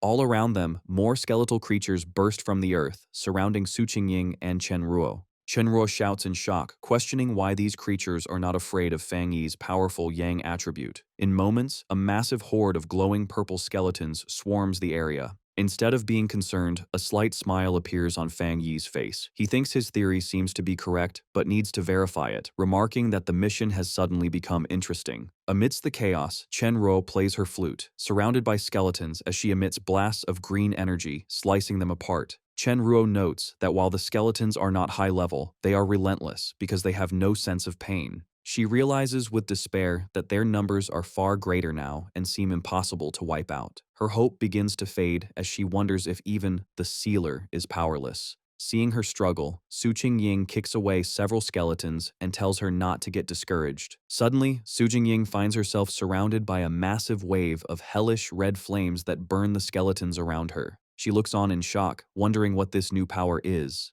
From the center of the battlefield, Fang Yi unleashes his Twilight Fire domain, rising into the air above a massive red sphere of energy. The ground below is covered in a sea of fire that instantly destroys the skeletal horde. As he activates his new power, a system notification appears, stating it has detected a special death attribute. The system then explains that his domain is continuously absorbing this unique attribute, converting its energy to strengthen his own yang attribute. A moment later, a final notification confirms the enhancement is complete. Su Jingying and Chen Ruo watch as a huge fire explosion wipes out the last of the skeletons. Chen Ruo is impressed, saying Fang Yi's, the sealer's, reputation is well-deserved. Relieved, she feels Yue City has a chance to be saved, apologizes for her earlier behavior, and offers to take them to meet her team. Chinruo leads them to a camp that serves as the base for the Yue City Spiritual Association. A group of pioneers greets her, calling her captain. Chinruo introduces Fang Yi and Su Qingying, explaining she brought reinforcements, the famous sealer and the captain of the Tai Tai Association. Her three teammates, Chen Feng, Chen Xing, and Chen Shi, look at Fang Yi in disbelief, doubting a young man like him could be the legendary pioneer who solved a disaster on his own. One of them comments that his age doesn't matter, as the situation in Yue City is completely different. The tension rises when Chen Feng scolds Chen Ruo for returning and bringing outsiders to die with them. He shouts that almost no one is left and the city is about to be devoured, revealing they were all deceived and lured here to be a sacrifice. As Chen Ruo tries to explain that her team has suffered, Fang Yi calmly observes them. With a serious look, he states that he accepted a request and will do his part. With complete confidence, he declares he will solve the problem here. Meanwhile, Chen Shi explains to a upset Chen Feng that because their city is far away and their customs are more traditional, their people pray to the gods when they face problems they can't solve. From a cliff top, Fang Yi looks down at a village surrounded by a strange purple mist coming from tombstones. He wonders if the people are planning a large ceremony to ask for blessings. Thinking about their old customs and rituals, Fang Yi suspects these traditions are connected to the strange anomaly. A sudden, strange wind rustles through the forest, startling Chen Feng and Chen Shi. In a clearing, they see a large crowd of villagers gathered for a ritual. Chen Ruo realizes the ceremony is about to begin and worries it would be a disaster if the tomb anomaly erupted now. However, Fang Yi finds it interesting. With a confident smirk, he asks who wants to watch the activity up close and starts walking toward the crowd. The group arrives at Yueyuan Square, where a huge bonfire burns. The villagers are desperate, crying out to their god to see their suffering. One man offers his own life to save his children. All around, people are bowed on the ground, pleading for the heavenly god's mercy. Suddenly, the bonfire goes out, the stone platform shatters, and large cracks spread across the square. The real horror begins as skeletal hands claw their way out from behind the tombstones. Someone screams that the monsters from the tombs are coming out again. From a swirling purple mist, several skeletons with glowing red eyes rise and stare at the terrified villagers. Panic erupts. An old man trembles, trying to say it must be a test from their god, while the rest of the villagers run in all directions. A mother holds her crying child, her face filled with terror as the child asks if their god will still save them. The chaos gets worse as the skeletons charge, and the villagers scatter, screaming for help. In the middle of the panic, a skeleton tackles the mother, separating her from her child. The little girl watches in horror, crying for her mother. Just as the child is left alone, an even larger ghostly skeleton appears from the mist behind her. The creature reaches its bony hand out for the crying girl. Before the skeleton can touch her, it is instantly destroyed in a flash of golden light. Immediately after, a huge wave of holy fire sweeps through the square, burning the attacking skeletons and turning the area into a fiery inferno. The surviving villagers stop running, completely stunned. Instead of fear, their faces fill with awe as they recognize the flames, with some shouting that it is heavenly fire. Their despair turns to joy as they raise their arms to the sky. As the flames rage, Fang Yi lands on the shattered stone platform. Against the fire, he tells the stunned crowd that their prayers are no longer necessary. With a cold, serious face, he states a hard truth. There are no gods in this world, and they will not come to save them. The villagers are silent for a moment, kneeling as they take in his words. However, they completely misunderstand him. Crying with joy, they shout that a god has appeared and defeated the disaster. They continue to plead with this new god to save them from the other monsters. Watching them, Fang Yi can only sigh quietly at their misunderstanding. Standing in the flames, Fang Yi extends his hand, his eyes glowing. He activates his Twilight Fire domain. Instantly, a massive, swirling red sphere appears in the sky, acting like a vacuum that pulls in all the deathly energy and skeleton parts from the ground. He then turns to the amazed villagers and clarifies who he is. He tells them he is not a god, but a pioneer captain from Tai Tai City, known as the Sealer. The villagers and Chen Ruo's team stare at the terrifying red sphere, stunned by the strange and powerful sight. Chen Feng, still in shock, questions what Fang Yi is doing. Chen Ruo, frustrated, reminds her team she had warned them he was no ordinary pioneer. She explains that he is the one who single-handedly solved the disasters in both Tai Tai and Kang City, and that he is treated as an honored guest by the highest authorities. Having absorbed the immediate threat, Fang Yi flies into the air like a golden comet toward the main village, which is still covered in a dense, purple mist and filled with skeletons. A system notification appears, confirming his Twilight Fire domain has successfully absorbed a large amount of the death attribute, making his own Yang attribute much stronger.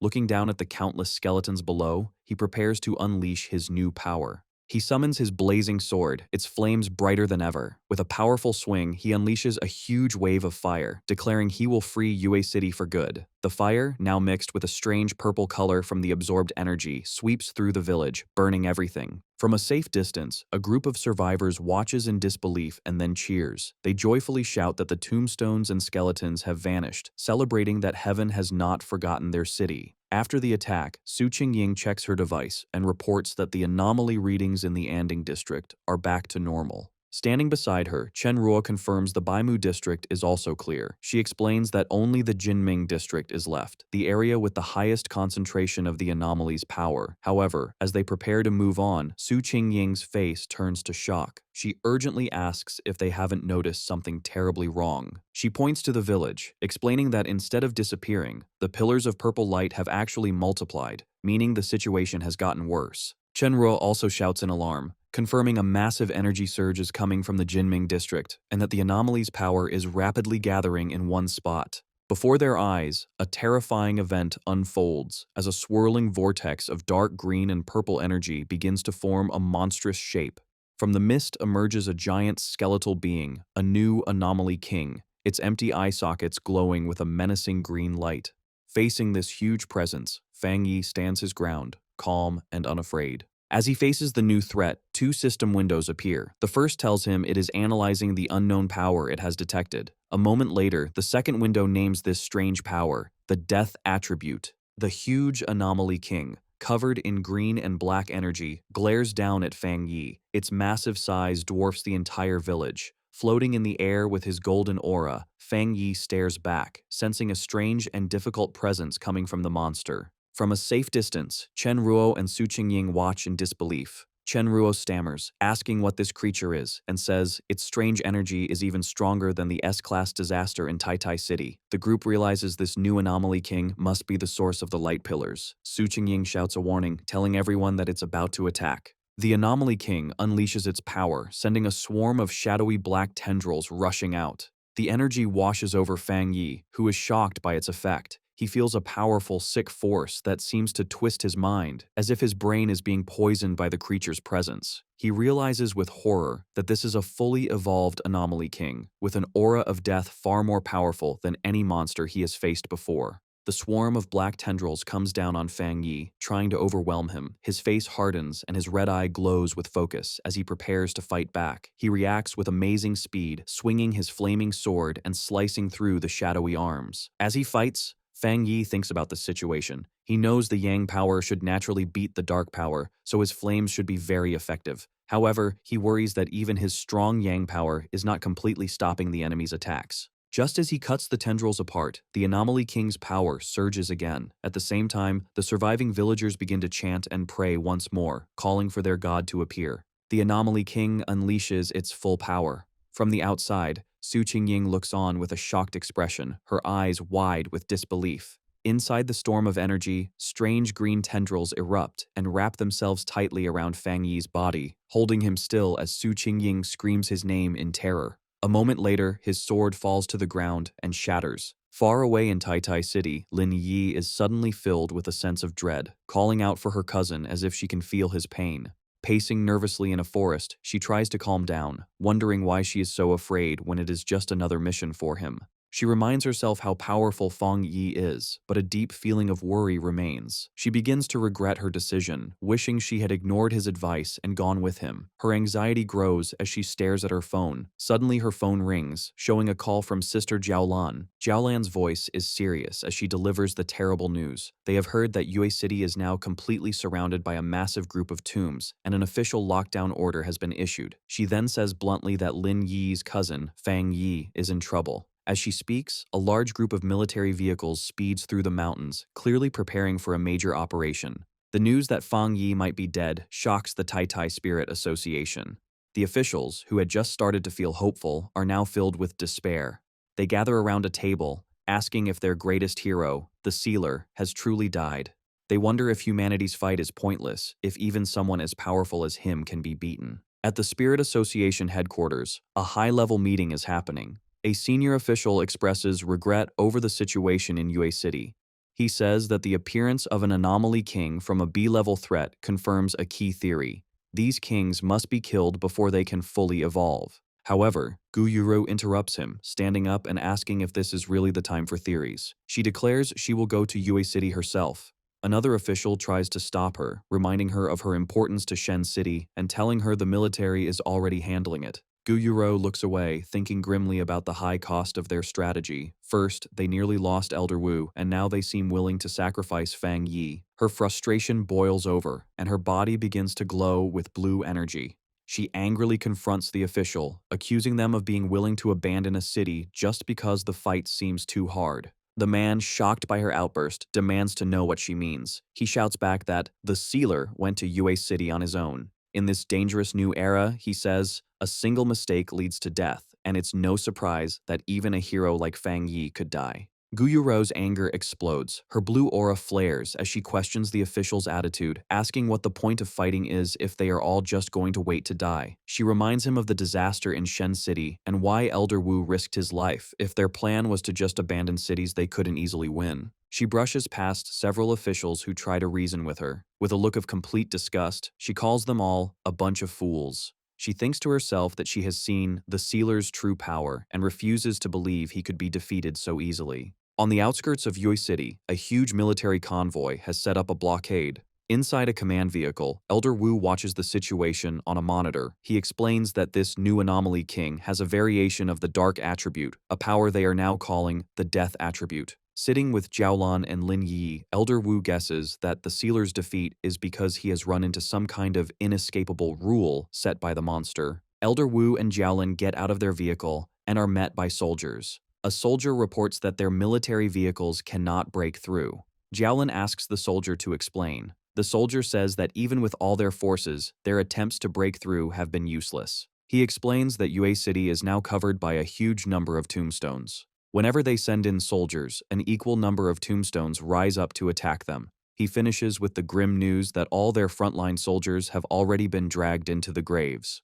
The soldier adds that the Anomaly King's power is still slowly expanding out from the city. Lin Yi trembles in fear. The soldier grimly says that the chance of fixing the situation in Yue City is 0 and asks Elder Wu if they should order a retreat. He explains that the Anomaly King seems immune to all powers and has captured all the pioneers at the front, including the Sealer. Hearing this, Lin Yi screams, refusing to believe it. She turns to Elder Wu and Jiaolan, thanking them for their hard work, but declares that she will return to Yue City alone, not wanting to drag anyone else into a suicide mission. Deep inside the anomaly in Yue City, the land has changed into a terrifying, silent graveyard lit by an eerie green light. The ground moves, and massive tombstones erupt from the earth. The names carved on these new stones are Su Qingying and Chen Ruo. Above the graveyard, the Anomaly King weaves the death energy into thick threads. The energy comes together to form a stone coffin standing upright. Inside, Fang Yi is trapped, his body limp. Ghostly green centipedes crawl over him, wrapping around him to hold him forever. He appears completely lifeless, sealed in the tomb made by the monster. His eyes are hollow and dark, making it seem like the sealer has truly died. But, in the darkness of this death, a system notification suddenly lights up. The Death Brand ability that Fang Yi had gotten before has been successfully activated. The system confirms that he has now obtained the power of infinite death. Soon the system announces that the Death Brand trial has ended. Fang Yi is exhausted, but awake. He lets out a breath, thinking that the Death Brand trial was a very intense experience. He looks up at the huge, scary green skull of the Anomaly King above him, noticing that the King of Death now looks much friendlier to him. However, as his eyes glow with power, he admits to himself that he never wants to go through that rebirth trial again. Just before being sealed in the coffin, he realized the Anomaly King had targeted him with an inevitable death ability that he couldn't dodge. Facing certain death, he took a desperate chance. He decided to manually implant the dangerous Death Brand skill, the one he got from the magma but was hesitant to learn earlier, into his own body. The system confirmed the implantation and began learning the abilities. A huge surge of red, painful energy erupted from Fang Yi's body as the skill became part of him. While the system prepared to activate it, the energy squeezed tightly. Fang Yi stood helplessly before the Anomaly King as the monster got ready to kill him. The system told Fang Yi that the king's inevitable death rule was starting. At that moment, Fang Yi truly died. His eyes rolled back and his body went limp.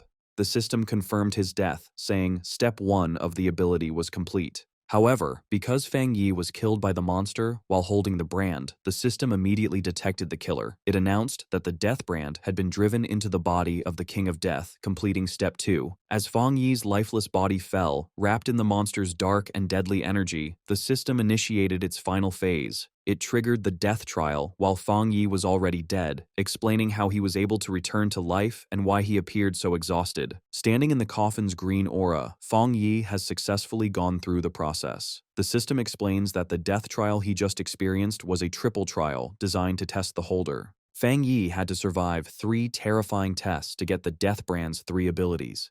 First, the fire attributes Mystery Yellow Spring, where he was constantly burned by hellish fire.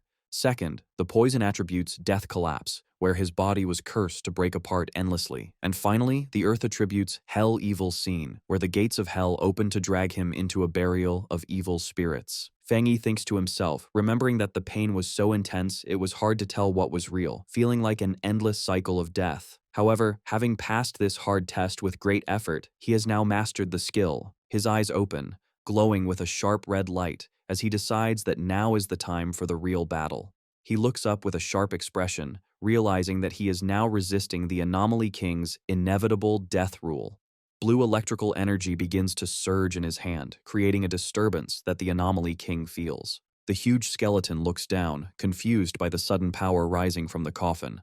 Suddenly, a massive blast of blue lightning breaks through the stone prison. Fang Yi shatters the stone slab and falls free, hitting the ground hard. The monster stares down through the green mist, watching its prisoner escape. Fang Yi walks through the smoke and debris, covering his face and gasping for breath, tired from the resurrection, but alive and free. The Anomaly King is in a state of pure shock, unable to understand that the human it just killed has come back to life. As Fang Yi stands before it, the system reveals that the Death King has sensed Fang Yi's resurrection. The giant skeleton summons its power, getting ready to fight the revived threat. Not giving Fang Yi a moment to rest, the Anomaly King launches a series of massive green energy blasts from the sky. The attack hits the ground with great force, causing a huge explosion of green energy that covers the area where Fang Yi was standing. However, as the dust clears, Fang Yi is crouching on the ground, completely unharmed. A grin appears on his face as he realizes the monster's attacks no longer work on him. The system confirms that Fang Yi has successfully avoided the inevitable death rule. He stands tall before the giant skeleton, his cape flowing in the wind, while the Anomaly King looks down in confusion and fear. Fang Yi looks up with a terrifying expression. One eye glows red and blood drips from his lip, but he smiles with total confidence. The Anomaly King suddenly feels a sense of extreme danger, its empty eyes widening as it realizes the hunter has become the hunted. The scene shifts to the mountains outside the barrier in Yue City, now covered in glowing green tombstones that radiate a thick aura of death. Elder Wu, Lin Yiyi, and Jiaolan stand on a cliff overlooking the disaster zone. Sensing the overwhelming death energy below, Lin Yi calls out for her cousin. Jiaolan decides they can't just wait. Telling the others not to worry, she summons purple flames in her hands and gets ready to attack the tombstones to break the barrier and save Fang Yi. However, before she can attack, a massive blast of blue water cuts through the air, stopping her. A woman comes down from the sky, surrounded by swirling water energy. It is Gu Yuru who announces that she has also come to help. Jiaolan looks up in surprise, recognizing the newcomer as the Sea Mystic from headquarters. Gu Yuru shouts that she will fight with them. Combining her powers with Jiaolan, they unleash a huge dual attack of blue water and purple fire energy against the barrier of tombstones. The attack causes a chain of massive explosions that lights up the dark area. After the blast, two soldiers who had been buried in the rubble wake up, confused and weak, wondering what just happened. However, the anomaly reacts immediately. The ground shakes as massive green tombstones erupt violently from the earth, shooting up like spikes. Gu Yuru, Jiaolan, and Lin Yiyi find themselves standing back to back, completely surrounded by a circle of towering tombstones. Jiaolan notes with annoyance that the trap has activated again. She warns the other two to be careful, explaining that this anomaly can drag any living creature inside the tombstones. Suddenly, skeletal hands burst out from the ground and the stone surfaces. A swarm of skeletons jumps from the air, diving down to attack the three women. However, in the middle of their attack, the skeletons suddenly stop. They look terrified, trembling as if they sense something far scarier than their current enemies. Instead of attacking, the skeletons frantically dive back into the ground and the tombstones, desperate to hide. Gu Yuru and Lin Yi look on in total confusion, wondering why the monsters suddenly ran away. The group walks through the now empty battlefield, wondering why the Anomaly King would order a mass retreat and what it is planning. A heavy boot lands on the ground. It is Elder Wu, carrying two unconscious soldiers on his shoulders. He tells the group that this might be a good thing. He explains that the Anomaly King has pulled back its power, which means the people who were buried alive still have a chance to be revived. Elder Wu looks out over the field where many soldiers are lying unconscious, but safe. He concludes that this proves the sealer has not died. In fact, Fang Yi must be causing so much trouble inside that the Anomaly King had to pull all its power back to defend itself.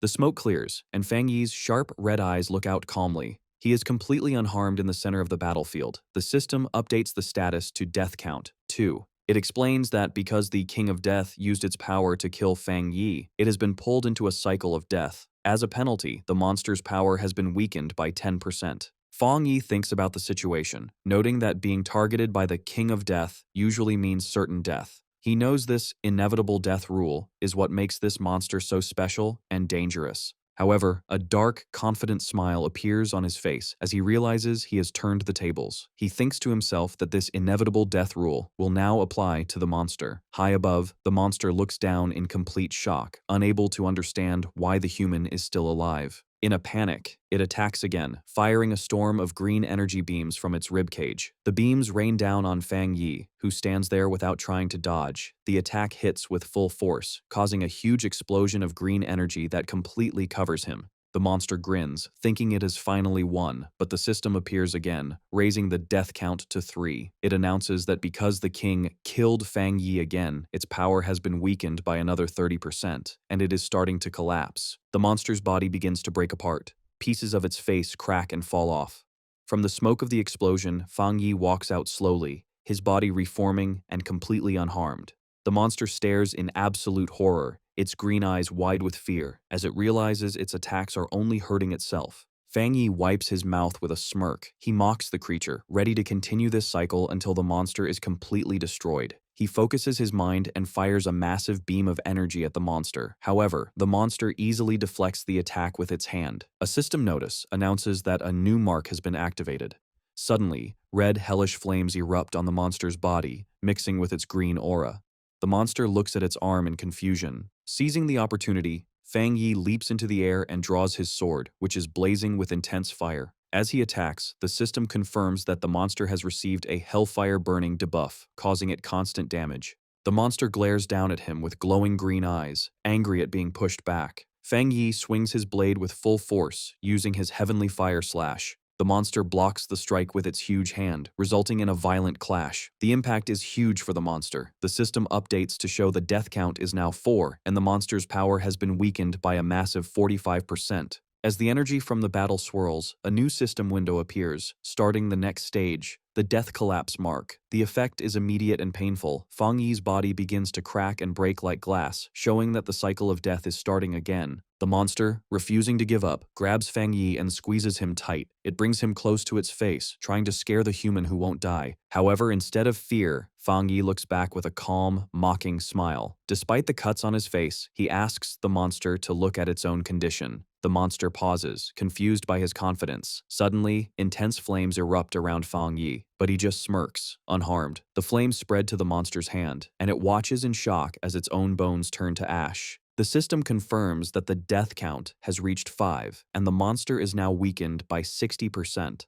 Another notice announces that the Hell Evil Scene mark has been triggered, speeding up the destruction of the monster's body. The monster roars in a furious rage, but it can't stop its body from crumbling. Outside the barrier, the massive tombstones surrounding the city begin to collapse. Zhao watches in disbelief, realizing the entire anomaly is breaking down. In the sky, the dark clouds disappear, letting light shine through. Lin Yi looks up with a bright smile, relieved that her cousin is alive. Elder Wu powers up his armor and orders the team to enter the city to rescue survivors and evacuate the injured. With their mission clear, Elder Wu, Zhao, Gu Yuro, and Lin Yi fly into the city. In the ruins of the anomaly, a hand desperately reaches out from the ground. Su Qingying pulls herself out, gasping for air, looking exhausted and terrified. Kneeling, she tries to understand what happened. She remembers her life force being drained away and feeling trapped in a green, hellish void inside the massive skeleton. However, she realizes the nightmare suddenly ended, allowing her to return. She immediately spots a tombstone nearby and realizes she must save the others. She frantically digs at the grave marked with Chen Ruo's name, shouting for her. Su Jingying uncovers the dirt to find Chen Ruo unconscious but safe. She is relieved to see that Chen Ruo is actually there, unlike Chen Ruo's sister, whose body vanished in the past. Suddenly, Su Qingying looks up, sensing a massive change in the air. She watches in awe as the swirling green vortex in the sky begins to crack. The massive skull of the monster crashes to the ground. Despite its collapsed state, the monster refuses to accept defeat. It glares up, declaring that it is the noble King of Death, and questioning what kind of being Fang Yi is to challenge it. The monster is furious that a human dares to look down on it. Suddenly, Fang Yi's undead army of red-eyed shadow spirits appears from the darkness. The monster's eyes glow with intense red light as they glare.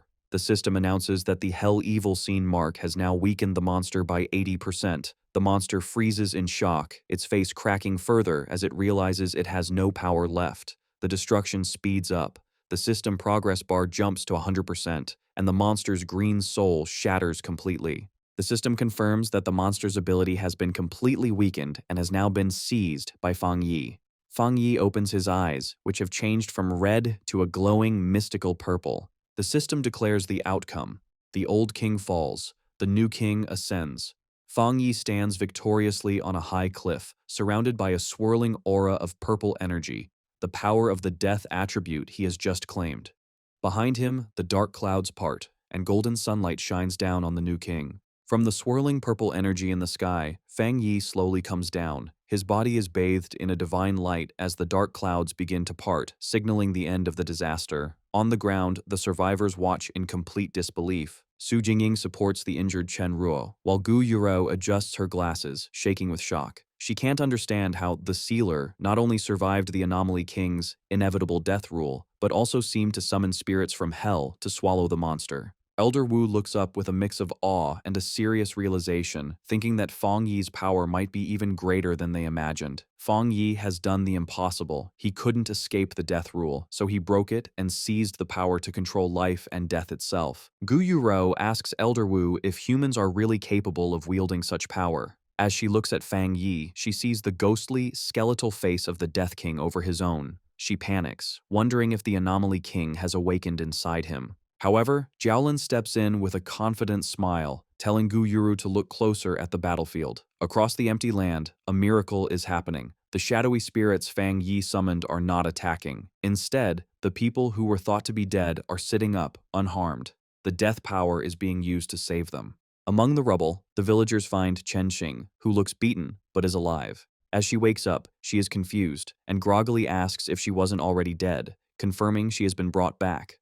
The villagers of Yue City look up at the floating figure of Fang Yi. Some in the crowd see the dark aura and call him a death god, while others argue that he is the sealer who saved them. Suddenly, the little girl who was saved earlier interrupts, shouting that the name the sealer sounds ugly. With a bright smile, she remembers the golden flames that protected her. To her, he is their god who defeated the evil. High in the night sky, Fang Yi decides it's time to end the conflict for good. He raises his hand and summons a massive jagged scythe made of dark purple energy. With a cold and serious look, one eye glowing red, he declares that everything must end now. He swings the huge energy weapon down, creating a massive slash of purple light. On the ground, the Yue City pioneers, including Chen Feng, look up in complete shock at the amazing display of power. Fang Yi's attack tears through the dark energy barrier that surrounded the city. The strike hits the swarm of red, ghostly spirits in the air, shredding and absorbing them with terrifying force. Amidst a chaotic storm of red and black energy, Fang Yi commands the spirits to return where they belong. He then shifts his energy, using his Yang attribute to perform a mass purification. He extends his hand, releasing a blinding wave of golden light to wash away the remaining death energy. The survivors watch in awe as the bright light breaks through the darkness, lighting up the night like a second sun. As the technique finishes, Fang Yi is relieved the battle is finally over. Nearby, Chen Ruo collapses into tears, hugging Chen Feng, overjoyed that they survived. Feng Yi knows that fighting the King of Death used a huge amount of his spiritual power, and he worries about what unknown side effects the death brand he absorbed might have. Fang Yi slowly comes down from the sky, landing softly among the ruins. Suddenly, Fang Yi is caught off guard as Lin Yi rushes in and tackles him with a fierce hug, screaming for her brother in relief, leaving Fang Yi confused. He gently comforts his cousin, patting her on the head. She exclaims that she was terrified he had died, but Fang Yi just smiles and assures her that everything turned out fine. Suddenly, Fang Yi's sharp eye notices something nearby. He turns to find Su Qingying standing there with a bright smile, thanking him. Fang Yi looks a bit confused. Su Qingying looks past him towards the survivors, where the Yue City captain, Chen Ruo, is sitting on the ground, crying with relief as she hugs her teammate. Fang Yi watches them with a warm smile, asking if Chen Ruo's sister is still alive.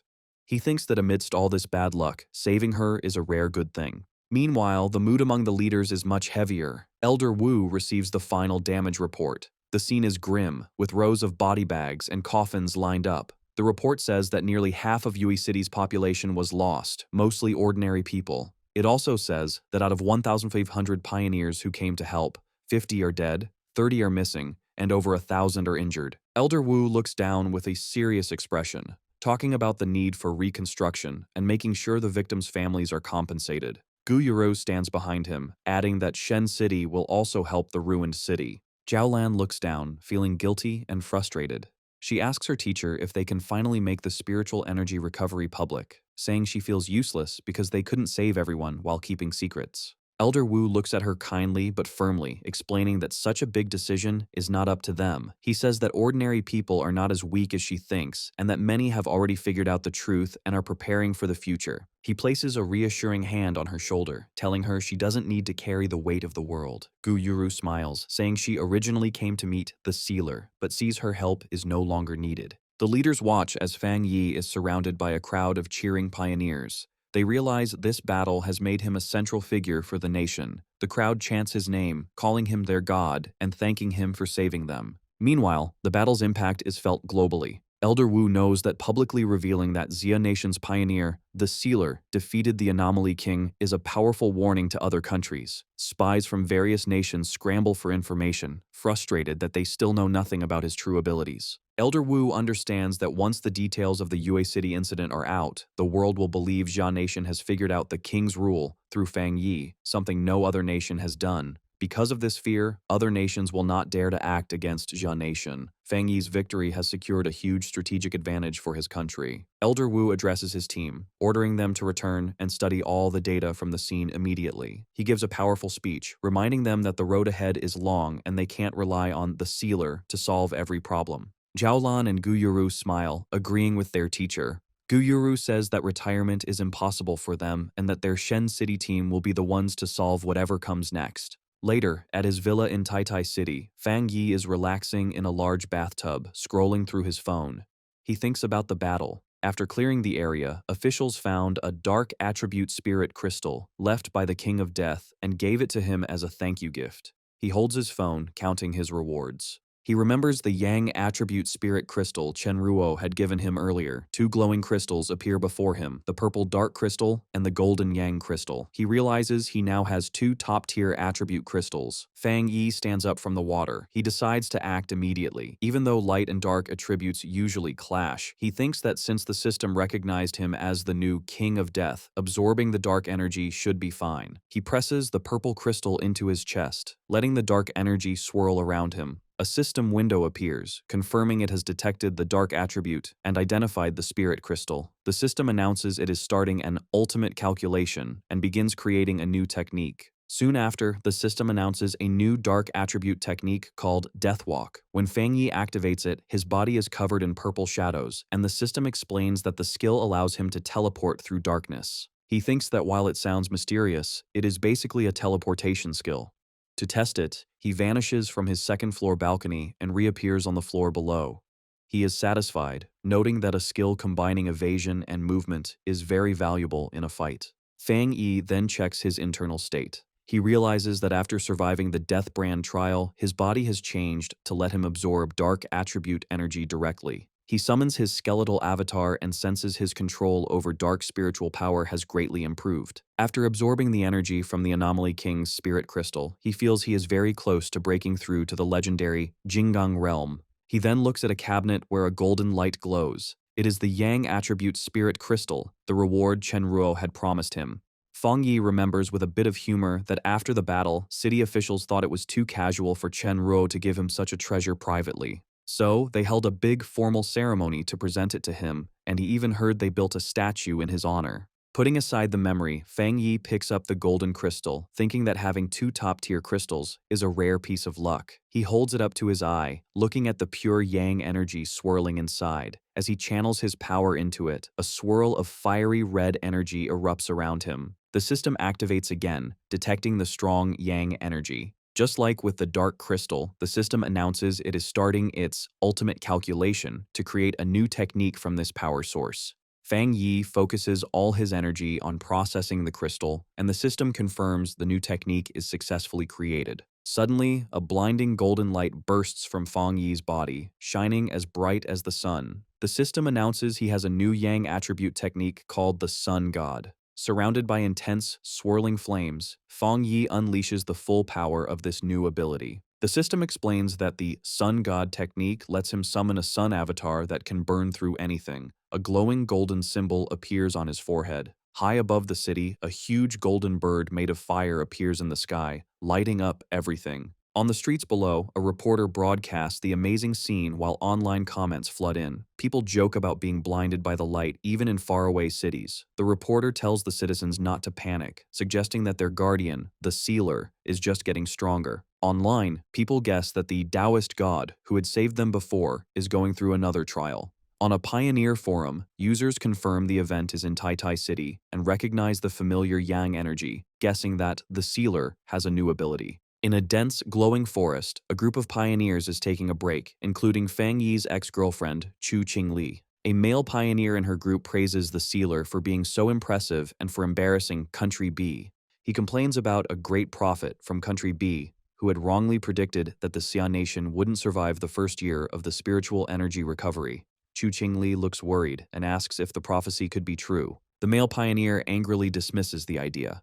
Despite his confidence, Chu Qingli looks down, thinking that a lot of dangerous things have been happening in the Xia nation recently. The mood turns hostile as the group turns on Chu Qingli. The male pioneer mocks her low cultivation level. Another man asks if she is a traitor and makes fun of her for still being at the one-star Ghost Axe realm. He points out that she used to be a rich, young miss, but in this new world, she is the one who is trash. Chu Qingli crosses her arms, trying to keep her pride. She shoots back that their strength is nothing special compared to the Sealer. She challenges them, saying they have no right to mock her until they are as strong as him. The male pioneer laughs, asking if she is actually planning to team up with the Sealer. The three men laugh at her, reminding her that the Sealer is famous for working alone. They harshly tell her she is kicked out of their team. As the men turn to leave, a desperate Chu Qingli reaches out, shouting that if she is leaving, they have to give her the share of the reward she earned. The leader looks back with a greedy smile. He coldly tells her she should be grateful they aren't asking her to pay them. He then unleashes a blast of wind energy, knocking her backward as he yells at her to get lost. Chu Qingli trembles with pain and anger, silently vowing that they will pay for this. Social media fills with panic as a great prophet from Country B predicts the Sea Nation will be destroyed within a year. In the Tai Tai Spirit Association office, the association superior discusses this with Fang Yi, explaining that these rumors are affecting the local pioneers. Su Jingying explains that Country B is using psychological warfare to shake their citizens' confidence. The superior adds that news of Fang Yi's power has spread, causing Country B to act aggressively.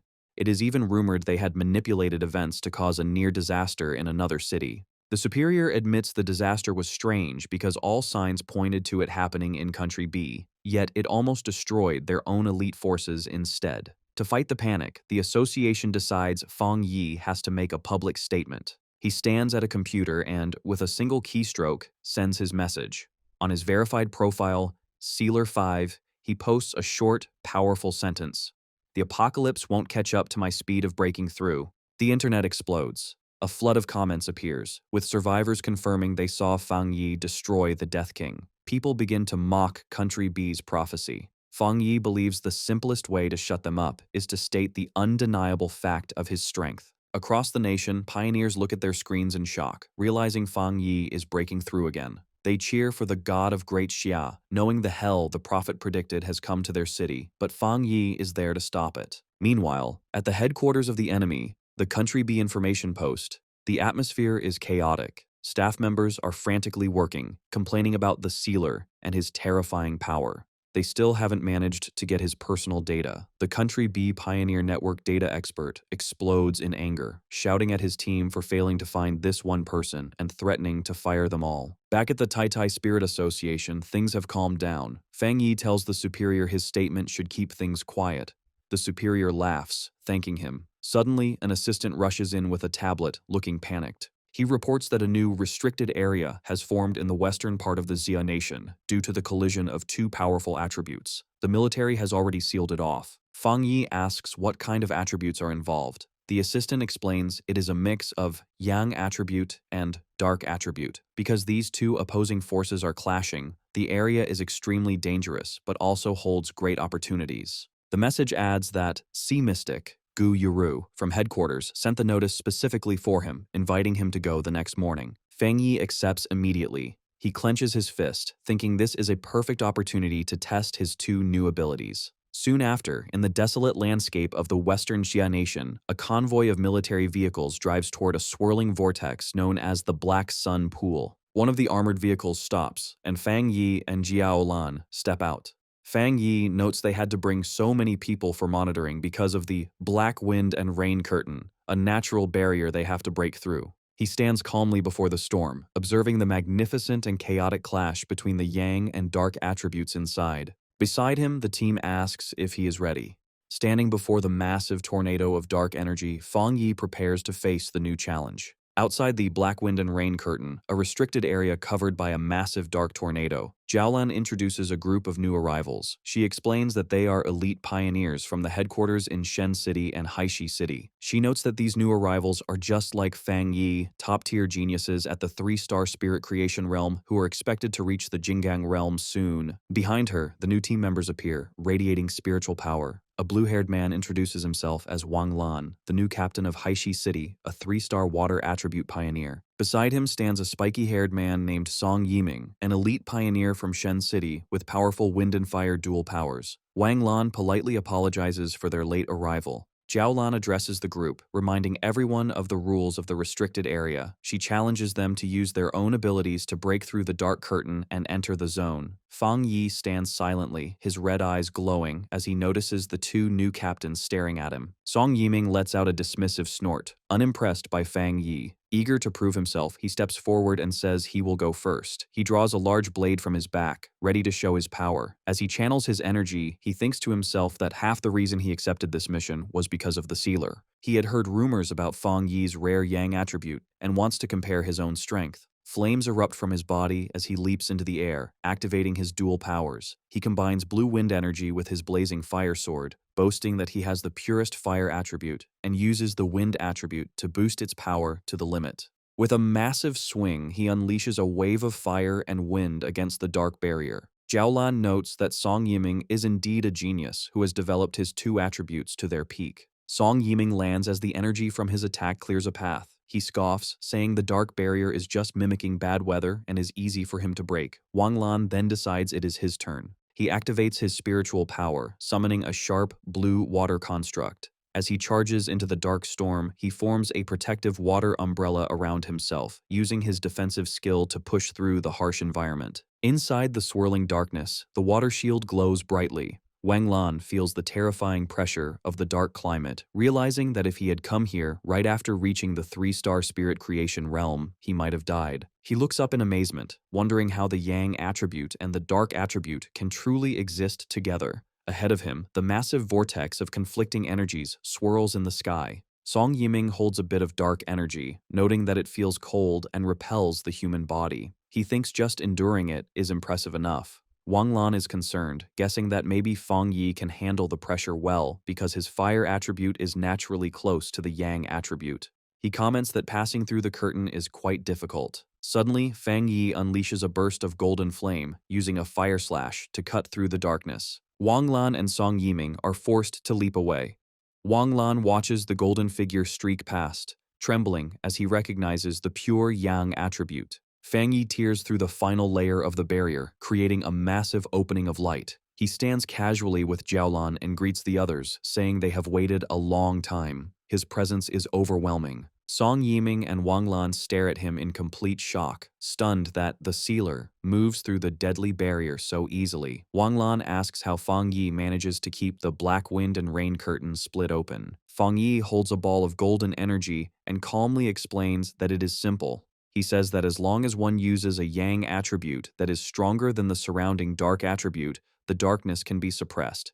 He admits it uses a lot of spiritual power, but can be maintained with enough reserves. Meanwhile, Song Yiming is annoyed that Fang Yi calls such a feat simple. Wang Lan wonders if Fang Yi is really in the same realm as them. Jiaolan smiles and tells him he will get used to it, as every genius pioneer is shocked when they see Fang Yi's abilities. Fang Yi simply smiles, unbothered by their shock. Suddenly, the system alerts him that a source of pollution and an A-level dark anomaly have appeared.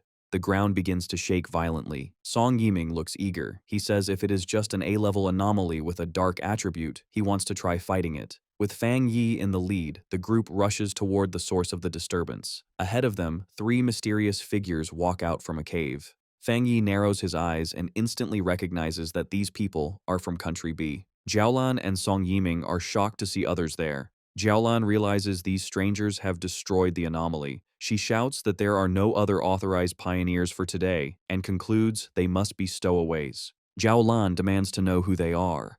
The 3 intruders stand boldly: a blonde man in a purple shirt, a muscular man with long black hair, and a man in a hood. The blonde man smiles arrogantly and introduces them as pioneers from Country B who have come to train. Song Yiming is furious, shouting that this is Jia Nation's territory and they have no right to be in a restricted zone without permission. Jiaolan backs him up, ordering them to leave, but the intruders stand their ground, saying that times have changed. The blonde man arrogantly states that if the Xia people won't take the resources here, his group will. He claims they are justified because they believe they are stronger than the Xia team. Hearing this, Fang Yi steps forward and calmly asks the intruders if they really believe that opportunities belong only to the strong. The blonde man smirks, thinking his country sent their elites here to start a conflict. Fang Yi looks at him with a cold, terrifying smile, his red eye glowing, and tells them that if strength is the rule, they can get lost. While Fang Yi confronts them, Jiaolan tries to report the situation to headquarters, but the enemies launch a sudden attack. The blonde man unleashes a surge of green energy, shouting that they have refused his polite offer. Song Yiming and Wang Lan are shocked, realizing the enemy has the rare and dangerous dark attribute. The blonde man laughs, declaring that this dark attribute environment is his perfect home field. Jiaolin analyzes the disgusting energy, realizing it is a nether poison attribute, mutated from decaying corpses. Panic sets in as she yells that the attack has destroyed all their communication devices, cutting them off from the outside world. Fang Yi realizes the intruders intend to kill them all. Song Yiming, refusing to wait, charges forward with his flaming sword. He shouts that if they can't absorb the dark attribute,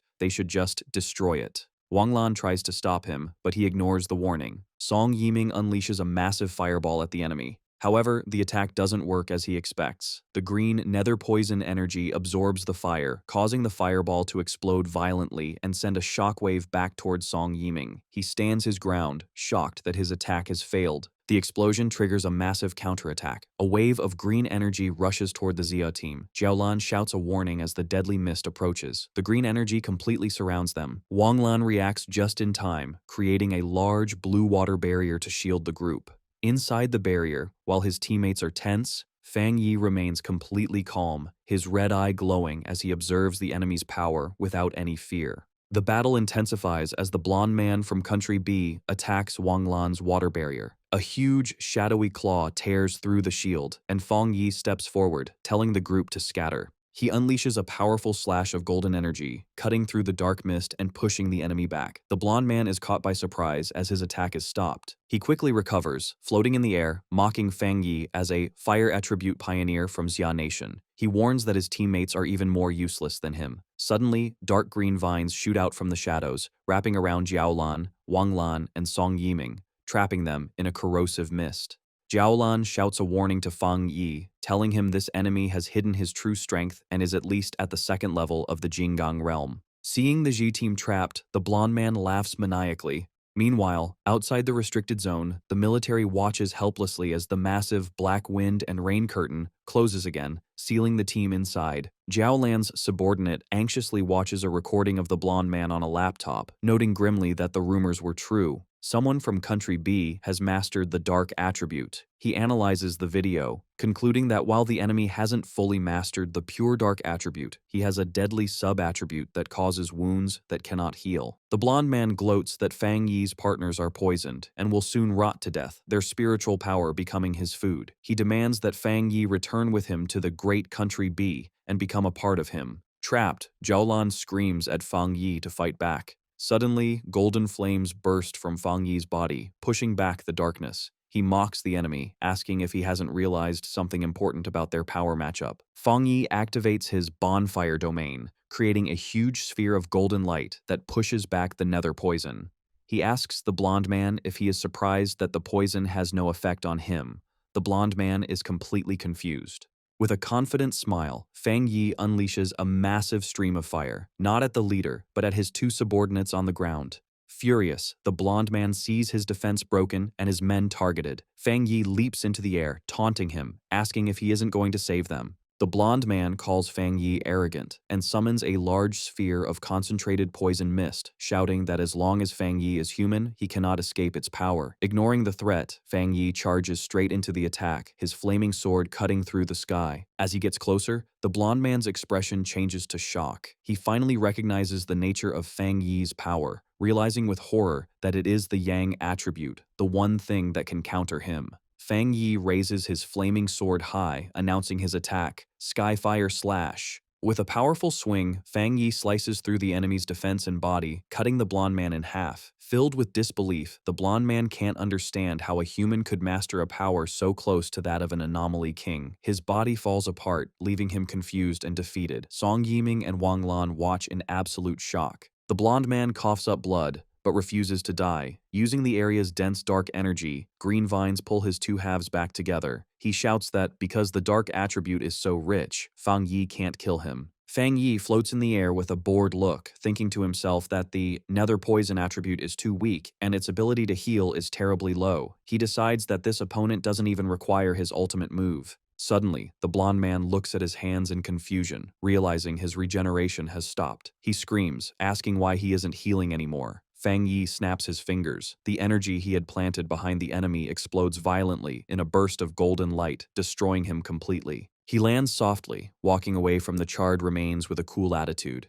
He reaches his hand out toward Wang Lan and Song Yiming, and crackling blue lightning surrounds them, targeting the green poison spots on their bodies. Feng Yi explains he is removing the dark attribute, leaving the two pioneers amazed. He then taps Jiaolan on the shoulder, purifying her as well. She expresses her shock that he killed a Jinggang realm pioneer so easily. Feng Yi analyzes the fight, thinking the blonde man did not reach the Jinggang realm through normal means because his spiritual power felt impure. He also finds it suspicious that the enemies seemed unaware of his existence. Jiaolan admits she is also confused, but recalls an internal rumor that years ago, Elder Wu blocked a strange disaster that was supposed to hit Country B with his own body. They consider the theory that the rivalry between the two nations has always been strong, and Elder Wu likely became a target because of his heroism. The mood lightens as Song Yiming bursts into excitement, declaring that from now on he will hang a portrait of the sealer by his bed to motivate himself. Wang Lan asks his teammate with a straight face if he has been broken by the Yang attribute. Fang Yi turns away from the group, telling them that although he has removed the dark attribute, they are not in good enough condition to enter the core area of the restricted zone. He tells Jiaolan to take the others back or let them train in the outer area. As he speaks, he walks alone into the swirling wind and dust, leaving the team behind. With his eyes glowing gold, Fang Yi reveals his true intention: to see the true face of the core of this restricted area for himself. He stands alone before a massive, terrifying storm of blue lightning and dark energy. The sky cracks with power as he prepares to enter the dangerous core that no one else can reach.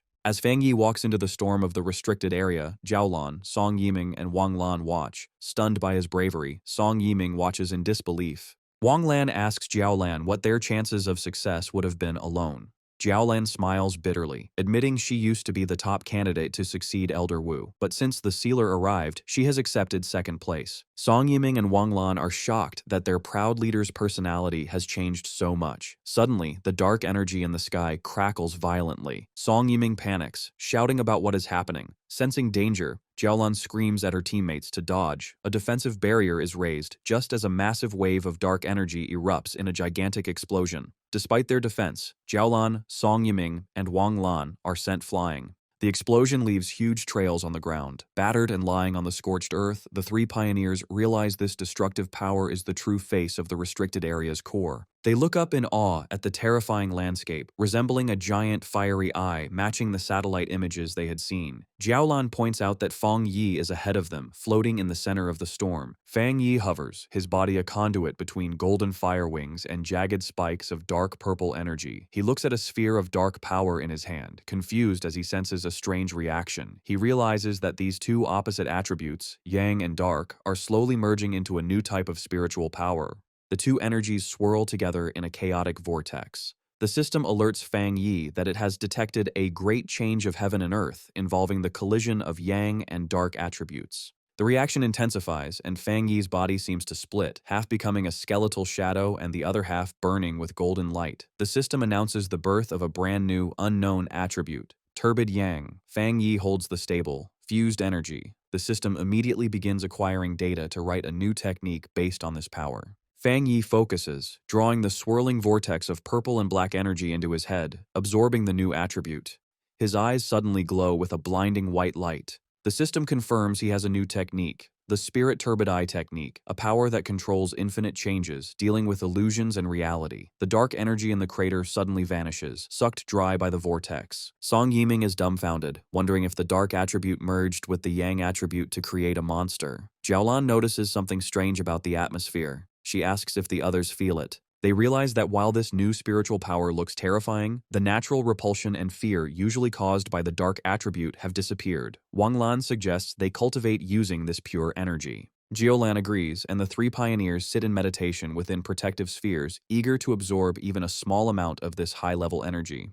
Meanwhile, outside the restricted zone, military observers are confused. The massive energy readings have stabilized, but the signals from Country B's intruders have vanished. The soldiers realize the sealer must have eliminated the enemies. Remembering rumors of Fang Yi's ruthlessness, they conclude the intruders got what they deserved. The soldiers rush to contact headquarters, relieved they saved video evidence of Country B's actions. They plan to use it as a bargaining chip in the coming diplomatic conflict. Far away, at the highest military intelligence office of Country B, a group of men in black suits stands nervously. A blond man with a mustache slams his fist down, demanding to know what happened to their strongest pioneer. He yells at his subordinates, asking how their agent could simply disappear. A man with long, wavy gray hair calmly suggests their missing agents are likely dead. With a dark expression, he admits their team suffered heavy losses and was outsmarted by the Xia Nation. The leader of Country B slams his fists on the table, screaming in disbelief about how their strongest could lose so inexplicably to the Xia Nation. He threatens the gray-haired man, demanding he get back all the benefits from Xia Nation, warning that if they fail, he will withdraw all funding for their organization. The gray-haired man stares back with a terrifyingly sharp look. He assures the leader they will avenge this grudge and make Xia Nation pay with interest. Suddenly, a burst of green spiritual energy erupts from his body, terrifying the guards. He stands and coldly warns the leader that although he is a proud citizen of Country B, he is not a dog like the leader's bodyguards. He states he hates being threatened and hopes the leader remembers that. The leader and his guards stand frozen in fear and anger as the powerful pioneer walks away. As the gray-haired man leaves, the leader yells after him, shouting that he will call the Xia Nation's leaders immediately and demanding the pioneers teach them a lesson. Walking down a dark hallway, the gray-haired man asks his subordinates for the results of their investigation. 3 figures in dark cloaks follow him. One reports they cannot enter the Xia Nation's restricted zone and have failed to locate the second young master. The subordinate explains the tracking instrument inside the target's body was likely destroyed, though they can't rule out interference from the massive energy fluctuations. Hearing this, the gray-haired man's face twists with hatred. He realizes his loss is real and vows that Xia Nation will pay. Meanwhile, Fang Yi floats in the center of the restricted area's core. The system provides details on his new ability, the Spirit Turbid Eye Technique, a powerful illusion art capable of dragging any creature into a realm of despair. It notes the scariest part is that Fang Yi doesn't even need to move to trap enemies in hallucinations until they die. Fang Yi lands thinking such a power seems almost too convenient.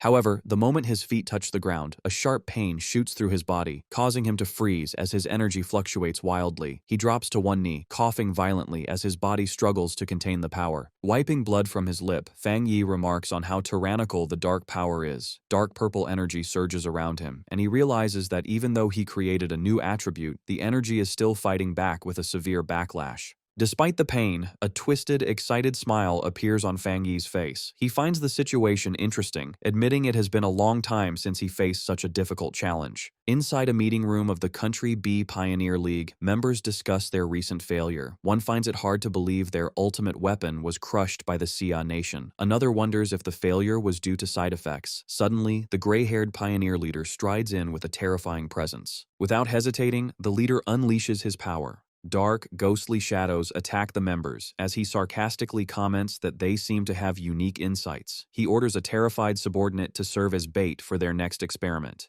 The subordinate begs for mercy, but the leader ignores his pleas, declaring that the previous leader was a straw bag. He vows to personally give the Xia Nation a display of power. Inside the Blue Star United Supreme Council Hall, the atmosphere is tense. A representative angrily declares that the Xia Nation has gone too far. The envoy from the E-Federation formally condemns the Xia Nation for killing important pioneers from another country, arguing that in the face of global disaster, countries should not be killing each other's forces. Suddenly, loud laughter echoes as someone shouts, "Killed well," shocking the representatives. Elder Wu, the Xia Nation's commander, walks in wearing full combat armor. He looks at the representatives with a mocking expression and orders his men to change their drinks to chrysanthemum tea, suggesting they need to lower their internal fire and calm down. The gray-haired pioneer leader is surprised to see Elder Wu but quickly dismisses the pleasantries, demanding an explanation for his country's powerful pioneer falling within Xia's borders. He looks at Elder Wu with suspicion, wondering how he recovered. Elder Wu flares his golden aura and scoffs, asking if the leader thinks he is worthy of demanding an explanation. He accuses the Country B pioneers of striking first, playing the victim while being the aggressors.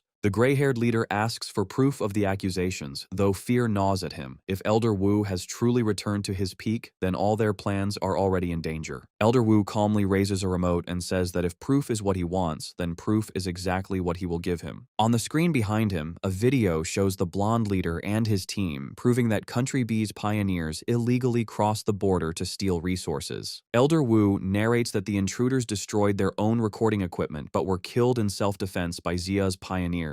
He declares that the arrogant intruders deserved to die. The audience is shocked by the clear evidence of Country B's treachery. Elder Wu stares down the gray-haired leader, quoting that those who commit injustice will destroy themselves. He warns that if any other nation tries to steal Sia's resources, they will face the same consequence. Enraged, the gray-haired leader secretly gathers green energy in his hand, preparing a sneak attack. He hurls 3 blades of green spiritual energy directly at Elder Wu. However, Elder Wu easily reflects the attack with a golden barrier, repelling the energy back at its source. The reflected force slams into the gray-haired leader, sending him flying backward. Elder Wu laughs heartily, mocking the attack as an insignificant trick. The gray-haired leader crashes onto the stairs, and his subordinates rush to his side in panic. Elder Wu watches with a satisfied expression, thinking about Feng Yi and how many more miracles the sealer can create for the Xia nation. Back at the restricted area, a massive vortex of dark energy swirls. Jiaolan, Wang Lan, and Song Yiming stand at the edge, watching.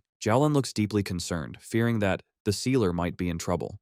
Inside the storm's eye, Feng Yi stands alone. Suddenly, his eyes erupt with golden light as the energy within him reaches a breaking point. He screams as a massive burst of golden power explodes from his body. The explosion settles into a dark, purple aura. The system confirms the Spirit Turbid Eye technique has been completely absorbed and his body will no longer reject the dark attribute. Feng Yi touches his eye with a confident smile, deciding to test the new technique. He commands the technique to open. Reality shatters into countless purple shards, creating a chaotic dimension. Feng Yi looks around, momentarily alerted. He notices the shards contain images of monsters he has fought before, realizing the illusions are based on his own experiences. He finds this new power very interesting. He reflects that his deadly encounters, which helped him grow stronger, would be a fatal hell for anyone else. Walking along a path split between ice and lava, he considers a new possibility. He thinks combining his new technique with the 3 hellish trials of the Death Brand would be even more terrifying. To test this, Feng Yi summons spirits of blue and fiery orange energy.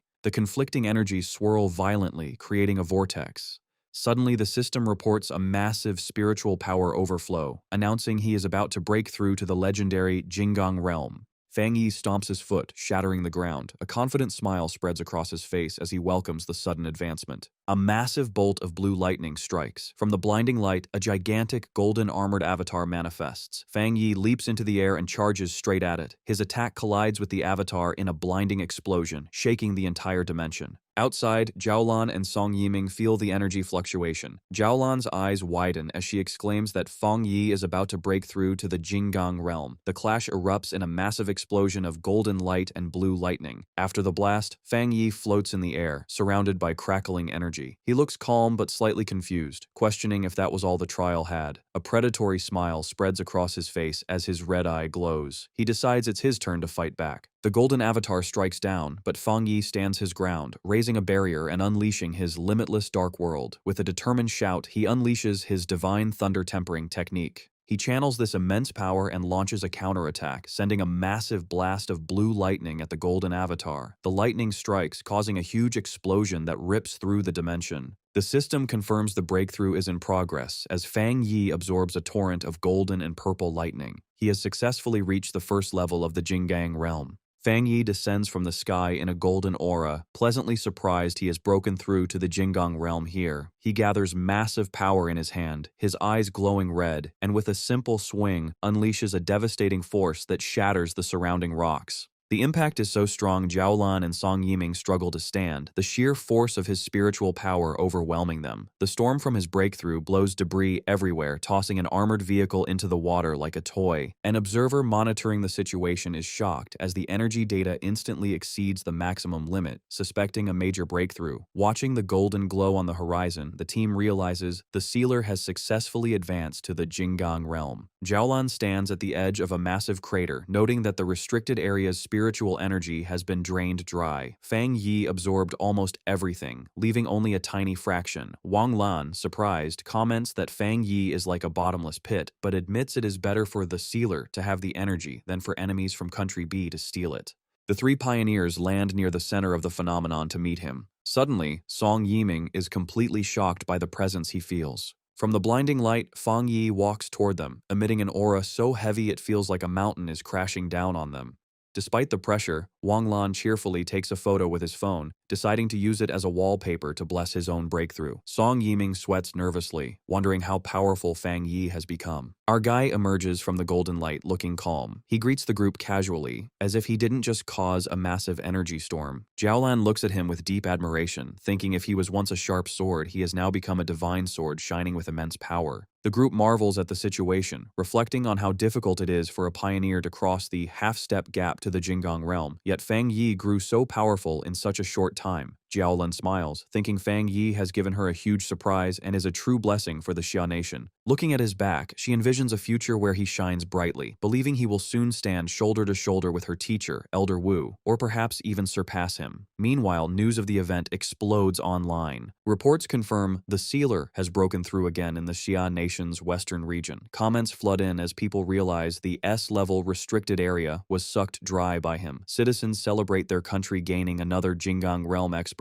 and praise their hero. In a dark room, however, a hand touches a screen displaying the crater as someone mutters with hatred, cursing the sealer. The gray-haired pioneer leader warns other shadowed figures that if Fang Yi continues to grow, the Xia nation will unite and ruin their plans. He declares it is time for them to make a move. He recalls angrily that the sealer ruined their work in Tai Tai City, allowing it to escape destruction, and vows that this time, none of them will escape.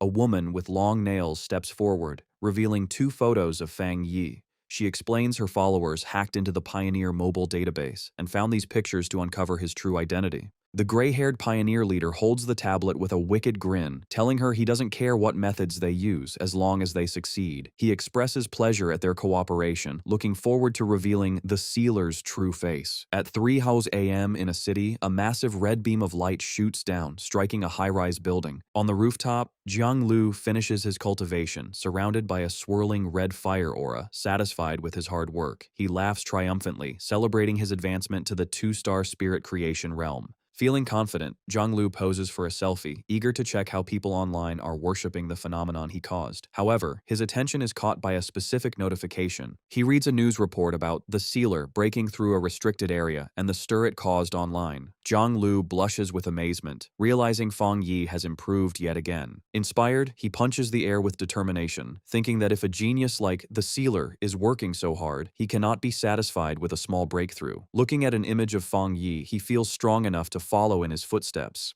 The next morning, Zhang Lu walks through the streets of Tai Tai City, shouting excitedly that he has finally returned. As he walks, he accidentally bumps into a woman in high heels. Instead of apologizing, he turns around annoyed and aggressively asks her if her mother never taught her to apologize. With deceptive calmness, the woman adjusts her sunglasses and offers a polite apology. But behind the lenses, a complex, glowing purple pattern activates in her eye. A wave of psychic energy washes over Zhang Lu, and before he can react, the hypnotize technique takes effect. His eyes glow with a dull purple light as he falls completely under her control. A sinister smile crosses her lips. She commands the dazed Zhang Lu to follow her, telling him someone is looking for him. Stripped of his will, he mindlessly asks where they are going, but follows her obediently. As she adjusts her hat, she whispers the name of her organization, the Heaven's Choice Cult. She pictures their base, a dark, ominous cathedral she reveres as a holy land. Her expression turns serious. As she leads her captive through a dark alley, cloaked figures leap across the buildings above, escorting them.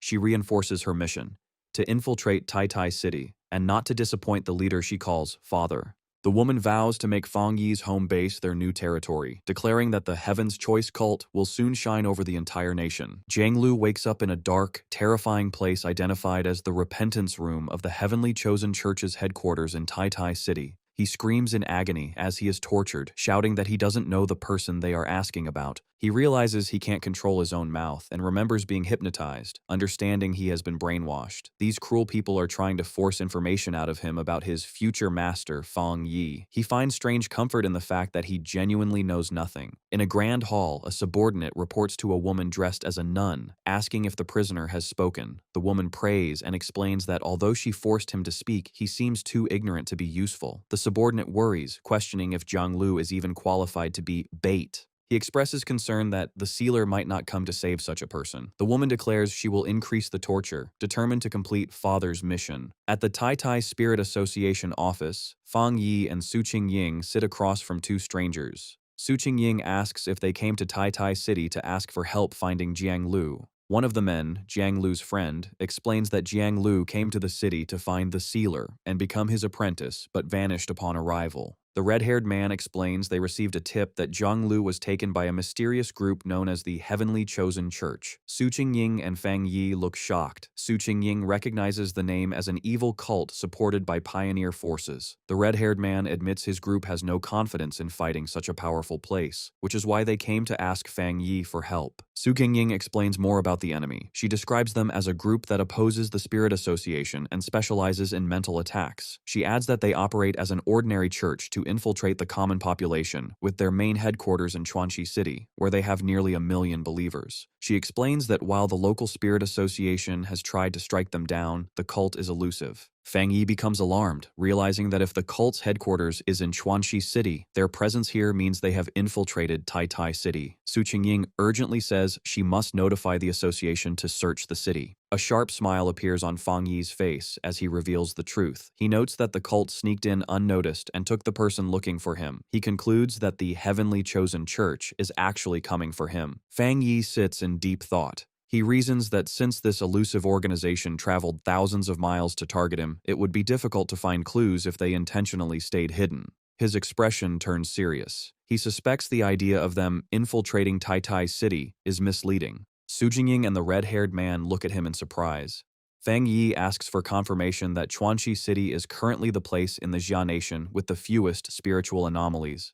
Su Qingying confirms it, explaining that it is a popular place for the elderly to retire, and many people there don't even realize the world has changed. Fang Yi analyzes the enemy's strategy, theorizing that the cult intends to create scattered weak points in Tai Tai City to slowly take over. He realizes his presence is the biggest obstacle. Suddenly, he stands up and deduces that the missing Jiang Lu has likely been moved to the cult's headquarters in Chuanxi City. Instead of waiting, he decides to take the initiative and orders Jiang Lu's friend to book the earliest tickets to Chuanxi City to confront them directly. The two men eagerly agree to follow Lord Sealer. Fang Yi then tells Su Qingying to inform her superiors and run anti-cult propaganda to keep the city safe while he is gone. She cheerfully agrees. As he prepares to leave, Fang Yi thinks that this cult must be destroyed quickly. He admits he is surprised he didn't know such a powerful group existed there, and suddenly remembers that his aunt is currently retiring in that very city. Meanwhile, at the Heavenly Chosen Church headquarters in Chuanxi City, a subordinate approaches the leader, reporting that the sealer and his companions are flying to the city. The leader, in white religious robes, smiles sinisterly. She is surprised the useless bait worked, and that Fang Yi is coming to her territory. She clenches her fist, crushing the energy within it, and decides they must provide a proper welcome. Summoning a glowing white clock, she looks at it with a wicked grin, wondering if she can turn such a powerful heretic into a tool for her church. She remarks that heretics are stubborn. The subordinate assures the leader that she does not need to worry.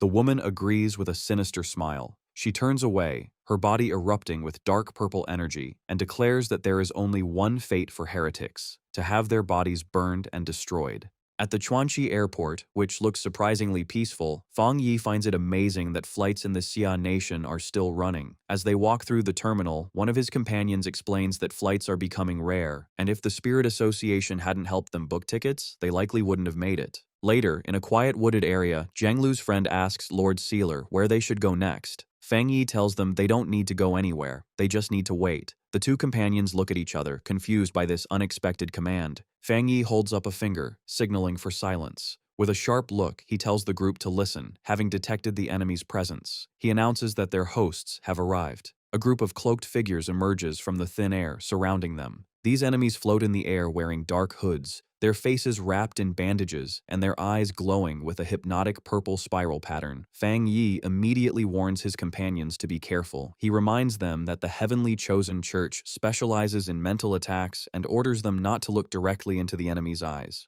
The red-haired man and Zhang Lu's friend acknowledge the order and take fighting stances. However, while Fang Yi is focused on the minions, a figure appears out of the purple mist behind him. It is the mysterious woman, now floating and draped over his shoulders. She whispers into his ear, teasingly asking why, if he told his friends not to look, he hasn't closed his own eyes. The woman activates her spirit creation realm power. Her eyes glow with intense purple light as she uses a technique called disarming charm. She mocks him, asking if he wanted to keep her beauty to himself, trying to control his mind. But Fang Yi is not affected. A terrifying red light begins to glow in his eye, and he smiles menacingly. He asks her if she really thought he would fall for such a trick. The woman's expression instantly shifts from confident to shocked. A massive, terrifying red eye opens in the spiritual realm behind Fang Yi, overpowering the woman's purple energy. Fang Yi declares that since she was the first one brave enough to get close, she deserves a reward. He remarks that illusion-type pioneers like her are interesting to him. Inside the spiritual realm created by their confrontation, Fang Yi unleashes his mental power, the Spirit Turbid Eye technique. The woman from the Heaven's Chosen cult recoils in terror, shocked that the sealer could master illusion arts, something their reports never mentioned. Regaining her composure, the woman scoffs, declaring that illusions are her cult's greatest strength. She pulls out a pocket watch that glows with a purple light, calling Fang Yi inferior and confident in the power granted by her father. In her own illusion, she believes she has sliced Fang Yi in half. However, Fang Yi remains unharmed, a smug smile on his face. He calmly challenges her to continue, which leaves the woman stunned. Now, it is Fang Yi's turn. Remarking that such a lively opponent is a perfect test subject, a massive sphere of red energy filled with dark spirits materializes before the woman. She is engulfed by Fang Yi's power, screaming as the illusion feels terribly real and her own abilities fail. Chains emerge from the darkness, crucifying her over an inferno of flames. In desperation, she screams that she is a child chosen by her god, unable to accept being defeated so humiliatingly. She is trapped, surrounded by darkness and hostile red eyes. Her confidence shatters, and her mind begins to fracture under the pressure. The illusion consumes her reality, and she panics, forgetting who she is while shadow monsters loom over her. Fang Yi descends like a judge, his presence overwhelming her. The woman realizes her skills are weak and that if she resists, she will certainly die. With his red eye glowing menacingly, he demands she tell him everything she knows about the Heaven's Chosen cult's ultimate goal. Trembling, the woman reveals the father said they must remove the sealer to complete their grand plan. Fang Yi presses her for more details about the plan and the location of the father and his friend Zhang Lu. Struggling to speak, she stutters that they are at the altar, but suddenly her expression twists in terror. A restriction placed deep within her mind is triggered. Before she can finish, a lethal force strikes her from within, silencing her instantly. Her body collapses lifelessly before Fang Yi. Back in reality, the illusion dissipates. Fang Yi looks at the corpse, realizing she triggered a forbidden restriction from the father. He deduces that followers who try to reveal sensitive information are killed. The forest returns to silence. He walks through the aftermath. His defeated allies lie on the ground. Sensing that he is being watched, Fang Yi calls out to a hidden observer, asking if they silence their own subordinate. The cult's minions leap out, purple energy swirling around clock-like objects. They angrily declare that they will capture Fang Yi to make their cult famous. They surround him, threatening to kill his companions if he does not surrender. Fang Yi scoffs and summons a blade of pure fire. As he prepares to attack, his glowing eye analyzes his opponents. He notes their high power level on paper, but sees their weak foundation means their power is hollow. Disappointed, he grips his flame sword. With a massive, heavenly fire slash, he tears through their defenses, remarking that their actual combat strength is pathetic. The cultists are blown away by the fire, screaming as they fall, completely defeated. Fang Yi stands over one of them, his terrifying glowing red eye fixed on him. The cultist trembles in fear, realizing the overwhelming power gap. A terrified subordinate approaches, holding a strange oval mirror glowing with purple energy. Fang Yi looks at it curiously, sensing a presence as a dark silhouette appears inside. The voice from the mirror addresses the sealer, claiming there has been a misunderstanding. The voice asserts the heavenly chosen cult exists to save humanity, boasting they have solved 3 spiritual anomalies in Chuanxi City. The leader declares that compared to their holy work, the Spirit Association is incompetent. Fang Yi mocks her propaganda, telling her not to believe her own lies. He calmly dismantles their argument, pointing out that Chuanxi City is a secure area with no record of beast disasters, meaning the anomalies they fixed never existed. Fang Yi exposes their scheme, deducing the cult creates fake problems to attract believers and gather wealth for their own cultivation, dismissing their methods as despicable. The woman in the mirror laughs condescendingly. She reveals her true power, transforming a simple pocket watch into a vessel of dark energy. Furious, she declares that Fang Yi misunderstands their noble cause and that pioneers like him, who risk their lives for the Spirit Association, are hopelessly brainwashed. She questions the logic of protecting weak people, calling them a burden that should be left to die so that powerful pioneers can rule. Her face contorts with fanaticism as she screams that they are on a glorious path of evolution. Unmoved, Fang Yi's flaming sword crackles with blue lightning as he rushes forward with blinding speed. The cultist holding the mirror screams in terror while the leader watches in shock. With a cold expression, Fang Yi declares that if she believes the weak deserve to die, she should be the first to go. He swings his blade, a blur of fire and lightning, at the cultist and the mirror. The leader looks on in disbelief as his attack slashes through reality itself, shattering the mirror and severing their connection. She screams, unable to comprehend how he broke their sacred object. The woman flinches as the fire slash narrowly misses her. Shocked, she realizes it was a powerful illusion, not a physical attack. She thinks that she was nearly trapped in Fang Yi's illusion and is fortunate her real body wasn't present. In her mind, the cult leader experienced being decapitated by a giant, red-eyed Fang Yi who had pulled her into his mental realm. Despite the illusion, a real wound, a purple energy crack, appeared on her forehead, a testament to Fang Yi's strange power. Back in the forest, a cultist holds a mirror showing his leader's shocked face. The woman remarks that Fang Yi's methods are interesting. Regaining her composure, she smirks and tells him that he is very strong, asking if they should talk. Fang Yi notices the wound on her forehead isn't blood but seems contaminated by a dark attribute. He concluded his illusion wasn't strong enough to trap her remotely without her physical body present. He gave her an ultimatum.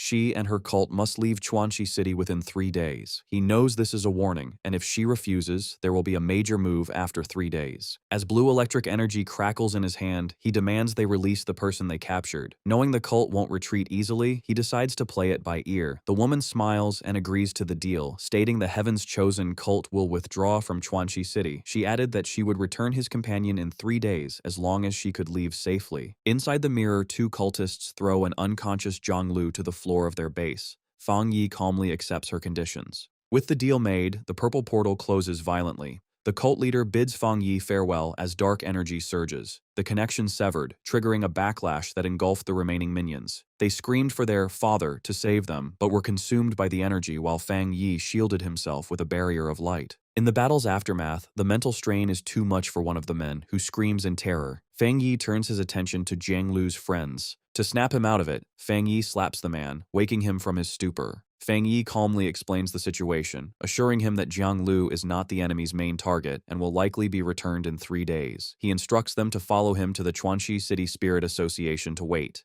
With his hands in his pockets, Fang Yi prepares to leave. As the trio walks away, exhausted and shaken, Fang Yi checks his phone, deciding it is safer to wait until the ordeal is over before contacting his aunt who lives in the city. They arrive at the towering Chuanxi City Spirit Association building. In a conference room, Fang Yi meets with local officials. The branch leader, contacted by Su Qingying, offers their full cooperation. Fang Yi declines direct combat assistance, stating confidently he can handle the father alone. However, he gestures to Jiang Lu's friends, requesting the association look after them since they are independent pioneers. The branch leader happily agrees. Suddenly, the door bursts open and a staff member rushes in, shouting for his boss to look at the Pioneer Forum. The staff member approaches Fang Yi in a panic, desperately apologizing and begging the sealer not to take it to heart, explaining that people are stirring up negative emotions against him online. Fang Yi asks to see the phone. On the screen, he reads a flood of hateful posts claiming the sealer is unworthy of being the pioneer's leader, accusing him of killing innocents and being arrogant. One comment points out a strange detail. All the hate posts are from IP addresses within Chuanxi City. Inside the Spirit Association, the office is chaotic. The local superior is on the phone shouting orders to block all local IP addresses from posting.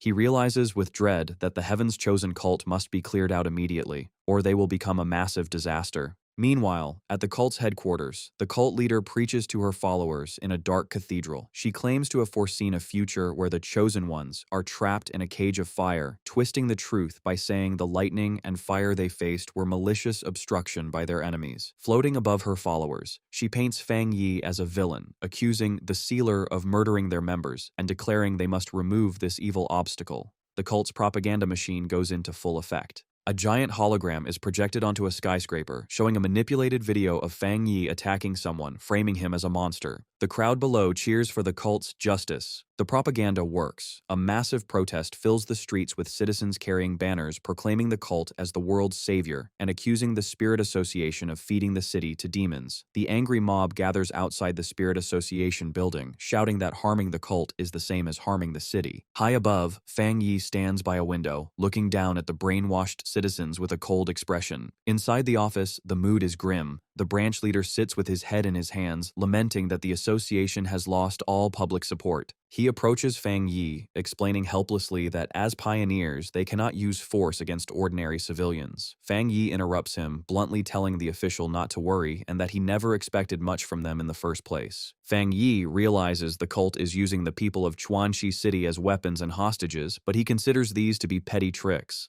The Heavenly Chosen Church's leader grins from under her hood, taunting the sealer and asking if he likes her gift.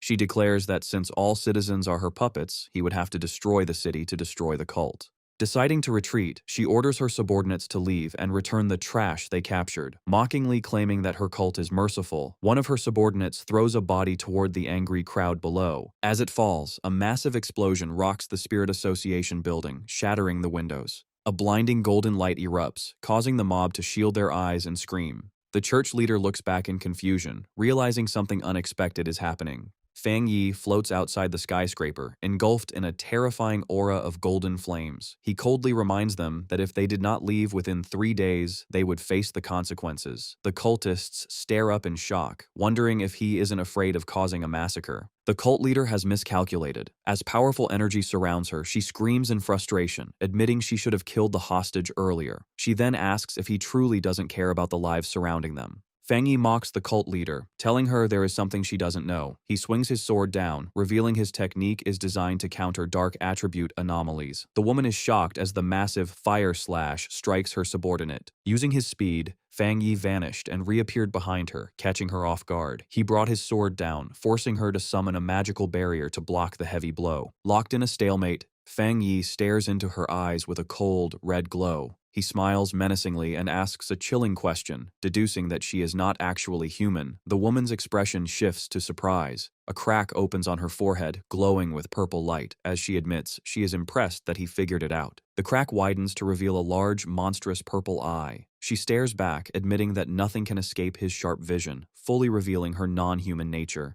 The monster admits it has been a long time since it faced a situation like this. The creature in the cult leader's body claws at its face, revealing a monstrous, multi-eyed form beneath the skin. Opposite this sight, Fang Yi stands motionless, his expression calm and fearless. The enemy then erupts into a massive, jagged form of purple shadows. A system notification alerts Fang Yi that dark intelligence has been detected. The system explains it is a self-aware sub-attribute called grafting. The entity has no physical form and survives by stealing and grafting itself onto different pioneers to grow stronger, showing how it possessed the Heavenly Chosen Church leader. A brief flashback shows the destruction of the Heavenly Chosen Church headquarters, where the building collapsed in flames.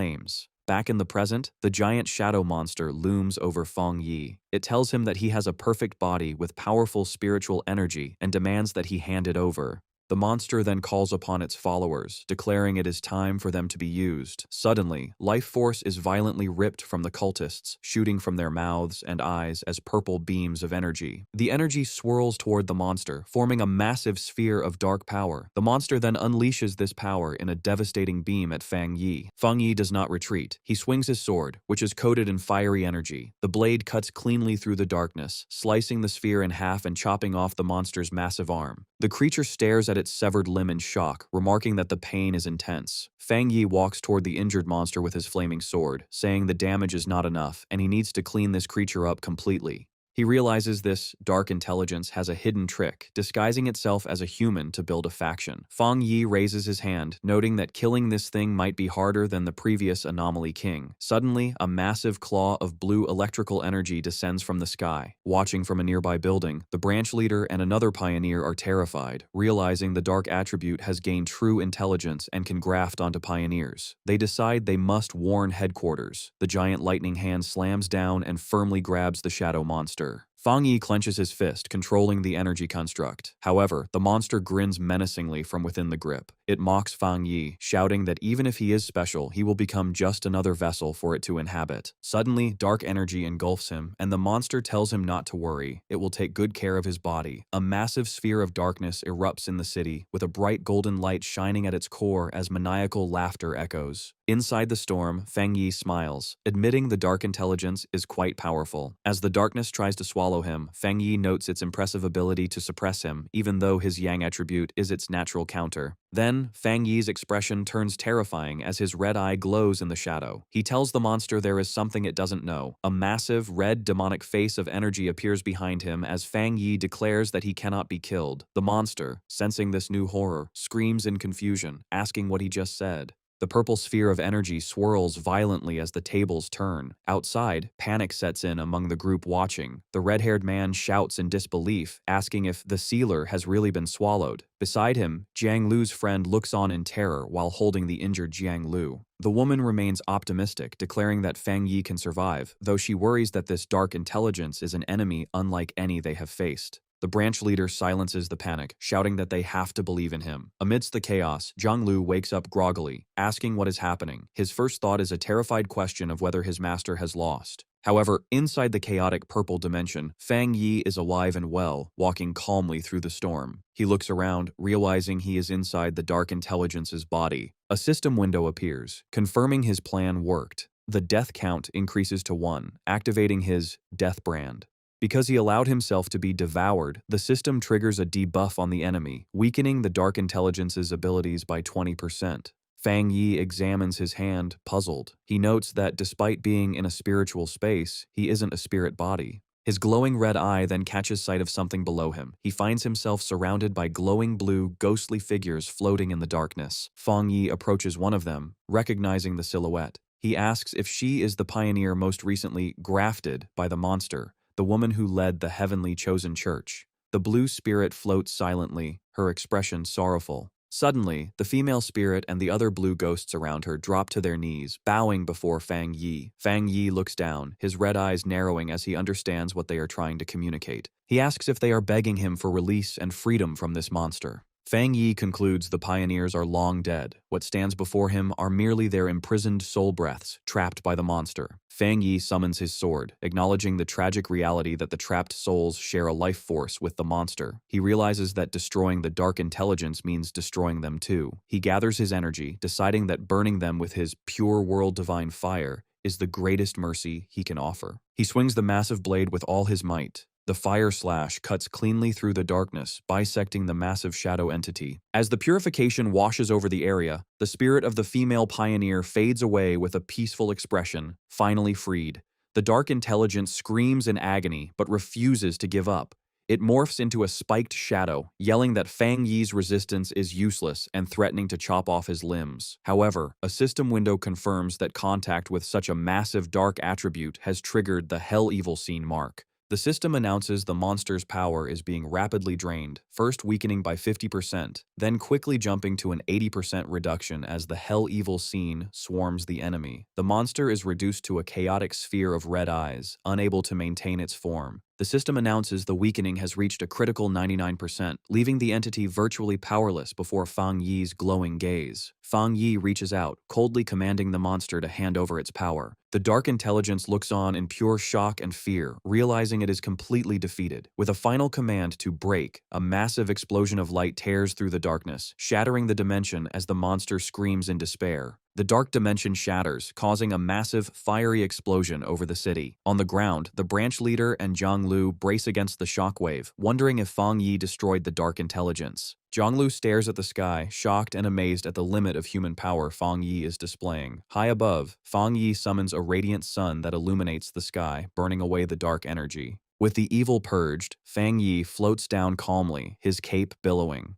He looks pleased and summons a wisp of dark purple energy to inspect his new power. The system confirms the dark intelligence is destroyed, and Fang Yi's body shows no rejection to the dark attribute, while his illusion and domain techniques are strengthened. Unexpectedly, a large red spirit flower emerges from Fang Yi's clothes, wanting the dark energy. Fang Yi is surprised, noting the plant has evolved enough to communicate. Without hesitation, the red flower aggressively absorbs the dark purple energy from his hand. Resting in his palm, the flower thanks him, and Fang Yi observes that its voice sounds female. Bathed in a warm glow, Fang Yi looks fondly at the spirit flower, realizing it has been growing stronger in the shadows since he reached the Jinggang realm, especially after absorbing so much dark spiritual energy. Suddenly, the flower shrinks and hides inside Fang Yi's clothes to sleep. Fang Yi smirks, noting it seems much sleepier, and decides to study it later. The city is now bathed in the bright light of a clear morning. The branch leader, Jiang Lu, the red-haired man, and Jiang Lu's friend gather, smiling in relief. They celebrate that their city is saved, confirming with awe that the sealer annihilated the sentient dark attribute. Smiling brightly, Jiang Lu expresses his satisfaction at witnessing Fang Yi save the city, feeling he has no regrets. Without warning, a sinister purple aura swirls behind Jiang Lu. From the sky, a deadly beam of dark purple energy shoots down toward him. Just before it lands, a powerful blast of golden energy intercepts it, causing a massive explosion that leaves Jiang Lu stunned. Confused and shaken, Jiang Lu asks what just happened. Fang Yi then lands calmly on the street, his hand still wrapped in golden flames, revealing he was the one who blocked the ambush. The branch leader approaches Fang Yi with a huge smile, expressing his gratitude for the rescue. He continues to thank Fang Yi while Jiang Lu stands safely behind him. The concrete on the ground is severely cracked from the interception, showing the power of Fang Yi's attack. Staring at Fang Yi, Jiang Lu's eyes fill with awe, declaring the pioneer his greatest idol. The branch leader warmly shakes Fang Yi's hand to say goodbye, accompanied by Jiang Lu and his friends, all grateful the evil cult is gone. However, Fang Yi maintains a serious expression, warning them that destroying the cult is not enough, and they must remain vigilant. He explains that while their city seems peaceful, its location with abundant natural resources makes a future, large-scale spiritual mutation inevitable. Hearing this, the branch leader is left frozen in shock. He sweats nervously, trying to assure Fang Yi they are always prepared and patrol the restricted areas daily. However, the branch leader, Jiang Lu, and his friend are shocked when Fang Yi reveals a trace of the dark attribute almost grafted onto Jiang Lu's body. Without waiting for them to process this, Fang Yi turns. He calmly walks away, instructing the branch leader to take him to the city's restricted mountain area because he believes the spiritual mutation is approaching.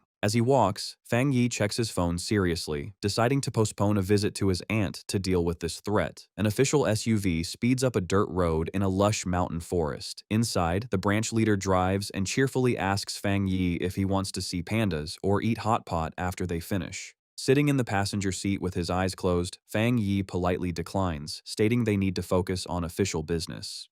He silently ponders the relaxed nature of the locals and wonders if the dense spiritual energy could cause pandas to mutate into terrifying beasts. Suddenly, a sharp flash of energy crosses Fang Yi's forehead as his senses activate, his eye glowing red. He looks out the window toward a distant, dark mountain peak, a confident smile spreading across his face as he confirms the location of the anomaly. Without hesitation, Fang Yi throws open the door of the moving SUV and jumps out, startling the branch leader while ordering him to lock down the mountain highway. Fang Yi leaps down the steep cliffside, his red eyes focused as he commands the branch leader not to follow. Left alone, the branch leader parks the car and stands at the cliff's edge, scratching his head in confusion, wondering what Fang Yi detected since he sensed nothing. Plunging into the shadowy forest, Fang Yi descends rapidly. As he falls, his eye glows red, and blue electricity sparks around his hand. He senses immense power nearby, noting the resonance of the lightning aura grows stronger as he nears the peak. With practiced agility, he lands gracefully on a massive tree branch. As he stands, intense blue lightning surges up his arm and wraps around his body. The raw energy crackles loudly down the enormous tree trunk, casting a blue glow throughout the woods. Fang Yi looks up at a terrifying, massive vortex of swirling purple and pink lightning. The system confirms the detection of a massive thunder attribute boundary. Narrowing his eyes, he reaches his glowing hand toward the turbulent sky. Unleashing his divine thunder tempering technique, Fang Yi fires a colossal blast of blue lightning upward.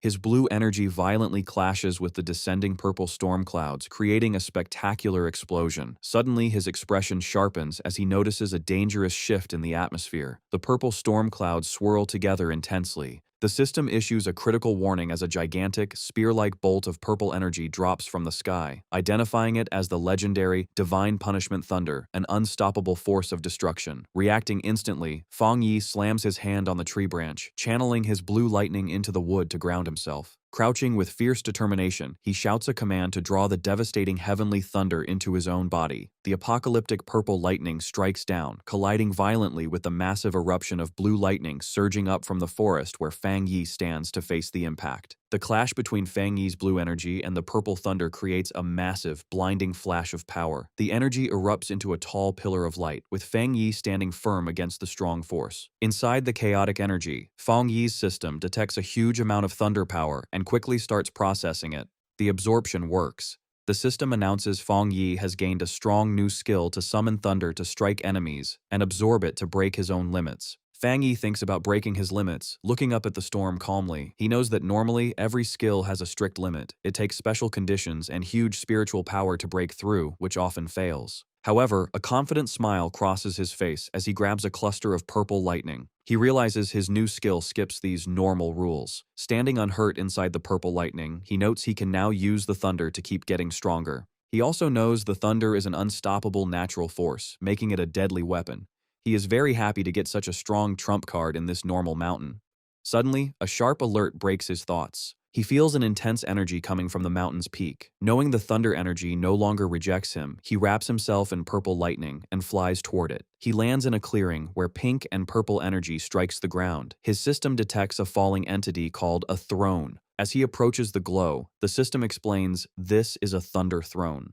A throne of pure purple energy appears. The system explains these thrones hold ancient spiritual power and come to the world to find their masters, making Fang Yi curious. Fang Yi walks to the glowing object and reaches out to touch the new thunder throne. As his fingers touch the purple structure, a sudden spark of energy pushes his hand away. A system alert tells him the thunder throne already has a master and rejects him. Surprised, Fang Yi looks closer and finds a small gourd vine growing on the throne. He is amazed that the ancient entity chose a simple plant as its master. Smiling, Fang Yi thinks that in this new era of spiritual energy, all living things, even a simple flower or grass, can get amazing chances and become great. Suddenly, the red spirit flower comes out of Fang Yi's coat, asking him who is calling it. Fang Yi holds the red flower toward the floating gourd. Guessing the vine sensed the flower and started talking to it. The glowing purple gourd moves happily in the air, greeting the red flower. The flower translates the gourd's message to Fang Yi. The vine says hello and wants to be friends, as they are the first beings of its kind it has met. Fang Yi is amused and confused to be called a plant's kind. He realizes the gourd probably likes him because he just absorbed the same thunder energy that powers the throne. The red flower explains the vine cannot leave yet. It ate a lot of energy and needs to sleep deeply to process it. Understanding this, Fang Yi knows the vine found a great chance.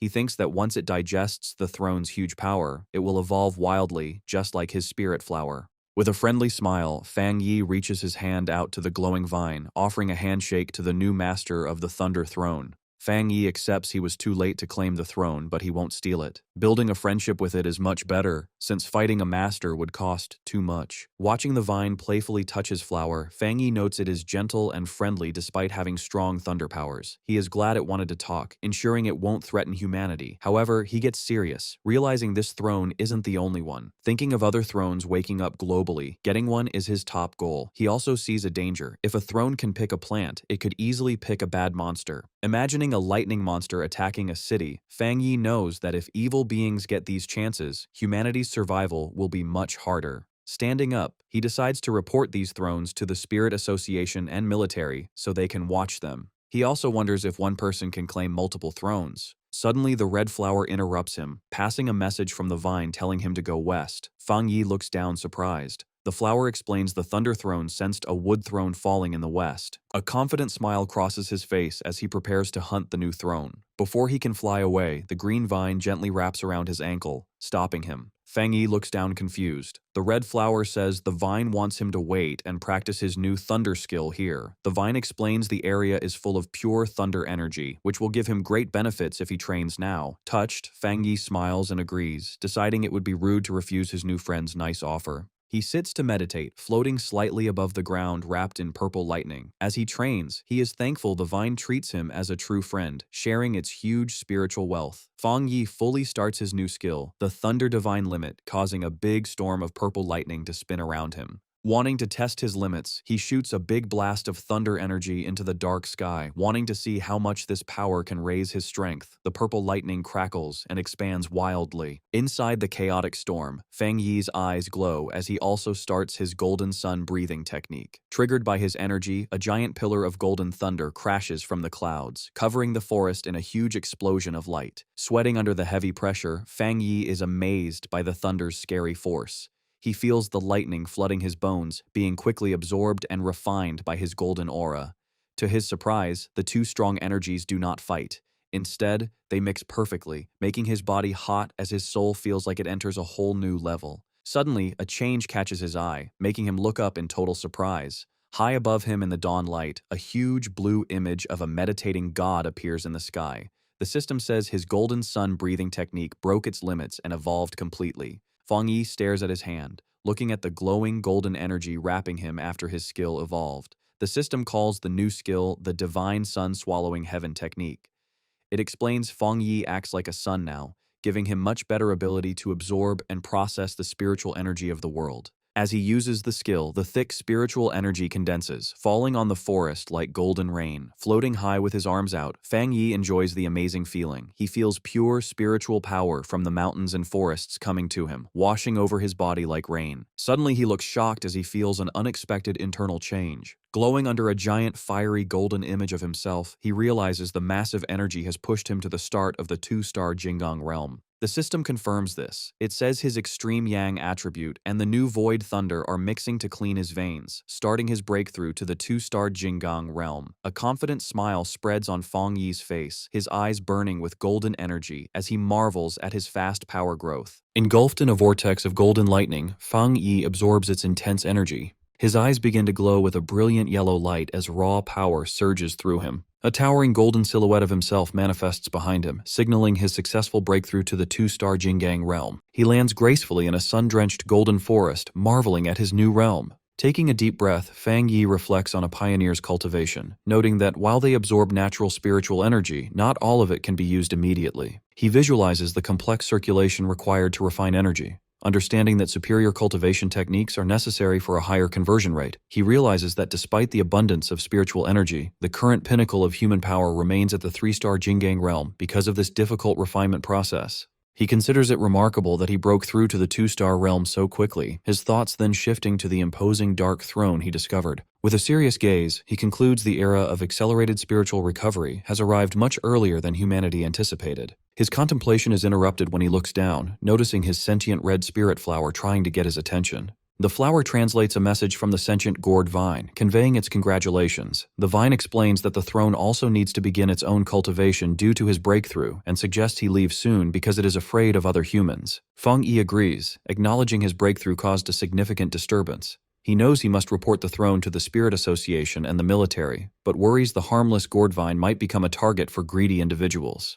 He understands that a throne's immense power will inevitably spark fierce conflicts and competition among pioneers. However, his expression hardens as he questions the arrogant assumption that such powerful entities must belong to mankind. Looking back at the glowing vine and his spirit flower, Fang Yi reassures his new friend he won't allow humans to plunder its throne. Acknowledging the vine cannot leave its location yet, they prepare to part ways. With a casual two-finger salute, Fang Yi bids farewell to his new ally, addressing the vine as the Lord of Thunder. At the Star God Combat Zone, a heavily fortified military outpost is built directly into a steep cliffside. Inside, Elder Wu mentions that headquarters detected two massive spiritual energy fluctuations in Chuanxi City, both comparable to the three-star Jing'an realm. He then asks what report they received from the Sealer. Jiaolan details the report, revealing Fang Yi has broken through to the two-star Jing'an realm. She also relays his warning about an S-class spiritual energy phenomenon called a throne, noting Fang Yi has officially requested the military to investigate. Elder Wu listens in stoic silence.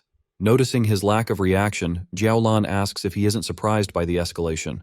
Elder Wu replies evenly, explaining the accelerated resurgence of spiritual energy is a known reality. He states the appearance of high-tier opportunities like the throne was a scenario their nation had anticipated. Jiaolan notes that Elder Wu has been at the half-step Jinggang realm for a long time and asks if he's on the verge of advancing. Elder Wu confirms this, observing many pioneers are experiencing breakthroughs as abnormal activities peak. He admits he can finally feel the signs of his own advancement. Jiaolan is surprised by his confirmation. Looking over the base, Elder Wu solemnly reflects that during these volatile times the accompanying opportunities and dangers will be massive. He reminds Jiaolan that above being pioneers, they are soldiers whose duty is to brave these dangers and secure safety for the nation, even if it costs their lives. Envisioning a united front of the nation's strongest pioneers, including Fang Yi and Su Qingying, Elder Wu declares their country must seize this momentous opportunity, and that even a veteran like himself will ride this new wave of power. Clenching his fist, he states their objective. They must ensure the Sealer secures a throne and that their other loyal pioneers claim as many as possible. Exuding authority, Elder Wu issues a command to fully coordinate with Fang Yi and the Spirit Association, urging total unity. He asserts that any independent pioneers or rogue factions with selfish ambitions will be forced to stand down under the combined pressure of the military and the association. At the Spirit Association headquarters, Gu Yuru stands before a monitor displaying the purple throne. She announces to the command center they have the Sealer's intelligence and are launching a nationwide investigation to find potential thrones and track abnormal energy fluctuations. Her expression serious, Gu Yuru orders the mobilization of all city team captains. Internally, she worries about the terrifying speed of the escalating crisis, questioning if humanity can survive this turning point. At the Taishi Spirit Association, the local superior receives a shocking phone call, reacting in disbelief that Fang Yi has already broken through to the two-star Jing'an realm. Sweating, he assures the caller the Taishi branch will fully manage its jurisdiction so Fang Yi can operate in Chuanxi without distractions. The superior lowers the phone and turns to Su Qingying, confirming Fang Yi's advancement. Su Qingying smiles proudly, noting Fang Yi is now the second strongest pioneer in the nation, behind only Elder Wu. She adds that their city of Taishi is benefiting from his reputation. However, she rubs her head with a slightly embarrassed expression. She admits she had been overly arrogant about her recent advancement to the half-step Jinggang realm, failing to anticipate the massive, worldwide spiritual energy surge Fang Yi had triggered. The superior's expression turns grave. He fears that if Taishi faces another catastrophic spiritual anomaly, potentially worse than the last, they might not survive. He vows they must protect their city to avoid becoming a burden to Fang Yi. 10 hours later, an emergency meeting is convened at the Chuanxi Spirit Association, gathering all pioneer captains from surrounding cities. Gu Yuro stands at the head of the conference table before a projection of the throne. She reports that, following Fang Yi's intelligence, headquarters detected over 20 similar spiritual energy anomalies globally, but they cannot confirm if all are thrones. A map of their nation appears on screen, showing 7 confirmed locations with similar energy signatures within their borders. Song Yiming, the captain of Fengshi who recently reached the first-level Jinggang realm, rests his boots on the conference table. He grins and points out the problem. There are only 7 potential thrones, but far more captains in the room. Song Yiming questions how the association plans to distribute these coveted limited resources. Wang Lan, the captain of Haishi who recently reached the half-step Jinggang realm, calmly prepares tea. Unfazed by the tension, he reprimands Song Yiming, asking him to take his feet off the table during a meeting. Infuriated by the disrespect from someone at a lower realm, Song Yiming glares fiercely at Wang Lan, challenging his authority to speak. Song Yiming releases a surge of wind energy across the table, trying to intimidate Wang Lan while mocking him for wanting a throne. Wang Lan doesn't flinch. He channels a spark of lightning energy to stabilize his teacup against the gale. He calmly retorts that every person in the room desires a throne, making Song Yiming's intimidation pointless. The other captains watch the confrontation silently. As tension escalates, Chen Ruo, the captain of Yueshi, sits in silence, coldly observing the conflict. Song Yiming leans in with a malicious grin, continuing to provoke Wang Lan. He mocks the Haishi captain, questioning how someone with his attributes could hope to claim a throne, and insults his city for appointing him as leader. Having lost his patience with the disrespect, Wang Lan manifests a vortex of water and spiritual energy in his hand, preparing to retaliate. Before violence can erupt, Gu Yuro slams her hands on the table, furiously ordering both captains to sit down and forbidding any fighting during the conference. Suddenly, an overwhelming aura crashes down on the room. Gu Yuru, Wang Lan, and Song Yiming instantly freeze, their faces showing shock at the sudden, oppressive pressure. Song Yiming is violently slammed into his chair, pinned down by heavy, phantom-like hands of dark purple energy. He is left terrified and gasping at the sheer, intimidating force of the attacker. Sweating profusely, Song Yiming frantically wonders if Elder Wu from the Star God Combat Zone has arrived to intervene. Fang Yi, crackling with golden energy, steps through the doorway. Sensing the terrifying scale of power, the captains realize it feels akin to the peak of the 3-star Jinggang realm. Song Yiming trembles, confused as he realizes this suffocating presence does not belong to the Elder. Fang Yi steps into the room with a polite smile, greeting the gathered captains. He apologizes for being late as he approaches the table. Gu Yuro formally acknowledges him, announcing the arrival of the sealer. Song Yiming cowers in his seat, nervously glancing at Fang Yi. He wonders why every instinct is screaming at him to back down, finally realizing this unassuming young man is the legendary pioneer everyone has been talking about. Fang Yi's polite demeanor vanishes. He glares at Song Yiming and demands to know what was happening right before he walked in. Terrified by Fang Yi's presence, Song Yiming nervously stammers that nothing is wrong and they were just having a discussion. Fang Yi silently stares him down with piercing red eyes. Pinned by the purple energy claw, Song Yiming is in disbelief, unable to comprehend how his first-level Jinggang realm power is paralyzed. Easing the pressure, Fang Yi sits at the conference table. He greets Wang Lan and Chen Ruo, noting it's been a long time. Wang Lan respectfully welcomes Lord Sealer, explaining they were just discussing the new throne. Leaning back, Fang Yi states he came to share his intelligence. As a Spirit Association member, he confirms the Chuanxi Mountain Anomaly is a Thunder Attribute throne with world-altering power. He reveals a crucial detail. The Thunder Throne's master is a sentient gourd vine. This sparks outrage among the pioneer captains, who argue that leaving such divine power to a plant is a waste and a capable human should take it. Song Yiming eagerly agrees, slamming his hands on the table. He insists they must forcibly take the throne, arguing their nation would be a laughingstock if a plant controlled it. Fang Yi's expression hardens as he coldly declares he won't allow it. Fang Yi addresses the room, explaining he came to make his stance perfectly clear. He warns that if anyone tries to snatch the Thunder Throne, he, the Sealer, will personally take it back.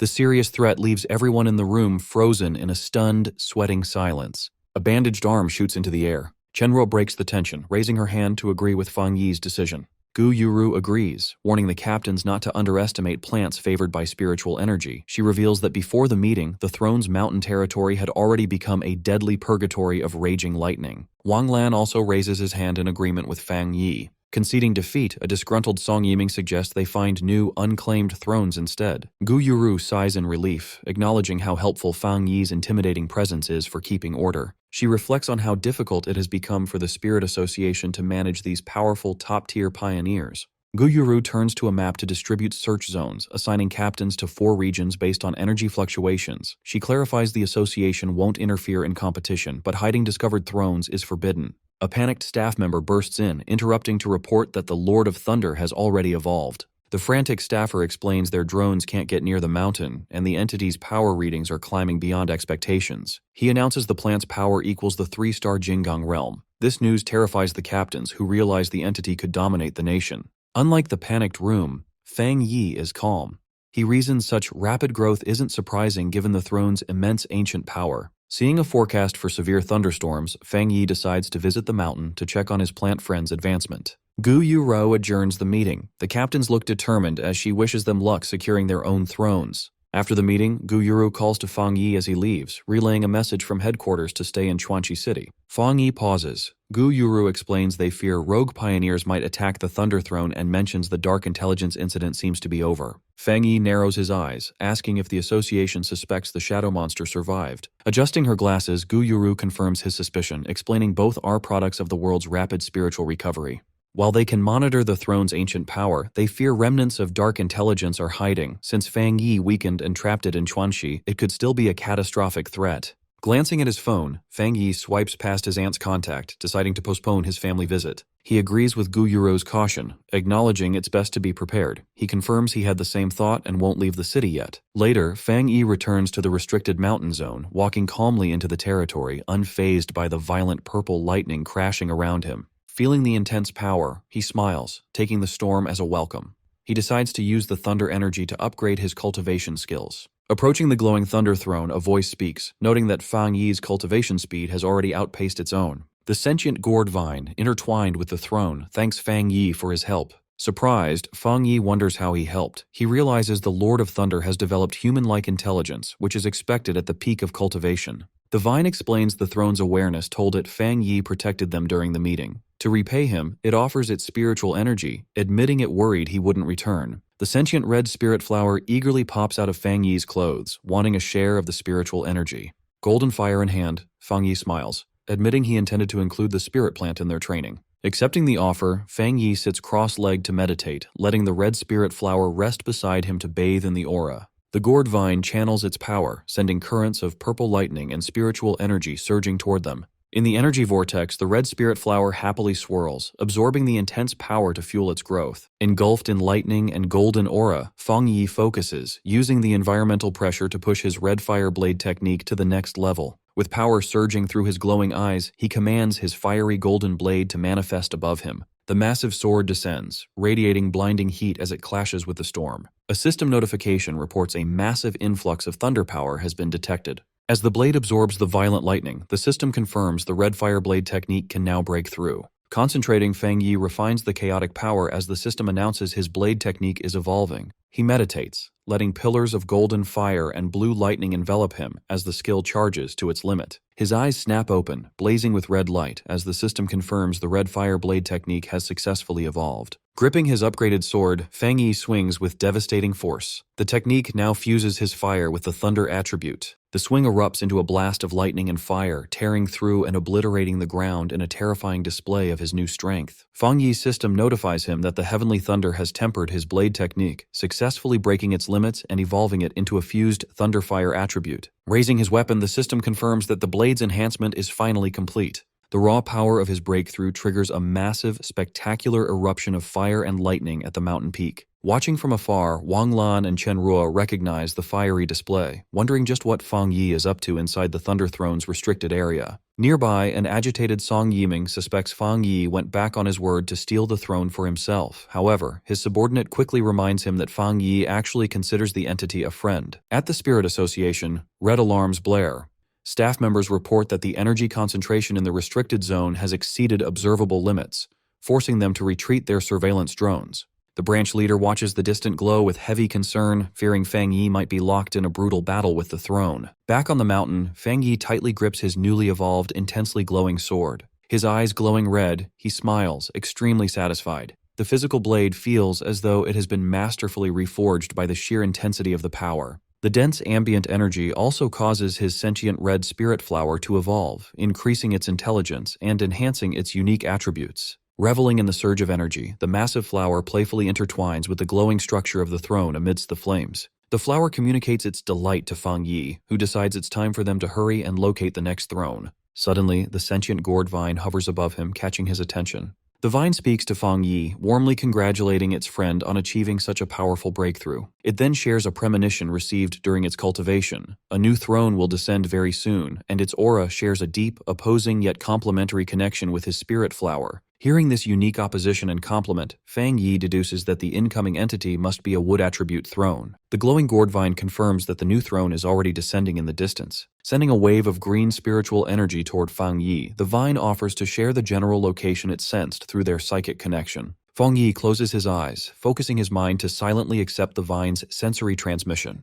A confident smirk appears on his face as he opens his eyes, confirming he has successfully perceived the exact coordinates. The scene shifts to a sprawling neon-lit metropolis at night, which Fang Yi identifies as Yuan City. He notes that Yuan City is an autonomous municipality about a 2-hour drive from Chuanxi City, widely famous for its extreme luxury and extravagance. However, beneath its glamorous surface lies a chaotic and brutal underbelly. The city is known for its ruthless locals and historically boasts the highest crime rate in the nation. Arriving in the downtown district, Fang Yi walks calmly through the bustling, dimly lit streets. He recalls intelligence from the Spirit Association. Their efforts to establish a local branch here have been severely stalled because the city is heavily controlled by entrenched local gangs. Observing the rough-armed pioneers loitering under neon signs, Fang Yi reflects that none of the local awakened individuals are willing to join the authorities. Consequently, Yuan City remains a lawless territory without an official spirit association branch or an assigned captain to maintain order. Suddenly, Fang Yi's attention is drawn to a sharp shift in the atmosphere.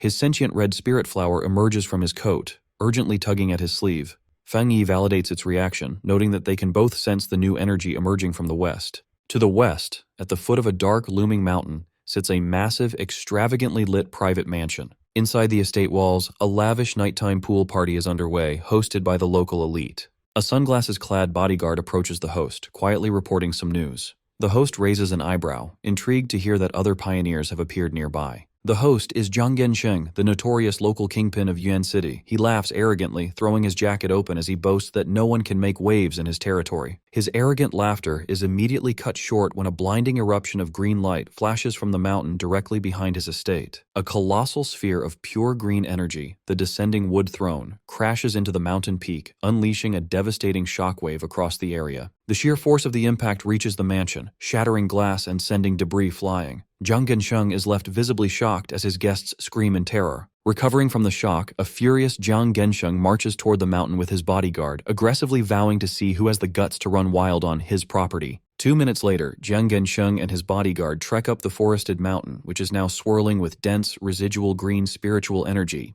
They are intercepted by Fang Yi, who stands calmly in the eerie light, noting that the source of the disturbance lies just ahead. Enraged by the intrusion, the bodyguard violently lunges through the air at Fang Yi, demanding to know who dares trespass on young Master Jiang's private property. As a heavy punch speeds toward his face, Fang Yi scoffs dismissively at the arrogant claim of private territory. Without even taking his other hand out of his pocket, Fang Yi effortlessly catches the bodyguard's fist in midair. He brings the man's momentum to a dead halt, leaving him completely stunned. Glaring with glowing red eyes, Fang Yi coldly educates them that the mountain is national soil belonging to all the people of Yuan City. He firmly declares that from now on, the territory is under the strict jurisdiction of the Yuan City Spirit Association. He then unleashes a powerful blast of fiery energy from his palm, effortlessly blowing the bodyguard away while mocking their absurd claim of private ownership. Meanwhile, deeper in the forest, Jiang Gensheng aggressively confronts the newly descended wood throne, violently struggling against the dark green vines the sentient entity is using to reject him.